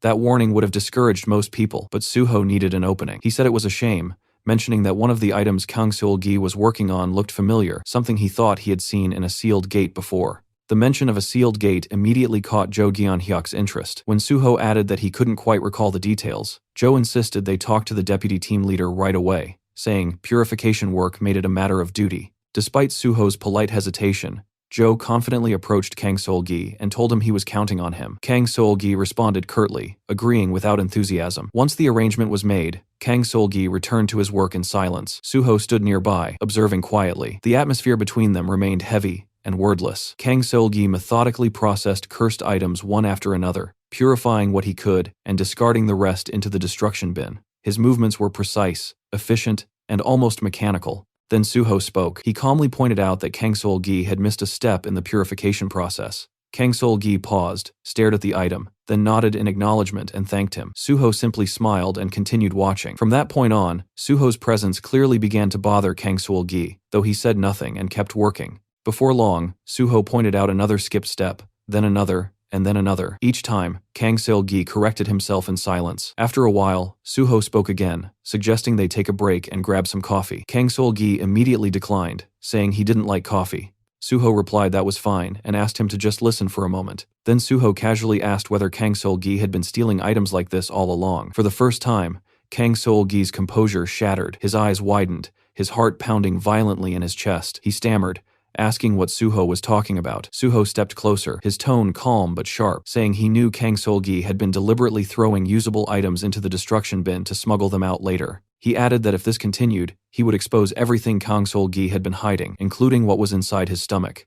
Kang Seol-gi froze. The accusation of item theft was one thing, but the mention of his stomach struck far deeper. Cold sweat ran down his back as he swallowed hard, unable to respond. Suho leaned in slightly, his smile never fading, and addressed him again as deputy team leader. Then, in the same calm tone, Suho suggested they grab that coffee after all. In the backyard, Suho led Kang Seol-gi to a quiet corner he often used with Jung Chol-min. After taking a few sips of coffee, Suho finally broke the silence, addressing him as the deputy team leader. Kang Seol-gi answered stiffly, clearly on edge. Suho asked when it had started, and when Kang Seol-gi tried to deflect, Suho clarified that he was talking about the thing embedded in his stomach. Kang Seol-gi froze instantly. His eyes widened, his lips pressing together so tightly they nearly trembled. This was supposed to be a secret, only he knew. After a long, suffocating silence, his voice finally came out, shaky, asking how Suho had found out. Suho didn't bother answering directly. He said what mattered wasn't how he knew, but the thing lodged inside Kang Seol-gi's body. He asked to see it. Kang Seol-gi hesitated,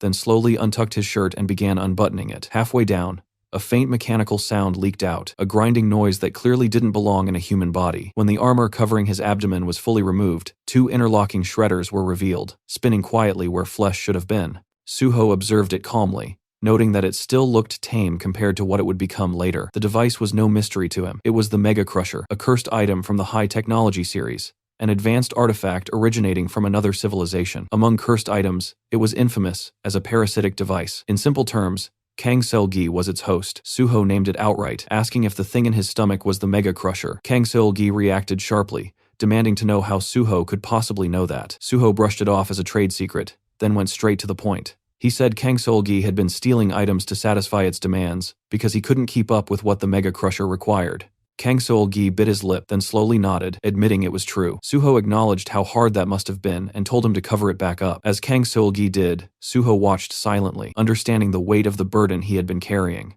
Kang Sol-gi hadn't always been like this. His withdrawal and isolation began the moment the Mega Crusher entered his life. Years ago, during a solo night shift at Special Team 2's warehouse, the sealed cursed item had ambushed him. From that night on, he became its host. At first, he had considered reporting the incident. Surely someone could help, but the grotesque device embedded inside him made him hesitate. There were no known cases like his, not even internationally. What if reporting it meant being sealed away just like the item itself? The Mega Crusher was classified as a cursed item that could neither be purified nor destroyed. That was why it had been sealed in the first place. Kang Sol-gi feared that revealing the truth would only lead to the same fate for him. Unable to trust anyone, he kept the secret and deliberately distanced himself from others. He didn't quit his job because only here could he access the items needed to keep the Mega Crusher satisfied. It was a choice made purely to survive. Despite everything, the Mega Crusher's existence would eventually be exposed. Years later, after Kang Sol-gi rose to the position of team leader, the cursed device would drive him to shred every artifact stored in the special warehouse. It wasn't just dangerous. Though it appeared dormant now, it would grow increasingly demanding, consuming more items and steadily eroding its host's sanity until madness took over.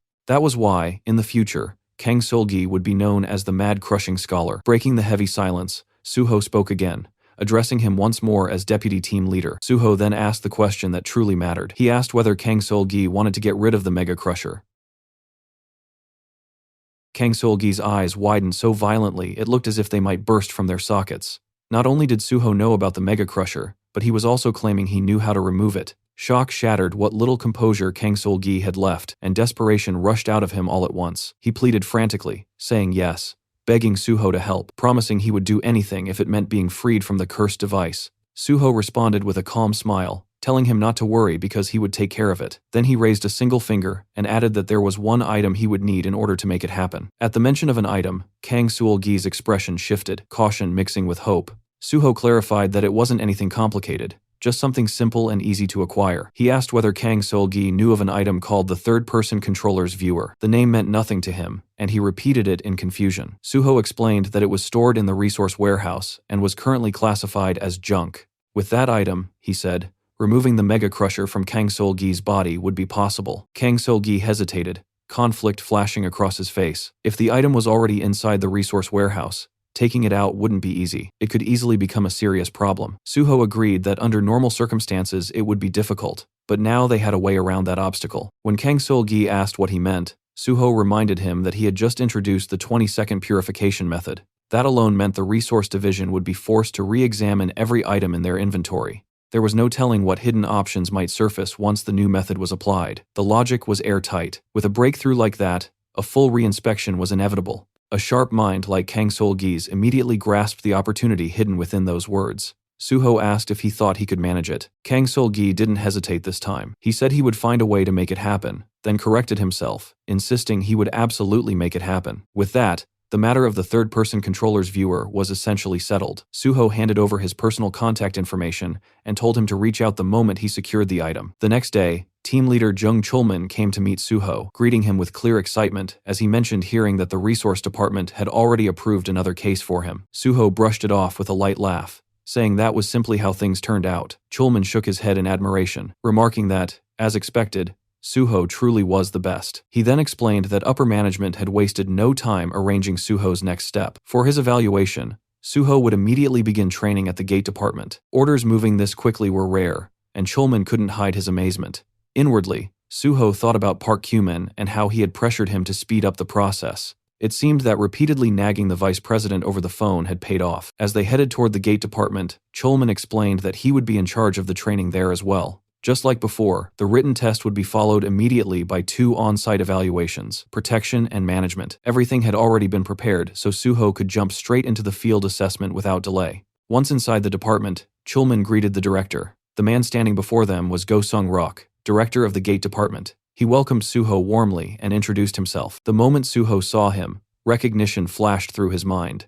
Go Sung-rok belonged to Pi Seung-jeol's faction and was known as one of the key figures behind the infamous gate shock incident, even being among those who had proposed the redevelopment gate. Director Go let out a hearty laugh and said he had heard plenty about Suho, mentioning the impressive contributions he had made across multiple departments. Studying him carefully, Go admitted he had high expectations and wondered aloud what kind of incident Suho might cause in the gate department. Suho simply smiled. Thinking about the incident sounds good. They shook hands, and Suho replied lightly that he would be sure to live up to those expectations. But behind that polite smile, a thought settled firmly in his mind. When it happened, the incident would be far bigger than anyone imagined. Sometime later, Chulman confirmed Suho's written test results, unable to hide his admiration as he announced that Suho had scored a perfect mark on the Gate Department's written exam. He called it truly impressive. As they rose from their chairs, Chulman added with visible excitement that if Suho managed another perfect score in the Special Division exam, he would become the first perfect scorer in the history of the Korean Hunter Association.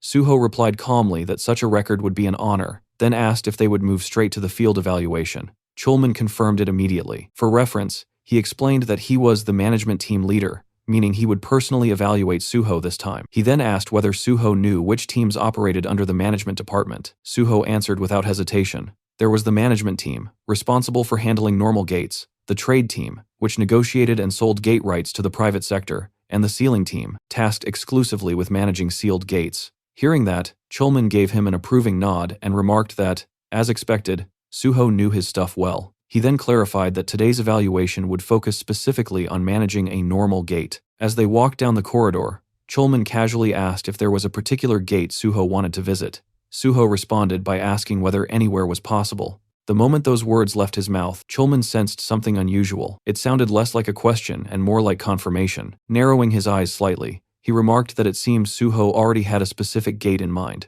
Then Chulman asked the question that suddenly mattered a lot more than it should have. It wasn't a sealed gate, right? Suho only let out an awkward laugh in response. That was enough. The realization hit Chulman instantly, and sweat began to form on his brow. Sometime later, the scene shifts to the Gangwon province. Suho and Chulman arrived at the gate Suho had personally requested. The enormous sealed gate stood quietly against the vast landscape. As they stepped out of the car, Suho thanked Chulman for allowing the visit, but Chulman dismissed it casually, saying that if it was Suho asking, there was no reason to refuse. Chulman then greeted the stationed officer, introducing himself and recalling the officer he is the person who called him before, and the officer welcomed them politely, and soon the two stood directly before the towering structure. Chulman explained that the internal checks had already been completed, but since it was still a sealed gate, they needed to remain cautious. He instructed Suho to conduct the evaluation quickly and return without unnecessary risk before signaling their entry on his tablet. The moment Suho stepped through the gate, the familiar sensation washed over him. The system quietly processed the environment, identifying its name, Valley of Iron, with an entry restriction for individuals below level 99 and a maximum capacity of 40 people. As Suho looked around, recognition settled in. Everything was exactly as it had been in his previous life. Standing beside him, Chulman asked if he was satisfied. Suho let out a small laugh and admitted that thanks to him, he had finally been able to return to this place. Without wasting time, they decided to begin the field evaluation. Sometime later, Chulman completed Suho's field evaluation, his eyes moving steadily across the tablet as he reviewed each result. He announced that the external management method had been passed, followed by the square check method, and finally confirmed that Suho had cleared the internal inspection as well. Lowering the tablet, Chulman let out a quiet sigh, one filled more with amazement than exhaustion. He remarked that it was exactly what he had expected from Suho, yet it still didn't make sense. This was supposed to be Suho's first time on site, so how was he performing at a level that even seasoned personnel struggled to reach? Suho answered calmly, without a hint of pride, saying he had simply followed the theory book exactly as it was written. Amused, Chulman pulled a thermos from his inventory and poured cold coffee into the cup, joking that Suho reminded him of the top student who relied solely on textbooks. Curious, Suho asked about the thermos, and Chulman, offering him a cold coffee, explained he had brought coffee for fun. Suho accepted the cup, and soon the two sat together on the grass, quietly taking in the scenery. The view stretched endlessly,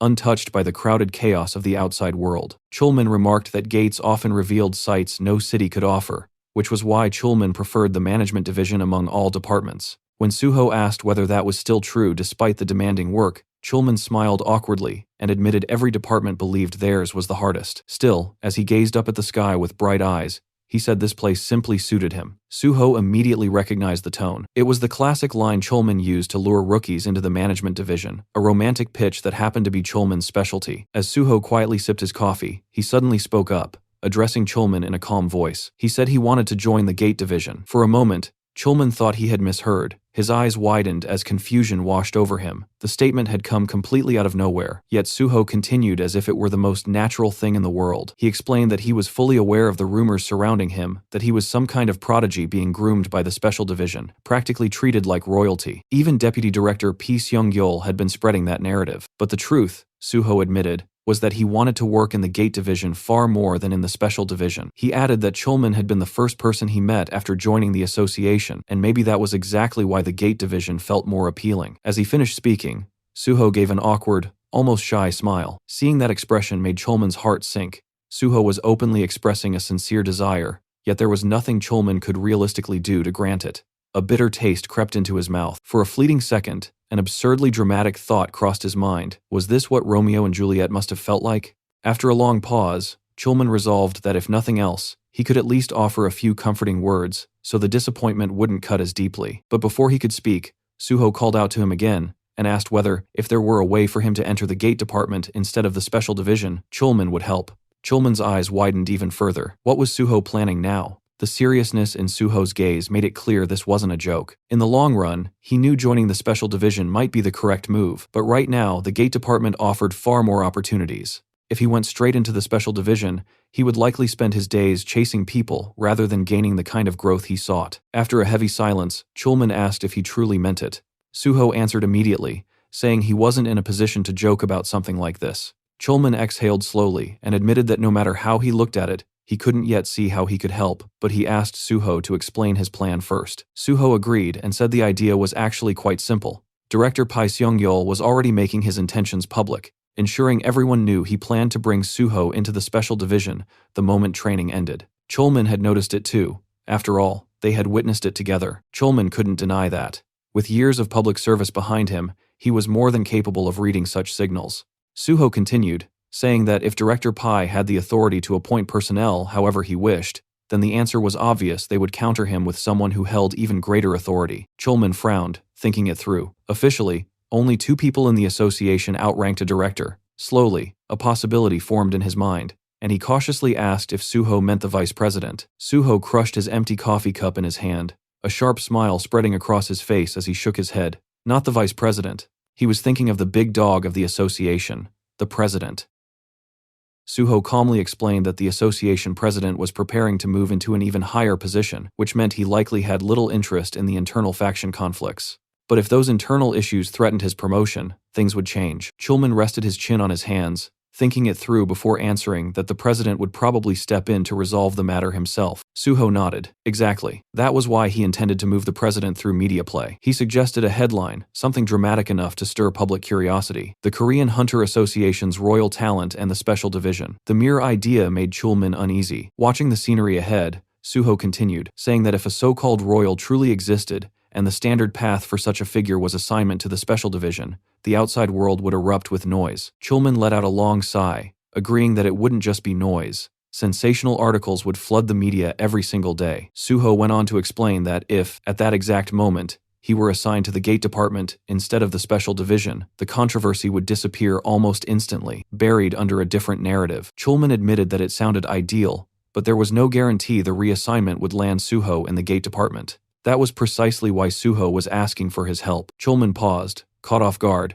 and asked what he meant. Suho explained that once controversy broke out, any department except the Special Division would have to take him. However, the Management Division and Awakening Division were both aligned with the Vice Chairman's faction, making them unlikely choices. That left only the Resource Department and the Gate Department, and he had no intention of going to the Resource Department. Chulman jokingly asked why not, but the answer was obvious. After his recent achievements, Suho would be pushed relentlessly for research results there, and likely die from overwork. The Gate Department, on the other hand, belonged to Director Pai's line. Since Suho and Chulman already knew each other, they would probably station him there temporarily, with plans to reclaim him later. Still, Suho said plainly that no matter what happened, he wanted to work with Chulman. Chulman laughed, remarking that Suho had been appealing to him for a while now, and asked if he was truly serious. Suho answered without hesitation that he didn't have anyone else in the association he felt close to. Inwardly, he knew his bond with Chulman wasn't what it had been before his regression.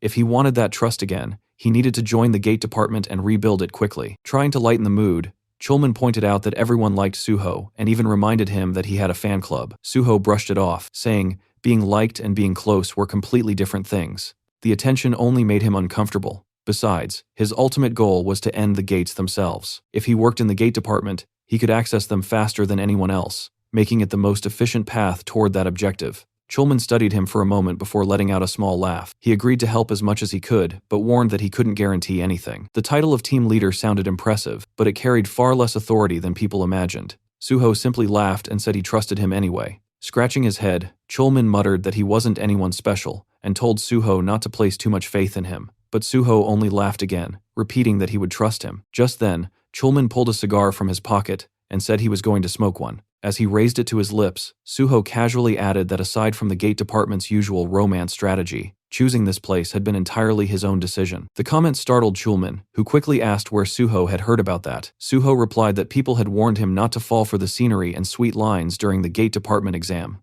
Clicking his tongue in regret, Chulman muttered that if he had known, he would have just taken Suho to a gate near Seoul instead. Suho rose to his feet, stretching slightly before admitting that he had genuinely wanted to come to the Valley of Iron, explaining that there was a rumor that if one killed the monster lion there, something incredible would drop. Chulman narrowed his eyes and asked where he had picked up such a rumor. Suho simply laughed brightly and answered that he had read it on the internet. The Valley of Iron had once been a public gate, freely accessible to hunters much like the famed Tower of Challenge, but everything changed with the sudden appearance of the monster lion. Recognizing the threat almost immediately, the association sealed the gate without hesitation. For a gate to remain public, several conditions had to be met. Entry needed to stay possible, monsters had to spawn continuously, and even if every creature inside was killed, the gate itself could not be cleared. The monster lion shattered all of those expectations. Not only had it appeared inside a gate restricted to level 99 or below, but the creature itself had already surpassed level 100. Despite being classified as a 1-star monster, its overwhelming power destroyed the entire ecosystem within the gate. Hunters who challenged it never stood a chance. Many died without managing to leave even a scratch on its diamond-hard hide. Chulman exhaled slowly as he explained that the creature was the very reason the Valley of Iron had been sealed. But that wasn't even the worst part. Its defense and magic resistance were already a nightmare, yet the beast continued to grow stronger. Now it had climbed beyond level 110. Dropping his cigar to the ground and crushing it beneath his boot, Chulman muttered in frustration that the entry condition capped participants at level 99. How was anyone supposed to defeat a monster that far above the limit? Suho's response came without hesitation. He asked what would happen if they simply killed it. Chulman blinked, stunned, and asked if Suho was seriously suggesting he intended to kill that thing. Suho answered calmly that he would. For a moment, Chulman could only stare at him, his mind struggling to catch up. Then realization dawned. The monster lion had been Suho's target from the very beginning. Suho confirmed it with a small laugh. Pressing a hand to his forehead, Chulman muttered that this was unbelievable. But Suho stepped closer and asked if he couldn't somehow make it happen. Training had kept him away from running gates for too long, and his body had grown stiff from inactivity. Chulman nearly lost his composure, asking if Suho truly wanted to clear a sealed gate just because he felt stiff. Lowering his voice, Suho said that was exactly why he was asking quietly. The formal procedures would be complicated, and more importantly, wasn't Chulman curious? Curious about what? Chulman asked. About how he fought inside a gate. Sweat slowly gathered along Chulman's brow as he studied Suho. Suho knew that look well. His true combat style had never been revealed publicly, and despite the path circumstances had forced him onto, Chulman had once been a proper player. The desire for battle still burned inside him far stronger than in most hunters. Suho suggested they think about it simply. As long as the result was good, the Korean Hunter Association rarely pressed questions about responsibility. If things became even slightly dangerous, he promised he would leave the gate immediately. Chulman questioned if that was a promise. Suho smiled and assured him it was. Chulman finally gave in. He admitted he wasn't the type to approve something like this, but because it was Suho asking, he would agree. Suho replied lightly that there was no way he could refuse once Chulman put it that way. Then, almost casually, he asked what class Chulman belonged to now. Chulman explained that he had changed classes and was currently an archer, asking why it mattered. Instead of answering directly, Suho summoned his blood weapon, the crimson energy forming sharply in his grasp. He said he was just asking because if things turned dangerous, which probably wouldn't happen, Chulman would need to run without looking back. Then Suho added one final warning. What Chulman was about to witness inside that gate would remain strictly between the two of them. Soon after entering deeper into the Valley of Iron, Suho began his killing spree. The lower-level valley lion beasts stood no chance. He ran across the field like a streak of red lightning, his blood weapon carving clean arcs through the air as monsters fell one after another. Each slash was precise, efficient, and merciless. In a single fluid motion, Suho drove his blade into another charging lion, the sheer force of the strike knocking the creature down instantly. As its body hit the ground, he activated another skill, Blood Jade, crimson energy spear summoned in his hands. Behind him, Chulman landed moments later, dropping into a crouch as he caught his breath. His eyes scanned the battlefield, disbelief spreading across his face. The lions weren't just losing, they were being erased. Watching Suho move brought back memories of the healer exam, when he had effortlessly slaughtered several lizard beasts. But this was different. Now Suho was faster, sharper, far more intense. He looked less like a hunter and more like a force of nature. As Suho stood over the corpse of yet another valley lion, a massive shadow suddenly swallowed his figure. Another beast lunged from behind, claws poised to tear him apart. Chulman shouted a warning, but Suho had already seen it. His eyes locked onto the incoming predator. At the very last second, he leaped upward, evading the lethal strike with terrifying precision. The beast twisted mid-charge and attempted to follow him into the air, but Suho moved again, stepping onto nothingness itself. Chulman's breath caught the moment he recognized the technique. Suho had used air step. He wasn't merely dodging anymore, he was moving through the sky itself, as if gravity had lost its authority over him. The charging lion skidded to a halt and twisted around in confusion, unable to comprehend how its prey had suddenly vanished.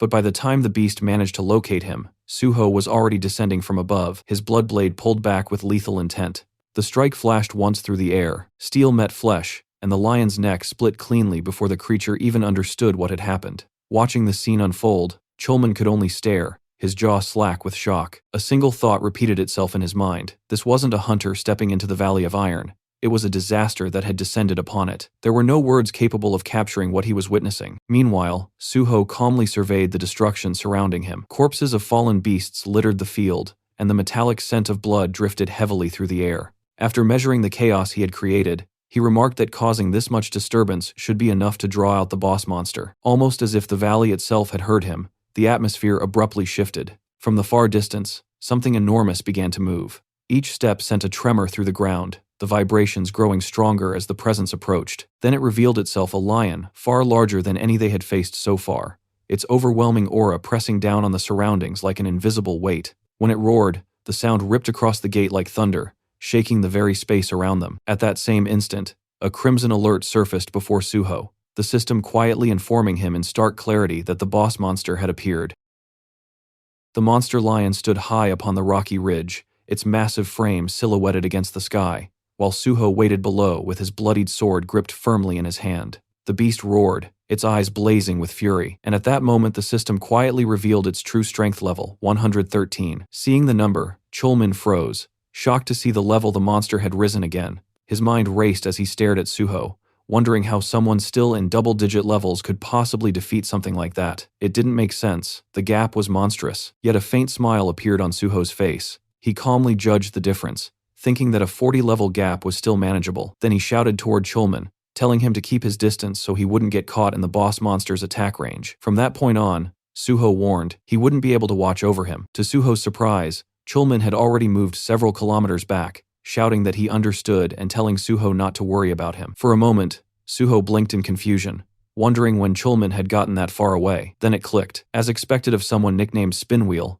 his judgment was quick and precise. From behind Suho, the monstrous lion continued to watch him, its throat emitting a low, guttural gurgle. Suddenly, it snapped, unleashing a deafening roar that activated its boss-level fear. The resulting shockwave sent violent gusts of wind toward Chulman, stirring up clouds of dust and debris. Meanwhile, Suho remained perfectly still in front of the beast. His system indicated that, due to the dragon blood effect, the fear failed to apply to him. Suho simply smiled. He remarked that he was just getting hot from moving around, and that the roar had actually cooled him off. Pointing a finger at the lion, he signaled the beast to come at him. Taking this as a direct challenge, the lion instantly stepped forward. Suho canceled his blood weapon summon, noting that those blades would be useless against such a monster. Instead, he summoned his ghost shadow spear. He gripped the weapon and prepared to throw it, musing with a smile that he wanted to see for himself just how tough the creature's famous, diamond-hard hide truly was. With a surge of full force, he launched the ghost shadow spear. The blade tore through the air, aiming straight for the beast's head. Realizing the attack was imminent,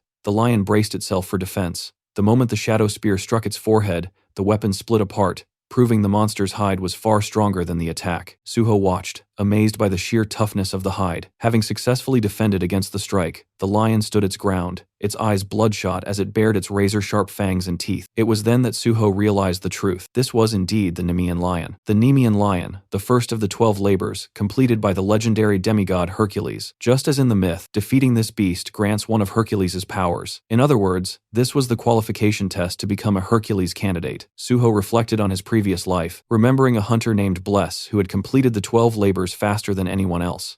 Bless was a man of justice and action, a good friend who had taught Suho much about the nature of Hercules' power. Sorry, Bless, Suho thought, but this time, I'm not leaving it to someone else. I'm taking Hercules' power for myself. He activated his blood skill, clenching his fists as blood swirled and solidified around his arms. The system announced the summon: blood weapon, blood gauntlets. The crimson armor encased him from shoulder to fist, just as the lion charged with blinding speed and murderous intent. From the background, Chulman shouted a desperate warning, reminding Suho that close combat was suicide against a beast that possessed the ultimate spear and shield in its claws and hide. Chulman's desperate pleas for Suho to avoid a frontal assault went unheeded. As the lion closed the distance and reared up to deliver a crushing blow with its massive claws, Suho stood his ground. Instead of retreating, he reached out and caught both of the beast's paws in mid-air. The lion's eyes widened in sheer shock. It began to tremble as it realized it could not overpower Suho's grip. Suho observed that while the claws were undeniably powerful, they were ultimately useless if they couldn't even graze his skin. As the beast continued to strain against him, Suho let out a smirk and decided to test if his own strikes would prove more effective. With a surge of immense strength, he shoved the lion back using his blood gauntlets, forcing an opening. He stepped forward, anchoring his weight for a decisive assault. The monster attempted a frantic counterattack, swinging wildly, but Suho vanished from its field of vision with a sudden leap. Channeling his focus into his fist, Suho delivered a cataclysmic punch into the monster's flank. The impact sent the lion hurtling through the air until it smashed into the rocks, shattering the mountainside. The force was so absolute that it left a trail of destruction in its wake, ending with the beast collapsed and buried in the rising rubble. Despite the brutality of the assault, the lion rose once more, its body remarkably free of even a single scratch. Suho watched the beast with a light smile, though a bead of sweat traced down his face. He marveled at the fact that a strike delivered with his full strength had barely seemed to register. Realizing that blunt force would not suffice, he decided to shift his approach. Suho dashed forward with blinding speed, his blood gauntlet still active. Before the beast could react, he pivoted sharply, moving to its right side and slipping behind its thick mane. He lunged for the monster's neck, determined to grapple it if he could not break it. He climbed onto the lion's back, locking in a powerful hold while the creature began to thrash violently in resistance. Suho recalled the myth of Hercules, who, unable to pierce the hide, had eventually subdued the beast through strangulation. Adopting that same strategy, Suho maintained a relentless grip while the lion used every ounce of its strength to shake him off. A mixture of thrill and excitement surged through him as he steeled himself, mentally declaring that there would be no tapping out until the very end. In a desperate attempt to break the hold, the boss monster unleashed its fierce skill, but Suho's dragon blood intervened once again, nullifying the effect. The lion began a frantic rampage through the mountains, slamming its back against the stone walls in an effort to crush its rider. Suho tightened his grip even further, knowing that if he lost his hold for even a second, there would not be another opportunity. He clung to the beast's neck as it smashed into cliffs and outcroppings, refusing to be dislodged. From the background, Chulman watched the struggle with his mouth agape, shouting words of encouragement and urging Suho to hold on just a little longer. Though his stamina was rapidly draining, Suho kept his grip firm until the beast finally began to lose consciousness. After a grueling chokehold, the lion finally collapsed. The moment the beast was defeated, Chulman rushed forward. His eyes widened as a system window appeared in the air, announcing that the ruler of the Iron Valley had been defeated. Chulman let out a cheer of pure happiness and called out to Suho with a triumphant smile to check if he was all right. Exhausted and hazy, Suho lay down on the ground beside the fallen monster as the system declared him the MVP of the gate clearance. Once the battle had concluded, Suho drove his ghost shadow spear into the ground beside the Nemean lion's corpse, intending to let the weapon absorb the fallen beast's shadow. He addressed the spear by the name Yongcheng, urging it to feed well. The ghost shadow spear reacted instantly, and a system notification confirmed that it was absorbing the shadow and becoming enhanced. Suho mused that the weapon was like an expensive pet to maintain, expressing his hope that this would be the final feast needed to reach the third stage together. He then accessed his system window to distribute his 2 bonus stat points into strength. Just as he finished, Chulman arrived and gave him a triumphant thumbs up. Chulman reported that the other lions had vanished along with the boss, confirming that the gate had been perfectly cleared. Suho laughed, offering praise for their combined efforts, but Chulman insisted that Suho had carried the entire burden. He then asked, with lingering disbelief, how Suho had even found the courage to face such a beast head-on. Suho calmly explained that he had read about the technique in a martial arts novel a long time ago. He recalled a scene where an indestructible enemy was subdued through strangulation, and decided to apply that same logic. Chulman stared at him in disbelief, questioning if he had truly bypassed a professional strategy guide in favor of a fictional story. Suho merely remarked that such novels often contained the wisdom of life. While Chulman privately wondered if his companion was a bit unhinged, Suho realized he was being judged. He noted to himself that being perceived as a bit crazy was far better than admitting he had seen the solution in a past life. Suho then expressed his gratitude to Chulman for the opportunity to clear the sealed gate. Chulman deflected the thanks, insisting that he and the citizens should be the ones thanking Suho for saving the taxpayers' hard-earned money. Watching him, Suho reflected that Chulman was likely the only person who genuinely cared for the country and its people in such a selfless way. He knew that if news of the gate clearance broke, most others would only be interested in lining their own pockets with the loot. He then pointed toward the lion's corpse and asked the team leader if he could collect its byproducts. Under current regulations, loot from gates cleared by civil servant hunters technically belong to the state. While Suho knew these laws would eventually be overturned during a massive reform of the Great Hunter Association, the restrictive rules were currently in full effect. However, he had no intention of handing over the Nemean lion's remains. Rather than deceiving Chulman, he chose to be direct, valuing their mutual trust over the materials themselves. Chulman took a moment to consider the request while looking at the massive corpse. He eventually gave Suho his blessing to take the byproducts. When Suho pointed out that the rules strictly prohibited it, Chulman noted that since Suho was still a probationary civil servant and not yet an official employee, there was some wiggle room. He turned away with a joking remark, claiming that since he had been running far away at the time, he couldn't possibly have seen anyone collecting loot. Suho laughed and thanked him for the gesture. The system soon issued a notification. The Ghost Shadow Spear had completely absorbed the Nemean lion's shadow, and its mana supply was now sufficient. The weapon underwent an enhancement, awakening a portion of its consciousness. Observing the system window with a smirk, Suho felt a wave of satisfaction at the breakthrough. The panel displayed the Ghost Shadow Spear's new rank as S+, noting that with its third stage consciousness awakened, all its abilities had been significantly enhanced.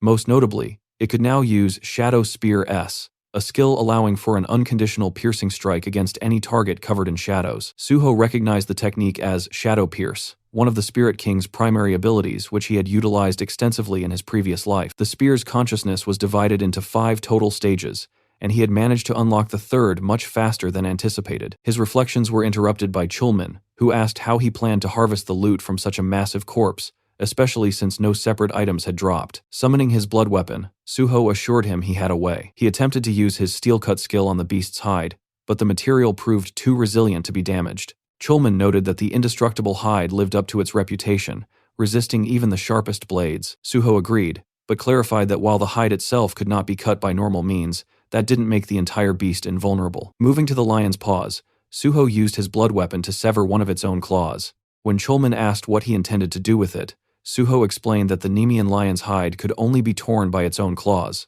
As he began the work, Chulman wondered aloud if this trick had also come from a martial arts novel. Suho successfully sliced through the hide and explained that this time, the knowledge came from mythology. He recalled that Hercules had stripped the hide using the beast's own talons. Reaching inside the carcass, Suho grabbed the lion's heart and crushed it. The system immediately confirmed his accomplishment. He had completed the first of the hero's 12 labors. He was granted the qualification to wield the power of Hercules, and received a new trait, Hercules Candidate. For achieving such a legendary feat, the system also rewarded him with 10 bonus stat points. The system provided detailed information regarding the Hercules Candidate trait, explaining that Suho had met the minimum qualifications to obtain the hero's power. It noted that among all candidates, only the first to accomplish the 12 labors would become the true Hercules. While holding this trait, Suho will gain a 100% increase in bonus attack power for barehanded combat, swords, blunt weapons, and bows. Observing his system window, Suho noted that more options would be added as he completed each labor. He reflected on the fact that he hadn't even reached a 1-star rank yet, but already possessed dual traits. Looking at the harvested hide and claws, he realized he had also secured incredibly rare materials. Chulman asked if the hide and claws were the only items worth taking, and Suho confirmed they were. When Suho suggested they head out, Chulman cautioned that they needed to prepare their excuses, as it was likely total chaos outside. Indeed, outside the gate, observers watching security cameras were shocked to see the gate disappearing. They were reluctant to believe that such a high-level gate had actually been cleared. When Suho and Chulman emerged, they were immediately swarmed by people demanding to know what had happened. Chulman had explained to the administrators that they were suddenly attacked and that Suho had fought desperately to ensure their escape. He claimed they were in such a rush to survive that they hadn't been able to collect any loot. Later, Suho thanked Chulman for his help, noting that they had managed to slip away without raising suspicion. Chulman noted that as the person in charge, he would handle the remaining formalities. As they moved toward the car, he warned that the incident might cause the gate department to change its tradition of letting hunters choose their own gates.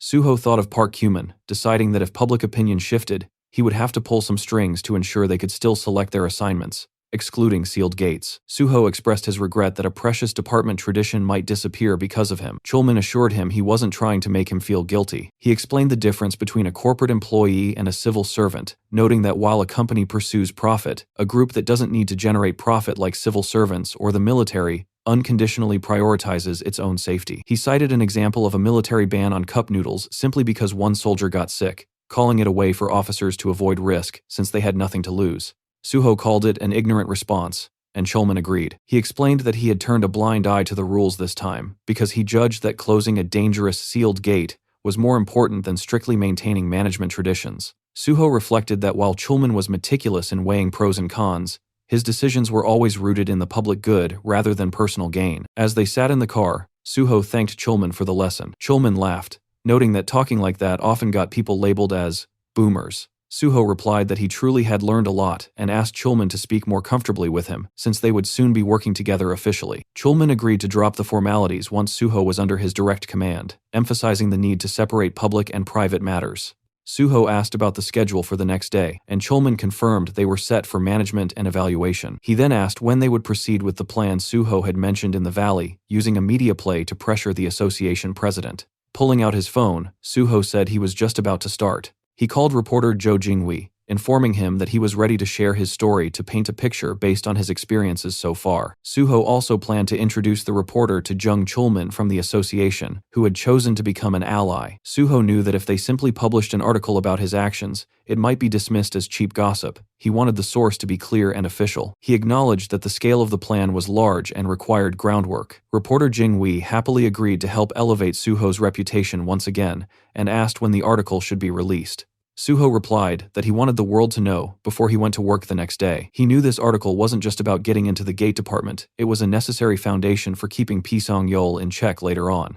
Later that evening, the scene shifted to Suho's safe house. Giwon was lounging on the massive sofa with his laptop open, scrolling through the latest article that had just been published. The headline, written by reporter Jo Jinghui, covered Suho's newest feat, and the internet was already exploding with reactions. Comments poured in non-stop, filled with followers praising him and congratulating him on defeating the monster lion. Watching the flood of responses, Giwon leaned back and muttered that the reaction was as intense as ever. Just then, Suho stepped out of his room. Giwon immediately looked up and asked how he had managed to kill the monster lion when even elite raid teams had failed. While talking, he swung his hands in the air like swords, jokingly demonstrating how Suho must have slashed it down. Suho simply shook his head and calmly replied that he hadn't used a sword at all. He had defeated it in hand-to-hand combat. The answer stunned Giwon. He blinked and asked if Suho meant actual martial arts, wondering if he was joking, but Suho confirmed it casually, explaining that he had finished the fight with ground combat. As he walked over to the window, his thoughts drifted to the report he had already sent to Chief Pisang-yeol before the article went public. With that done, Pai wouldn't be able to nitpick about the incident afterward. Now the next step was informing Park Kyuman. Suho took out his phone and called the vice president, asking if he had seen the article about him that day. Park Kyuman replied that he had already confirmed the news through military reports as well. Suho then mentioned that the rumors about him being royalty of the Special Division had probably reached him too, along with the expectation that he would start as a deputy team leader there once training ended. From the other end, Park Kyuman said it would actually be strange if he didn't know about it, then asked why Suho was bringing it up. Suho replied by asking if Park Kyuman would be fine with him joining the Special Division. The vice president grew suspicious and demanded to know what he was trying to imply. Suho explained that he was planning to put pressure on Pisang-yeol. Soon an article would circulate about the so-called Special Division royalty, and to the public it would look like a corruption scandal involving power-based appointments. Pisang-yeol himself might not care about public opinion, but the association president certainly would. After a moment of silence, the vice president asked if Suho wanted him to persuade the president to send him somewhere else instead. Suho confirmed it and told him to simply place him in the gate department. At the same time, Park Hyuman should stay close to the president, offer advice, and slowly build his own influence. Suho added that he would prepare several proposals to help strengthen that position. While speaking, Suho thought quietly to himself that Park Hyuman was only a temporary piece on the board. One day he would discard him, but for now he was far too useful to waste. On the other end of the call, Park Hyuman asked what kind of proposals Suho was preparing. If he knew in advance, he could start dropping hints to the president. Suho simply replied that he would explain everything when the time came and that he would contact him again soon. As soon as the call ended, the door to one of the rooms suddenly burst open. Haewon rushed out, jumping with excitement and shouting for Suho. Both Suho and Giwon turned in surprise. Haewon stood there, drenched in sweat, breathing heavily, but his face was glowing with triumph. Clutched tightly in his hand was a blue stone. Between gasps, he proudly announced that he had finally done the slime stone synthesis. The system panel appeared before Suho, displaying the information of the newly completed item. The blue stone in Haewon's hand was identified as Meta Slime Stone, an S-grade item. Its description explained that it was a body fragment of the Meta Slime, often called the Ultimate Slime. Meta Slimes were known as the embodiment of regeneration, composition, and expansion, a material so rare that most people only heard about it in theory. Seeing the result, Suho praised Haewon, telling him he had truly worked hard. Haewon's eyes watered as he complained that all he had done for days was synthesize. Other than eating, sleeping, and going to the bathroom, he hadn't stopped working once,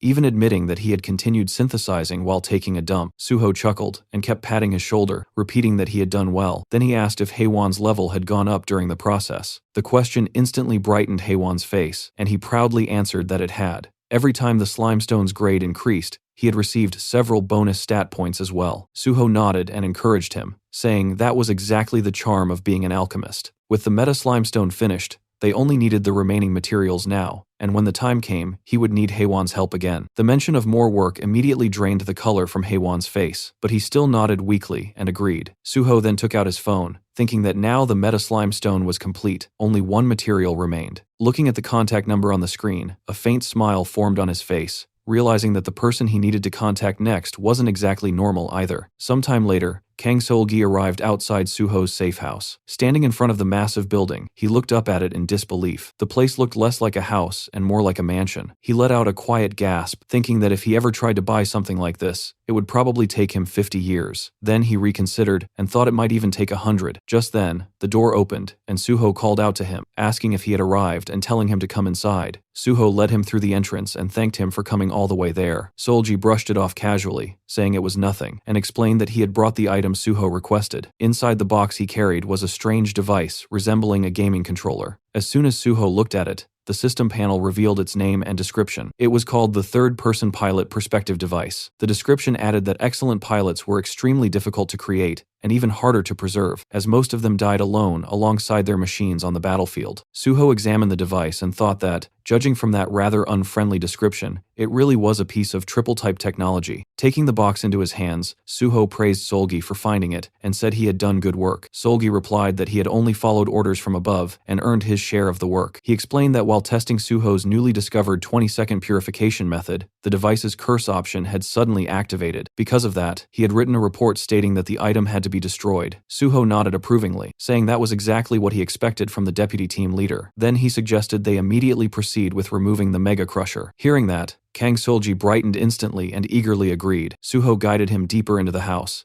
eventually leading him to an underground area. Seol-gi looked around in shock, realizing the mansion even had a basement. Suho then instructed him to sit on the mechanical chair placed in the center of the room. The moment Seol-gi sat down, the chair locked him firmly in place, making him panic. Suho calmly told him that it might hurt a little. He explained even removing a tumor from the body was painful, and the Mega Crusher had been occupying his entire lower abdomen. Standing over the now frightened Seol-gi, Suho explained that the Mega Crusher's parasitism skill caused abnormal status effects within its host. He planned to separate it using a recovery skill that could treat such conditions. In his mind, Suho briefly considered another possible method, feeding the device to a steel-eating Bulgasari, but he dismissed it immediately as far too dangerous.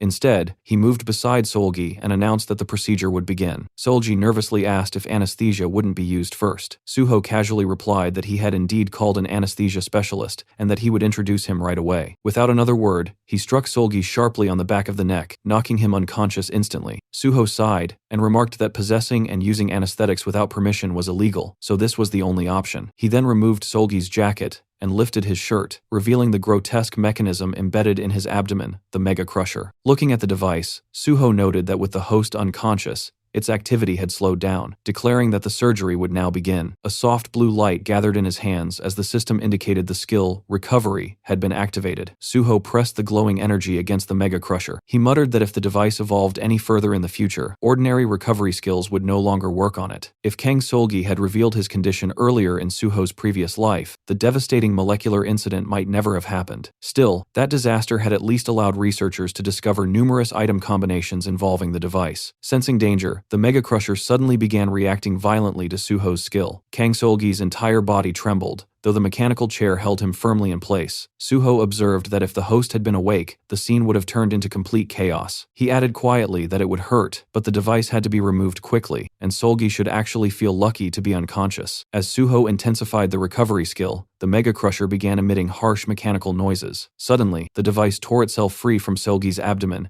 and lunged straight towards Suho. Suho sidestepped the attack smoothly, allowing the object to fly past him and crash onto the floor behind. The device turned toward him, producing distorted mechanical sounds, but within moments, its energy faded, and it reverted into a seemingly harmless item. The system classified it as a B-grade artifact, describing it as advanced technology from another world, capable of grinding any item. Suho crouched down and picked it up. He commented that the moment the Mega Crusher left its host, it always pretended to be a normal item. He smiled slightly, and said that it was quite an amusing thing, and that he would make very good use of it.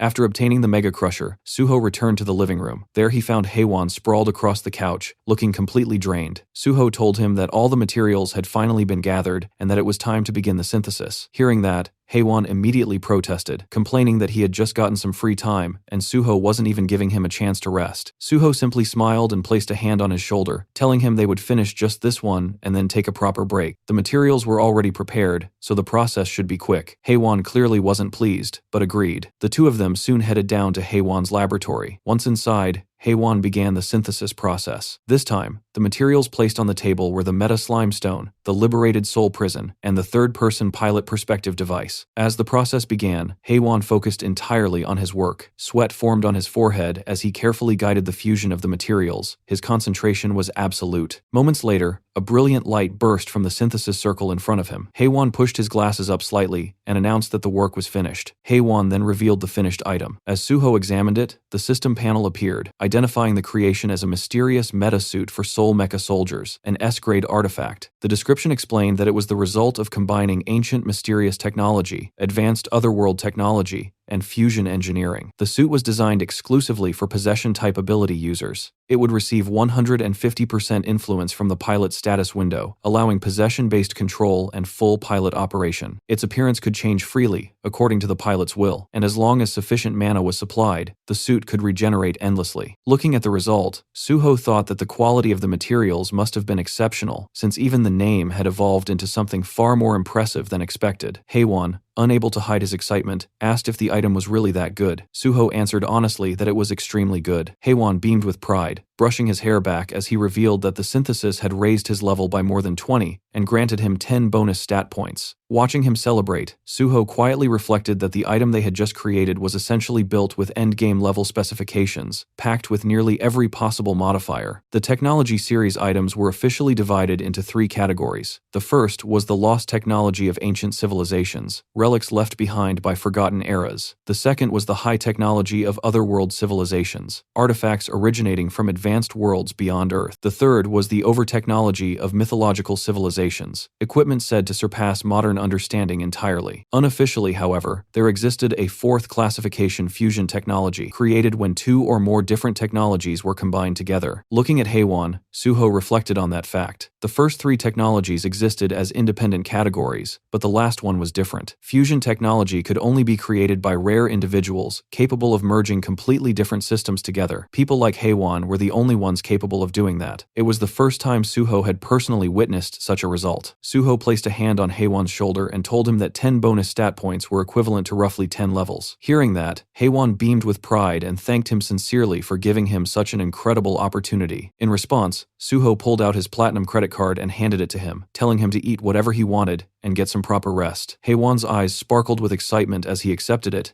and happily thanked him again. Meanwhile, down in the underground basement, Kang Solgi slowly began to regain consciousness. He suddenly woke with a sharp gasp and immediately looked down at his stomach. When he realized that the Mega Crusher was gone, disbelief spread across his face. Just then, Suho arrived and calmly greeted him, saying that the treatment had gone well and asking how his body felt. Overwhelmed, Kang Solgi immediately dropped to his knees in front of him, thanking him desperately and saying he would never forget this kindness. Suho simply brushed it off, replying that he had only helped in exchange for compensation. But Kang Solgi shook his head, still filled with gratitude. Even if money was involved, he said, patients still thanked their doctors. Suho had approached him first and saved him when he had no one else to rely on. To him, Suho was nothing short of a lifesaver. Suho laughed lightly and told him that if he felt that way, then he should take good care of him while they were both working at the association. Kang Solgi immediately agreed, promising that he would help Suho with anything he could. Watching him, Suho quietly thought that in the resource department, he had successfully recruited someone worth nurturing. Once Pisangyeol's faction was pushed out, this man would become extremely useful. The groundwork was already mostly finished. The next day, the scene shifted to the Korean Hunter Association headquarters. Outside the building, reporters had completely swarmed the entrance. Cameras, microphones, and broadcasting vans filled the area as journalists waited eagerly for Suho to appear and give an interview about his clearing of the Valley of Iron Gate. But what they didn't realize was that Suho had already arrived. Using a concealment skill, he moved quietly through the crowd, slipping past the reporters without anyone noticing his presence. As he walked toward the building entrance, he briefly thought that he was sorry for disappointing them today, but he would soon give them even better material to report on. Once inside the association building, Chulmin was the first to notice him. Suho greeted him with a casual "good morning," and Chulmin returned the greeting while looking slightly surprised. He pointed out that reporters were completely covering the entrance outside, yet Suho had somehow made it in anyway. Suho simply replied that he had managed to avoid them and slipped inside. Chulmin frowned slightly and commented that the reporters outside didn't look like the kind of people who could be avoided so easily. The two of them stepped into the elevator together. While the doors closed, Suho asked if Chulmin was starting his training with the detection department that day. Chulmin confirmed that he was, explaining that he only needed to meet the department chief before beginning the evaluation process. Soon after, they met the chief of the detection department,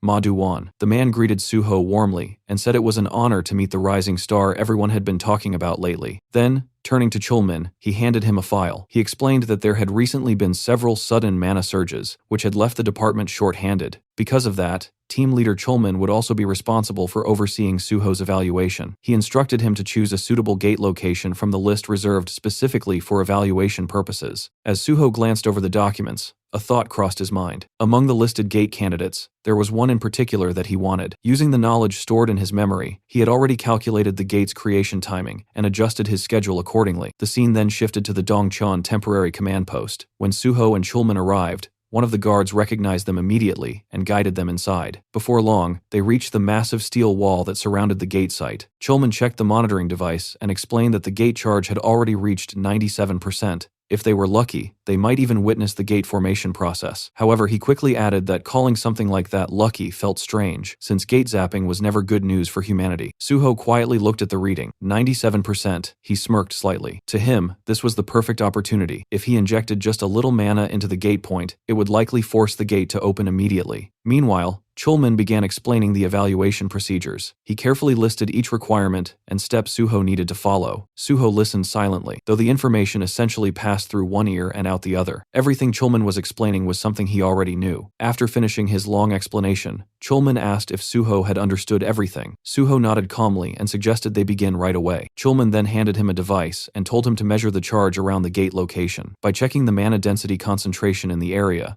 they could estimate how long it would take before the gate opened. The system quietly identified the object as a mana measuring device, a tool designed to measure mana density near a gate and determine its charging rate. Holding the device, Suho thought to himself that he needed to approach the exact gate point in order to stimulate it. This evaluation task worked perfectly as an excuse. While pretending to measure the charge, he could secretly inject his own mana and force the gate to activate. He knelt down and planted the device's antenna into the ground. At the same time, he quietly poured his mana into the spot. Almost instantly, the device began screaming with warning signals as its readings shot straight to the maximum level. The sudden alarm startled the surrounding officers, who began shouting in confusion, wondering what the detection signal meant and what was happening. Then the ground trembled. Right where Suho had placed the device, a purple gate suddenly began to form. A blinding flash burst outward as violet mist spread through the air. Officers nearby instinctively shielded their eyes in fear as the gate rapidly stabilized into a full structure. Chulman stared in complete shock. Before him stood a fully formed purple gate, its intense light flooding the area. He shouted Suho's name in panic, but it was already too late. Suho had already stepped inside. The bright light forced him to cover his eyes for a moment. When his vision cleared, he opened his system window. Normally, a system message describing the gate would appear just before entering, but this time nothing appeared. Suho quickly realized why he had forcibly entered the gate before the system could register it properly. Then he saw a towering structure rising before him. A massive, tower-like building stood in the center of the area. Suho immediately recognized it. He had entered the martial arts library, exactly as he had planned.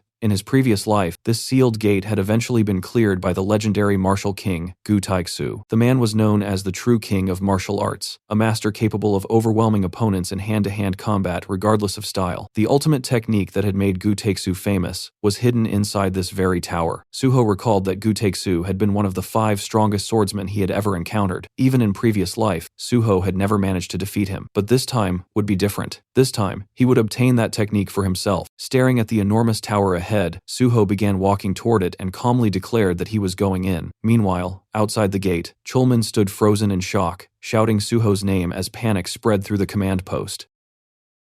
The scene briefly shifted to the past. In that moment, Suho stood over the defeated martial king, Gu Taixu. After yet another hard-fought battle, the martial king let out a small laugh as he admitted that, as expected, it wasn't easy to defeat Suho in pure swordsmanship. Suho responded calmly, acknowledging that his opponent was the martial king, but he himself was the sword god. Gu Taixu then dropped to one knee, still smiling, and wondered aloud if he might finally win after 1,000 matches. Back in the present, Suho was climbing the massive stone tower of the martial arts library. His body moved steadily upward, gripping ledges and pulling himself higher with controlled precision. As he climbed, he muttered that Gu Taixu had always been the most persistent person in the world. Someone like him must have scaled this exact tower with nothing but his bare hands. Even for Suho, the climb was exhausting. Each movement demanded strength, balance, and endurance. Despite his overwhelming abilities, he found himself struggling, realizing that the martial king must have gone through the same hardship before earning his title. After a long climb, Suho finally reached the top. Pulling himself over the edge, he jumped onto the rooftop and let out a deep breath of relief. He muttered that he had barely made it, recalling how he had almost slipped near the very end. If his stamina hadn't reached red grade levels, he wouldn't have been able to complete the climb at all. He remembered how things had unfolded in his previous life. Back then, no one had managed to conquer the stone tower. In the end, the opportunity had gone to Gu Taixu through an auction, allowing him to claim the reward. Standing there now, Suho reflected that if he hadn't accessed the gate first this time, the same outcome would have repeated itself. Gu Taixu would have conquered it again. Suho realized that there was no better environment for rapid growth than the Korean Hunter Association. Even if he couldn't directly profit from gates in the usual way, the opportunities they provided were far more valuable. With that thought, he looked upward, eyes sharp with determination. He had already cleared the first trial, the climb. As Suho reached the top, the scenery finally revealed itself. A bright blue moon hung high in the sky, casting a cold, almost surreal glow across the entire area. In front of him stood a massive, old-school-style martial arts library, its structure ancient yet imposing.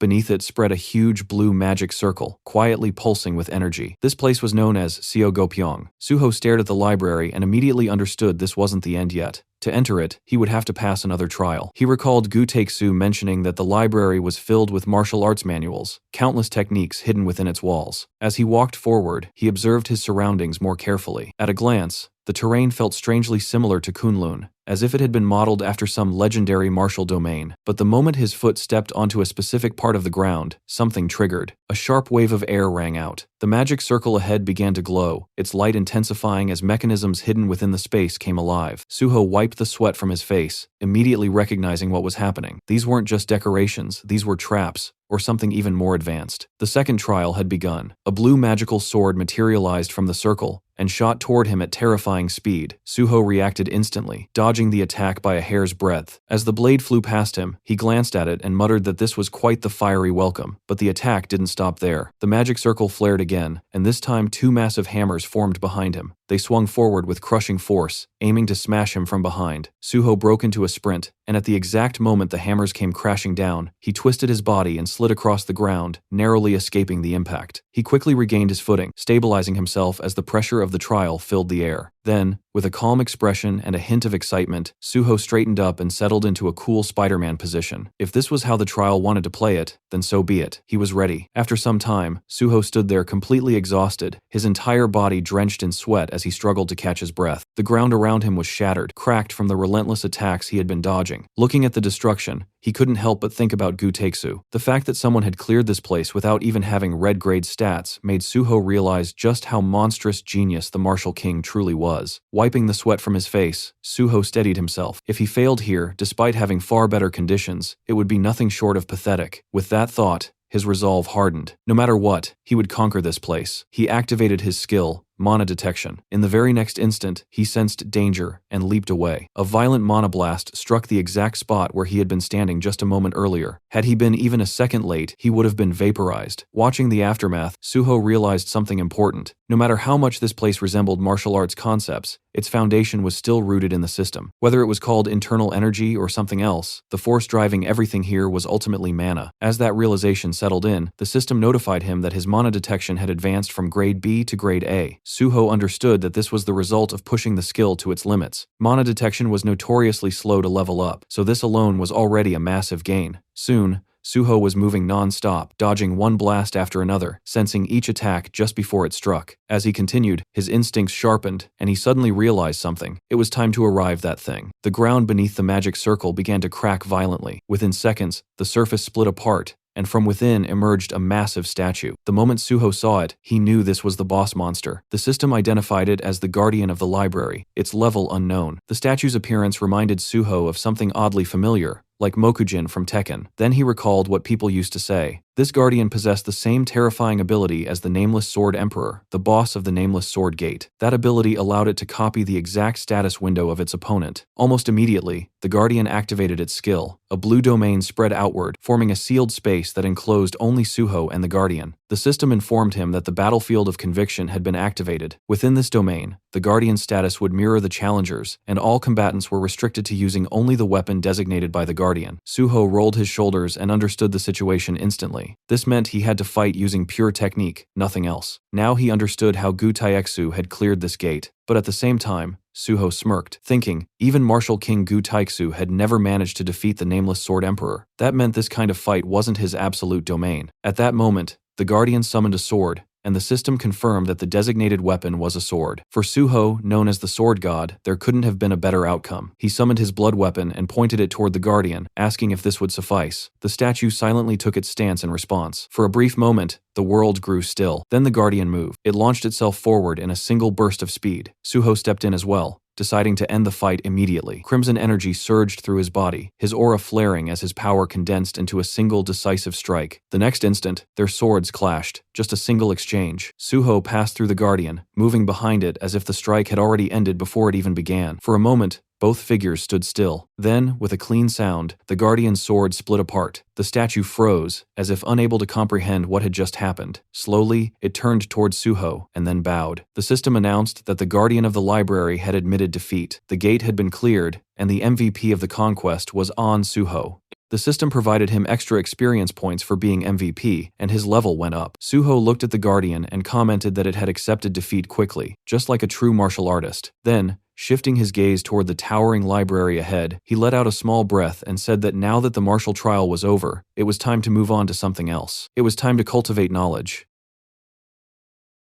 As Suho approached the entrance of the towering library, a system notification quietly appeared, welcoming him to the Library of Martial Arts. The moment he stepped inside, another message followed, informing him that by defeating the gatekeeper, he was qualified to receive 1 volume of knowledge from the library. Suho looked at the notification and let out a satisfied laugh. Just as Gu Taeksu had once said, the knowledge obtained here depended on how many guardians one defeated. And this knowledge wasn't just information, it meant skills. Standing before rows of ancient books, Suho saw the system categorize them into 3 groups: swordsmanship, footwork, and miscellaneous techniques. He murmured the categories under his breath, briefly considering them. Miscellaneous techniques sounded unimpressive at first glance, almost like a collection of useless tricks, but Suho knew better. That category was anything but trivial. Without hesitation, he chose it. The system confirmed his selection, and Suho immediately stated that this was the true core of the library. Moments later, another notification appeared, informing him that he had acquired a new skill, Acupoint Strike, Grade B. The details unfolded before his eyes. It was a mysterious martial art from Muram, allowing its user to perceive the major acupoints of the human body. By accurately striking these points, one could trigger unique effects specific to each acupoint. Unlike conventional offensive techniques or movement skills, this ability operated on an entirely different principle, which was why it was classified under miscellaneous techniques. Suho stood there, absorbing the information. Acupoint techniques were commonly seen in martial arts novels, but in reality, they were incredibly rare, something that could only be obtained in a place like this. As he processed the skill, the books around him suddenly began to glow with a golden light. One by one, they started fading away, dissolving into nothingness. Watching the scene, Suho realized that the library itself was disappearing now that he had claimed its knowledge. Then, in front of him, a scroll materialized out of thin air. The system informed him that he had obtained an item archive painting, Grade S. At that moment, Suho understood. The entire library had been condensed into a single painting within that scroll. As Suho held the scroll in his hands, the system displayed its details. The item, archive painting, was described as a painting containing the entire library of martial arts, passed down only to those who had defeated its keeper. It further stated that on nights of the full moon, the holder could return to the library once again. Suho looked at the scroll quietly, understanding its value. The library of martial arts wasn't something that ended with a single visit. It was a place that could continue offering growth. With a faint smile, he thought that he would return again when the full moon rose. Then his thoughts shifted. It was time to stop making Chulman worry and head back. Meanwhile, outside the gate, tension had been building for quite some time. The officers stationed at the site were growing increasingly uneasy. Some began murmuring that it had already been too long since Suho entered, wondering if they should be preparing a backup request. Among them, Chulman was the most restless. He clutched his head, clearly shaken, muttering that this was driving him insane. In his mind, he kept replaying what had happened, Suho being pulled into a gate caused by a mana runaway, entering a completely unknown space with zero information. The uncertainty gnawed at him. His thoughts spiraled into worst-case scenarios. A gate with no data, filled with unpredictable dangers. What if something had gone wrong? For a moment, he even imagined Suho dead. Unable to calm himself, Chulman clasped his hands together and silently prayed, hoping Suho would come out safely. Then suddenly, one of the officers shouted. Everyone turned at once, watching as the structure began to destabilize. Someone yelled that the gate line was breaking and wondered if it meant the gate had been cleared, and at that exact moment, Suho stepped out. He looked around casually and remarked that quite a crowd had gathered. The moment Chulman saw him, he rushed forward without hesitation, a mix of anger and relief flooding his expression. He grabbed Suho and demanded to know what had happened, shouting about how worried he had been and how reckless it was to suddenly enter a gate like that. Suho calmly explained that there had been a mana runaway, so it couldn't be avoided. He added that, fortunately, the gate hadn't been too difficult, so he managed to come out safely. Hearing that, Chulman let out a long breath of relief and grabbed Suho's shoulder, saying how thankful he was that nothing had happened. Suho apologized for causing trouble, but then immediately asked what would happen to his field evaluation now. Chulman stared at him for a moment, almost speechless, and asked if that was really what mattered right now. The important thing was that he had come back alive. Suho agreed on the surface, but internally, he still felt that the evaluation was important. Letting out another sigh, Chulman told him they should return to the association first and report everything. After completing his evaluation at the association, Suho returned home in the evening, his body finally giving in to the accumulated fatigue as he slouched onto the couch. Yet even in that exhausted state, a faint sense of satisfaction lingered, because he had once again secured a perfect score in the second gate evaluation, leaving only the Special Forces test ahead. While the system window appeared before him, showing his current level at 75 and his strength stat at 99, along with 2 remaining bonus points, and without much hesitation, he pushed the stat to 100, watching as its color shifted into a distinct orange, while the system acknowledged the advancement and informed him that his strength could now grow even further, making Suho quietly acknowledge that even for him, this rate of growth felt absurd, his fingers tightening into a fist as he sensed the overwhelming power flowing through his body, and concluded that at this pace, he would not lose to anyone in this life, even considering the possibility of clearing a disaster-level gate alone, since he had already done it once before, and knew that with enough preparation repeating, it would not be impossible. Just as his thoughts were settling into deeper calculations about his growth and future plans, the sudden vibration of his phone pulled him back to reality, and when he glanced at the screen, he saw the caller was none other than the Special Department head, P. Sang-gil. which immediately sharpened his focus as he picked up the call and greeted him calmly, listening as Pi Sang-yeol casually brought up the topic of his upcoming special training scheduled for the next day, while also mentioning that all of Suho's evaluations so far had been flawless, emphasizing that if he were to pass the final special division test as well, he would become the first and youngest perfect scorer in the entire history of the association, a statement that would normally shake anyone but barely stirred Suho on the surface, even as Pi Sang-yeol lightly pointed out how unexpectedly flat his reaction sounded, something Suho brushed off outwardly, while internally acknowledging that such achievements naturally felt less significant to someone walking through life for the second time. However, the tone of the conversation shifted when Pi Sang-yeol revealed that he would personally take charge of this final evaluation, a detail that immediately stood out to Suho, because Pi Sang-yeol was not the type to step forward directly, unless there was a specific intention behind it, and what followed only deepened that suspicion, as he declared that instead of conducting separate tests, he would combine the Special Division and Investigation Division evaluations into a single process and handle everything at once. The Special Forces were divided into two distinct branches, one focused on investigating criminal players,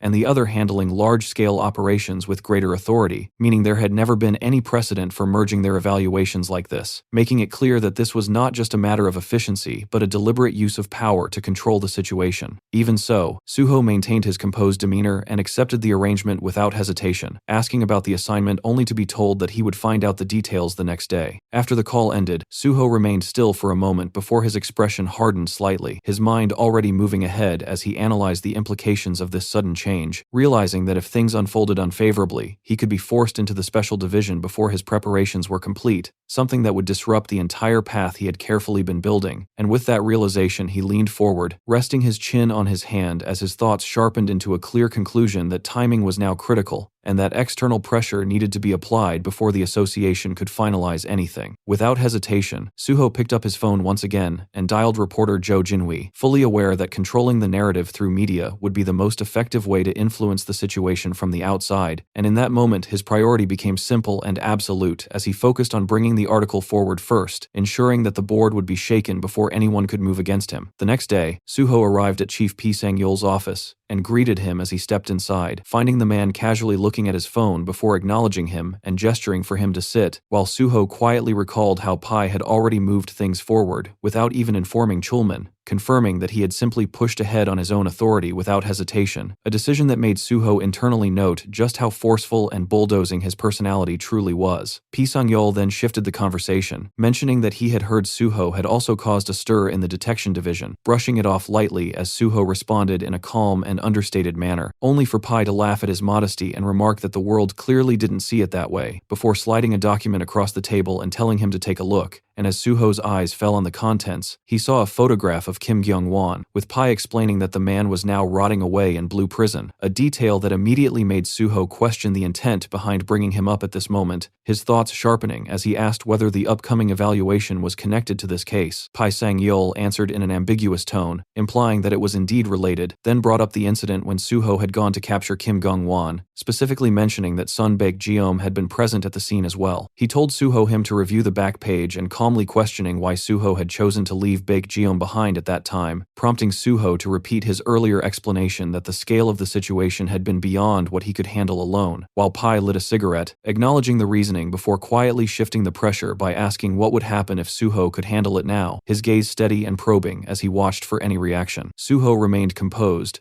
offering no immediate response outwardly, yet internally he understood the meaning behind those words with perfect clarity, realizing that this was not merely an evaluation, but a deliberate test designed to push him into confronting higher-level targets while simultaneously measuring his capabilities and loyalty. And as a faint smile formed on Suho's face, he accepted that this was the kind of man Pi Sang-yeol truly was, someone who molded people by dragging them through conflict. In response, Suho met his gaze without hesitation and stated that if it was within his ability, then he would take responsibility and handle it completely, already deciding in his mind that he would play along with this game for now, fully aware that this path would only pull him deeper into the unfolding power struggle. Chief Pi studied Suho for a brief moment, clearly amused by the answer he had just given, before letting out a low laugh and remarking that this was exactly why he liked him, then immediately moving the conversation forward by instructing him to deal with Son Baek-jeom first, making it clear that if he handled the matter cleanly he would personally grant him perfect scores across both department evaluations, a statement that sounded casual on the surface but carried a heavy implication of authority, while Suho calmly confirmed the task and asked whether simply taking care of the target would be enough, only for Pai to add another layer by demanding that he also retrieve the ledger containing all of Baek-jeom's connections, turning what could have been a straightforward mission into something far more intricate. And as Suho accepted without hesitation and asked for the time frame, Chief Pai gave him 1 week, setting a clear boundary that left no room for delay. The atmosphere then shifted slightly as Chief Pai leaned back and brought up what he called an interesting story, asking how Suho thought he knew about the connection between Son Baek-jeom and the association's vice president, and when Suho responded cautiously, Pai revealed without hesitation that Baek-jeom himself had approached him first, having the sense to recognize that Pai was a more capable figure than the vice president. Yet despite that, Pai had rejected him outright, explaining in a blunt and almost dismissive tone that taking money from someone like that would make him no different, emphasizing that he was cut from a different cloth, someone who had once served as a prosecutor in the Seoul Central District Prosecutor's Office, before being forced out after becoming an awakener, a transition that Suho understood all too well since certain professions in Korea could not be held after awakening, and in Pai's case that turning point had twisted his path entirely, redirecting his ambitions toward power within the Hunter Association, where he had climbed to the position of Special Forces Department Head not through raw combat ability but through the sharp, calculating instincts he had honed as a prosecutor, creating a man driven not by wealth but by a deep-rooted elitism and an obsession with control. Pai's words carried a cold certainty, as he stated that not everyone wearing human skin was the same, drawing a clear line between himself, Suho, and the rest. A statement that Suho acknowledged outwardly while internally recognizing just how dangerous such a mindset truly was, because a man who sought only power without distraction was far more terrifying than those driven by greed, the kind of person who could orchestrate massive incidents without hesitation or remorse. And as Pai rose from his seat and asked if Suho needed anything else, Suho took the opportunity to make a request that momentarily broke the flow, asking if the Special Forces evaluation could be conducted strictly according to the rules, a suggestion that caught Pai off guard before Suho clarified it with a light smile, expressing his intent to earn the perfect scorer title properly without shortcuts, even though internally he was simply unwilling to let his record be stained or manipulated by external interference. Chief Pai burst into laughter at that, calling Suho even crazier than expected, yet ultimately agreeing on the condition that only the theory exam would be taken, dismissing the need for redundant practical testing. And as he moved toward the door, he allowed Suho to proceed immediately, questioning whether he even understood how difficult the Special Forces test truly was compared to the others, while Suho accepted calmly with the quiet confidence of someone who had already experienced it once before, knowing better than anyone what lay ahead. And Pai, clearly satisfied by that boldness, gave his final approval, telling him to take the exam right away, as if testing whether that confidence would hold under real pressure. Soon after, Suho completed the Special Forces theory test, and his answer sheet was immediately sent for evaluation, where Pi Sang-yeol personally reviewed it in his office, scanning through each page with growing interest as his expression slowly shifted into something sharper, almost entertained, while he muttered to himself that it was absurd for someone to solve such deliberately difficult questions so effortlessly, especially when those problems had been designed specifically to filter out pretenders. Yet Suho had answered everything flawlessly, as if he had already seen it all before, leading Pai to acknowledge that this level of precision was not normal, before setting the paper down and letting out a quiet laugh, his lips curling into a faint, dangerous smile, as he concluded that a blade this sharp could easily become a problem if left unchecked. At the same time,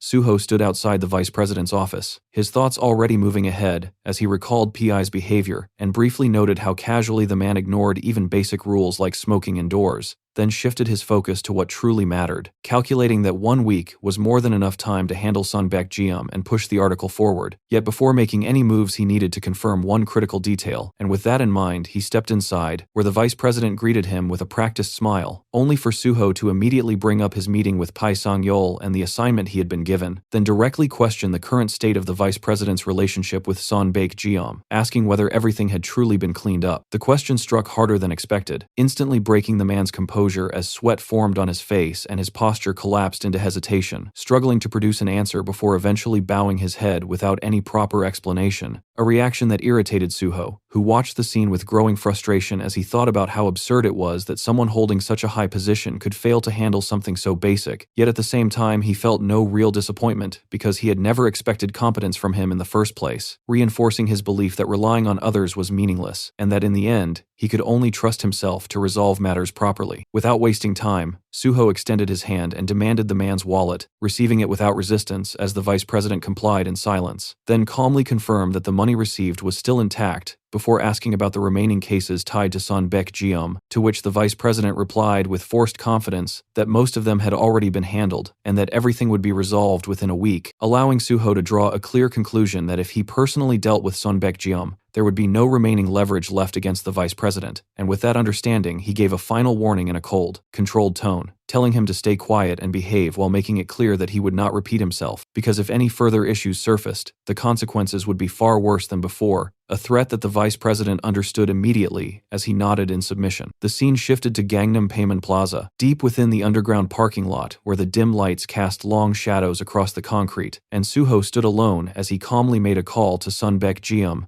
informing him of his presence and ordering him to come down immediately, his tone casual yet leaving no room for refusal, and not long after, the elevator doors slid open to reveal Baek-jeom stepping out along with nearly 20 armed men, their presence filling the space with tension as Suho looked at them and simply laughed, as if the numbers meant nothing to him. Without even acknowledging the hostility, Suho casually tossed his car keys toward one of the bald men, treating him like a valet and instructing him to park the car and handle the fee separately, an act so dismissive that it instantly provoked anger. Yet before the man could properly react or speak, Suho moved in a flash and grabbed his jaw with overwhelming force, silencing him instantly, while coldly remarking that he clearly did not understand his place, tightening his grip as the man's resistance turned into panic. And although the surrounding thugs instinctively reached for their weapons, the situation froze when Baek-jeom shouted at them to stand down, fully aware of the gap in power between them and Suho, who then released the man with a flick and commented that it was absurd for them to even think they could win, casually noting that those beaten earlier had apparently failed to pass along the warning. The atmosphere shifted as Baek-jeom led Suho upstairs to a luxurious two-floor suite that radiated wealth, complete with a grand chandelier and wide sofas. Yet even in such an environment, Suho remained completely unfazed as he took a seat like he owned the place, observing that Baek-jeom seemed to be using it as a full residence, before moving straight to the point and questioning why. Despite the association president returning the money, Baek-jeom had refused to take it back, a question that struck deeply as the man admitted that accepting it would have been meaningless, revealing his anger and resentment toward being discarded after everything he had invested, believing that if he was destined to be thrown away anyway, then dragging others down with him was the only choice left. Suho listened without interruption, his expression calm, but his presence growing heavier, and after acknowledging the reasoning without any real interest, he leaned slightly forward and fixed his gaze on Baek-jeom, the faint smile on his face carrying an unsettling weight as he asked a single question, whether he wanted to live, and the moment those words fell, Baek-jeom's body reacting instinctively to the killing intent hidden behind that calm tone, while Suho's expression hardened and his eyes turned cold, making it clear without needing repetition that this was not a question open to interpretation, but a line that would decide everything from this point onward.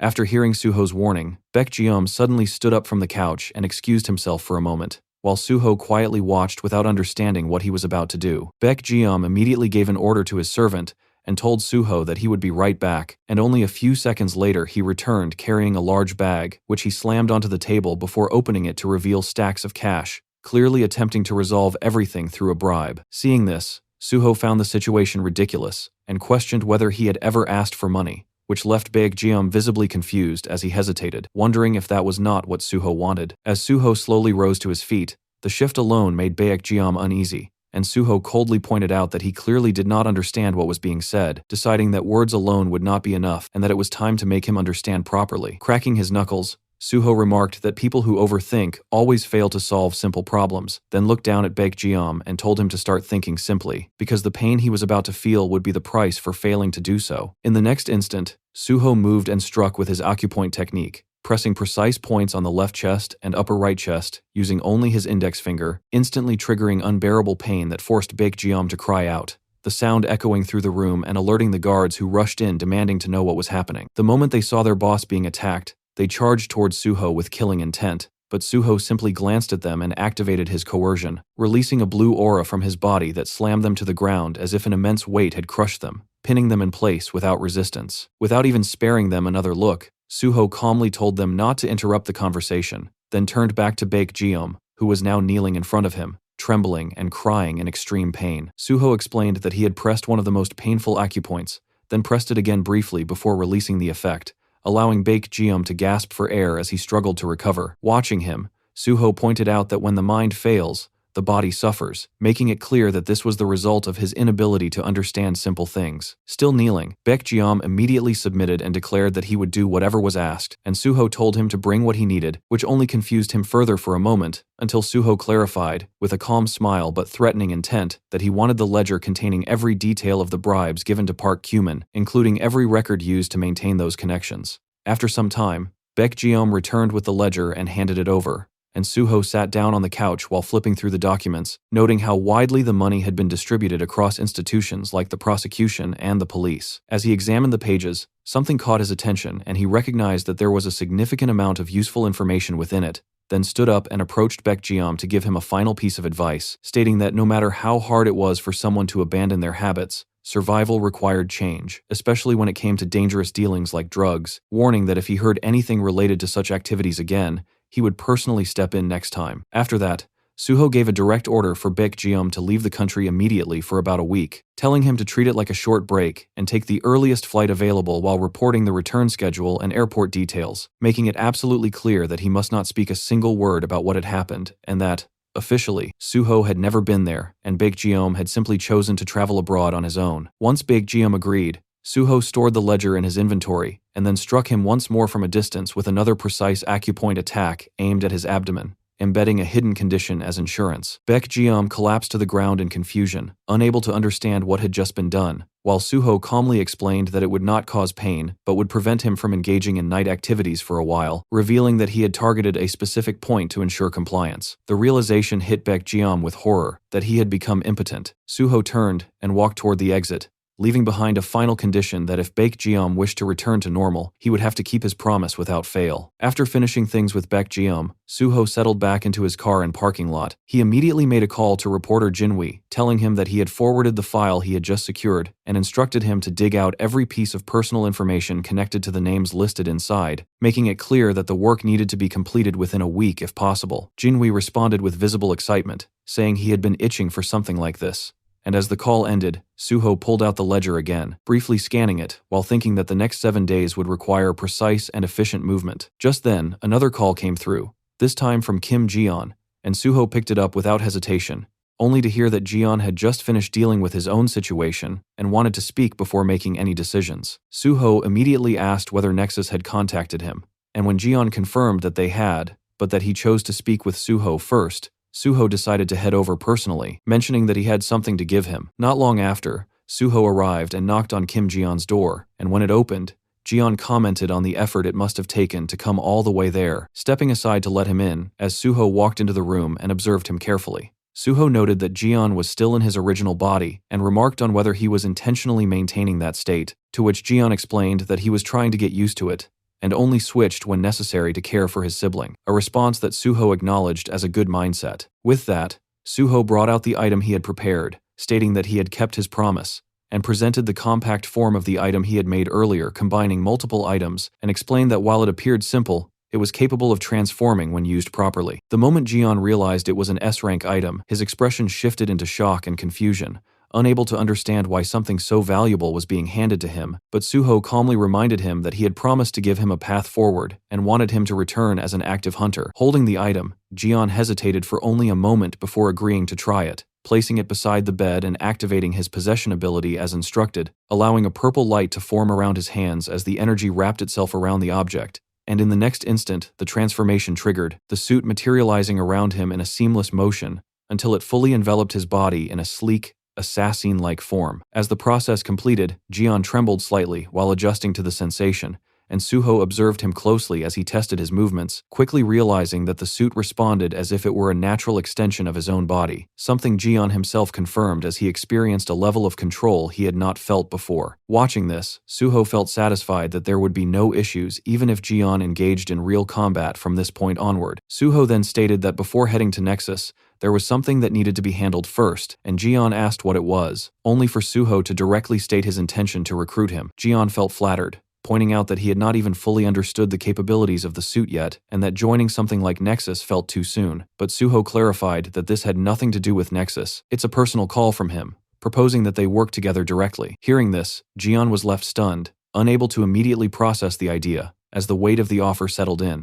Jian looked at Suho with visible hesitation and asked if he was truly serious, questioning how someone like him could possibly be of any real help. But Suho answered without any pause, explaining that in his goal of ending the gates, Jian's power would become an essential piece, assuring him that he would be properly compensated and, more importantly, promising that once his own abilities developed further, he would personally heal his younger sibling. Jian showed clear doubt at that claim, explaining that he had already searched through countless methods and found no possible treatment, but Suho calmly clarified that while modern medicine had its limits, abilities possessed by players, especially healers with supernatural skills, operated on an entirely different level, and even though there had been no known cases yet, the sheer diversity of healing abilities meant that such a condition was definitely curable. In his mind, Suho recalled how, in his past life, the Saintess of Russia, Isabella, had been the first to cure a vegetative patient, and he knew that by following that exact path, the same result could be achieved again. Hearing this, Jian's resistance slowly broke down as he admitted that being helped to such an extent left him with no choice but to follow, though a lingering concern remained about whether he would be able to handle the responsibility properly. But Suho dismissed that worry with quiet confidence, stating that someone like him would adapt faster than expected, and then guided him to test the suit further by switching it into third-person mode. As Jian activated the function, two system options appeared before him, first person and third person, and the moment he selected the latter, his perspective shifted completely, placing him outside his own body as if he were observing himself from a game screen, with a familiar control interface forming in his hands like a keyboard and mouse setup, leaving him stunned at how real yet game-like the experience felt. Suho, watching this reaction, understood exactly what was happening, recognizing that this was the core ability of the metasuit, the viewer function that allowed control from an external perspective, and he explained that the system naturally replicated whatever environment the user was most accustomed to, which was why Jian was experiencing it like a game interface. As Jian adjusted to the controls, he instinctively drew his weapon and began moving in a way that resembled a skilled in-game character, executing fluid, flashy sword movements as purple energy trailed behind each swing, and Suho observed closely, noting that the efficiency and detail of each motion had drastically improved compared to what would have been possible in first-person control. Jian, now operating in third-person mode, experienced a strange yet immersive sensation as everything around him felt exactly like a game interface, his movements syncing perfectly with his intent, while his perspective remained detached from his physical body, making the entire experience feel unreal despite being grounded in reality, and he internally expressed how bizarre it felt that this wasn't a simulation or a PlayStation environment, but actual reality unfolding through a game-like lens. Suho, observing his reaction, calmly explained that this wasn't even the full extent of the suit's capabilities, as with enough focus and intent, Jian could go beyond simple control and actually transform into characters, or rather into any being he could imagine within the world. Taking that idea seriously, Jian decided to test it immediately and shifted his focus toward altering his form, choosing Suho as the first model simply because he was standing right in front of him, and within moments, his appearance began to change, restructuring itself until he resembled Suho almost perfectly, though slight inconsistencies still lingered. Suho, watching this unfold, found it amusing and remarked that it felt like looking into a mirror, though he quickly noticed that the colors and finer details weren't completely accurate yet, prompting Jian to refine the transformation further. Concentrating more deeply on the suit's functions, Jian adjusted every detail, and in the next instant, he stood there as a flawless copy, matching Suho's appearance with complete precision down to the smallest detail. Suho acknowledged that the result was now indistinguishable, to the point where anyone would believe they were twins if they saw them side by side. Then, without letting the moment linger too long, Suho shifted the focus forward, indicating that it was time to head Nexus, while Jian hesitated briefly, wondering if he should continue in that copied form, but Suho advised him to return to his original appearance, keeping things straightforward as they prepared to move ahead. The scene shifted to Nexus Academy, where the executive carefully examined Jian, while asking Suho whether this was truly the individual he had mentioned with the possession ability, questioning if this was his real form or merely an altered appearance created through some kind of item. But Suho clarified without hesitation that while changing appearances itself was one thing, in this case the appearance itself was the item, making it fundamentally different. Suho then signaled Jian to demonstrate, and Jian nodded calmly before activating his trait, releasing a surge of purple aura that wrapped around his body, and in a single instant, his form shifted completely into the character Kenji from the game, the transformation clean and seamless, without any delay. To further prove his capability, Jian followed up by executing several blade techniques, his movements sharp and controlled as purple slashes cut through the air with precision, and Suho, watching from the side, noted how much more natural his control had become compared to the first time he had seen it. The executive, however, was no longer just observing but reacting with overwhelming excitement as he suddenly recognized the movement pattern, identifying it as Kenji's tornado strike and linking it to a specific high-level playstyle. And before anyone could react further, he rushed forward and grabbed Jian's hand, shaking it vigorously with pure enthusiasm as recognition fully set in, realizing that Jian was none other than the legendary Overstrike player known by the username Railgun. The executive's excitement only grew as he explained that his own main character had been Kenji, and that once someone had seen the #1 ranked skills in the world, they were impossible to forget, making this realization even more impactful. Completely convinced now, the executive declared that there was nothing more to evaluate and immediately pushed for signing the contract, though his excitement didn't settle as he slipped back into his fanboy mode, asking Jian if he could also transform into other characters such as Leonhardt or Banjo, still clearly fascinated by the possibilities. Suho, watching the situation unfold, calmly redirected the conversation back to business, suggesting that they discuss the contract first before anything else, and after some time Jian stepped out, leaving Suho and the executive to handle the details privately. The executive asked whether Jian would be assigned to Suho's personal strike team, and Suho confirmed that he would, prompting the executive to proceed with structuring the contract under the same conditions as before. Then the executive asked Suho if he had already decided on a name for his personal unit. Suho answered that he had chosen the name Banshee, adding that there was an additional request he wanted to make separately, which the executive accepted without much concern,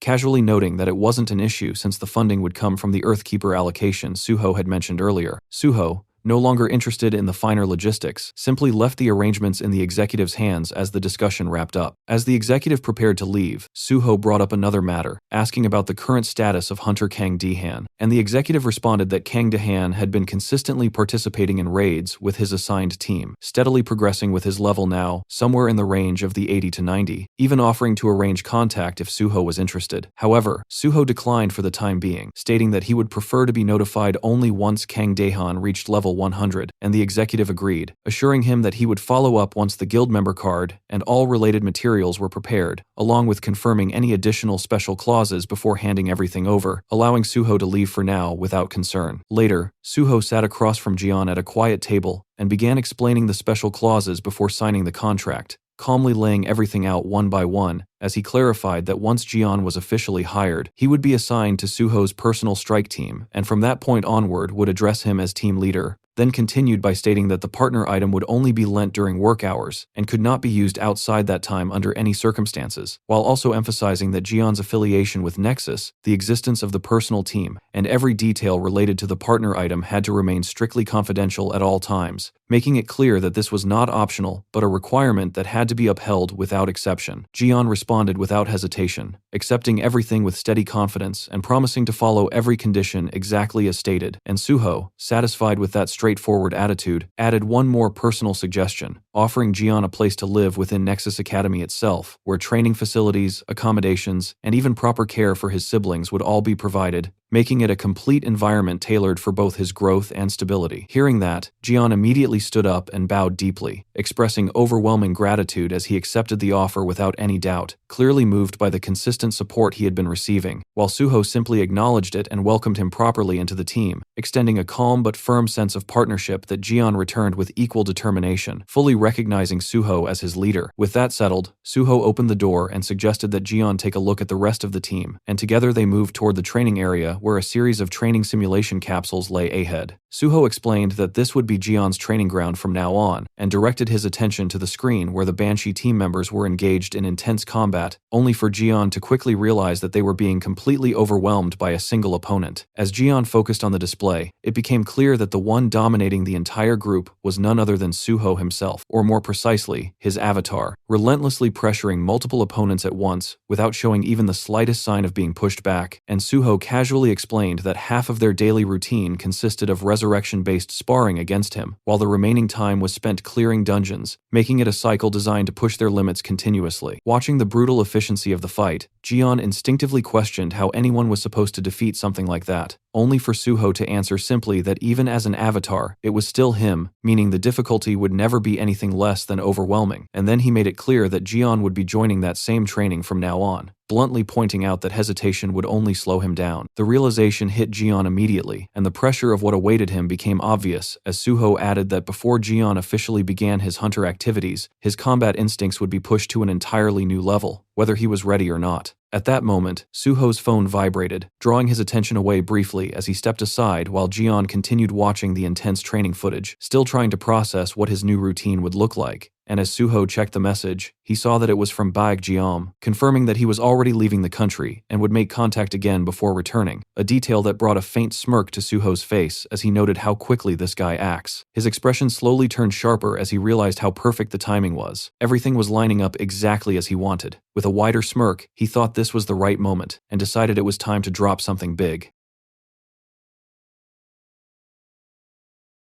Later, Suho made a call and calmly introduced himself as a hunter affiliated with the Great Hunter Association, asking if the person had time to meet for a cup of coffee that day, then adding that he had something important to share regarding former prosecutor Pi Sung-yeol. The person on the other end was prosecutor Kim Seung-hwan, and the mention of Pi immediately gave weight to the conversation, enough for him to accept the meeting without delay. Soon after, Prosecutor Kim arrived, and Suho already recognized him as someone capable of exerting influence outside the association, a figure quietly connected to Lee Sang-yul and the power structure surrounding him. As they greeted each other, Suho casually joked as if testing the atmosphere, implying whether Kim had suspected him of being an impersonator, but the prosecutor instead focused on a sharper concern, questioning how Suho knew about his connection with Pi Sung-yeol. Suho brushed it off lightly, remarking that no secret in the world ever stays perfectly hidden, keeping his tone relaxed while revealing just enough. As they walked together, Suho continued in the same calm manner, pointing out that there were clearly more than just one or two people who held Pi Sung-yeol as an enemy, and then openly included himself among them without hesitation. The bluntness of that statement caught Prosecutor Kim off guard, making him question whether Suho was revealing too much too quickly, especially considering they had barely been speaking for even a few seconds. They took their seats on a quiet bench under a dim night lamp, and Suho handed Prosecutor Kim a drink he had prepared in advance, already knowing his preference for an iced cafe mocha without whipped cream, a detail that immediately put the prosecutor on edge. Kim reacted with irritation, interpreting it as a display of power, but Suho calmly dismissed that idea, explaining that it wasn't about showing power but about demonstrating his intelligence-gathering ability, since there was nothing to gain from trying to intimidate a prosecutor. The prosecutor warned that this kind of conversation could easily take place in a much more formal setting, hinting at consequences, but Suho remained relaxed, pointing out that there was no reason to waste energy on empty threats, especially since as a hunter he fell outside normal prosecutorial authority anyway. Kim then brought up the possibility of informing Pi Sung-yeol about this meeting, testing Suho's confidence, but Suho responded without hesitation, stating that he said everything precisely because he knew Kim was not the kind of person to act that way. That remark caught Kim off guard, but Suho continued, describing him as someone who avoided internal politics and focused solely on his work, then bluntly adding that it was exactly why he had been manipulated by Pi Sung-yeol. The statement visibly irritated Kim, forcing him to ask what Suho was trying to say, and Suho answered directly that someone like him, who broke because he was too upright, now needed to learn how to fight. In his thoughts, Suho reflected on how Kim had always believed in justice, and once that belief was shaken, it would naturally push him toward collapse, a feeling Suho understood better than most. Suho then shifted the conversation, asking if Kim had seen his interview, and upon confirmation, reminded him that his goal was to eliminate the gates for everyone's sake, but made it clear that no matter how strong a single person was, no war could be won alone. He explained that the country was filled with people who disrupted progress for their own gain, and that Pi Sung-yeol stood as one of the central figures enabling that corruption, controlling the special forces and allowing chaos to persist. Suho revealed his intention to cut off those rotten roots entirely, framing it not as a reckless rebellion, but as reform, even as Kim questioned whether it sounded like a coup. Suho then shared a part of his past, recalling how he lost his family as a gate orphan, and later learned that certain disasters, like the gate shock incident, could have been prevented, but were deliberately neglected by the Great Hunter Association for profit, exploiting land values instead of protecting lives, which led him to see the organization as a place filled with parasites chasing personal gain. Kim questioned whether this was driven by personal revenge,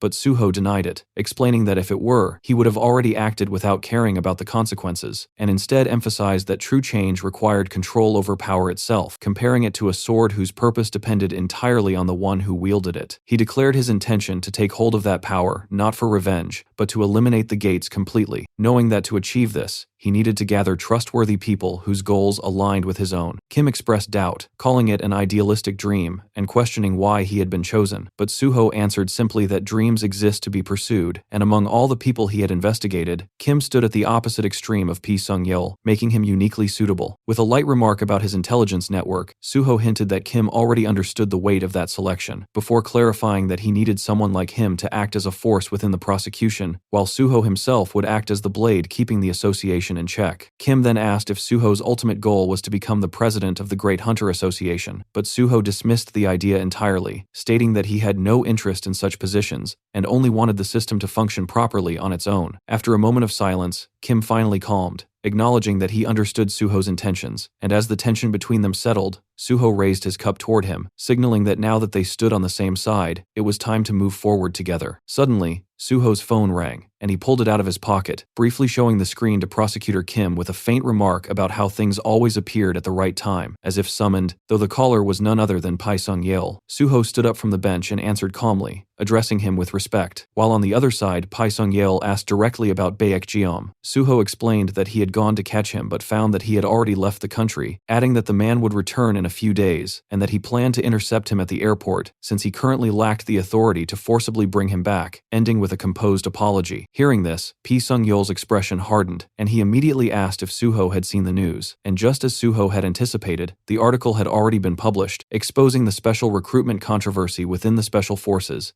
and stirring attention around the so-called royal treatment inside the Great Hunter Association. Suho responded that he had just checked it and he would follow his instructions regarding that matter, and Pi Sung-yeol, clearly amused yet controlled, told him to ignore the news and simply bring the ledger once Baek Jeom returned, ending the call with a calm directive. After the call ended, Suho reflected that Pi Sung-yeol must have already been pressured by the association president due to the scale of the article's impact, while behind him, Prosecutor Kim stood up and asked if the call was related to the news. Suho confirmed indirectly, noting that being told not to worry meant the situation was serious enough to require thought, and Kim commented on how surprising it was that Suho seemed to understand Pi Sung-yeol better than he did, despite joining the association only recently. Suho internally acknowledged that such understanding came from years of suffering under him in a previous life, but outwardly brushed it off by saying he had simply studied well, adding with a faint smile that knowing both oneself and the enemy ensured victory in every battle, and that sometimes living could be more painful than dying, something he intended to make Pi Sung-yeol experience firsthand. That statement left Kim unsettled, prompting him to remark that Suho was not someone he should ever make an enemy of, to which Suho calmly replied that it was never wise to make enemies in the first place. Suho then shifted the conversation by handing Kim the ledger he had obtained from Baek Jeom, asking if he was familiar with the Gangnam faction led by him, and after Kim acknowledged it, Suho explained that Pi Sung-yeol had ordered him to retrieve this bribery ledger as part of his evaluation, a task that shocked Kim given its scale and danger, something even a rookie prosecutor would never be assigned. Suho clarified that he was an exception, and explained the real purpose behind the order, which was to control powerful figures through leverage.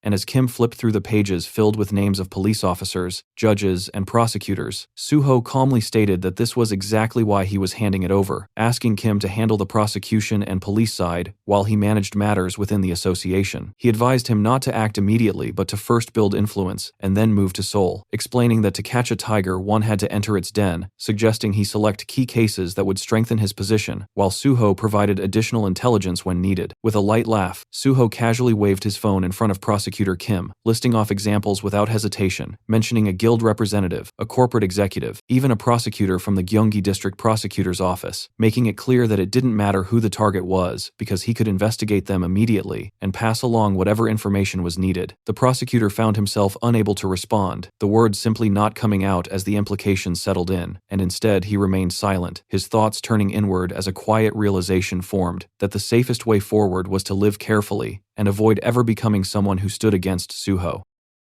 Sometime later, Pi Sung-yeol walked into the president's office for a meeting. As he stepped in, the president immediately asked if he knew why he had been called, and Pi Sung-yeol confirmed that he did before taking his seat without hesitation. The president then spoke in a measured tone, explaining that although Pi Sung-yeol was being nitpicked for attempting to fast-track a candidate, the public had no interest in the technicalities and was instead busy criticizing him relentlessly, essentially making the situation more about perception than truth. He then proposed a solution, suggesting that Ahn Soo-ho's appointment to the Special Forces be postponed for the time being, adding that once public opinion settled down, they could simply bring him in later under the excuse of job rotation. Pi Sung-yeol showed no visible reaction on the surface, but the slight tightening of his clenched fist under the table revealed his dissatisfaction, while his gaze briefly shifted toward the vice president, only to see him nodding in agreement, as if the decision had already been finalized before he even entered the room. Accepting the situation outwardly, Pi Sung-yeol calmly asked where Soo-ho would be assigned instead, his tone neutral but carrying an edge that hinted he was already calculating his next move. Sometime later, the scene shifted to Soo-ho, who was on a call with Chulman, and Chulman informed him that his assignment had been confirmed, stating that Soo-ho would be placed in the gate department, a decision he had heard directly from Pi Sung-yeol himself. There was a clear sense of relief in Chulman's voice, as he expressed that he was glad they would be working together, and Soo-ho responded in a relaxed manner, saying the feeling was mutual, while casually adding that from now on, Chulman would technically be his subordinate,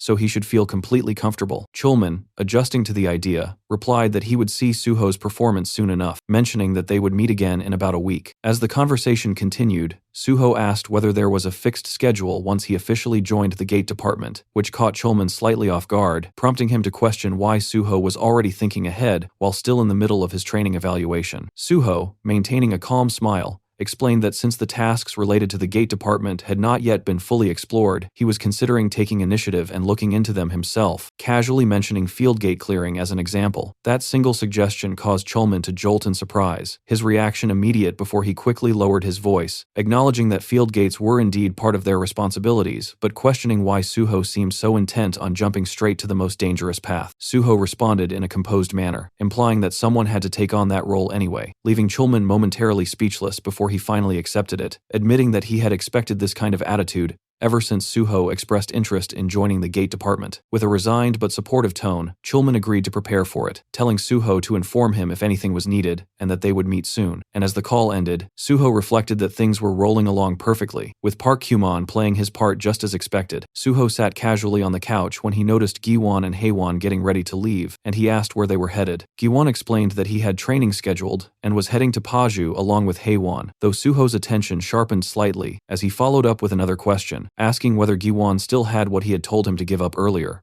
Gi-won glanced at his phone and casually replied that he had already handed over all the data last time, but Soo-ho immediately corrected him with a grin, clarifying that he wasn't talking about the data, pointing out that Gi-won must have also uncovered Kim Gung-won's hidden assets along the way. That single remark hit its mark perfectly, and Gi-won's half-laugh froze midway as he realized he had been completely seen through, leaving him no room to dodge. Soo-ho didn't press aggressively. He simply stated that he needed it now and told him to hand it over, which was somehow even more effective. Gi-won laughed awkwardly for a second before suddenly bolting toward one of the rooms at full speed, hurriedly claiming that he had already prepared everything anyway, as if trying to turn the situation into a planned reveal, instead of being caught red-handed. Within moments, he came back holding a black card and announced that, as a start, there was about 3.2 billion won secured. Soo-ho took the card without much reaction, casually noting that while it was a large amount in general terms, it felt relatively small compared to what he had dealt with in his past life, a thought he kept to himself while Gi-won quickly added that it was a physical withdrawal card,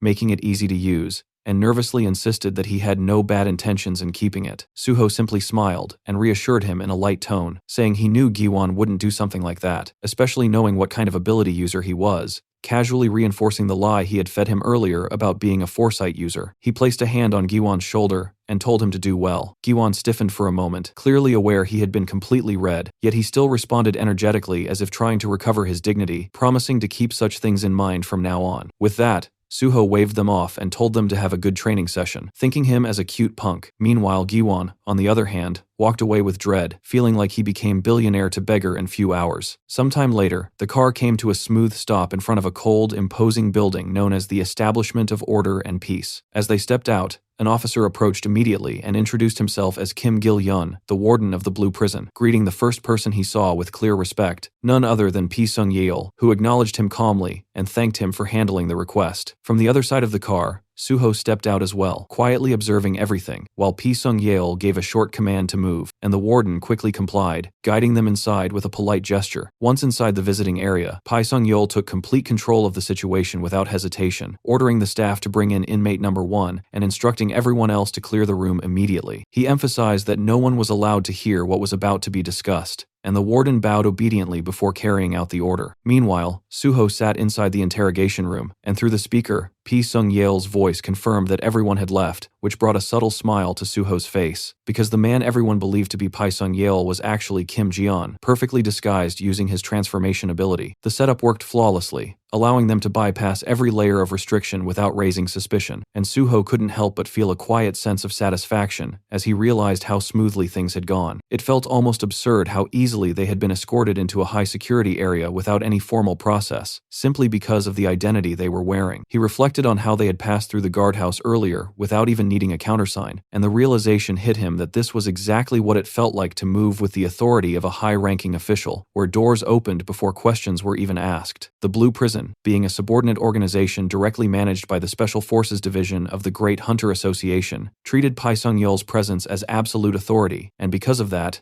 the disguise had effectively turned into a master key, unlocking everything in their path without resistance. Soon, the person they had come to meet was brought in, and the man let out an amused chuckle the moment he saw Suho, casually remarking that it was quite the sight, the national star who had personally caught him now sitting across from him again. The man was none other than Kim Gung-won, restrained in cuffs yet still wearing that same smug smile, as if prison had done little to shake his confidence. He took his seat comfortably and asked how it looked, whether he seemed to be doing well. Suho observed him calmly and remarked that judging by how well kept he looked, even inside one of Korea's harshest awakened prisons, it seemed he had been living just fine. Kim Gung-won replied with a grin, saying that thanks to Suho he was now stuck there enjoying himself, adding that wherever one went, money still solved everything. Suho, however, dropped the honorifics and addressed him plainly as Kim Gung-won, which immediately irritated him, though Suho ignored that reaction entirely and shifted the conversation, asking instead how much of his commission money he had left and advising him to use it carefully. Without hesitation, Suho placed the black card on the table and revealed that all of Gung-won's hidden assets, including the 3.2 billion in cryptocurrency, were already in his possession. He spoke casually, almost like it was a minor detail, adding that since Gung-won still had years left to serve, it would be wiser not to waste what remained, especially considering how much he had already spent showing off inside the prison. That was the moment the confidence on Gung-won's face cracked, and he shot up from his seat, angrily calling Suho a liar and demanding to know how such a thing was even possible. Suho simply responded with a cold, menacing smile, reminding him that he was the same person who had tracked him down when even the Great Hunter Association couldn't locate him, implying that siphoning off a hidden stash like that was nothing in comparison. The weight of those words hit hard, and Gung-won's anger quickly turned into tension as sweat formed and his posture faltered. Suho continued, calmly pressing further by asking how long he thought he could survive in the Blue Prison, a place known for its extremely high inmate mortality rate. That question drained whatever resistance remained, and Gung-won slowly sank back into his seat, his earlier arrogance completely gone as he looked down and finally asked what Suho wanted from him. Suho introduced the idea of a plea bargain, making it clear without unnecessary explanation, and Gung-won immediately understood, asking if he was being told to become an informant. Suho didn't answer directly, instead standing up and taking back the card, stating that if he refused, then this conversation would simply never have happened, and the money would be put to better use elsewhere. That alone was enough to break the last bit of hesitation, and Gung-won quickly changed his stance, agreeing to cooperate and asking for the chance to write everything down. Suho handed him the necessary documents and calmly told him that he would return in an hour or two, expecting the pages to be fully filled by then, before leaving the room without looking back, while Gung-won sat there alone, cursing himself under his breath. As Suho stepped out, his thoughts were already moving ahead, seeing Kim Gung-won not as someone to be saved, but as a resource to be used until there was nothing left, a tool that would be discarded at the right time without hesitation. Outside, Ji-yeon, still disguised as Pi Sung-yeol, asked if the interrogation was finished, and Suho replied that they would deal with Gung-won again later, indicating that this was only the beginning. He then shifted focus and said it was time to meet the next person, and Ji-yeon realized that Kim Gung-won had not been the true purpose of this visit. Moments later, a guard escorted another prisoner into view, a man named Yoo Hyun-chul, and as Suho stood in front of him, he introduced himself calmly as An Suho, from the Great Hunter Association, while internally acknowledging the real reason he was there, recognizing that within this place, he needed more than information. He needed allies, even if they came from the depths of a prison like this. Sometime later, our MC sat across from Yoon Hyun-chul inside the interrogation room of the Blue Prison, the heavy silence between them stretching for nearly 10 full minutes without a single proper response. When Suho finally asked if he planned to stay silent forever, the prisoner replied bluntly that he had no interest in whatever business Suho came for, his tone carrying absolute hostility from the start. Suho quietly shifted the topic and mentioned Yoon Hyun-chul's younger sibling, and the effect was immediate. The calm atmosphere shattered in an instant as Yoon Hyun-chul's expression twisted with rage, his restraint snapping apart as he suddenly stood and drove his fist straight towards Suho's face without hesitation. The attack came with explosive force, but our MC caught the punch effortlessly with one hand, stopping it dead before it could even move an inch further. The big guy glared at him with bloodshot eyes and demanded to know who the hell he was to casually mention his sibling like that. Suho remained completely unfazed and calmly repeated his introduction, stating that he was An Suho, a hunter affiliated with the Great Hunter Association, someone Yoon Hyun-chul had probably already seen on the news by now. But Hyun-chul clearly had no interest in conversation and almost immediately swung his other fist towards Suho again. This time, Suho moved first. In one smooth motion, he activated acupoint strike skill and struck precise points along Yoon Hyun-chul's neck and chest, while calmly remarking that if he refused to talk, then he should at least sit quietly and listen. The effect activated instantly. Yoon Hyun-chul's body locked up on the spot before collapsing heavily onto the floor, completely paralyzed and unable to move even a finger. Standing over him calmly, Suho explained that he had heard there were two monsters inside the Blue Prison that nobody dared to touch, and one of them was Yoon Hyun-chul himself. Suho then revealed that he had come to make a deal with him, not to threaten him, and quietly told him to hear the offer first before deciding whether to reject it or not. In Suho's past life, Yoon Hyun-chul had been infamous under the title Hidden Dragon, one of the two true monsters of the Blue Prison, a man feared even among awakened criminals. Suho remembered clearly that in the distant future, Yoon Hyun-chul would eventually lose control completely, going berserk and earning the terrifying nickname Mad Dragon, becoming a disaster-level existence that even high-rank hunters hesitated to confront, and that was exactly why Suho had come personally. Sitting across from Yoon Hyun-chul in the present, Suho quietly thought that among all the inmates inside the Blue Prison, there had never been anyone stronger than this man. If he wanted reliable strength for the future, then this was someone he absolutely needed to pull to his side before everything spiraled out of control. Meanwhile, Yoon Hyun-chul continued glaring at Suho with burning hostility, though his body still couldn't move due to the acupoint restraint locking his muscles in place. Suho looked completely relaxed in comparison, and casually asked why he was so angry when he had even seated him properly in a chair so they could talk comfortably like civilized people. Then his tone shifted slightly as he revealed that he already knew why Yoon Hyun-chul had become a wandering inmate in the first place. Before that incident, Yoon Hyun-chul had apparently never caused serious trouble, but everything changed after he hunted down and brutally beat to death the awakened hunters who had gang-raped his girlfriend. That single act turned him into a criminal sentenced to death, feared and isolated even inside prison walls. As Suho observed the hatred still lingering on Yoon Hyun-chul's face,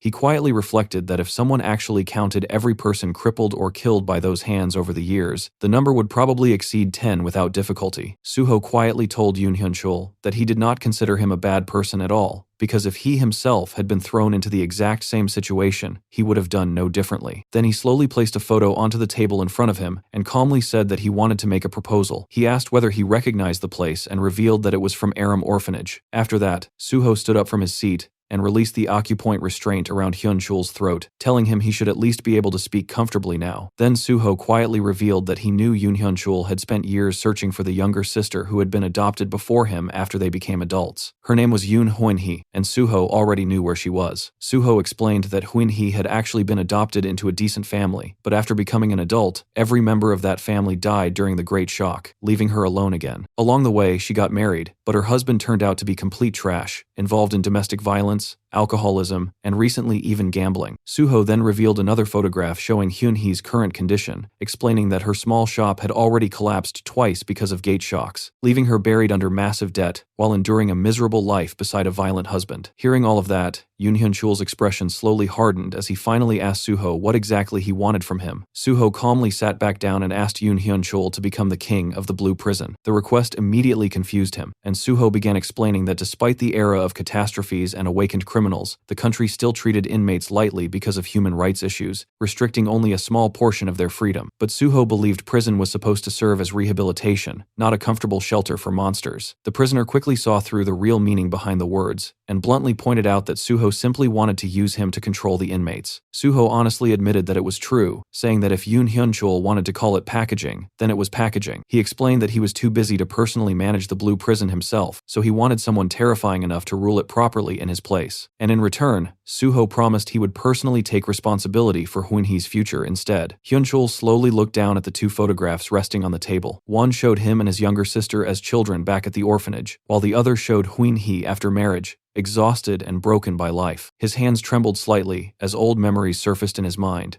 remembering the promise they once made as children, that even if their parents abandoned them, they would at least remain family until the end. Suho quietly told him that whatever responsibilities he still carried in his heart, he would take care of them instead. Hyun-chul finally asked if Suho was truly promising him that much, and Suho casually replied that he was someone who appeared on television now, so lying about something this serious would only create massive problems for him later. He even promised to make arrangements so Hoon-hee could visit if needed, but Yoon Hyun-chul immediately refused, asking only that Suho never tell her about him, and instead, quietly protect her from the shadows. Suho accepted that request without hesitation. After that, Suho revealed he would attach someone useful to assist him inside the prison, a man named Kim Gung-won, the same guy constantly throwing money around and living comfortably inside Blue Prison. Hyun-chul dismissed the idea, saying he had no need for subordinates, but Suho explained that even a tyrant needed someone to handle useless errands, so he might as well use him. Internally, Suho already planned to leave Kim Gung-won trapped inside Blue Prison forever, by blocking parole and stacking additional charges, until the man became nothing more than a permanent tool. Then Suho suddenly pulled out a banana milk drink from his inventory, and casually handed it over while explaining that becoming the king of Blue Prison did not simply mean ruling through brute force. He wanted Hyun-chul to become such a terrifying tyrant that inmates would rehabilitate themselves purely because they never wanted to return there again, while people outside would hear his name and fear committing crimes in the first place. Hyun-chul quietly asked about Iron Fiend, the inmate currently controlling factions inside the prison, but Suho dismissed him immediately, saying that bastard only created factions for his own comfort and treated whoever paid him well. Then Suho raised his drink slightly and honestly admitted that if it had been anyone else, he never would have made this request in the first place. He was asking precisely because it was Yoon Hyun-chul. The world and circumstances had merely turned him into a criminal, but at his core, Suho still believed he was a good person. Yoon Hyun-chul brushed the words off awkwardly and muttered that such compliments were meaningless now, but in the end, he still lifted his own drink. The two quietly clinked their bottles together, and with that small gesture, Yoon Hyun-chul finally accepted Suho's deal. Sometime later, Suho came face to face with Jo Gwang-ho, the inmate infamous inside Blue Prison under the alias Iron Fist. The massive man stood confidently in front of him,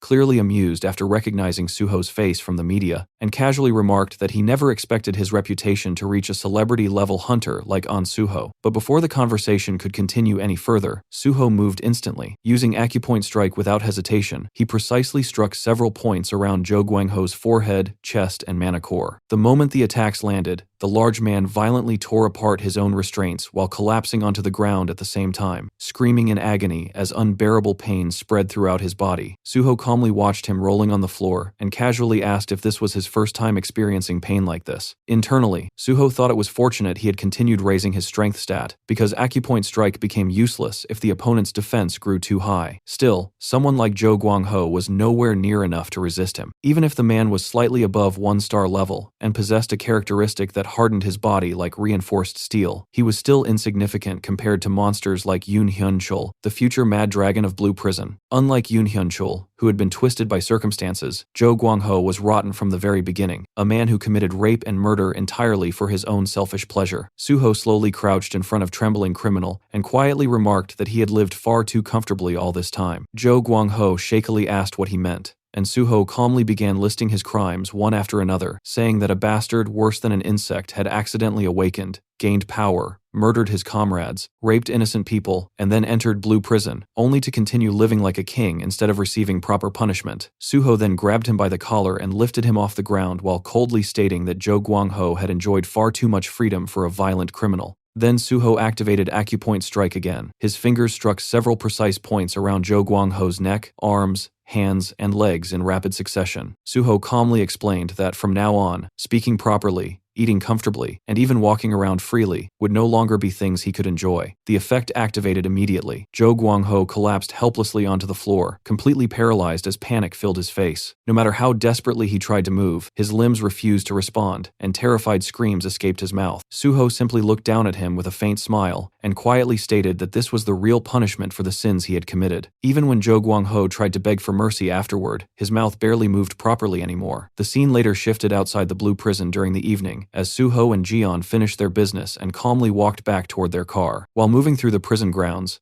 Suho quietly reflected that the vacation period he received from Pisung Yale lasted roughly 7 days, and for the remaining time, he planned to focus entirely on clearing gates as much as possible.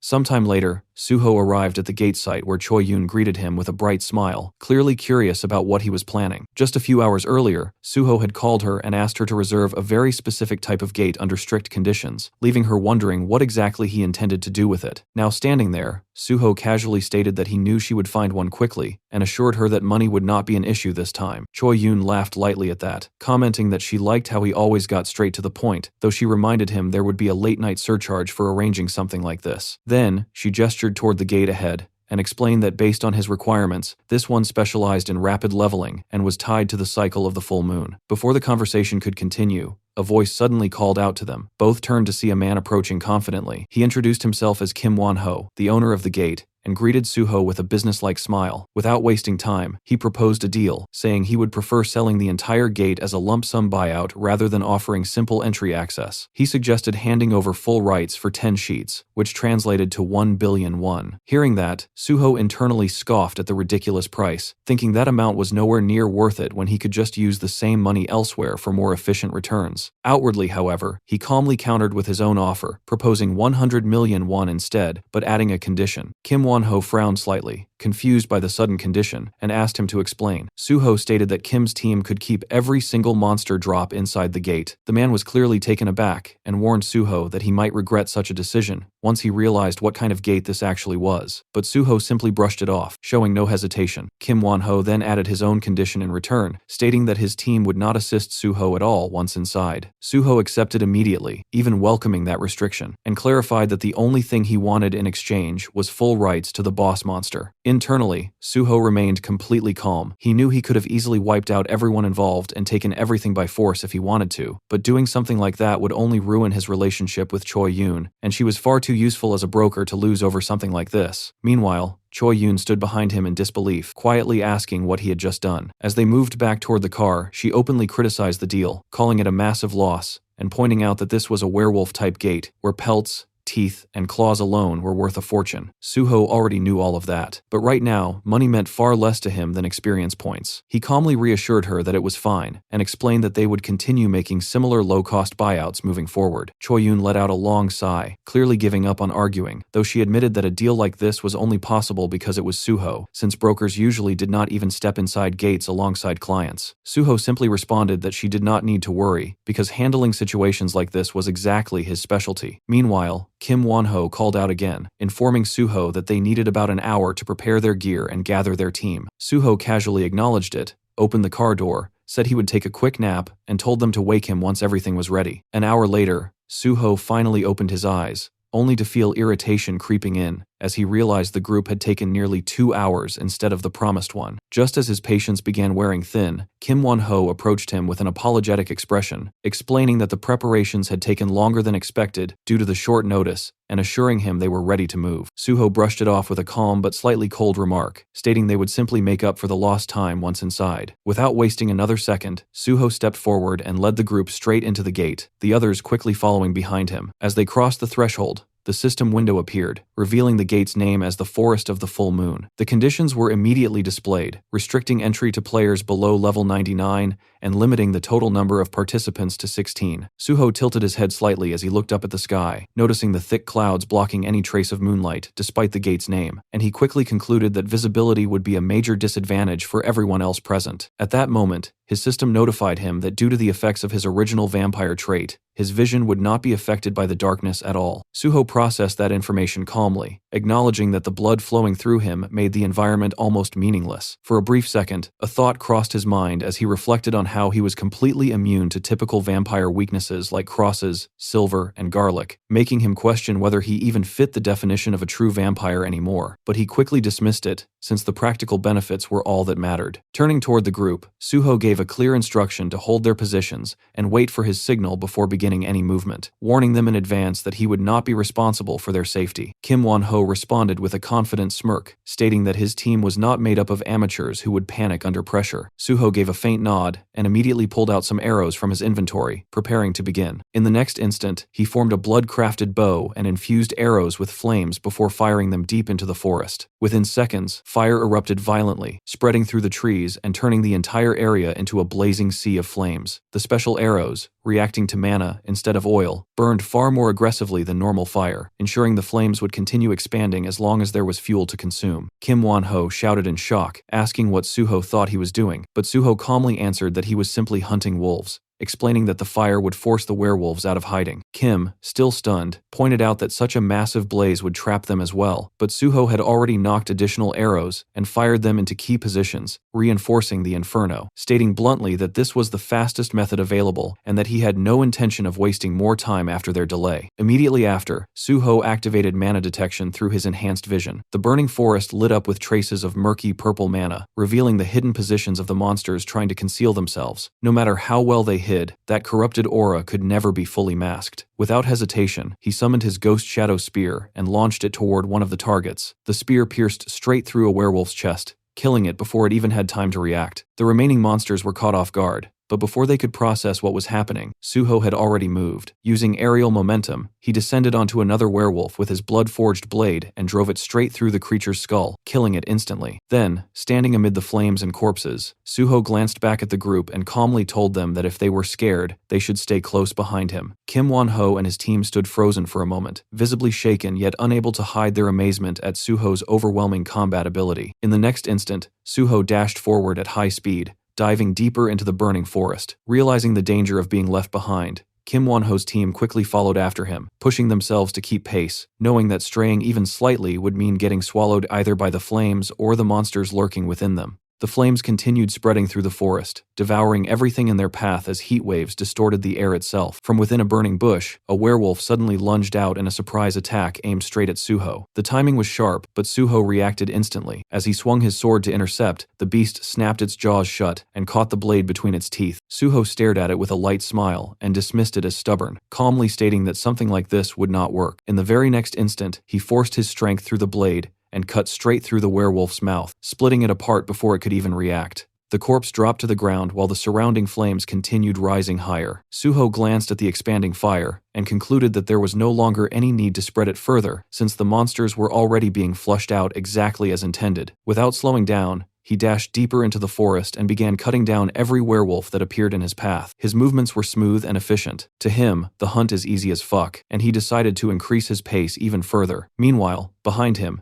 Kim Won-ho and his team struggled to keep up. Their breathing grew heavier with every step as they pushed themselves just to stay within sight. Kim could not hide his disbelief, internally calling Suho insane as he tried to understand how someone could move that fast while actively fighting at the same time. Around them, the ground was already littered with the corpses of werewolves. Realizing the value of what was being left behind, Kim immediately ordered his subordinates to begin retrieval operations without falling too far back. Then suddenly, the atmosphere shifted. The clouds parted slightly, revealing the moon hanging above the forest. Its surface carried faint red patches, casting an eerie glow over the burning land below. As the light spread, a system notification appeared, announcing that the moonlight had begun shining upon the forest. Suho stopped for a brief moment and looked up at it, a faint smile forming on his face as he quietly acknowledged that it had finally begun. In the next instant, a deafening roar echoed through the entire forest. The sound alone carried enough force to make the surrounding flames tremble. From within the shadows, a massive werewolf emerged, far larger and far more powerful than any of the others they had faced so far. Its presence alone distorted the air around it, marking a clear difference in level. Right after its appearance, the system confirmed it. The boss monster had arrived.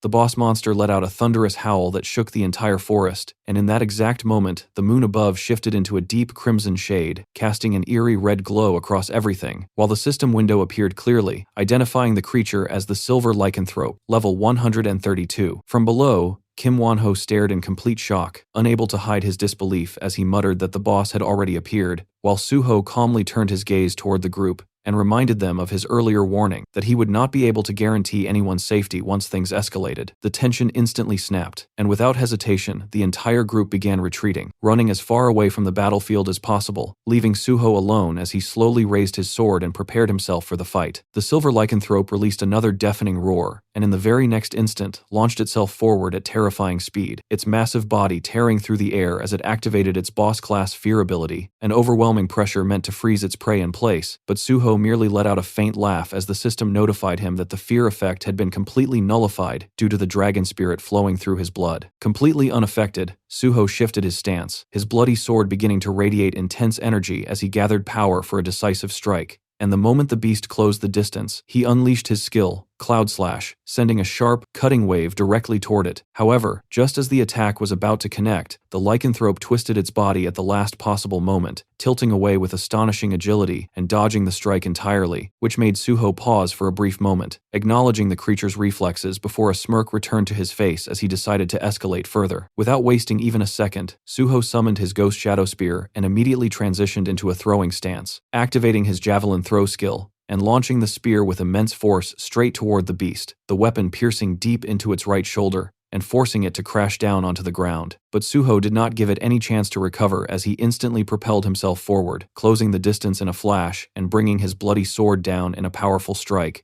only for the lycanthrope to react instantly and grab the blade with its bare hands, stopping the attack mid-motion. For a brief second, the two remained locked, but Suho's expression turned cold as he questioned whether it was truly fine for the creature to grab his weapon like that, and in the next moment, he activated Steel Cut, slicing cleanly through the arm that held the blade and severing it entirely from the shoulder. The beast staggered backward violently, now reduced to a single arm, while Suho casually observed that he had originally aimed for its neck, but it had twisted its body at the last moment to avoid a fatal blow, showing clear combat experience, before kicking the severed arm aside and dismissing it as useless. That act of domination pushed the monster into complete rage, as the system window immediately declared that the Silver Lycanthrope had become greatly enraged, and in the next instant, its entire body began glowing with a deep red aura as it absorbed energy from the full moon above, drastically increasing its power and entering its second phase. Despite the overwhelming surge in energy, Suho remained completely calm, even letting out a small laugh as he commented on how the creature was wasting time transforming right in front of him, as if inviting death. Suho launched himself straight toward the Silver Lycanthrope without hesitation, his voice carrying a calm mockery as he pointed out how stupid it was to transform right in front of an enemy. The moment he closed the distance, the battle resumed instantly as both of them clashed head-on, steel meeting flesh as the lycanthrope used its single remaining arm to parry Suho's sword strikes, barely managing to block each incoming attack despite its disadvantage. Lycanthrope suddenly shifted its approach and swung a powerful punch downward with full force, its massive fist crashing into the ground with such impact that the earth shattered beneath it, the beast fully convinced that it had crushed Suho within that strike. But that assumption lasted less than a second. Before the lycanthrope could even process what had happened, Suho had already moved behind it, and in that exact instant, without giving the monster even the smallest chance to react, Suho activated his steel cut skill, his blade flashing once as it sliced cleanly through the lycanthrope's neck. Guys, rate the attack, I just loved it so much. The boss monster collapsed heavily onto the ground. The system window confirmed that Suho had defeated the Silver Lycanthrope and successfully cleared the gate. It further declared him the MVP of the gate conquest, rewarding him with additional experience points and bonus stats for his performance. Suho casually sat on top of the Silver Lycanthrope's corpse, completely relaxed, and without wasting time, he drove his Ghost Shadow Spear beside Kops's shadow. The spear reacted instantly, a dark energy spreading as it devoured the shadow of the fallen boss, and the system window appeared,